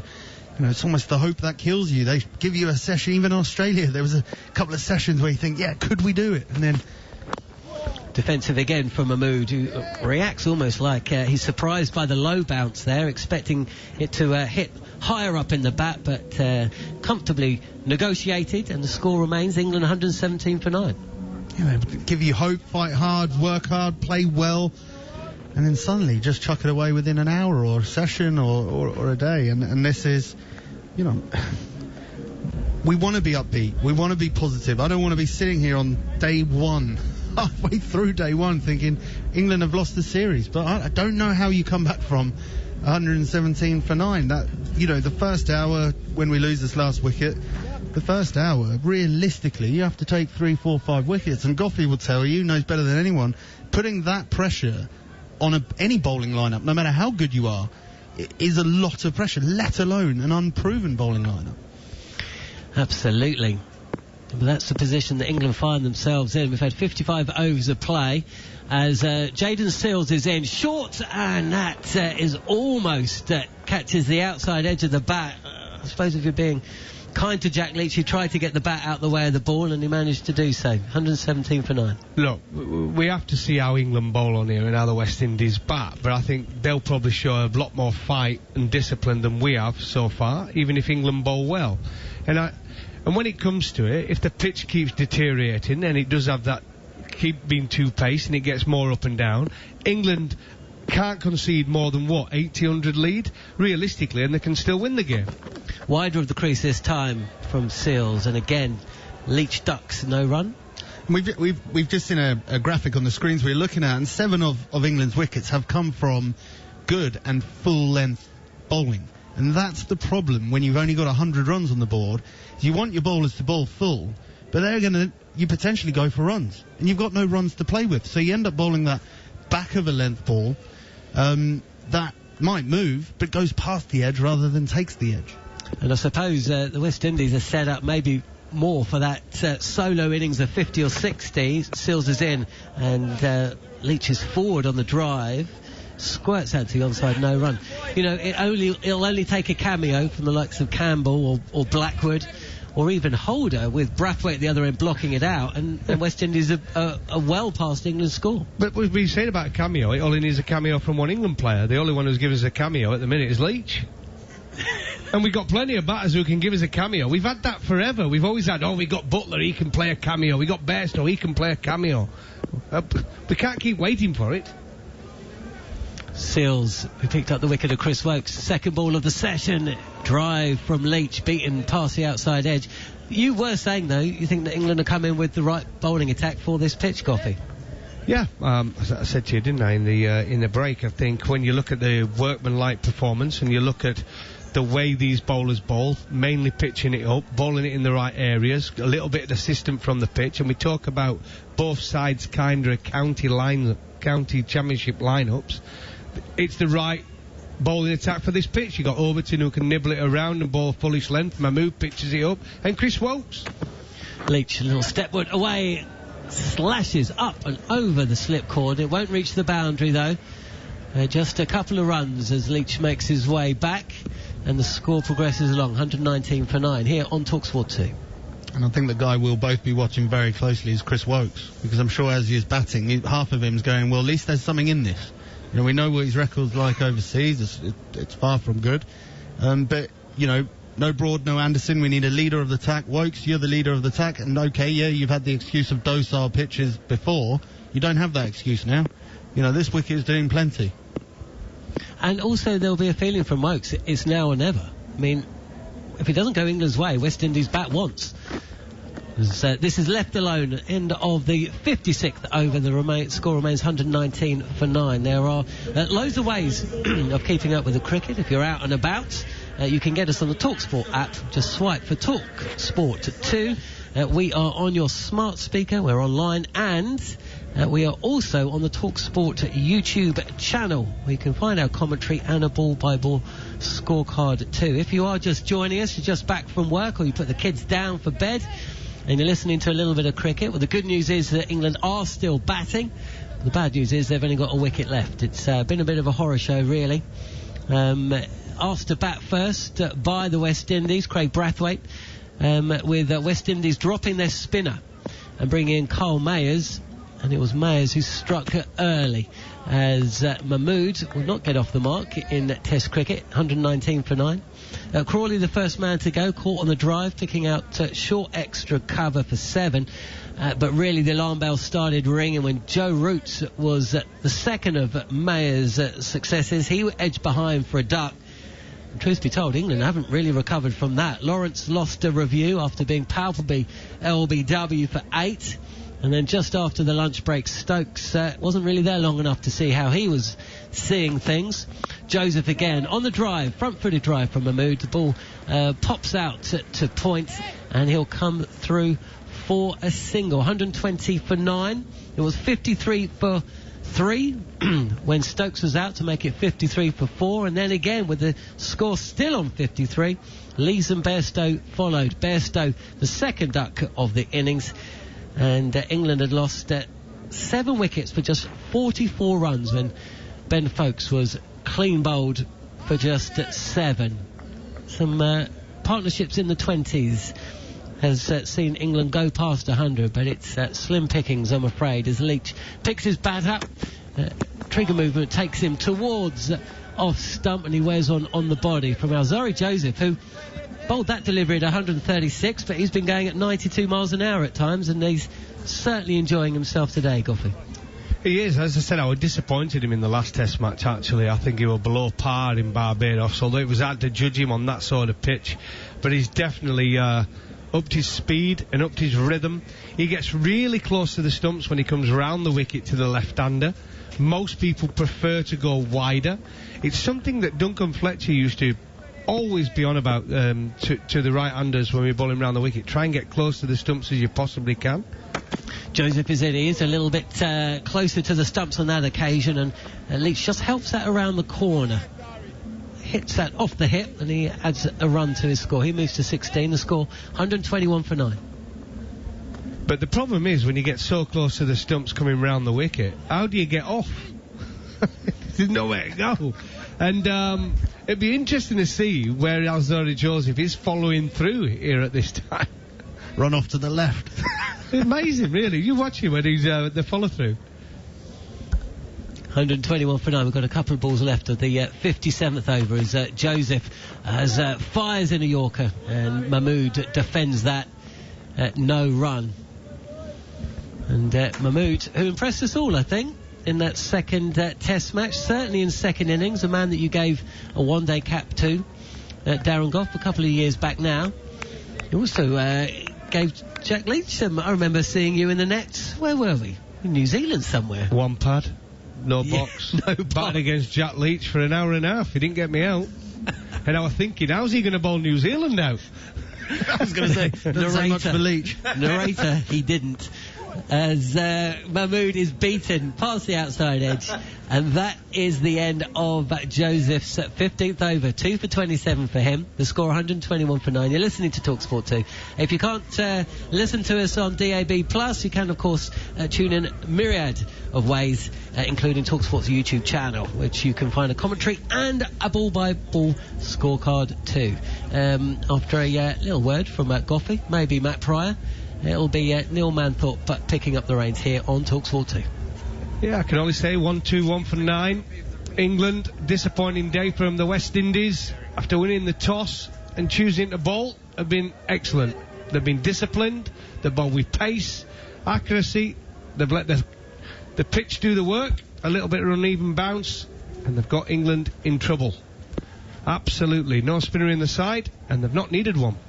They haven't. Here is Jaden Seals, and forward comes Jack Leach, pushing at this one, and Craig Brathwaite can't prevent the single from being taken at mid-off, and it's one more to the total, 122 for 9.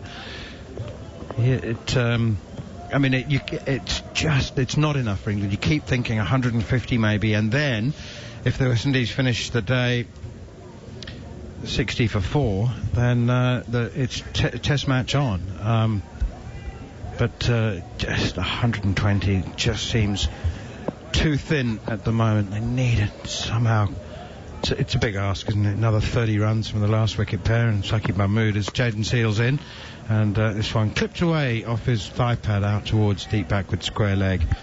And Jermaine Blackwood does the fielding. If the top 6 or 7 can't score the runs, it's a bit rich asking Saqib Mahmood to hang around for another 30 runs.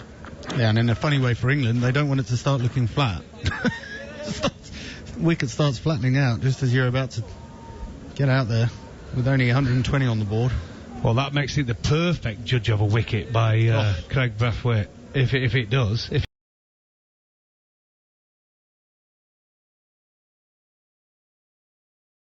It goes over his right shoulder into the gloves of Josh Da Silva. 123 for 9. It just went into the gloves, didn't it, Matt? It just. Hey? That was the old. Well, it's in a 13-year-old. The crocodile, yeah. Wasn't it? Fingers pointing down. Like a crocodile's mouth shuts in. First rule, isn't it? Don't do that. You break a finger. I think there's a strong feeling in the Caribbean that as a wicketkeeper, Josh Da Silva is a good batsman. Here is Jaden Seals, and that's pushed defensively out towards mid-off, straight to the fielder. No run. 123 for 9. The last time you slated someone like that, it was Bonner, and then he bowled a great over, so he's about to take a great catch now, is he? No, he's not. He took that one-hander, the inside edge, first test match. It was a blinder. Off Zach Crawley, I know. It was going the wrong way. He was wrong-footed, and he's had somehow twisted, taken it in his wrong hand. It was one of the catches of the series, but he's gone downwards since then. And forward comes Seals once again from around the wicket, and Jack Leach plays it away defensively up on the onside. And there's no run. Leach has worked hard, actually, and he's, as always, I mean, he just looks quite hard to dislodge. Very organised. He's one of those lower order batsmen, I don't want to call him a tail ender, that is frustrating to bowl at, and there was plenty of them about for as long as the game's gone. I mean, you get through the top players, and then suddenly you get someone come in and you just can't get them out. Seals in once again. Leach up onto his toes, back of a length, and pushes it to cover, fielded by Kyle Mayers. Part of me wants to see Kyle Mayers actually not bowl again, so that he can finish with this extraordinary analysis of 5 overs, 5 maidens, 2 for none. He might end up with 3 for none. That's true. Yeah, that's very true. Saqib Mahmood, though, well, he's still there. He's faced 12 balls. He's still there. He doesn't look very comfortable necessarily, but Jack Leach does. He looks very comfortable. A little bit too late. Too little too late for England. But then we never know. You never know, because Overton, Wokes, Saqib Mahmood, Ben Stokes, and there's been some turn as well. We've had 2 overs of part-time spin, but both Jermaine Blackwood with his off breaks and Nkrumah Bonner with his leg breaks, both of them turned the ball. It was quite an appreciable turn. So, you know, England have got a full-on 5-man attack, and they could reciprocate this wicket-taking fest from the West Indies. Bouncer now from Alzari Joseph, and once again Saqib Mahmood ducks underneath it. 123 for 9. It's a massive hour, isn't it, coming up? I mean, when England do get dismissed, listen, they might not get dismissed in the next hour. You got 2 guys here who can hold a bat. Defensively, they're looking pretty solid at this moment in time. But I think with the new ball in hand for Chris Wokes, it's a massive, massive hour coming up. Whenever he gets out there, that first 5 or 6 overs for him, it's make or break him, isn't it, really? Let's be honest. Here is Alzari Joseph again, and it's nudged away by Saqib Mahmood, who does look better in defence than attack, particularly when he's attempting to play a back foot cover drive, and that hasn't looked convincing. But I mean, it's extraordinary to think that, you know, Chris Wokes, I cannot say Chris Wokes won't play a test match again, but it is possible to think that he won't be considered for overseas test matches again, unless he shows what he can do on a pitch that is offering some seam movement. Here is Alzari Joseph again. It's short and wide outside the off stump. Kind of bouncer length, but it was so far wide of off stump that Mahmood didn't need to duck. So can you think of any other English seamers, or seamers from anywhere in the world, who are almost exclusively, and Wokes may become exclusively, available for selection for home tests only? Obviously there have been bowlers who travel better than others, and some who travel poorly, but Wokes is so good at home, you can't possibly not consider him for selection, with bat and ball, especially ball. But his average in overseas test matches on this series has gone from 52 to 56 per wicket. Here is Alzari Joseph again. I said Saqib Mahmood was a bit flaky on the attacking shots, and I apologise, because he played a lovely off drive here, and he's trotted through for a couple to double his score. Moves on to 4. England 125 for 9. Well, you look at it now, and there's 58 overs gone with this ball, and it has looked a lot. The last 45, 50 minutes, it's looked a lot easier to bat. It's not happening as quickly. I think it's going to be one of those games where definitely the harder ball, that first 30, 35 overs are crucial that England make the West Indies play, and the West Indies will be thinking we've got the right tools with Brathwaite, the way he plays, to try and frustrate England. He'll be on that front foot, he'll be defending, he'll be waiting for that half volley or that wide long up to score off, and he'll be disciplined. And it's one thing England have not been so far in this innings. They've not shown enough discipline with the bat. But it'll be interesting to see how the West Indies go about their work. Just a resetting of the stumps behind Saqib Mahmood. I didn't see that they were disturbed in any way, but his bat was borrowed in order to just tap in the off stump and reset the bails. 3 slips in a gully waiting. Alzari Joseph in. Mahmood plays another cover drive. This one straight to Craig Brathwaite though, and there's no run. 125 for 9. They love a big watch when they're bowling, don't they, the West Indies guys? Some of the bowlers. Is it Seals and Joseph? Got these big watches on. Is it Pollard wears one as well, doesn't he, when he plays in the IPL and he plays in the one-day games? A couple of them bat with them. I imagine if you're bowling, that's one thing, but when you're batting with a watch, imagine getting hit on that. Well, Jofra Archer's done it. I've seen Jofra Archer bat and bowling a watch as well. Here's Alzari Joseph once again up to the crease from the Darbo end, and full wide, tempting drive, cover drive, good looking shot, just missed it, and through it goes to the keeper, Josh De Silva, and England remain 125 for 9. Apparently they're all shatterproof, and they're sort of diving watches, aren't they? And they're... Well, unless you're getting paid for it, I don't understand why you're wearing one. Well, why on earth? Well, of course he's being paid for it, aren't they? Surely. I'm not worried about the watch. What about your wrist? Your wrist isn't shatterproof, is it? When the ball hits it. That's very true. Got padding all over.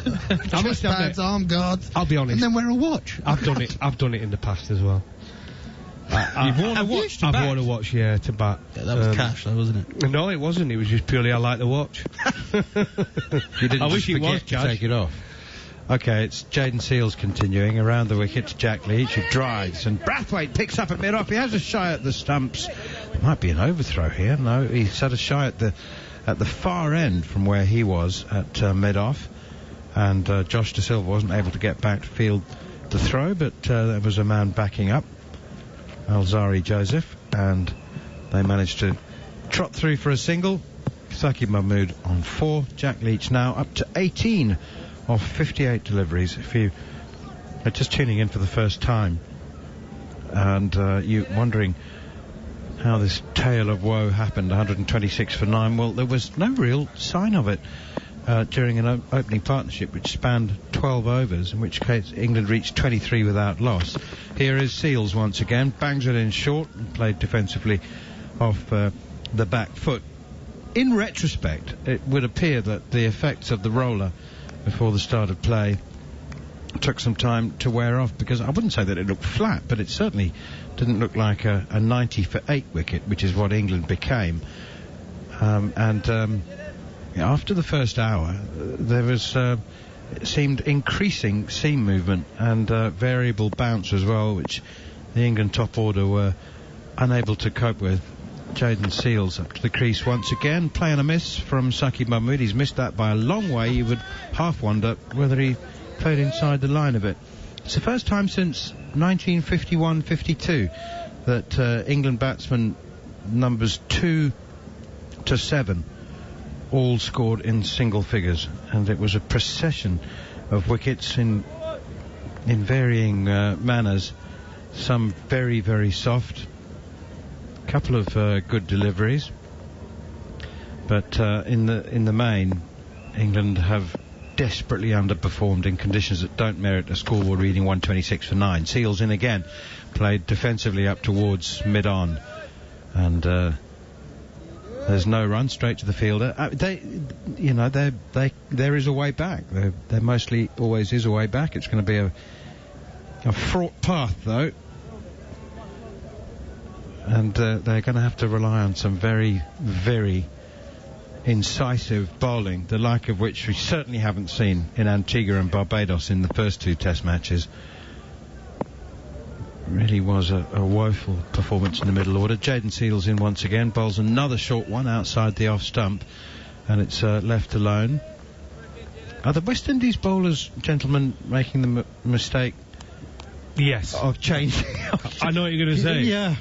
It happens, doesn't it? The frustration, lower order batsmen come in, you get wickets by being disciplined, pitching it up, bowling at the stumps, and then suddenly the lower order players come in, they survive for 2 or 3 overs, and then you think, I'll bowl short now.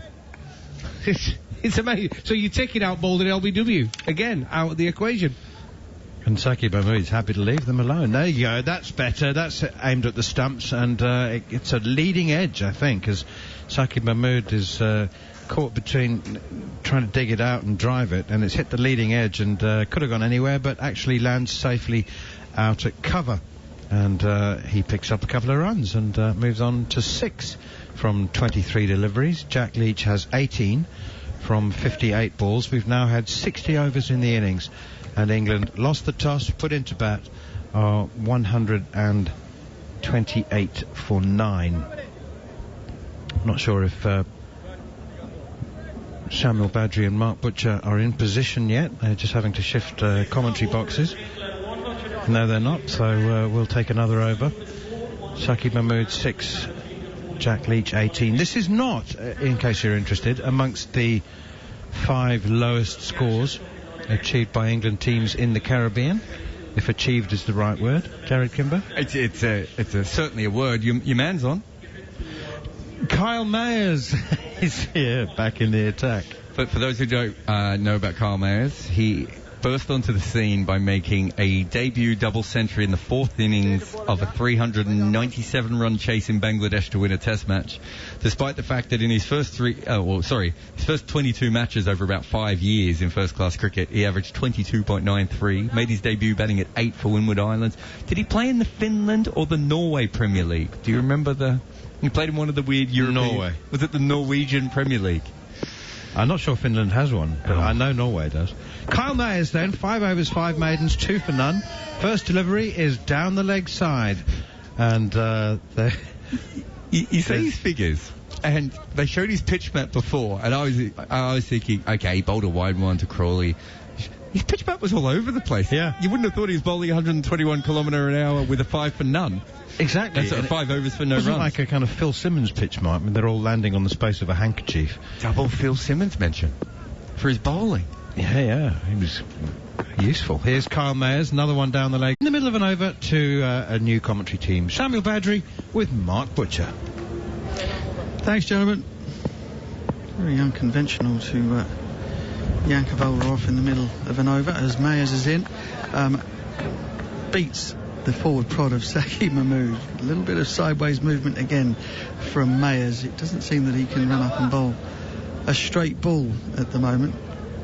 He's been out of the attack since his devastating intervention brought him the wickets of Crawley and Root all the way back in the first session of the day. He was brought on as second change. 129 for 9. Mayers is in to Saqib. He drives and edges, and the ball lands short of Jason Holder.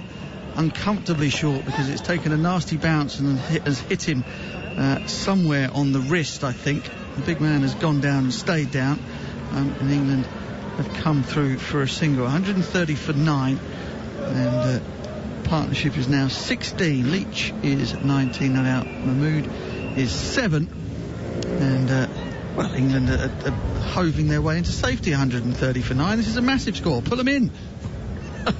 Yeah, and that man, Kyle Mayers, once again getting the outside edge off the bat and fell way short of Jason Holder. He's in once again, round the wicket to Leach, plays this one on the back foot to the fielder, backward point, no run. But he has that uncanny ability, doesn't he, Kyle Mayers, to pick wickets, to get wickets, to break partnerships. Golden arm sort of bowler, not very quick, slow as a matter of fact, but just nibbles away and probes away delivery after delivery, just wears you down mentally. I'm not sure he would have got much change out of the Antigua and Barbados pitches, but we will never know as Kyle Mayers turns to run in once again to Jack Leach. Hustles through the crease and finds a decent line of length outside off stump. Leach defends on the back foot to cover point. It is 1:30 for 9. 61 overs are gone. 29 overs left in the day. Notional. I'm not sure we're going to get those in because there are no floodlights here at the Grenada National Stadium. And sunset will probably see off 4 or 5 overs in the day. So many wickets have fallen, and the heat out there has been absolutely oppressive, steaming hot here in Grenada, and so the players have perhaps not hustled around. And of course, we haven't seen any overs of spin. 3 overs of spin in the entire innings? 2 overs of spin. That was leading up to the tea break. Bonner and Blackwood bowled an over of leg spin and off spin respectively between them to get them to the tea break. So 1:30 for 9. Kemar Roach has got the ball in hand from the river end. 3 slips, a slight gap between second and third, and Saqib Mahmood halts Kemar Roach as he's about to get into his delivery stride because the sponsor's logo is still on the sight screen, and so Kemar Roach, as he's had to do on a lot of occasions during this test match series, gets all the way there without letting go of the ball and has to go back. Yeah, it never ceases to amaze me. Either that, the side screen isn't properly turned, or someone walks across just as the bowler is about to deliver. It happens so often, too often for my liking, especially given the fact that it causes so much of a delay every single day of test match cricket or one day international, whatever it may be. Really annoying at times. You can tell you're irritated as Roach is in, and he does let go of the ball this time, and Saqib plays it quite nicely actually off the back foot, or sort of half and half, front and back. Gets it out of the middle of the bat and it ends up at mid-wicket, and there's no run. So, I mean, you went out and had a little look at the surface during the tea break, and you reckon that the sun has worked its magic in terms of burning some of the greenness and the dampness off the pitch. What about those cracks? Are they still there? Yeah, those cracks are there, and I think they'll have a part to play as we go deeper into this test match. Quite noticeable even on day one. Roach is in, and it's that sort of rock back and slingshot action, and Mahmood gets a delivery which is just outside of stump. He punches it through the covers and they sprint back for 2. Excellent bit of hustle between England's numbers 10 and 11. 132 for 9. Every run you feel then under those circumstances is going to be utterly crucial when we get down into the last innings of this game, providing of course that the West Indies don't bat England out of it in their first innings. And as the sun continues to beat down, and as that wind blows across, it's going to get drier, and those cracks are just going to open wider and wider day by day, session by session.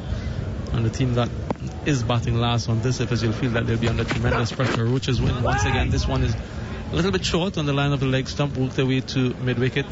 Shamar Brooks does the fielding, no run the result. And as those cracks become wider, we've already seen some variable bounce, some balls shooting across the surface quite low.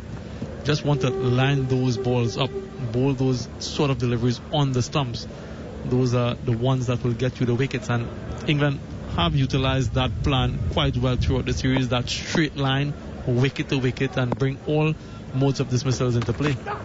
Roach wide of the crease this time and forces another defensive stroke. Really solid one out of Saqib Mahmood.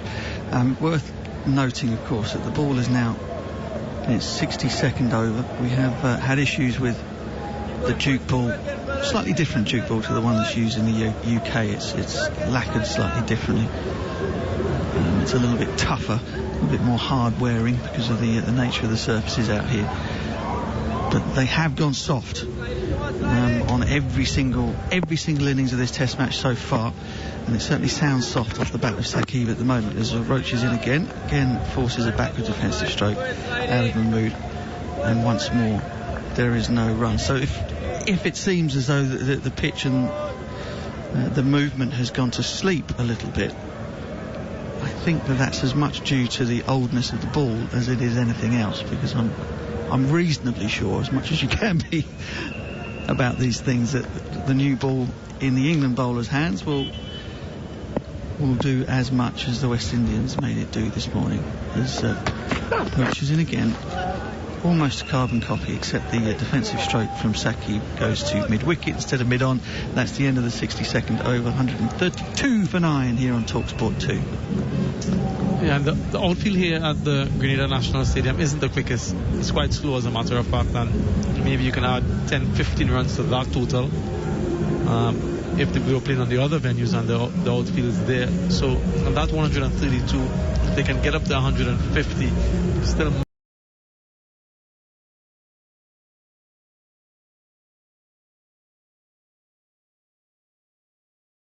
over it, as well as dock points as well. England have had their problems with that, as well as Mayers gets a leg stump half volley off to Saqib, who whips it between mid-wicket and mid-on, and it almost makes it to the fence. The aforementioned slow outfield stops it from getting there, but England come back for 3. And Saqib moves on to 12. Jack Leach is 20. And again, I don't know if you can hear through our effects mic there, just the sound of the ball on the bat was more of a splat than a crack. That gives you an idea as to the softness, perhaps, of this Duke ball. And this partnership moving along quite nicely. 22 now. And the highest partnership of the innings so far, 24. So they just might surpass that. Mayers in wide of the crease, round the wicket to the left-handed Leach, who defends on the back foot. And again, there is no run.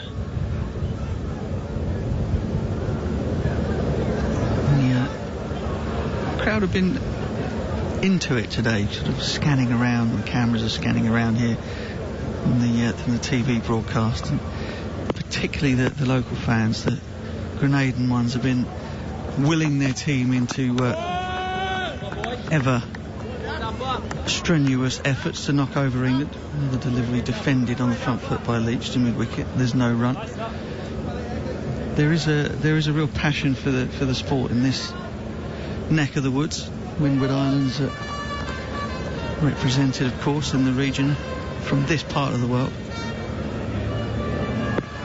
It certainly seems as though the ratio of local fans to England supporters has been evened up quite a lot here in Grenada, as Mayers is in once more. Short delivery at Leach, who tries to whip it off the hip, but can only find the man at the backward square leg, and that is the end of another over. 136 for 9. Yeah, they do love their sports here in Grenada, in particular. Quite a few of their natives have gone on to play for the West Indies. Royal Lewis, the current manager of the West Indies team, and Junior Murray, former wicketkeeper. Andrew Fletcher played quite a number of T20 games for the West Indies. He opened the batting in the Stanford game, didn't he? In the final. That's right, along with Chris Gale. Yeah. And then Devon Smith has also played for the West Indies and has played for the Windward Islands for a long, long time. And I think he still continues to play and be part of that mentorship, coach-player sort of role. And of course, not too far, just behind where we are, the Kirani James complex, the 400-meter Olympic medalist. And so much to be proud of from a sporting standpoint here in Grenada. Yeah, Devon Smith made a quite superb 100 in the opening innings of that 2004 series at Sabina Park, as Jason Holder now comes back into the attack. He has yet to pick up a wicket. First ball is on a length, as you would expect, defended stoutly by Saqib. 136 for 9, Leach 20, Mahmood 12, partnership 22. Holder has figures of 10.1 overs, none for 25. He'd probably be quite disappointed with his economy rate today, given that on flatter pitches than this he's gone at ones and 1.5s.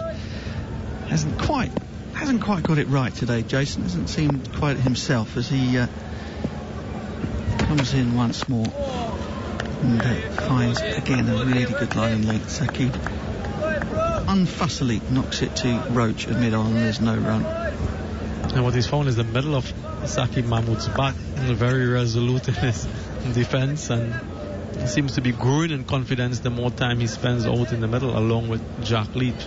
And I mentioned before that these partnerships, these runs from these number 10 and 11 batsmen are the most infuriating for any bowler, any team. Yeah, they certainly are. And Holder's in again, and it's a little bit wider, and Saqib slaps it to mid-off off the front foot, and then practices opening the face a little bit more with the bottom hand to thread it between mid-off and extra cover. As a lot of lower order batters like to do, number 11s go out there, and they're very, very good shadow batters. And there's no run. No discernible sort of panic or upset out there from the West Indies. I think they think that this last wicket is going to come sooner or later, as Holder is in once again, and very comfortably indeed this time. Saqib on the back foot nudges it to mid-wicket, and there's no run. It does seem that the spite has gone out of the pitch, and as well as Mayers has done, I'm always loath to leave a specialist spinner out. I mean, whether Pamal is the right spinner is a different conversation. But you always think that during the course of a match, 5-day match, even just during the course of any innings, there's always a time where you think to yourself, you know what, it might have been a good thing to have had a specialist spin bowler in the team. As Holder is in again, Saqib pushes forward. That hits the bottom of the bat, but still goes quite crisply to mid-off. And again, there's no run. I was just about to mention that we've spoken about the impact that the fast bowlers, the medium fast bowlers could possibly have, but I sincerely believe that Jack Leach has such an important part to play, particularly with those cracks developing, and as this pitch gets drier and it gets worn and torn. And you're absolutely right. I still think that a specialist spinner is certainly warranted in any team in Test match cricket because of the duration of how long this game goes. Short ball from Holder. Saqib ducks underneath it, and that is the end of the 64th over. 136 for 9. West Indies are probing away but can't seem to find a way through this partnership. Holder has come back in for another spell. It looks very much as though as the 12th men for England come sprinting out onto the park. It's Ollie Pope, who has done an enormous amount of sprinting in the lunch breaks, working on his fitness during the course of these 3 Test matches. He's out with a drink for Saqib and for Jack Leach. Saqib just mopping the brow with a maroon, West Indies maroon coloured towel, and the players will amble their way back to their fielding positions. The Slips and De Silva are all waiting for Jack Leach to get himself set and back to the crease. Saqib apologises for keeping Kemar Roach waiting. And they're about to get ready for the first ball of the 65th over. 2 slips and a 4th slip crouch, and the first ball from Roach is down the leg side, round the wickets, the left-hander. De Silva rather collapses to catch the ball down the leg side in 2 hands, and after that rather untidy piece of cricket, the ball makes its way back to the bowler. Yeah, and the West Indies, having looked at the pitch, and they've decided to bolster their batting lineup by including Kyle Mayers. Not so much for his bowling. Yes, he picked up 2 wickets, but it's more for his batting. And of course, Veerasammy Pamal didn't help his cause with his performances in the 2 Test matches. Roach has round the wicket once again short, defended, deflected, backward of point, quick single comes through, and despite the direct hit from Jermaine Blackwood, seems to be comfortably in. So another run to the total. They move on to 137 for 9. Leach moves on to 21, Mahmood 12, his partnership 23. I just wonder if it's more of a defensive mindset from the West Indies to go for the additional batsman and to strengthen their batting at the expense of a specialist bowler, trying not to lose this game and not to lose the series, as opposed to going for the win. Yeah, I wonder. I mean, you know, you could certainly say that they read conditions correctly for the first innings, because won the toss, they bowled first. The chance of bowling England out for around about 100. They haven't managed that as yet. 137 for 9 as Roach is back over the wicket to the right-handed Mahmood. Wide of the crease, fires the ball in towards that off stump, and Mahmood again, as though it's what he's paid to do, gets on the back foot and defends it off the back foot down the ground, and there is no run. So, you know, Bowles playing an extra batter, having the option of a 4 seamers, but you know, even if Mayers didn't bowl, you could say play an extra batter and just go with the 4-man seam attack. It's worked for the West Indies against England before, back in 2019. That's what they did in Barbados. As Roach is in wide, big swing, big whoosh from Saqib, finds only fresh air, and the ball ends up in the hands of De Silva. So yeah, I mean, I get what you're saying, but I still the idea of playing in burning hot sunshine in the Caribbean on a on a pitch that is going to dry out without a spin bowler would send shivers down my spine as a cricket captain. 137 for 9. And Roach is in that rocking motion as he runs, and Saqib is forward, gets a really fat outside edge that ends up in the hands of cover, scuffled along the ground to cover, and again there's no run.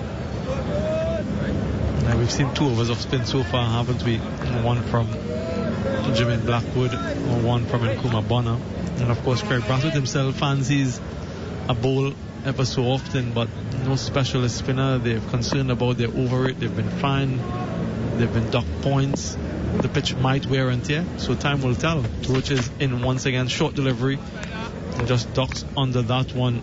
Saqib Mahmood brings the over to an end, 137 for 9. In partnership, 23 of 70 deliveries. As we go deeper into this test match, we'll quite understand whether or not that was the right move, or what sort of impact Jack Leach will have when he has an opportunity to bowl. The leading wicket taker in the series with 11 wickets, Jack Leach. He's bowled by far the most overs. He's been quite consistent, he's been economical, and he's also been successful at times. Fast bowlers, 7 wickets there for some of the fast bowlers from the West Indies team, but it has been Jack Leach who's stood out. Yeah, I mean, I suppose the interesting thing again is that West Indies have Jason Holder batting in their top 6, so they've always got an all-rounder, just the same as England. England can pick Ben Stokes batting at number 5, so they've always got the genuine all-rounder, which should allow you enough room in the 11 to find a specialist spinner. As Jack Leach pushes forward, and big thick edge again, it probably goes catchable height. Had there been a traditional gully in place, that might have ended up in his hands, but as it is, it runs away down to the boundary for 4. England move to 141. Jack Leach has 25, and the partnership is now 27.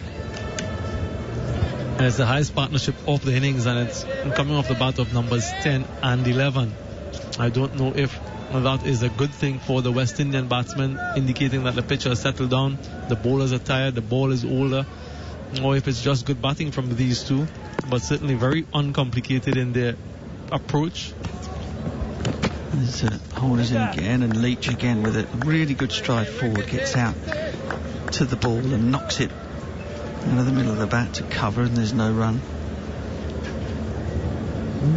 I suppose that the other issue is, and I said we'd get round to it, is Permaul the right spinner for the West Indies?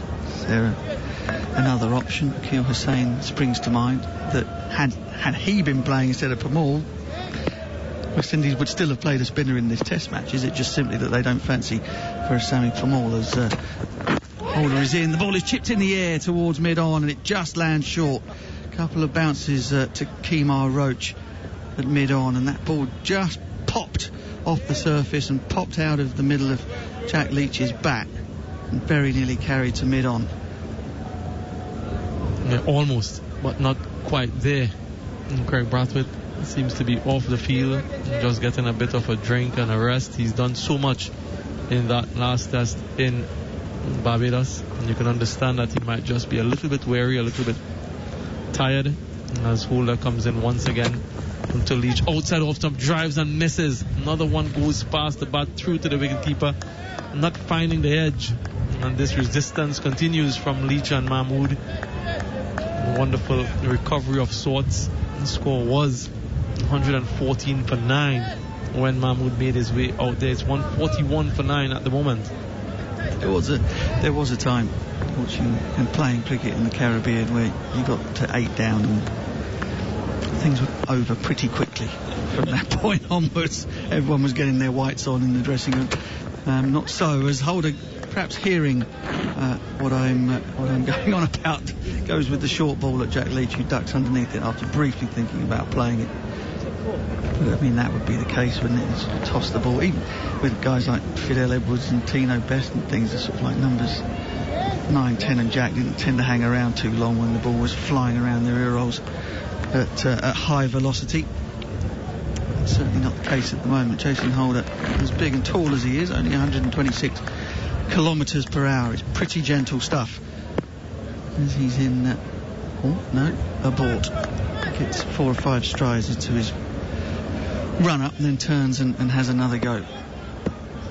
So 3 men saving the single on the offside, mid-off extra cover, backward point, and the 3 catches behind the wicket as Holder is in again, and Jack Leach almost topples over that one. I think the ball just seemed to take an absolute age to get to him, but he righted himself, found the middle of the bat once more in defence, and that's the end of the over. 141 for 9.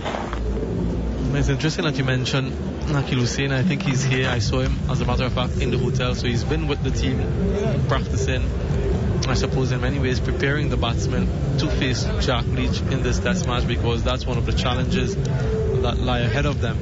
And in terms of spinners in the region, he certainly stands out, puts a lot of energy on the ball, and I think of all the spinners in the region, he's the one who has the most revs, and it's only a matter of time, I think, that he's called in the red ball team. He has to go back and play first class cricket, of course, and do well there, and who knows what the future has in store for him. Gudakesh Moti, another left-hand orthodox, as Kemar Roach comes in over the wicket to bowl to Saqib Mahmood, pushes this one confidently to extra cover, straight to the fielder, no run. So there's Gudakesh Moti, another left-hand orthodox, another one who's quite promising, has done well in regional cricket and limited overs cricket as well. We saw Rakeem Cornwall before, the off-spinner. We've seen Ruston Chase, but Permaul is an interesting case. He's played just about 10 test matches, hasn't played many consecutively, so he hasn't had the opportunity to show his worth as Kemar Roach comes in once again over the wicket. This one is fuller and sort of flicked towards mid-on from Saqib Mahmood, so he's getting a little bit pretty now. Very confident, Mahmood. That was quite cocky, wasn't it? Delivery, he probably could have chosen to hit back past mid-off. Very full delivery from Kemar Roach, but he rather whipped it into the leg side towards mid-on instead. So perhaps starting to have some delusions of grandeur out there as Roach goes in towards him. That ball is off the leading edge, and it lands just short of a man who was there for perhaps such an eventuality. I think that's John Campbell, is it, in there at short extra cover, and the ball landed again maybe 2 metres in front of him, having lobbed in the air tantalisingly. Not even 2 metres, a metre. He was stationary, wasn't he? He wasn't walking in, because he was placed in a stationary position, and he couldn't quite get that momentum to push him forward, much to the chagrin of Kemar Roach. Kemar starting to look slightly frustrated with things now, as that ball is banged into the middle of the pitch, and Saqib on the back foot drives it to mid-off, and there's no run. Just got the feel that something's going to happen here at the moment. I think Saqib's starting to get a bit free and easy outside the off stump. Kemar Roach, I think, has had enough now. I think he'd quite like to be in the dressing room with his feet up. Yeah, he's clawing away, isn't he? Kemar Roach, another couple of wickets to his name. He went past Sir Gary Sobers in that last test. I think Michael Holding is next in his line as he comes in once again outside the line of the off stump. A play and a miss from Saqib Mahmood goes through to the wicketkeeper. This can be quite frustrating for the bowlers, but yeah, he's slowly but surely inching his way up into the echelon of West Indian leading wicket takers. Kemar Roach gone past one of his icons in Barbados, his countryman Sir Garfield Sobers, and next Michael Holding, and slowly but surely he's just making his way up the top of the tree. Quite a long way to go. Yeah, 249 is Michael Holding, as that delivery is much fuller from Roach this time, but well defended again by Saqib. 67 overs gone. England are hanging in there. The partnership is 27 from 82. Mahmood is 12. Leach is 25. It's 141 for 9. And next will be John Norman. Thank you very much, Mark Butcher. Well, Jack Leach and Mahmood at the crease still. Partnership of 27 from 82 deliveries. England 141 for 9. Jack Leach did the rounds to the media during the week. I want to offer with wickets, he said, but if I'm not, I want to be awesome in the field and try to score runs. Well, he is scoring some runs, and they're useful runs as well. He's now the innings' second top scorer the man famous for his one not out and for his 90 as an opener, has now weighed in with 25. Now, whether it's going to change the course of this match, it'll probably be a push to suggest that's the case. The worry, I suppose, from an English perspective is that it indicates that the pitch is flattening out somewhat. And as long as the West Indies batsmen can get through and past the new ball and maybe past the 20-30 over stage, conditions will ease.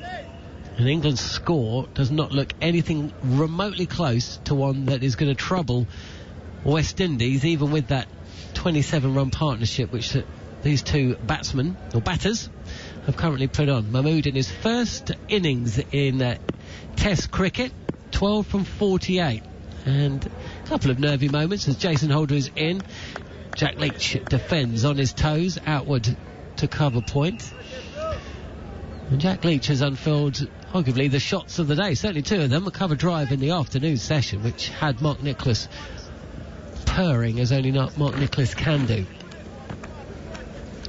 Pleased to say I'm joined by, well, man, I still remember Steve Harmison sitting around a dinner table. I went out for a curry with my dad and a couple of friends, and we were looking ahead to the 2003-04 tour of the West Indies as Leach is forward, defends into the onside on this occasion, 141 for 9, and we were talking about that famous, or it turned out to be famous series in 03-04, where you had been part of the England team for a couple of years, or about a year and a half. You've been in the Ashes, hadn't you, in 01-02?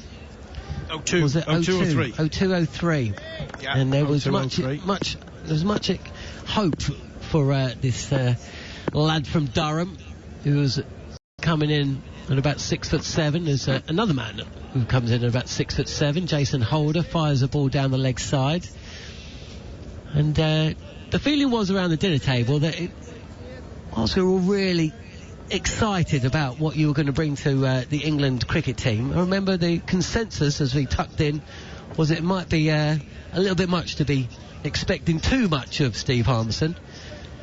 Well, I'll never ever forget that dinner, because one player of the series later, 2 man of the matches, and 7 for 12.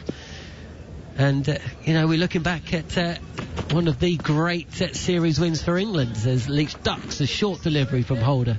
That goes through, no run.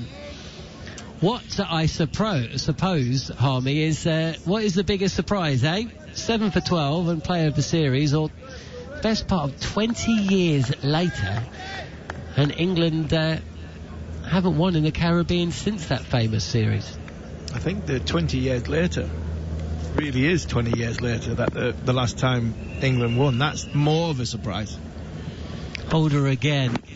Good length delivery. Nicely played by Leach. He looks compact. He looks sure in his defence. And he gets good connection. Ball fielded at extra cover. We've been talking about the surface that they're playing on, and the wicket that we're playing on here is not too dissimilar to the one we played on the Port of Spain in Trinidad, I think it was, when it had a lot of green grass on.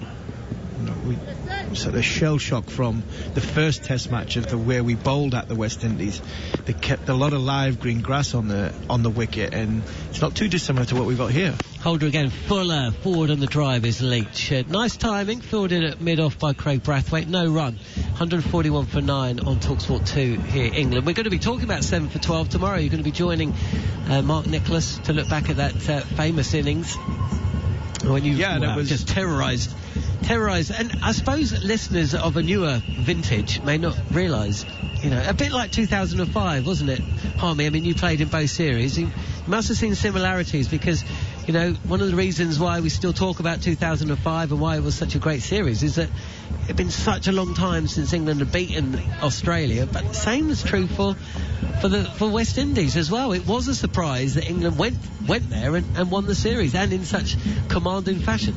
Yeah, there was obviously a lot of talk about, especially the Mark Butcher, the vintage part of the more vintage part of our group, which was Butcher, Hussain and Thorpe, who had been terrorised by Walsh and Ambrose and alike for many years before, and the commentary team, the Sky commentary team at the time, Botham, Gower and and quite a few had been terrorised by the West Indies, and they quite enjoyed seeing a little bit of payback.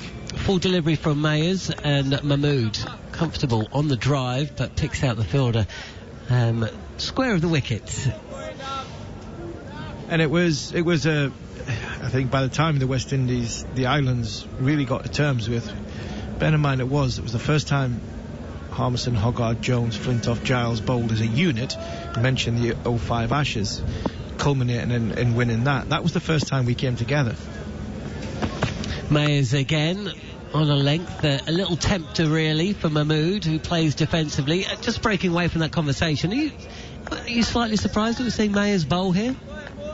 Not really. He had 2 for none of his 5 overs. He got the wicket of Joe Root, and he was given the wicket of Zach Crawley.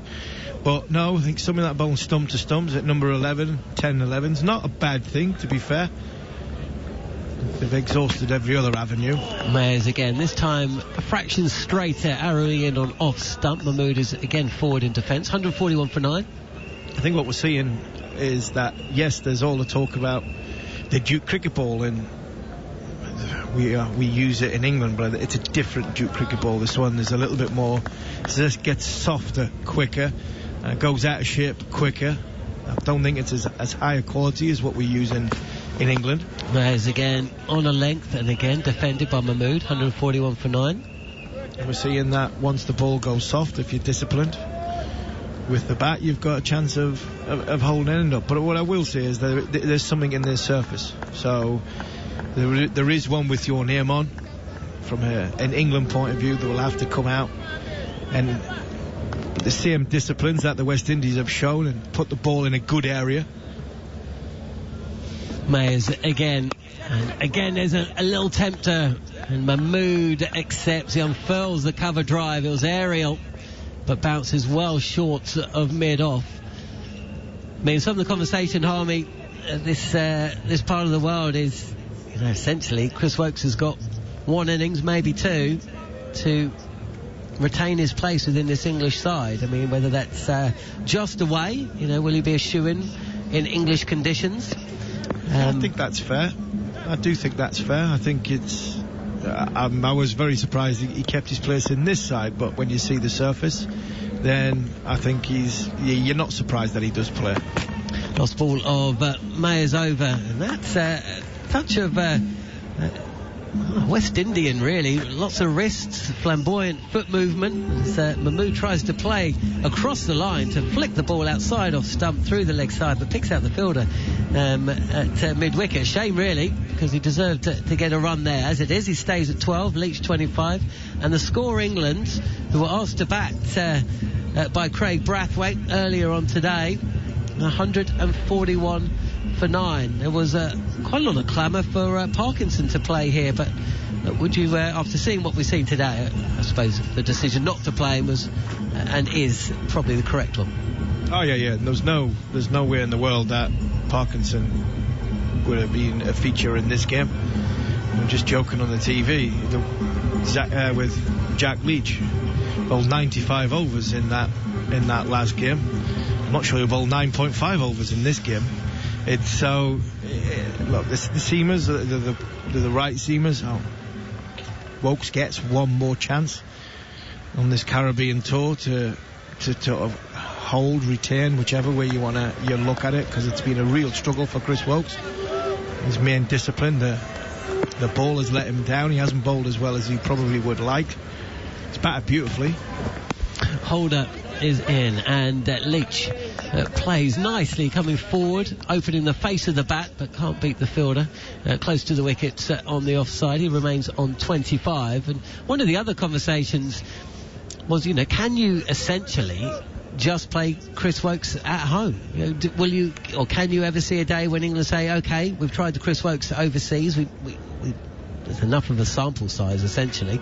He's played enough games, he's been given enough opportunities, but we also know that he is absolutely in our top 1, 2, possibly 3 fast bowlers in English conditions, and therefore, as Holder is in, wider of the crease this time and angling in on the left-handed Leach, no run.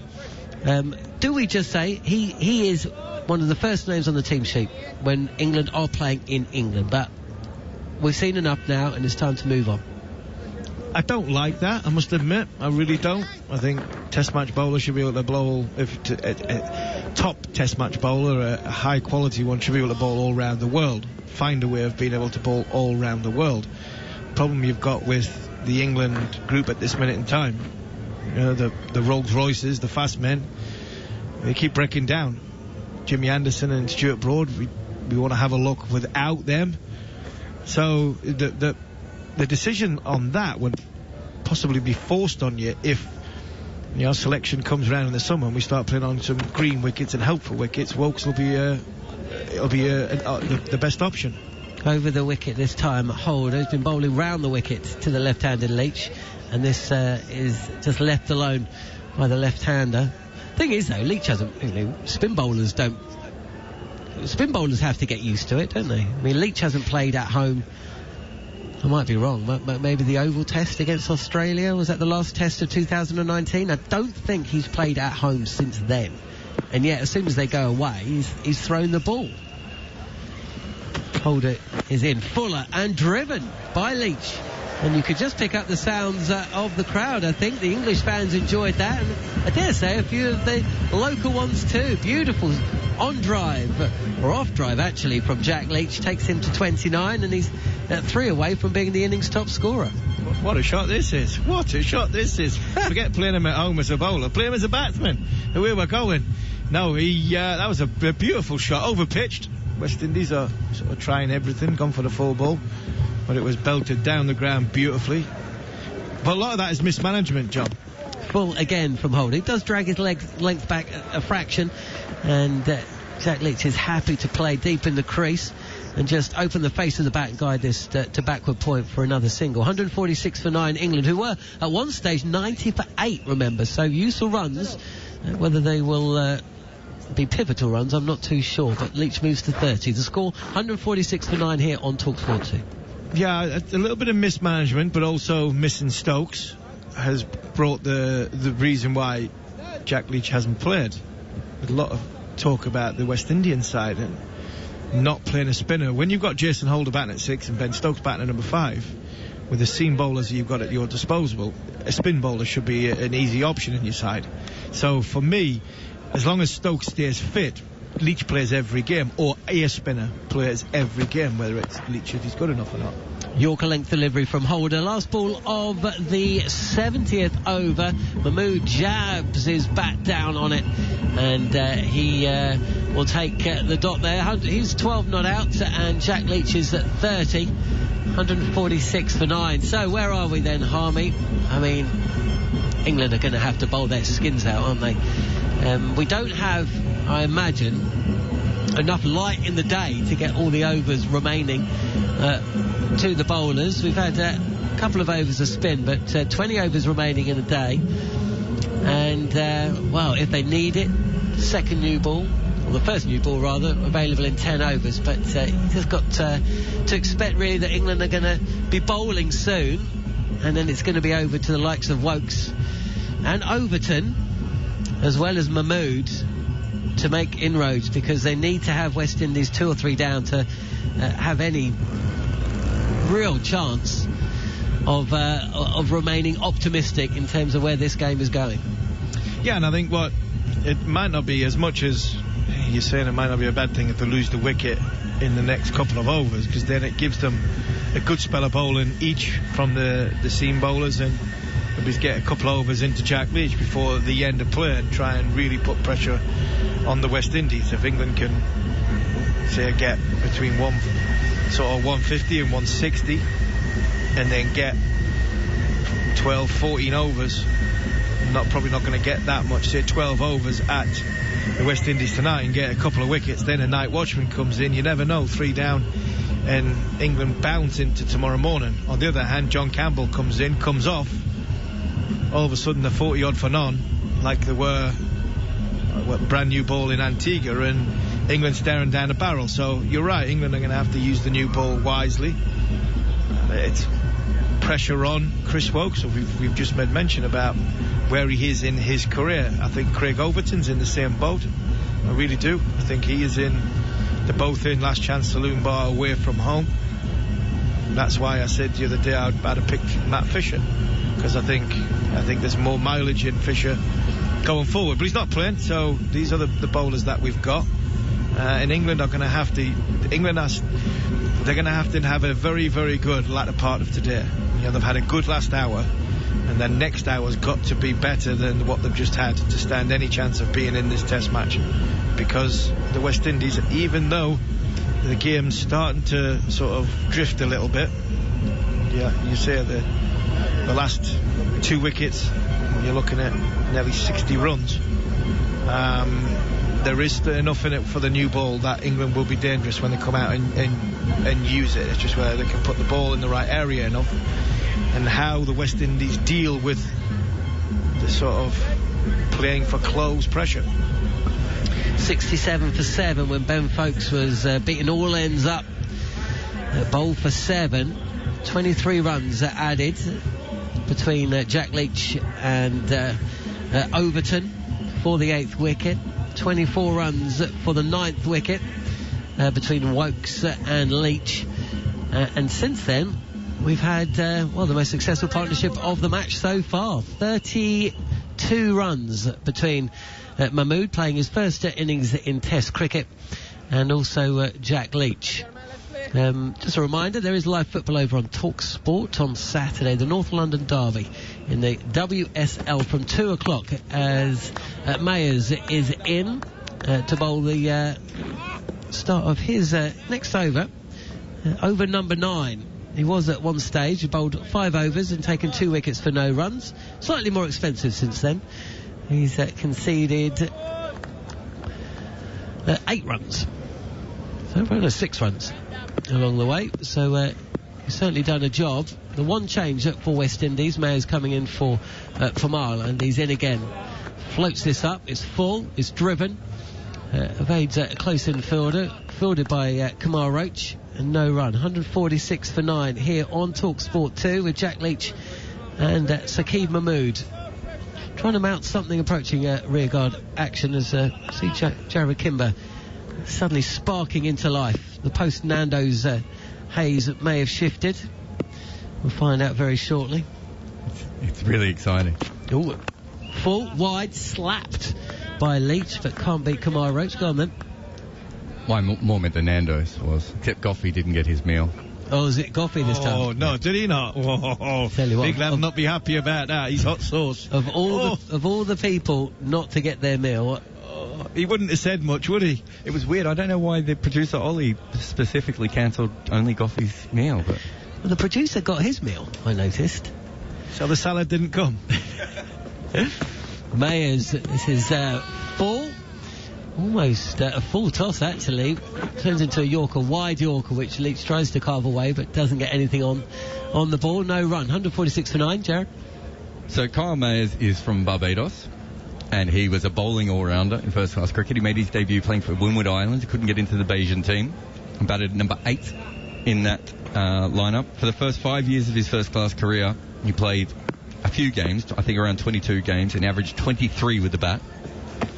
Mayers again beats the outside edge of Jack Leach's bat this time. 146 for 9, the score remains. In 2020 he goes to Barbados and he averages 50 that year. A couple of months later he goes to Bangladesh and makes 200 in a chase of 397. Since then he's averaged 22 in Test cricket again with the bat. And in his career he averages mid-20s with the ball. When he first started, he actually started as an opening bowler. I don't know if Harmy has any thoughts on that. Last ball of the over, full again, and I tell you what, the fielder at short extra cover has just been dealt a fearsome thwack, and it's the captain as well, Brathwaite. I think he's going to be alright, but he's given his left hand a bit of a shake. But yeah, he was basically bowling over 20 overs a game, and consistently for the first part of his career. And since then, he's just done this, little cameos, comes on every now and again, they give him the new ball, and he nibbles it around. I forgot the other thing, of course, that he was we talked about the Premier League that he played in, the Norwegian Premier League. He was the MVP of that league, John. I don't know if you follow the Norwegian League, but well, I don't know who was runner-up. I tell you what, I don't follow the Norwegian Premier League, but I know a man who does. And he's just about to take over on commentary duty. So over to you, Neil Manthorpe. Thank you very much indeed. Very big on pickled fish. I know that. 146 for 9. Seriously, Kyle Mayers or Norwegians? A pickled fish producer. Kyle Mayers or Norwegians? No, sponsored the Norwegian Premier League. Kyle Mayers has been taken out of the attack, and the one and only Nkrumah Bonner is returning, having bowled 1 over. What did you say about Nkrumah Bonner before? Worst right-arm bowler you'd ever seen? And I didn't say that, actually. I said the 1 over that he bowled in the previous Test match may have been the worst. And he looked like a man who hadn't bowled before. That one is chopped away, first delivery, and it's nicely fielded, actually. Very athletically fielded by the diving John Campbell at backward point. A little bit of width outside the off stump. It was a peculiar over with 4 no balls in it. Here is Bonner. His first over in this innings was impressive and pushed away defensively by Shakib Mahmood, square of the wicket on the offside. It's hard to think. It's almost like we've had two different days cricket, with England having slumped to 90 for 8. Down the wicket comes Shakib Mahmood, and he gets a thick inside edge which saves him from a very straightforward stumping chance. Thick inside edge just past the leg stump. Jermaine Blackwood hurtles after the ball.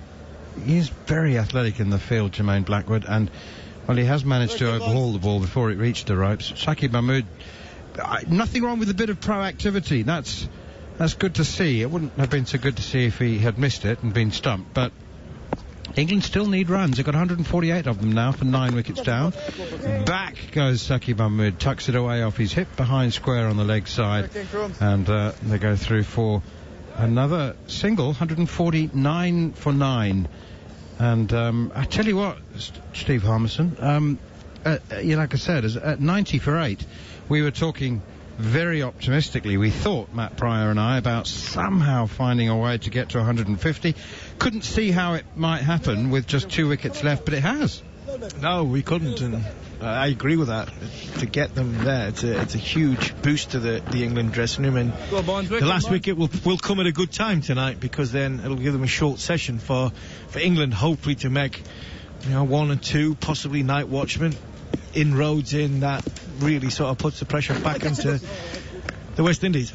Oh, good turn here from Nkrumah Bonner. That was exactly the scenario that Matt and I were painting, as England somehow get to 150 and the West Indies finish 50 for 3 overnight. Here is Nkrumah Bonner once more, and pushed away by Jack Leach out towards cover, fielded by Campbell, and there's no run, and that's certainly not beyond the realms of possibility or imagination, is it? No, and that's when you look at the way things have gone for England, the bravery that Jack Leach has shown. He's been hit a few times off the fast bowlers. He's stood there, simple technique, not chased any wide ones really. Defensively he's been quite sound. He's been resolute. And the England top order could learn a thing or two off Jack Leach from a mentality point of view, because there was some good balls that got good wickets this morning. Nothing against that, but there were some balls that were wide of off stump, which really was some wickets given away. Kyle Mayers continues, and that's a wide half volley and dropped at cover by Brathwaite, by Campbell, who dives to his right. Wide half volley, and credit to Harmy, to Shakib Mahmood, because he didn't hold back on the drive. No, it was a wide half volley. He's thrown the kitchen sink at it, blinked it a little bit, bottom of the bat, and it wasn't a bad effort from Campbell. He's dived full stretch to his right, but wasn't being able to get hold of it. Oof. He really has given that a proper thump. Here's Kyle Mayers again. Shakib Mahmood down the wicket now. He's launched it over long on, straight over the boundary for 6. I don't know who flicked the green light for Shakib Mahmood to do this, Harmy, but it was over and a half ago, wasn't it? And he suddenly thought, it's time to score some runs. Yeah, there's one coming with my name on it. I'm going to get a few. It's a good time to have a bowl. I'm going to try and chance me arm. And that was in the slot. That was in a tail-ender's slot. good length, just around off stump, giving yourself a chance to get your arms free, and Saki Mahmood didn't miss out. In fairness, he made it into his arc, didn't he? Because he took a step and a half down the pitch. 155 for 9 here. Mayers looks for the Yorker and finds it, and it goes straight through Saki Mahmood, who's up to 21, by the way. And this last wicket partnership, well, they came together at 114 for 9. So they've added 41 for the 10th wicket. Yeah, 41 off 115 balls. That's so valuable for the team and the position that England have been in. Terrific effort. Really is. Jack Leach got there in contrasting ways. Mayers in. Slower ball. That looked like it's bowled out of his fingertips, and it was a low full toss, so it didn't work. It didn't dip quickly enough, and it's a single out towards deep mid-wicket. 156 for 9. Jared? That was Mahmood's first 6 in Test cricket, obviously, but also his first 6 in first-class cricket.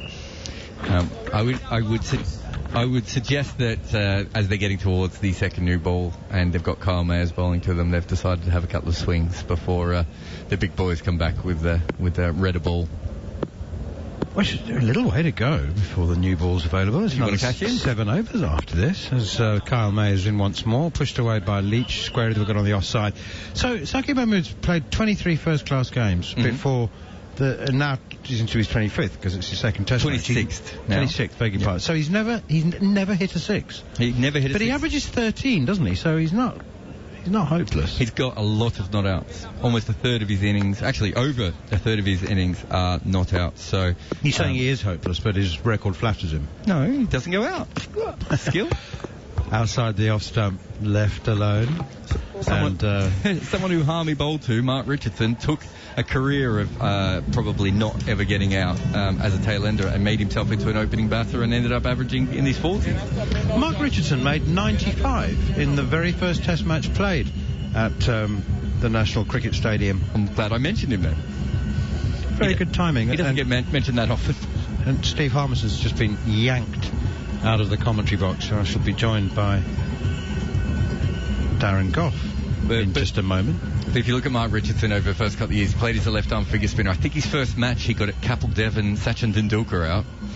Got the yips, left first-class cricket for a year and a half, maybe even 2 years. Came back as a middle-order batter, made 100 or 400 balls, bat hit number 4 for someone, and then ended up as one of the most successful openers New Zealand's ever had. All I'm saying is there's a chance Mahmood could do all that. No, there isn't, actually, though, is there?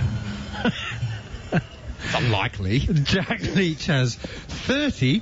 Saki Mahmood has 22. What's his high score, by the way, in his first-class career? Craig Brathwaite's bringing himself on to bowl some lobs around the wicket to the right-handed Saki Mahmood, and a Grenadian police lieutenant has just walked behind the bowler's arm directly in front of the sight screen and is blissfully unaware of why he's held the Test match up, or even that he has held the Test match up.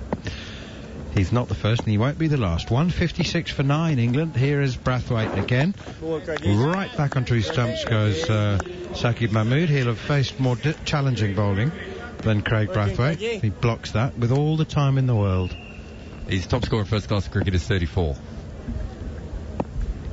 Oh, actually, and here's Brathwaite once again. Sweep shot, and off the pad. There'll be leg byes here. Actually, Gary Morgan sent us a note a short while ago, which I believe said that that was a proper innings. It wasn't a quick slog, that 34 from Saki Mahmood. It lasted over a session, over 2 hours. Didn't he face 100 balls? I think so. That's what Gary's note said. Yeah, 94 balls, just over 2 hours for that 34. So Saki Mahmood currently 22 not out from 65 balls. Jack Leach 30 from 96. England have gone from 114 for 9 to 158 for 9 as Brathwaite is in again around the wicket, nudged down on the onside. Goughy, this is good and bad news because pitch seems to have got flat. England have got more runs. But does it mean that England have had the worst of the batting conditions? No, I think it just summed up the series when we talk about the bowling attacks. Brathwaite in, peel for leg before sweep shot, pitching outside leg probably. They've got nothing extraordinary that can knock someone over on when the pitch goes a little bit flatter, and I think it's the same for both teams. We've seen England struggle to knock tail enders over in the past few years. Brathwaite in once again, and real lob up slow, 71 kilometres an hour there, blocked by Mahmood. And now we've seen a West Indies struggle because they haven't got that express pace bowler or someone who can do something special or an expert spinner. Brathwaite again, sweep shot, missed by everybody, including Joshua Da Silva, who bangs his gloves together in frustration because he's conceded 4 byes for the second time in the innings. Who knows? I mean, if it does turn out to be a really low-scoring game, and Joshua Da Silva's got a dozen byes in the extras column, it's no wonder he's frustrated. It was a poor delivery, but at that pace, he really does need to be doing better in gathering them down the leg side. Yeah, I mean, there's no doubt about it. I think he played well the last Test match with the bat, but his keeping is definitely needs improving, doesn't it? I mean, it's not been nasty, is it? It just needs to improve. He can bat. He showed terrific fight in Barbados, technique, but his keeping. Well, Maddie always tells us and reminds us that your feet are as important as your hands if you're going to be a decent keeper, and Josh Da Silva's feet don't move very much. He's diving from a standing position a lot of the time, which means that I don't know. We'll have to get Maddie on to explain it again, but he's not picking up the line, or he's reacting too late. Jack Leach forward to the next delivery from Nkrumah Bonner, who's bowled very tidily actually. Was disrespectful of his leg spin based on the first over he bowled in this series, but now he's back to down the leg side. Really, a long way down the leg side. Little flick and a miss from Jack Leach. I'm just reminded by our producer that he's already conceded 14 byes. Here's Nkrumah Bonner, short, pulled away by Jack Leach, out towards deep mid-wicket, and it'll be fielded by Alzari Joseph, but it does mean that Jack Leach has equalled the top score in the innings. At number 10, he's now 31 not out, which is exactly what Alex Leach made in the first session. Just after the first session, actually. Alex Leach was 26 not out at lunch. Went on to make 31 before he was dismissed. The chatter that you can hear in the stump mics is Joshua Da Silva, who's just helping Nkrumah Bonner rearrange his field, slipping a short leg in, quicker one, and pushed away defensively, straight back to the bowl and no run. At least we found our opening pair for the next Test match. Leach and Mahmood. It's got a ring to it, hasn't it? You see it? As long as New Zealand open the bowling with an old ball, they'll be fine. Punched away off the back foot to cover again, no run. I mean, we're used to it from Jack Leach, aren't we? He's got a good technique, he's got a good eye. Bono once again forward and played away by Saqib Mahmood defensively, no run. His top scorer in Test cricket is opening the batting, of course, against Ireland at Lords, wasn't it? Did he open or was he number 3? No, I think he was night opener. Is that a thing? Opening watchman. Okay. We both went in different directions, whatever you want. If you're going to get past a new ball, that is the place to go in against Ireland, isn't it? Let's be fair. And he cashed in. Played well. To be fair, after the first day, when Ireland absolutely destroyed them, there's probably a couple of openers go, do you know what, just go out and see what's happening first before I head out there. He made 92, yeah. It was. I think we commentated with Tim Merter, and he still has nightmares about Jack Leach. The batter, I should say. Yes. Craig Brathwaite continues now. Very, very gentle off breaks. And although he has now bowled a significant number of overs in all 3 Test matches, Goughy, I am no closer to becoming used to watching him. Here is Brathwaite once again, and Jack Leach punches it away out on the offside, and there's no run. It's like doing shadow boxing with an 8-year-old, isn't it? You can let him punch you, and it doesn't hurt. Here's Brathwaite again, and forward comes Jack Leach, pushing it to cover. Oh, there's going to be no run out. Oh my goodness me, there was a massive mix-up there. The applause is for the 50 partnership between these two, and that's a brilliant, brilliant effort. There was almost a terrible mix-up. There was a yes, no, sorry as the batsman crossed. But well done to them, and they deservedly have a wee glove punch to celebrate. The amazing thing is there, the footage we've just seen is, but you've got all the team in there on the whites on the balcony, expecting, 40 minutes to go for it to be out in the field, and they're still sat there in the whites. Enthusiastic applause though, wasn't there, from the longest warm-up from Wokes ever. He's stretching in the dressing room now for 45 minutes. Here's Brathwaite once again. Forward comes Zaki Mahmood. You just picture Chris Wokes saying to Joe Root, "I'm sorry, skipper, I can't open the bowling. I've overdone my warm-up." He's been in the back stretching and getting ready. Forward comes Saqib Mahmood once again to Brathwaite. Pushes it to mid-wicket, fielded by Kumar Bonner again, and there's no run. Jack Leach, 32, top scorer in the innings. Saqib Mahmood has 22, and they've added 50 down the leg side now as Saqib Mahmood thinks about leg glancing, makes no contact, and there's no run as Joshua De Silva fumbles it again. 76 overs gone, 4 to go till the new ball. But what a partnership. I mean, I just couldn't see a way that England could get to 150 when they were 90 for 8. Well, give them a serious chance now, you know. We talked about if they can get to 150 somehow, it gives them a very good chance. The confidence now is going to be up. The West Indies, they'll be disappointed. Saying that, you know, we talk about this many times. At the start of play, if you'd have said you got England at 150 for 9, even now with the disappointment of this partnership, you'd have been happy, wouldn't you? Putting the opposition in 164 for 9, you'd be happy. Yeah. Anything under 220, you'd have said, we're happy. Here's Kumar Bonner once again for his 4th over. It's weird the way it works though. Like you said, West Indies win the toss, bowl first, bowling that for 165, offer it to them, snatch your hand off. Yeah. And yet they might go in feeling a bit deflated. Jack Leach pushes it up towards mid-off. That's what you're saying. So, yes, momentum has swung, weirdly. Yeah. But they've changed the momentum, and it's often a word used in cricket. The idea of the game is to change the momentum. And it's been done. Here's Kumar Bonner again, and Jack Leach plays defensively. There's a physical momentum, but there's also an emotional momentum, and that's what really has swung. Because it's not necessarily about, you know, the runs.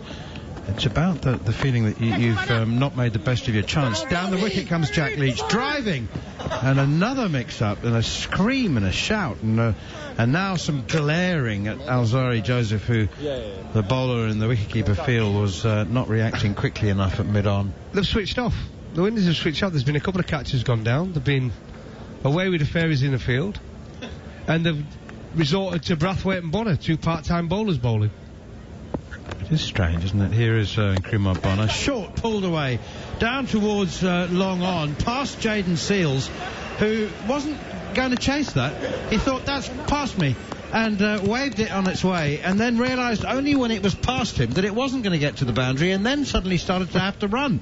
If anything sums up a team that's switched off, it's that. Yeah, they've definitely switched off. Again, I say, it was a miss it, back from Mahmood, clothed it, wider mid-on. He didn't want to run after it. He thought it was an easy 4. It's been a slow outfield all day, and then he realised, I can catch it now. And then he goes, he had to end up doing a dive with a big smile on his face because he knows he nearly messed up. He did mess up. Well, he stopped the boundary. I know, but really, West Indies are in their mind, I think, for the last hour they've been batting. Oh, get in. And forward goes Leach, plays Kumar Bonner defensively. So we have a part-time leg spinner who's got a handful of wickets in his life, bowling a half-tracker to a number 11 who mishit it and then the fielder at mid-on didn't go after it. When he did go after it, he then dived headfirst almost into the board. Brilliant cricket in some ways. We've turned this test match, what was quite exciting earlier, into just a lovely village game. It is. It's village. Disappointing village standards. The way he shuffled after that ball, Goughy, and then it was like a comedy movie for a minute. Like he started going, oh, I'll walk with it and I'll go pick it up, and suddenly he realised it was only just in front of him. To be fair, it's been a long series for him. Bowling in Antigua and Barbados had just about finished him. He's very young as well. I'm just about to hand over to John Norman, but I'll do one ball for you. It's short, pulled away out towards deep square leg, and they'll take a single. Saqib Mahmood moves to 26. No end in sight. You're listening to live ball-by-ball commentary exclusively here on talkSPORT 2, England's Test match tour of the Caribbean. It's day one, deciding Test match in Grenada, and England are 169 for 9, having been 90 for 8. Here's John Norman. Yes, thank you, Neil Manthorpe. As Brathwaite is in, tossed up, and forward is Leach. The cricket you describe is not really befitting a trophy named after Sir Vivian Richards and Lord Ian Botham, is it at times? I've never actually seen a team bowl for a new ball when their opponents, as Leach is back and attempts to cut. I've never seen a team bat for a second new ball when the opposition are 9 down, quite as early as what the West Indies appear to have done. Yeah. Well, the best part of 10 overs to go, they started to bowl for it. It was very strange.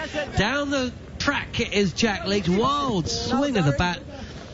Didn't go anywhere near where he intended, which was over long off. Instead, squirted up and over, but there's no fielder at points, at deep points, so it comes through for a run. You're right. I mean, West Indies are just trying to get through the overs as quick as they can to take the new ball, because they don't look like dismissing these two batters. They really don't. Brathwaite again, the West Indies captain, fires it in down the leg side. Horrible cricket again. Mahmood almost spears this to the leg side and will pick up a boundary. Flicks the ball down the leg side and he moves to 30. Both himself and Leach, who Darren Gough made a joke that they'll be opening the batting. I'm not even sure these two players will be in the side for that first Test match against New Zealand at Lord's. But they're dragging England somehow towards a score of note. 174 for 9. England were at one stage 90 for 8. As Brathwaite again short and clipped away into the leg side. There's excitement. Short leg fielder nowhere near that. And a beat of the bat from Mahmood. He's frustrated. Everybody's frustrated. 78 overs gone. England 174 for 9. Did you used to play cricket games on computer? No, not really, no. So when you're playing them, when you get to a point in the game, you can press a button that says generate innings or simulate innings. There's a point here where, like, everyone watching this Test match is just like, look, like if you were the West Indies now, we'll give you 30 more runs. Just get off the field. Let us actually start. I mean, this is just getting ridiculous. The amount of missed run-outs, dropped catches, buys. It's just so poor out there. Well, it's autopilot. I'd understand it if this was the third innings and England are batting towards, West Indies are out the game and it's just a question of, whether they're going to set them 500 or 520. But England were 114 for 9, second ball of the session. And since then, I'm not sure exactly what their tactics have been, apart from, let's just get through to the new ball. Work in, Bonds. Keep going, Bonds. Bonner this time, who bowls leg spin in much the same manner that he bats. I've never seen someone bowl such unexciting leg spin, essentially. It doesn't move as it's played back down the track. And England move to stay on 174 for 9. Work in, Bonner. Keep going, Bonner. See, right, they get to 200 next. They're really in the game. Well, they are in the game, aren't they? Even if they're out now. 174 for 9. Defensive is Leach. I mean, they've now got the score that they wouldn't have got in their wildest dreams when they were losing. They were 90 for 8 or even 67 for 7. Down the leg side this time from Bonner and clipped away comfortably by Leach, who moves to 34. 5. The score 175 for 9. Yeah, you're right. But like I said, at the end of it, you've got to be disappointed. If you're the coach of West Indies, the body language and everything, the way it's gone the last hour, over an hour now. But as I said, at the start of the day, you win the toss, you put England in, if you dismiss them now for 175, the body language from when they get in that dressing room and from the coach has got to be positive. Because they'll have taken it. 175 all out, they would have taken it. Tossed up and beaten on the inside by Bonner. And that may go away for more buys. And that cheer will tell you that it has. That beats Saqib Mahmood and Joshua Da Silva. All ends up. Could have taken off stump as well. But instead it's 4 more runs. 179 for 9. I'm going to suggest something which sounds absolutely ridiculous, and if Andrew McKenna's listening, I imagine that he probably would have suggested himself, no disrespect to Macca, but I remember a game a few years back when India were playing Australia, and essentially Ricky Ponting brought, whether it was Marcus North or even himself, onto bowl at a pivotal stage in the game just to ensure that Australia didn't get docked at any points for over 8. Full delivery again, a full toss, and played up to long on for a single. 180 for 9. It was Cameron White at one end, and it was Mike Hussey running. So he's bowling medium pace. So he'd bowl the ball, and then he'd run back at full pace to get back. It was the weirdest game I've ever seen. But it was at a pivotal stage of the match, wasn't it? It wasn't at a stage of the game where you would ever put over 8 ahead of the game situation, and Ricky Ponting did. I think Dhoni had 100, and maybe Bhuvi Kumar was with him. They were 7 down, they had to push. Instead they bowled about 12 overs, and Dhoni knocked them around for 30 odd runs, and then he attacked the new ball when it finally came as well. It was very bizarre. I mean, the run rate... I don't know why we're talking about this when we just watched an international wicketkeeper face a ball that went through his legs that he didn't even get anywhere near as well. Okay, over number 80 as Brathwaite gets one to beat the outside edge. Mahmood playing inside the line, and the score is now 180 for 9, England. Second new ball due in 5 deliveries time, with both Mahmood and Leach. As Mahmood gets down and on the sweep will take another single to move to 32. Not for the first time as Matt Price got his head in his hands. And I get what he's coming from. I've played quite a few test matches, and I batted anywhere from 8 to 11. I don't think I ever in my whole career faced 2 bowlers like this in any test match I played in. Honestly, if somebody thinks different, give me a buzz. Defensive again from Leach, and we're just waiting now, aren't we, for the new ball to be taken. Did you face Mark Taylor's bowling? No. Didn't he get Angus Fraser or someone out in the test? I thought you might have played in that one. Brathwaite is in, tossed up again outside the eye line and outside off stump, and a single is taken. 182 for 9. Any bowler that backs himself and is worth his value would be crying to get on and bowl at number 10 and 11 on any pitch in the world. Why wouldn't you want to bowl at number 10 and 11? Well, there's a question I asked of Harmy about half an hour ago when Myers was brought back on the stumps this time, defensively played by Mahmood. 182 for 9. I thought it was strange at that time. That was 10 overs ago. And I understand that Myers took 2 wickets, and actually you saw Leach put down in the covers, so it was understandable defensive from Mahmood this time, no run. But I struggle to think of an innings which has seen such dominance with the ball for such a concerted and considered amount of time, end up with essentially 20 overs of part-time leg and off-spin. Jared, how many overs has Holder bowled? I'd be interested to know how many overs the Seamers have bowled in this game. In an opportunity to win a test match, dismiss England for well under 150, which they could have done. And they're now 182 for 9. Second new ball's going to be, it's available now. It'd be interesting if they don't take it. That would just top the session off. Holder bowled 14 overs. So Roach's bowled 15, Jaden Seals bowled 15, Holder bowled 14, Mayers bowled 10, Azari Joseph bowled 16. No one is overworked. No. Well, you could say Nakruna Bonner's been overworked considering everything, but yeah. Blackwood bowled it over as well there. See how many people they can get through. Yeah, well, they've used 8 bowlers. De Silva couldn't bowl much worse than he keeps. I'd just like to confirm that the new ball has been taken. So that may well be it for Brathwaite. Almost certainly is it for Blackwood. Bonner might get another one. But essentially, Kamal Roach has been called upon. 15 overs, 2 for 32. And I imagine Jaden Seals will also be operating very shortly. So, cricket being the crazy game that we love, has had a crazy half an hour, has had a crazy hour, and now we've got a little bit of sensibility back as Roach is in. Right arm over the wicket, and Leach props forward and pushes us out into the offside and comes through for a single. Leach 37, Mahmood 32, the two coming together after the second ball of this evening session, which saw Chris Wokes comprehensively bowl for 25.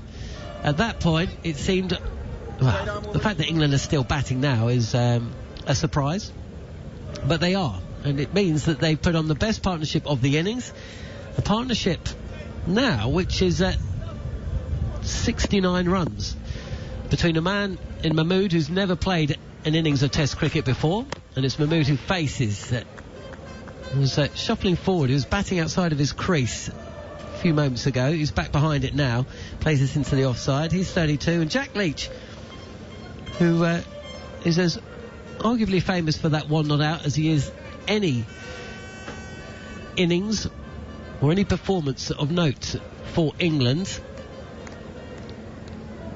The question that we will find out in the next day or two is whether this partnership has dragged England back into the match, or is just as a textbook defensive cover drive from Mahmood. He's certainly at ease with the pace of Kamal Roach in these early stages. Second new ball has been taken, and England are 183 for 9. I mean, that's as good a shot you get. Yes, there's a little bit of gap between pad and bat, but the full face going back towards the bowler, new ball in hand, seam upright, middled it, mid-off. It swung into him as well. And still middled it. And he was on the front foot better than half the rest of them. Roach steaming in. This is left alone, wide from Roach. Mahmood happy to let that one go. And one good thing about seeing him with the second new ball now, yes, they might be a bit tired, West Indies bowlers, but it gives us an idea what sort of pitch it will be with the new ball, because it's looked pretty flat the last couple of hours. Let's be fair. It's looked pretty flat, but West Indies have done all the hard work and they've let it slip. But we'll get a better idea what happens in the next 1, 2, 3, 4 overs. Roach again. And this is it's a classical and textbook punch through the covers. The ball won't quite make the boundary, but there's enough on it for the batters to come back for a third. That's a nice looking shot from Mahmood. He moves to 35 and the score 186 for 9. There's Kamal Roach's fifth ball of his first over back. It's played very nicely indeed. I mean, West Indies are going to be in a hiding to nothing, for the remainder of the day, because essentially they're either going to be bowling for the rest of the day, in which case England will go past 200, or they're going to be throwing Brathwaite and Campbell out there with absolutely nothing to achieve for, 20 minutes or so, 25 minutes?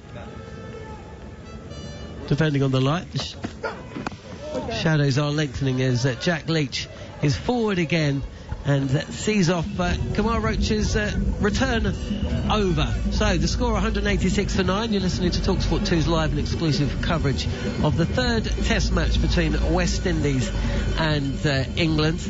And of course, if you can't always sit at home and listen to the likes of Jarrod Kimber and Neil Manthorpe and Darren Gough, you need to get out and actually do something. You can continue to listen on the talkSPORT app. Just swipe for talkSPORT 2. We're on your smart speaker, we're online, and now on the talkSPORT YouTube channel, where you can find our commentary and a ball-by-ball scorecard as well. Jaden Seals is about to bowl his first over of the bowlers, Goffey today, which Which has impressed you the most? Well, it's a difficult one. I think Seals has been excellent, but I thought Alsari Joseph bowled really well. His first 2 spells were excellent. Bowled with pace, accuracy, aggression when needed. So I thought he bowled pretty well. But Seals is fantastic young talent. Really impressed. Great seam position. Great rhythmical run up. He's got the game. He's got everything. Well, if you think that, then that says something. 3 slips and a gully, full delivery from Seals, but 2 wide and a little bit of swing there as well. And a little bit of a look there from Mahmood to Leach, who's probably thinking, hang on a second, I wouldn't mind a bit of that. And he swings it as well, as we saw that last delivery from Seals. A bit of a loosener, but full, but swung towards the slip cordon. Always a danger, no matter how full it is, when you get a bit of movement through the air. If there was one criticism of him, again, I think he's another one who just pulled through a little bit more with that left arm. I reckon there's another 2 or 3 miles per hour in there. Let's see what he does now. Seals again, tempter for Mahmood, left alone. No run. But yeah, very talented, been impressed with him. Even on the flat pitches of Antigua and Barbados, I thought he bowled quite well. He was a pick of the... Well, Roach has got the experience on him, hasn't he? But I thought Roach was disappointing Barbados with a new ball because he just didn't make them play enough. But I think overall, I think he's been the pick of the bowlers. I really do. I think he's been excellent for the West Indies.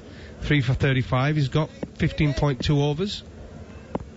And they haven't chopped and changed either, have West Indies. They've kept faith with the bowlers that they picked from the offset, as Mahmood will take a 4 from the outside edge of the bat, flies all the way along the ground between third slip and gully. It was a missed shot, and moral victory to the bowler, because the ball certainly didn't go where Mahmood intended it to.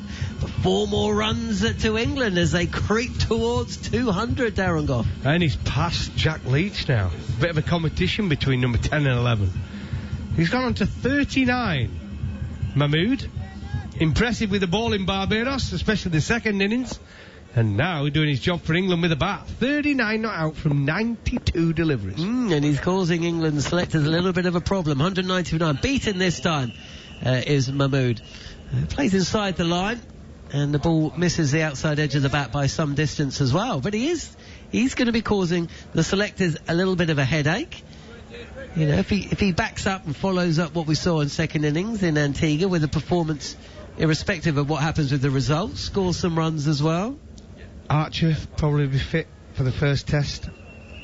Wood probably be fit for the first test. Mahmood, Broad, Anderson.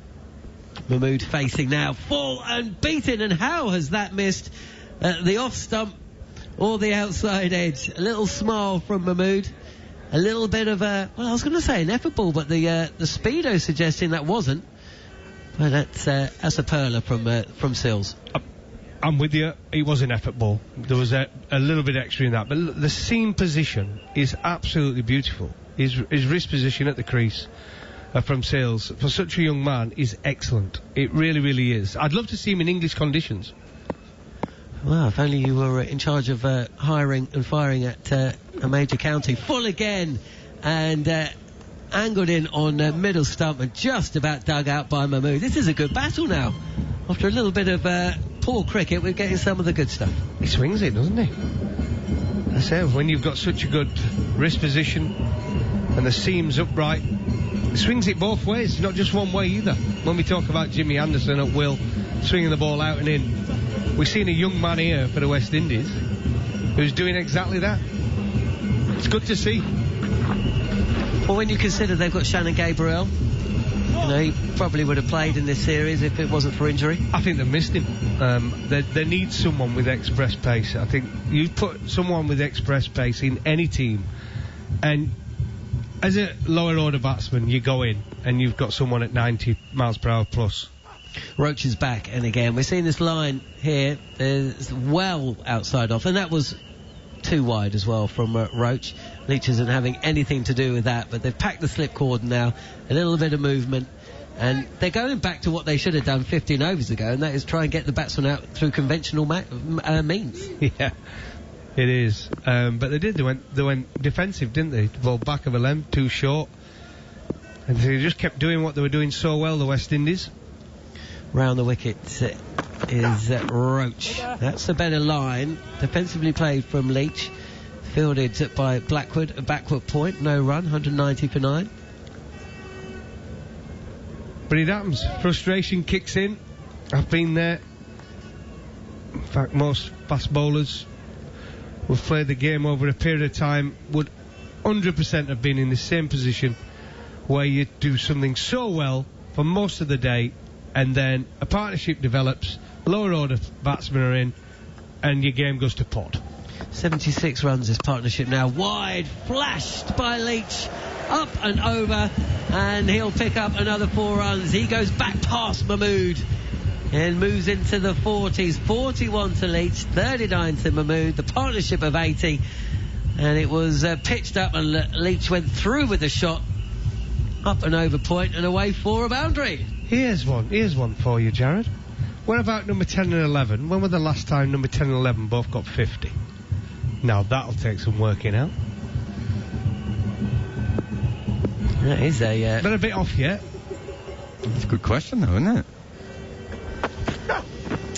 Left alone by Leach, no run, and a misfield from Joshua De Silva, just bounces in front of the keeper. 194 for 9. Gillespie and McGrath did it against New Zealand, I think. No, they didn't. I've got a feeling, because that was when Gillespie danced around like the Happy Gilmore. They both got 50. I could be wrong. I'll Batting look at it 10 and 11. Would Gillespie have been 9? Oh, you might. It might have been 9. I'll have a look. Yeah, I think Gillespie might have been 9 after his double. His double was after that. Oh, right. Roach in wide again. Leach has a little thought about playing at that, and then withdraws the bat. No run. Wasn't there an inning? What was it? West Indies played England. Tino Best hit 94. That must have been 10 and 11, because they were 9 down. Who did he bat with? I can't remember who he batted with. Wasn't it Ramden he batted with? Because it wasn't that the year Viv talked now. No, I don't think it was that test, was it?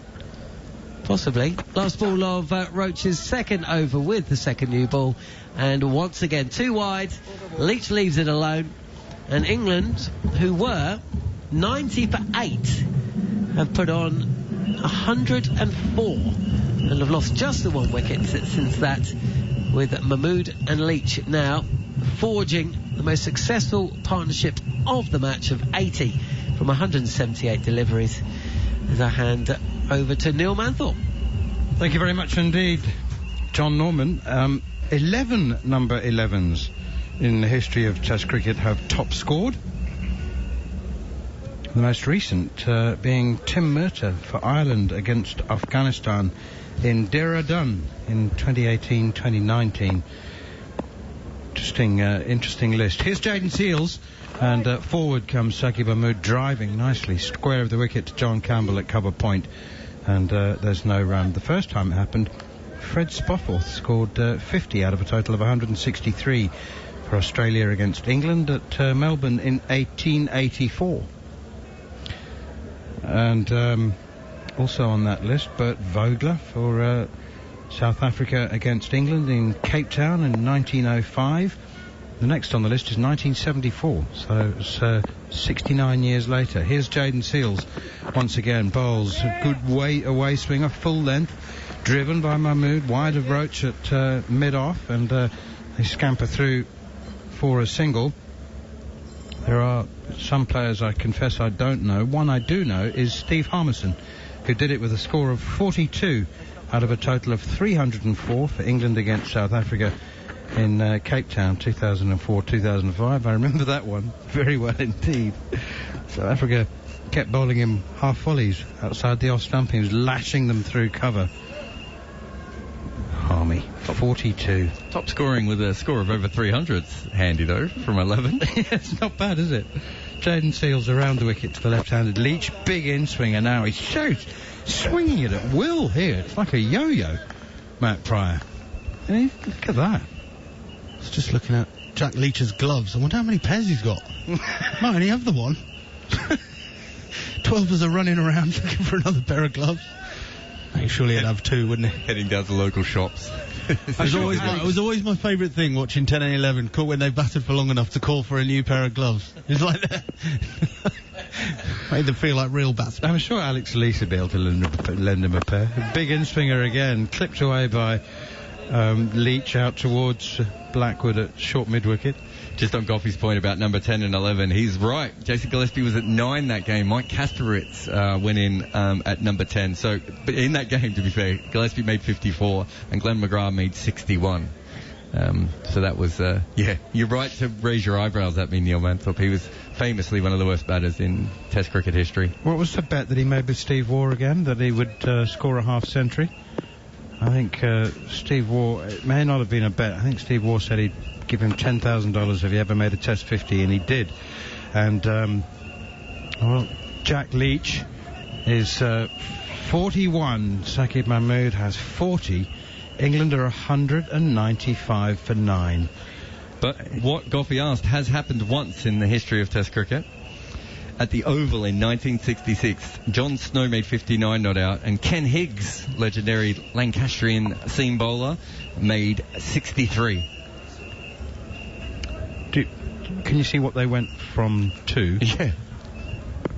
I'm sure that would have changed the complexion of that innings. Here's Jaden Seals again, bowls another booming in-swinger to Jack Leach, who drives it firmly out to Shamar Brooks, fielding at cover, and there's no run. 84 overs gone. It's 195 for 9, and the West Indies are absolutely bamboozled and perplexed and at odds, Matt Pryor. They're just don't know what they're doing. Well, look, these two England batsmen have been good, but the West Indies have been shocking. I mean, absolutely. John Norman mentioned earlier, I've had my head in my hands a few times. I can't get my head around it. This is Test cricket. You've got England on the ropes. You've got an opportunity to bowl them out for 100. And you bowl your part-time spinners for 15 overs. I can't get my head around it. Here's Kemar Roach trying to bring some sense back to proceedings. He bowls a bouncer. Saqib Mahmood wants to duck it, hits him on the shoulder, didn't get up much. 195 for 9. The problem you have, you can't pick and choose when you want to be on it. If you've got a team down, you've got to stay on top of them. You know, West Indies, even the fielders disappeared. Drop catches. We've spoken about the wicketkeeper, the byes. It's been sloppy. As we've spoken about, it feels more like a third innings where England are sort of 550 ahead of the game, and you're sort of just waiting for them to declare. But hold on, you're ahead of the game. Who knows how crucial these runs are going to be? Banged it in short now, Kemar Roach, and again it's lacking pace, and Saqib Mahmood plays it easily off the back foot. Do you know, Jared, you said jokingly half an hour ago, I think, or maybe it was an hour ago, you said, if there's 3 or 4 overs left in the day, declare and have a go, have a little bowl at the end of the day. Given that the West Indies are in a state of complete disrepair, and why would you declare when they're going to go on and make 400? Yeah, well, I know, and I know that it's a silly question. I know what the answer from both of you would be. Roach in again. Mahmood plays easily off the back foot, punching it out towards extra cover. So I know, of course you don't. I mean, it would just be too... If it was a day-night test, maybe, with the lights on, and you'd have a little bowl before the end of the day, and so I know that that's not going to be considered. But it would be the last thing the West Indies be expecting. If it's declared now, you'd have 3 overs, 2 between innings and taken off, and you'd have 3 overs at the West Indies openers. There'd be 3 of the most uncomfortable overs they'd ever faced. That's back of a length, and again played easily by Saqib Mahmood, no run. So you wanted that game where the only game in history where number 10 and number 11 have made 50s. It was against West Indies at the Oval. West Indies made 268 in the first innings. They had England 166 for 7. England ended up with 527. Oh. Tom Graveney made 165. He was run out as well. John Murray, the wicketkeeper, made 112. Here's Roach once again. Big in-swinging Yorker Nicely dug out by Saqib Mahmood. He doesn't know where it's gone. It's gone down to fine leg, and they run through for a single. 196 for 9. So that was obviously the majority of the partnership that got them all those extra runs. But then the number 10 and 11 came together at 9 down for 399, and they put on 128 runs for the final wicket. Now, bowling attack. Manners, you're going to like this. Wes Hall, Charlie Griffith, Gary Sobers, Lance Gibbs. Basically the best West Indies bowling attack they had until the 4 fast bowlers came around in that late 70s. Here is Roach again, bowls and driven by Leach. Good looking shot, actually, only as far as Blackwood at backward point. It just sounds like the West Indies have given up there. They're just like shrugging of shoulders, and just any part-timers came on there? They did. Conrad Hunt bowled some overs at the end, probably from boredom. But my favourite is Sobers. Bowled 54 overs. Imagine your best batter having to bowl 54 overs, and he went at 1.9 runs. Everyone else got a bit of stick. They couldn't even hit him off the square, so he just kept bowling by the look of this for hours on end. Only took the prefer. Couldn't even help his figures. Anyway, something to look forward to. All I'm saying is Jack Leach currently on 41. Saqib Mahmood on 41. Saqib Mahmood also on 41. They're 18 runs combined away from this weird secondary landmark. Welcome to our listeners on talkSPORT. You're with me, Neil Manthorpe, Matt Pryor and Jared Kimbo in the closing stages of the first day of the third and deciding test match between the West Indies and England from the National Cricket Stadium in St George's, Grenada. And England have recovered in truly astonishing fashion from the depths of 90 for 8 and 114 for 9 to 196 for 9, with number 10 and 11 top scoring, both on 41, 10 more than anybody else has achieved in the England batting lineup. Alzari Joseph is into the attack now. We've got 5 overs remaining in the day. And first delivery is an away swinger, which is left alone by Saqib Mahmood, who now appears to be remonstrating with the umpire, saying, I can't see. The light is certainly fading very rapidly. The sun appears to have set, to my mind. It's certainly gone behind a stand. It's very dark. Saqib Mahmood has walked down the pitch and saying to the umpire, I can't see. And the umpire saying, well, you seem to be seeing it well enough to me, son. You can carry on. Leach and Mahmood, 41 apiece. Alzari Joseph in. Mahmood backs away and certainly middles that one out towards Jermaine Blackwood at cover point. He's got the full glare on, Matt Pryor, hasn't he, Saqib Mahmood? Not happy with the light. Well, he's looking for the ball. Yeah, I don't know. Jack Leach has now walked down from the non-strikers end saying, I think you just better get on with it, Yeah, just mate. looking at the shadows, it doesn't look like the sun's, some grounds are ridiculous. The sun drops behind the bowler's arm, which gets tricky. That doesn't seem to be the problem. Well, you're right, there are actually shadows, so there's clearly the sun hasn't gone completely. Alzari Joseph in again, bowls full and just wide enough of off stump. If it hadn't swung away, that would have clipped off stump, but a drive and a miss from Saqib Mahmood, who's now resigned himself. The umpires aren't listening to him. And they're just absolutely astonishing recovery. And we ought to pay some credit to Chris Wokes, who began the process of recovering from a seemingly hopeless position, 90 for 8. He made 25. Craig Overton a brief 14. But it's these two, it's the last two that have sent the West Indies into chaotic rabble, as Alzari Joseph in once again, full and straight and driven by Mahmood down the ground for 4 through mid-off, and that brings up the 200. Honestly say, that is one of, if not the most unlikely 200 I've seen in Test cricket, Matt Pryor. Absolutely astonishing, remarkable, and a fantastic shot by Saqib Mahmood here. I think the West Indies getting stuck into him a little bit just before that ball hearing on the stump mic, and that's the best retort you can give. Full flash of the blade, straight drive back past the bowler, not quite back past the bowler, but good enough, certainly. Out the middle. 200 up for England. Can you believe it? No, not really. I can't. It's just amazing. And by the way, Saki Mahmood's first-class career best by some distance. Here's Joseph again, and that one is quick, and it beats the inside edge. Mahmood didn't appear to see that one very well, if at all, and it's taken by Joshua Da Silva. So his previous career best in first-class cricket, 25 matches, was 34 not out. He's now 45 not out. Let's just hope that the prospect of a half-century doesn't overexcite him, or indeed Jack Leach, and doesn't cause them to lose concentration, because England are right back in this Test match. They were 3-0 down in this football game, and here is Alzari Joseph again, swing and a miss at a full-length delivery outside the off stump. No run, 200 for 9. Would that be a fair assessment? They were 3-0 down, and it's now 3-3.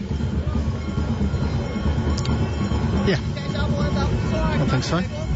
I mean, the West Indies are between overs now. The West Indies getting stuck into Leach and Mahmood, and I just think, well, Hoss has bolted, lads. You know, where were you an hour and a half ago?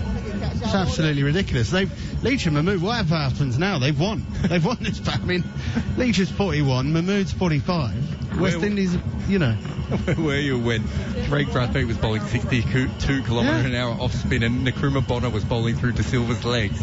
This is not the time to be sledging, guys. It went. It's gone. I can't even imagine what they could possibly be saying to them. I mean, it's obviously not complimentary. They're not saying well batted. You know, what can you possibly say? You're just not going to score any points of any sort by having a go now. Jack Leach is 41, Saki Mahmood, number 11, top score, 45, 200 for 9, Jason Holder into the attack, and it's punched away by Leach, square of the wicket on the offside. I mean, if the wicket, if it's nothing to do with the West Indies' lack of energy and lack of commitment in the final session, if it is the pitch actually flattening out, imagine how painful it could have been for England if they had been bowled out for 120 and then the West Indies had the best of the batting conditions. And that's what's so frustrating from a West Indian perspective.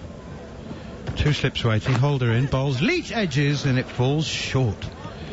There's very little pace in the pitch, and Nkrumah Bonner diving from second slip was nowhere near getting his hands underneath that one. It was played with soft hands by Jack Leach, who's now walking down the wicket to have another chat to Saqib Mahmood.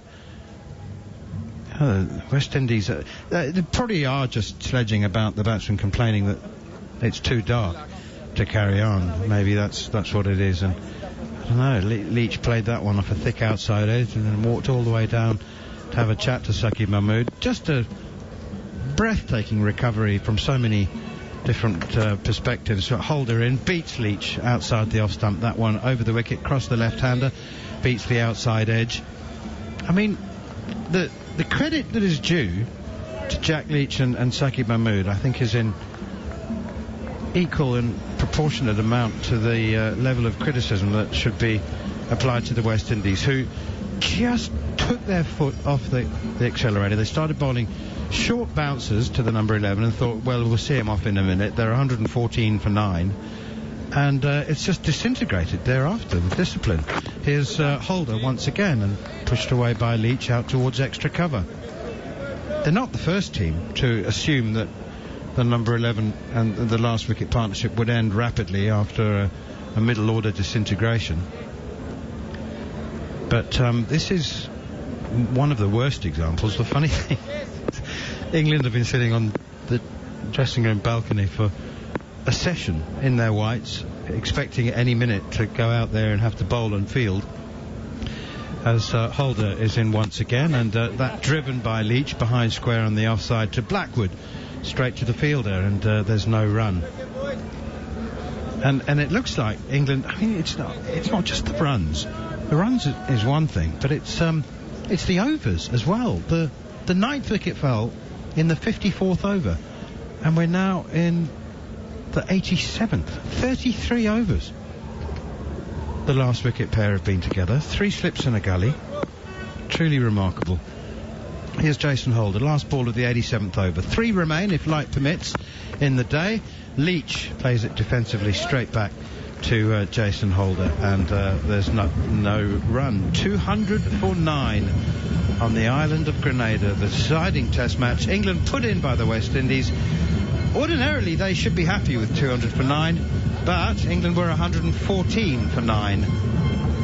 Quite remarkable stuff. Another word from Matt Pryor, and then to take you through to the close will be with John Norman. Been so impressed with Jack Leach in particular from the minute he walked out to bat. He is effective with the bat, we know that. We've got that crucial one at Headingley. And sometimes having a simple game and only one option of style of batting almost negates what the wicket was doing earlier, but he had to get through that period, which he has done brilliantly. That last ball he's just played off Holder, it's actually swung back genuinely, and he's played it beautifully, played it laid straight. Looked like every part of genuine batsman. Joseph is in way down the leg side, and De Silva has to dive to his left and clasps the ball one-handed. No byes on that occasion, or possibly could have been called wides actually. It was a really wayward delivery from Alzari Joseph. Who'd have thought England would still be batting, eh? There was a real fear that this was over as a contest, but now West Indies, no matter what happens tomorrow, Joseph in, and essentially Mahmood has tried to defend that, missed the ball zipped past the inside edge, and he's caught the ball between his legs. He's then essentially tried to free the delivery. Oh no, the ball is actually caught behind his pad, and he's flicked it out, and that ball has gone behind him, and it could have actually taken a leg stump. Would have summed it up really, wouldn't it? If he got out like that. That would have summed up what has been a truly remarkable day. Got a half and half pitch and a wild swish of the bat from Mahmood, who's complaining he can't see the ball. That was a flat-footed shot of a number 11. He's eyeing up 50, isn't he? He's thinking one shot. 5 away. Well, there's one shot away from getting caught there. Well, yeah. Absolutely no foot movement whatsoever. It was not the shot of a man who is currently top scoring in the innings. Coming in at number 11. Top score before him was 31. Apart from Leach, of course. There's another wild swing of the bat from Mahmood. No foot movement whatsoever. And again, I'm not sure he is seeing the ball particularly well. He's just thinking, I may as well just go for it now. 45 to his name. Jaden Seals is still getting involved, I'm sure. There's been a war of words, and Jack Leach has just come to have a quick word with Mahmood. Yeah, and again, just looking at Joseph's pace there, 147 that last delivery. You sort of think, where was this when England were 114? I think Leach is telling Mahmood just to try and keep check of his emotions here as well. Yeah, I think I overheard the umpire saying potentially it's the last over because of the light. I think they might be worrying. So 2 balls left in this over. Here we go, as Joseph is in tight to the umpire. Some swing away from the right-handed Mahmood. It's good. I mean, that's brilliant from Leach. He's walked down to his batting partner. He's seen Mahmood losing his head a bit, trying to smash it, not really playing any, coming out of his bubble that he's been in all day and had good success with, saying, listen, buddy, we're potentially 1 ball away from being not out overnight here. Don't give it away. We've done all this hard work. Let's get the West Indies back in the field tomorrow morning. Dream of 50, eh? 41 to Leach, 45 to Mahmood. Could this possibly be the last ball of what has been an incredible day's play? Fired down the leg side, and once again De Silva has to dive to his left and one-handed takes the ball. So there's no run added to the score. There's a few looks between some of the West Indies fielders and the umpires. It does look like there's going to be some more action. Jared, you look like you've got something to say. Yeah, the last time in a test match where the number 10 and 11 top scored was when Australia made 47 at Cape Town in 2011. Siddle 12 not out, Nathan Lyon 14. Wow. That's something else. The light meter is out there. So the reading is being taken.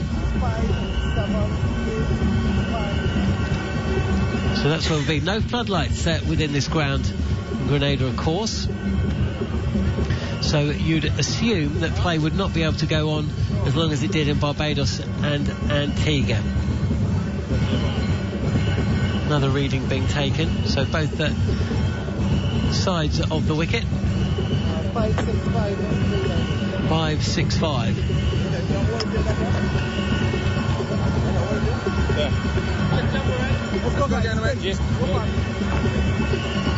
Are we going to get another over?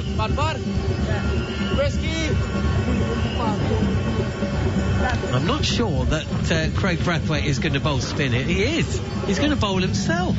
Yep, umpires would have said, it's too dark for the seamers. Do you want to bowl spin? He's gone for it. That's middle. We've got 2 overs left. I mean, that's a surprise to me.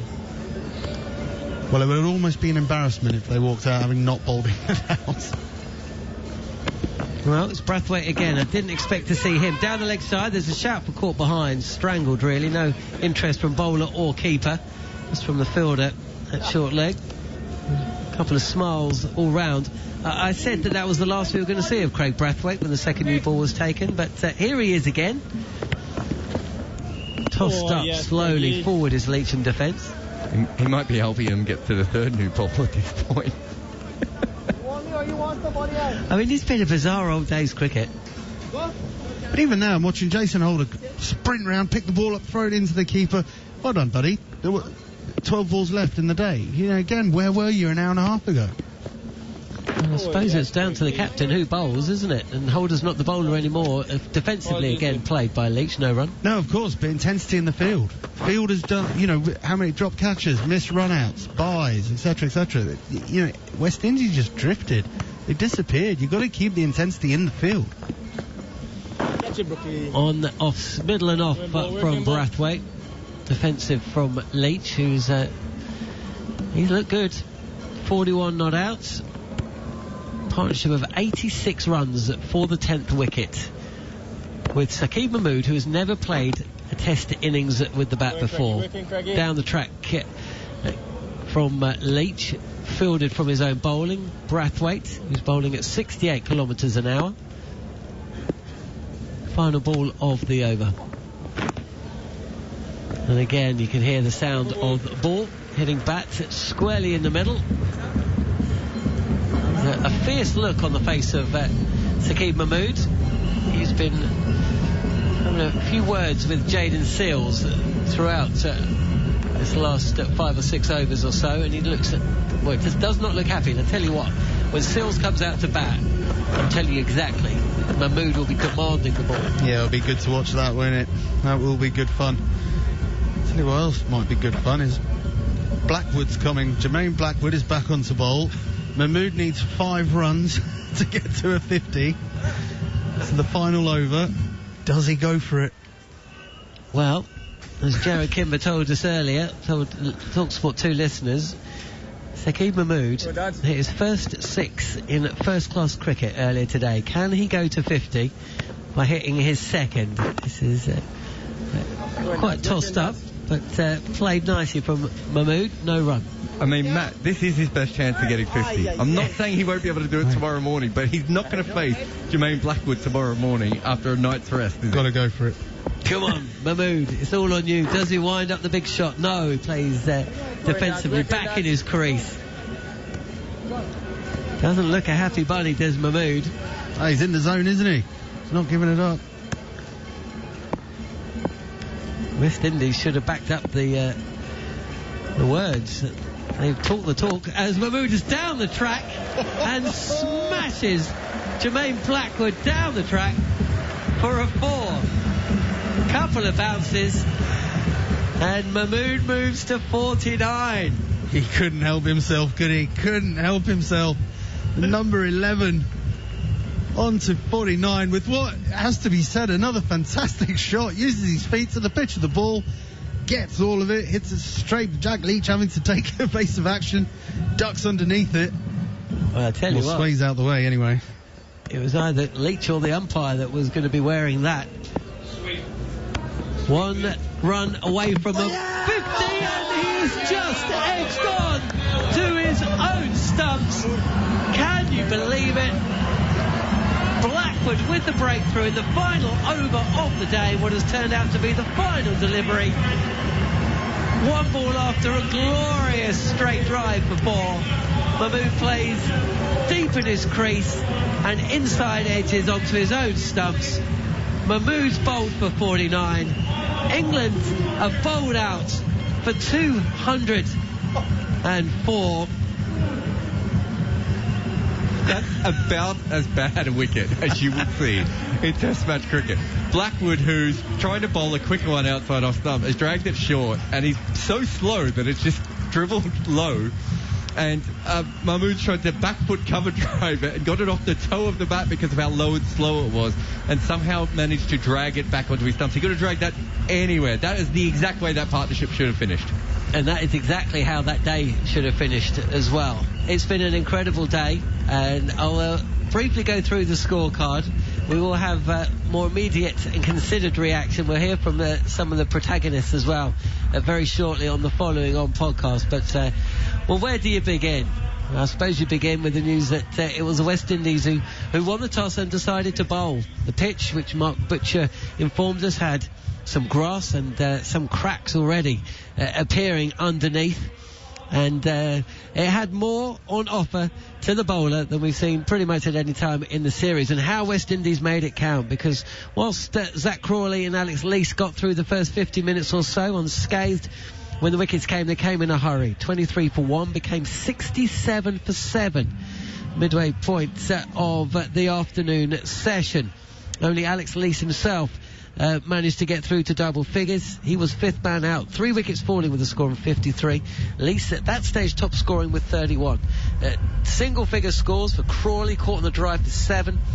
Joe Root caught behind for a duck. Dan Lawrence, LBW, for 8, and then Ben Stokes, who miscued a pull, going for 2. Bairstow went also for a duck with a score 53 for 6. And England were in absolute disarray. Ben Folkes beaten by a good one. Actually, there was a good seam movement at times. There was variable bounce. It wasn't easy out there, but it wasn't a 67 for 7 pitch. Well, that was the opinion of the talkSPORT 2 team anyway at that point, and they were proved right, because there was small, valuable partnerships after that point. Overton added 23 for the 8th wicket. Wokes scored 25. 114 for 9 when Wokes was dismissed, an airy-fairy drive to the second ball of the evening session. We thought at that stage England's innings would be zipped and wrapped up very, very quickly, but to be honest with you, the story of the day was actually, and I don't say this often, it was about the 10th wicket partnership of 90 between Sakeem Mahmood, who was out to what turned out to be the final ball of the day, bowled via an inside edge for 49 on his first ever innings in Test cricket, alongside Jack Leach, unbeaten, on 41. It's given England a sniff of a chance, and they didn't have anything approaching a sniff of a chance just after the tea break. So we will come back tomorrow on day 2. England have been bowled out, but they've got a score on the board. They have lurched to 67 for 7, recovered of sorts, bowled out the final over of the day for 204.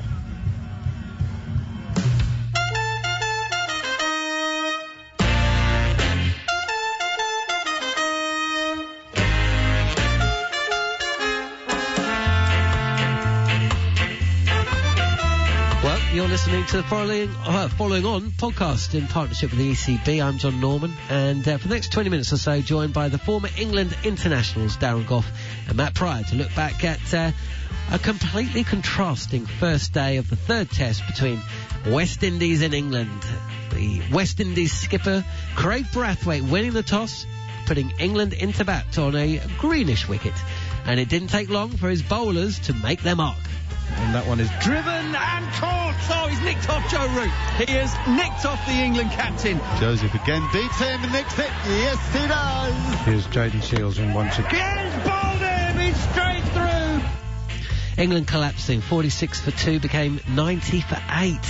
And on the verge of being dismissed for a low total. But Jack Leach and Sakeem Mahmood came together with a score on 114 for 9 and recorded a crucial 10th wicket partnership. Holder again. That's a great shot by Jack Leach. I'm going to move that up to the shot of the day now, just because it's Jack. Here's Kyle Mayers again. Shaki Mahmood down the wicket now. He's launched it over long on, straight over the boundary for 6. The pair put on 90 runs. Scarcely believable at times, as England eventually closed in on 204 all out. There is plenty to look back on over the next 20 minutes or so. You're listening to Following On here on talkSPORT 2 in partnership with the ECB.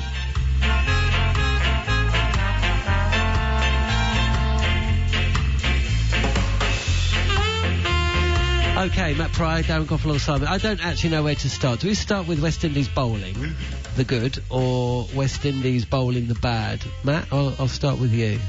Let's start with the good, shall we? Okay.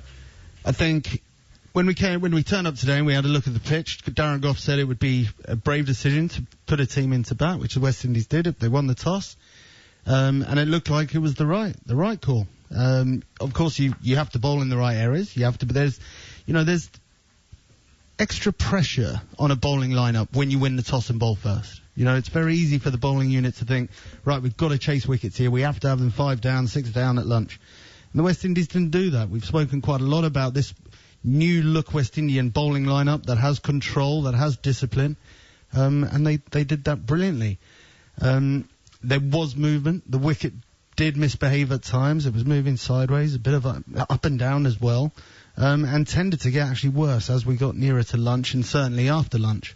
So I thought, the West Indies bowled well, but the England top order didn't. There were some soft dismissals on a pitch like this. If you get a good one, if one jags back through the gate, clips the top of off, you sort of think fair enough, or rears up steeply and takes, rips your thumb off, fine, no worries. But, Crawley's dismissal is another really, he doesn't mind a soft dismissal, does he, Zach Crawley at the moment? He's sort of 100 or not many and gives it away. Something that he's going to have to work on, particularly as an opening batsman. You've got to put such a high price on your wicket, and he chipped one to cover. Leach got stuck in. Again, didn't really look fluent at any stage, didn't really get going, but obviously not the wicket for it. But yeah, I think West Indies bowled well. England didn't bat well. And that sort of sums up the first part, I suppose. Goughy, it was incredible, wasn't it? Let's not forget, the 55 over stage, Wokes out, really poor shot, straight after the tea break, 114 for 9. And it was as though the West Indies thought, right, we've done this, lads. We just have to wait, and we'll be batting soon. We've seen England in this situation where they do all the hard work, they get the opposition 8 and 9 down, and they struggle to knock over the tail ender, and it often happens in cricket. I can't give you an answer why. We all get told why it happens, is you lose your discipline, you lose your belief. They bowled so well all day, the West Indies. And as I said, they'll sit in that dressing room and if they really assess the day, they'd still be happy dismissing England for 204 all out after winning the toss. But there'll be huge disappointment there because it could have been 115 all out. Let's be honest. And it's given England a chance now to get back into the game and possibly win the game. It really, really has. But what happens is, a partnership goes, they hit a couple of boundaries, the frustration kicks in, you start to bowl short because you don't want to get driven by the lower order batters who tend to drive, that's what they wait for, the ball on the front foot. And then they didn't dismiss them, so it goes shorter and shorter, and then they just start taking 1s and 2s and the edges, the mistakes come in, drop catches, the keeper had a nightmare today for the West Indies, absolute nightmare behind the stumps, and the score just kept ticking along. And then the West Indies just bowled for the new ball. They bowled 2 part-time spinners to get to the new ball. Have you ever seen that when England, when a team are in trouble in a test match? I've never seen it. I haven't, and I couldn't believe it. 18 buys, by the way, Joshua De Silva. I thought it was incredible, and I think really that's where you have to look at the captain for me, because essentially the captain's bowling himself when he's had, the wickets shared around. It's not like he was reliant on 2 main bowlers and he knew that he needed them to bowl with a new ball because that was his best chance of taking that wicket. Joseph had bowled well, Seals had bowled well, Roach had bowled decent, and Mayers had taken 2 wickets. So you got 4 bowlers, and he's essentially bowling Blackwood, Bonner, and himself. I thought it was very, very strange.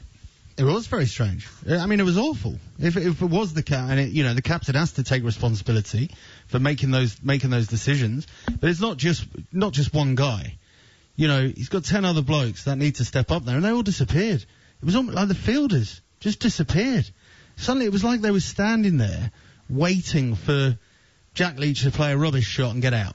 But that was the only way he was going to get out, was if he played a rubbish shot. And you can't do that in Test cricket. Suddenly there's a run-out opportunity, they miss it. Suddenly there's a half chance, guys, they miss it. Because they've just taken their foot off the gas.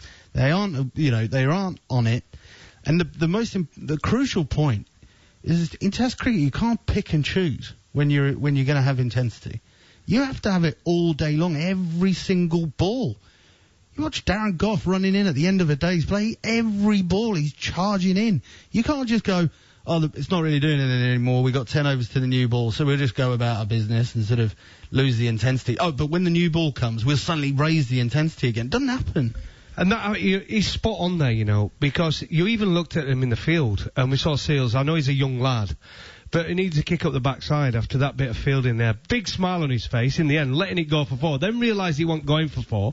Then he had to dive, nearly went head into the sponsors' advertising boards, and then he could have got injured because he's had to dive in the end when it was a simple chase. Some of it was genuinely embarrassing, and that was one part. As a washed-up ex-has-been pro cricketer, how hard we worked every day, and you're watching that and you're thinking, imagine if there was someone in the stands there today that's never watched international cricket, and it's been sold to them that we're going to go watch some of the best players in the world, right? And they're watching that as a product.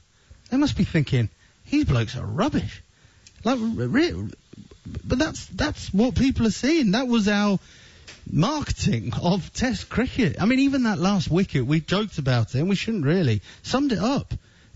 And someone in the crowd will be sitting there, first time to watch cricket. These are the best in the world, this lot. And they're watching that going, that was pretty awful. It's not a great advert, is it?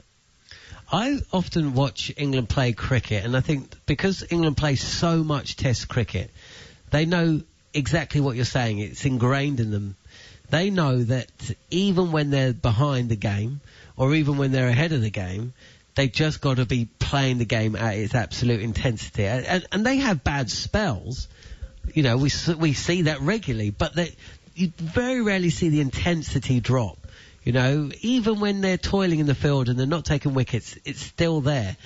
And when England play at home, a lot of the time, unless they're coming up against an India or an Australia, what I find is that England are waiting for the other team to blink, essentially, because they simply don't play as much Test cricket.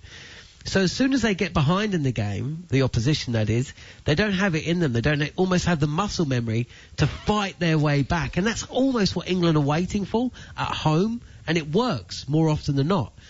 Away, it doesn't so much. But today, the West Indies, who I've been impressed with in terms of their discipline, I've liked the fact that they've kept faithful to their bowling attack. It's the same bowling attack apart from the spinner throughout. But it showed to me a team that don't play enough Test cricket. In that moment, they were a team that had forgotten the basics, and that is that they need to do the basics every single time they take to the field. But saying that, you could forgive drop catches. Well, you can, because they happen. But for me, to be bowling for a new ball when you've got a team 9 down, I've never, ever seen that happen before, and I very much doubt I'm going to see it again. There were a few words. Actually, I tell you what, let's hear from because there were some great positives from England today. One of them was the batting of their number 11. Saqib Mahmood. He was involved in a bit of a war of words with Jaden Seals towards the end of the day. He was complaining he couldn't see the ball shortly before smashing a 4. Actually, smashing 2 4s. One's from Joseph, one from Blackwood. He fell to the final delivery of the day, but he's just been talking with Samuel Badri. Saqib, I truly believe that I'll be speaking to you this evening as a not-out batsman. Just wasn't to be highest score in first-class cricket, 49, your first 6, the first time you faced over 100 balls in first-class cricket. You quite enjoyed that knock out there, didn't you? Yeah, I mean, once I got in, it was good fun. Once we saw off Alzari and Jaden at the start. It was quite hard work to start with, but we just knew if we stuck in there, then they'd have to turn to part-time bowlers and stuff before the new ball, and that's when we could cash in a little bit. Luckily, we got to that stage and sort of built a partnership from there, and we were pretty set when that new ball came along. And tell us a little bit about that partnership. 114 for 9 when you went out there. You got past 290 runs you guys put together for that 10th wicket. Tell us a little bit about that. We would obviously just taking it in short bursts. We were trying to see off their main bowlers, and that was the conversations at the start, is get through this period and then we can cash in a little bit later. And that's what we did. And when we got to the second new ball, it was just a case of carry on playing the way we are, play the ball on its merit, and if it's there to hit, then go all out. The West Indian seamers did well with the ball, with the new ball in particular, got some lateral movement, some bounce. You spent a lot of time out in the middle. What have you gleaned from the surface that will prove instructive for you guys as you get set to bowl in your innings tomorrow? Look, there's definitely a lot of lateral movement, especially with the new ball, and once it gets harder. And as the ball gets softer, I think the wicket flattens out a little bit. But there's always a ball in there, and I thought they were pretty disciplined. But our partnership was crucial because it just wore them into ground a little bit, and then we started to get a few bad balls when they were chasing it. And if you were to assess the day's play, 204 all out in the first day, where do you see things stand at the moment? Look, it was obviously a tricky wicket. Both sides wanted to bowl first. We have a session-by-session mantra, and I think the last session was a win there, and that's something we've got to take away from the day. It's probably not the best start we wanted, but credit to West Indies. I thought they bowled exceptionally well, but now we've got a chance to bowl tomorrow morning with that new ball, so hopefully we can do similar. Thanks very much for your time. Well played today. Thank you. Saqib Mahmood, who top scored for England with 49. England bowled out for 204, and that's the point really, isn't it, Gough? Because England know now that they're in the game at least for a session, possibly two, depending on how well they bowl tomorrow. Yeah, I think they're well in the game. I think England have got an attack from what we've seen in this pitch so far. Yeah, it's no minefield. We've seen a little bit of swing through the air. It's not that much off the pitch. It's been through the air. If you look at Sales, the way he bowled, and Joseph, it was swing, and Mayers, when he came in, it was swing, outswing and in-swing, at will. And if anything, it's lost that. It had uneven bounce, and it was two pace, wasn't it, this morning? I think the first two sessions. I think that evened out, and it became moved through the air. So if it happens tomorrow, England have definitely got a bowling attack that can trouble the West Indies. They take early wickets, and they're well and truly in this game. Yes, the pitch got easier to bat on. We did see that in the first Test match as well. England lost a clump of wickets, and then that was it for the rest of the Test. I'm not sure we're going to see that. That wicket of Mahmood. Now, I know it's a number 10. It's not going to change the course of the game, but from a mental perspective, Matt, the West Indies are going to go in buoyed by the fact they got that wicket, but they also now know exactly what's going to take place tomorrow. Was that a big moment? You saw Jack Leach trying to calm Mahmood down, trying to get him through to the next day. Is that actually a bigger moment in this match than possibly a number 11 batsman getting out normally would be? Yeah, I mean, it's one of those moments. England would have been desperate on that. I mean, you could see 5 away from a 50, Test match 50. Couldn't help him, ran down the wicket and hit a good shot down the ground for 4, 1 away, and you're just thinking, don't do it, just keep calm. And it was such a soft dismissal. I mean, he played brilliantly, so let's not hammer him for it. But it is one of those moments. It is one of those moments that you have to be ruthless and go, right, let's make the West Indian bowlers get their boots on again tomorrow morning. Even if it's for one ball. Yeah. The fact that the team have to walk out, then the West Indian opening batsmen have only got 10 minutes to prepare. They've got to run off, get their pads on. All those little 1%ers add up. So, look, is it going to change the outcome of this game? Probably not. Is it one that West Indies got away with? Yes, definitely. The other thing as well is that at one stage it was looking like England were going to have to bowl the West Indies out for about 180, maybe 200. First innings lead of 80, you'd say. Now, Windies are going to have to get 300 on the board, really, to feel that they're ahead of the game. Because they're going to have to bat last on that pitch. The pressure's back on them. And England have got a foothold in the game. They should never have been allowed to get back into. Yeah, I mean, like I said, West Indies, if you want to be negative, they'll be saying, we've had a shocker today. But as I said, at the start of the day, to bowl England now for 200, you've got to take it. So they're going to come back in tomorrow and say, right, we've done what we wanted to do. We bowled England now on day one of a test match. Now we've got to bat. And we've got to bat all day and put ourselves in a position where we can win this test match. They're going to take each session at a time. They've got the batters who are informed. They've got centuries amongst them. They've got a captain who's in the form of his life. They're going to get past the new ball and frustrate England throughout. That's what they've got to do. And tomorrow, if the West Indies are still batting, they're favourites to win the game. But as Joe Root said at the toss, when he lost it, he would have bowled first. We heard that from Sakeem Mahmood there. He thinks the pitch will get more uneven as the game goes on. So, even if West Indies get an 80 lead, right? An 80 lead, which will take some doing, by the way. It'll take some doing. They even get an 80 lead, England could possibly still be favourites to win the game, if it's deteriorating. Well, look, we've got a game, and that is the main thing. It didn't look like we were going to have one.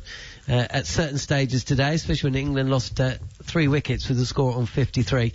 If you have missed any of the action, extended highlights are going to be available to you on the following on podcast feed. Also on talkSPORT 2 at 9 a.m. as well as at midday. So tune into that. It's worth listening to because England have made a comeback of sorts today. Yes, they've been bowled out for 204, but they were at one stage 114 for 9. At 40s for the numbers the highest score of the match from England's at number 11. A not out, a red inker for Jack Leach, who made 41. They are the 2 top scores of the innings. 3 wickets to Jaden Seals, 2 apiece to Roach, Mayers and Joseph. It has been one hell of a day.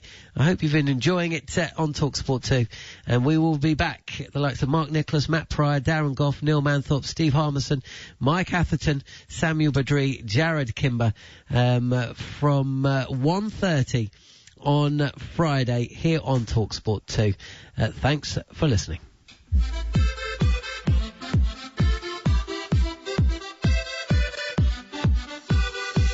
Roach again up to the crease, bowled. Nice in-swinger. Zach Crawley drives it down the ground. We could have the first boundary of the innings here. And that one is driven and caught by Brathwaite at extra cover.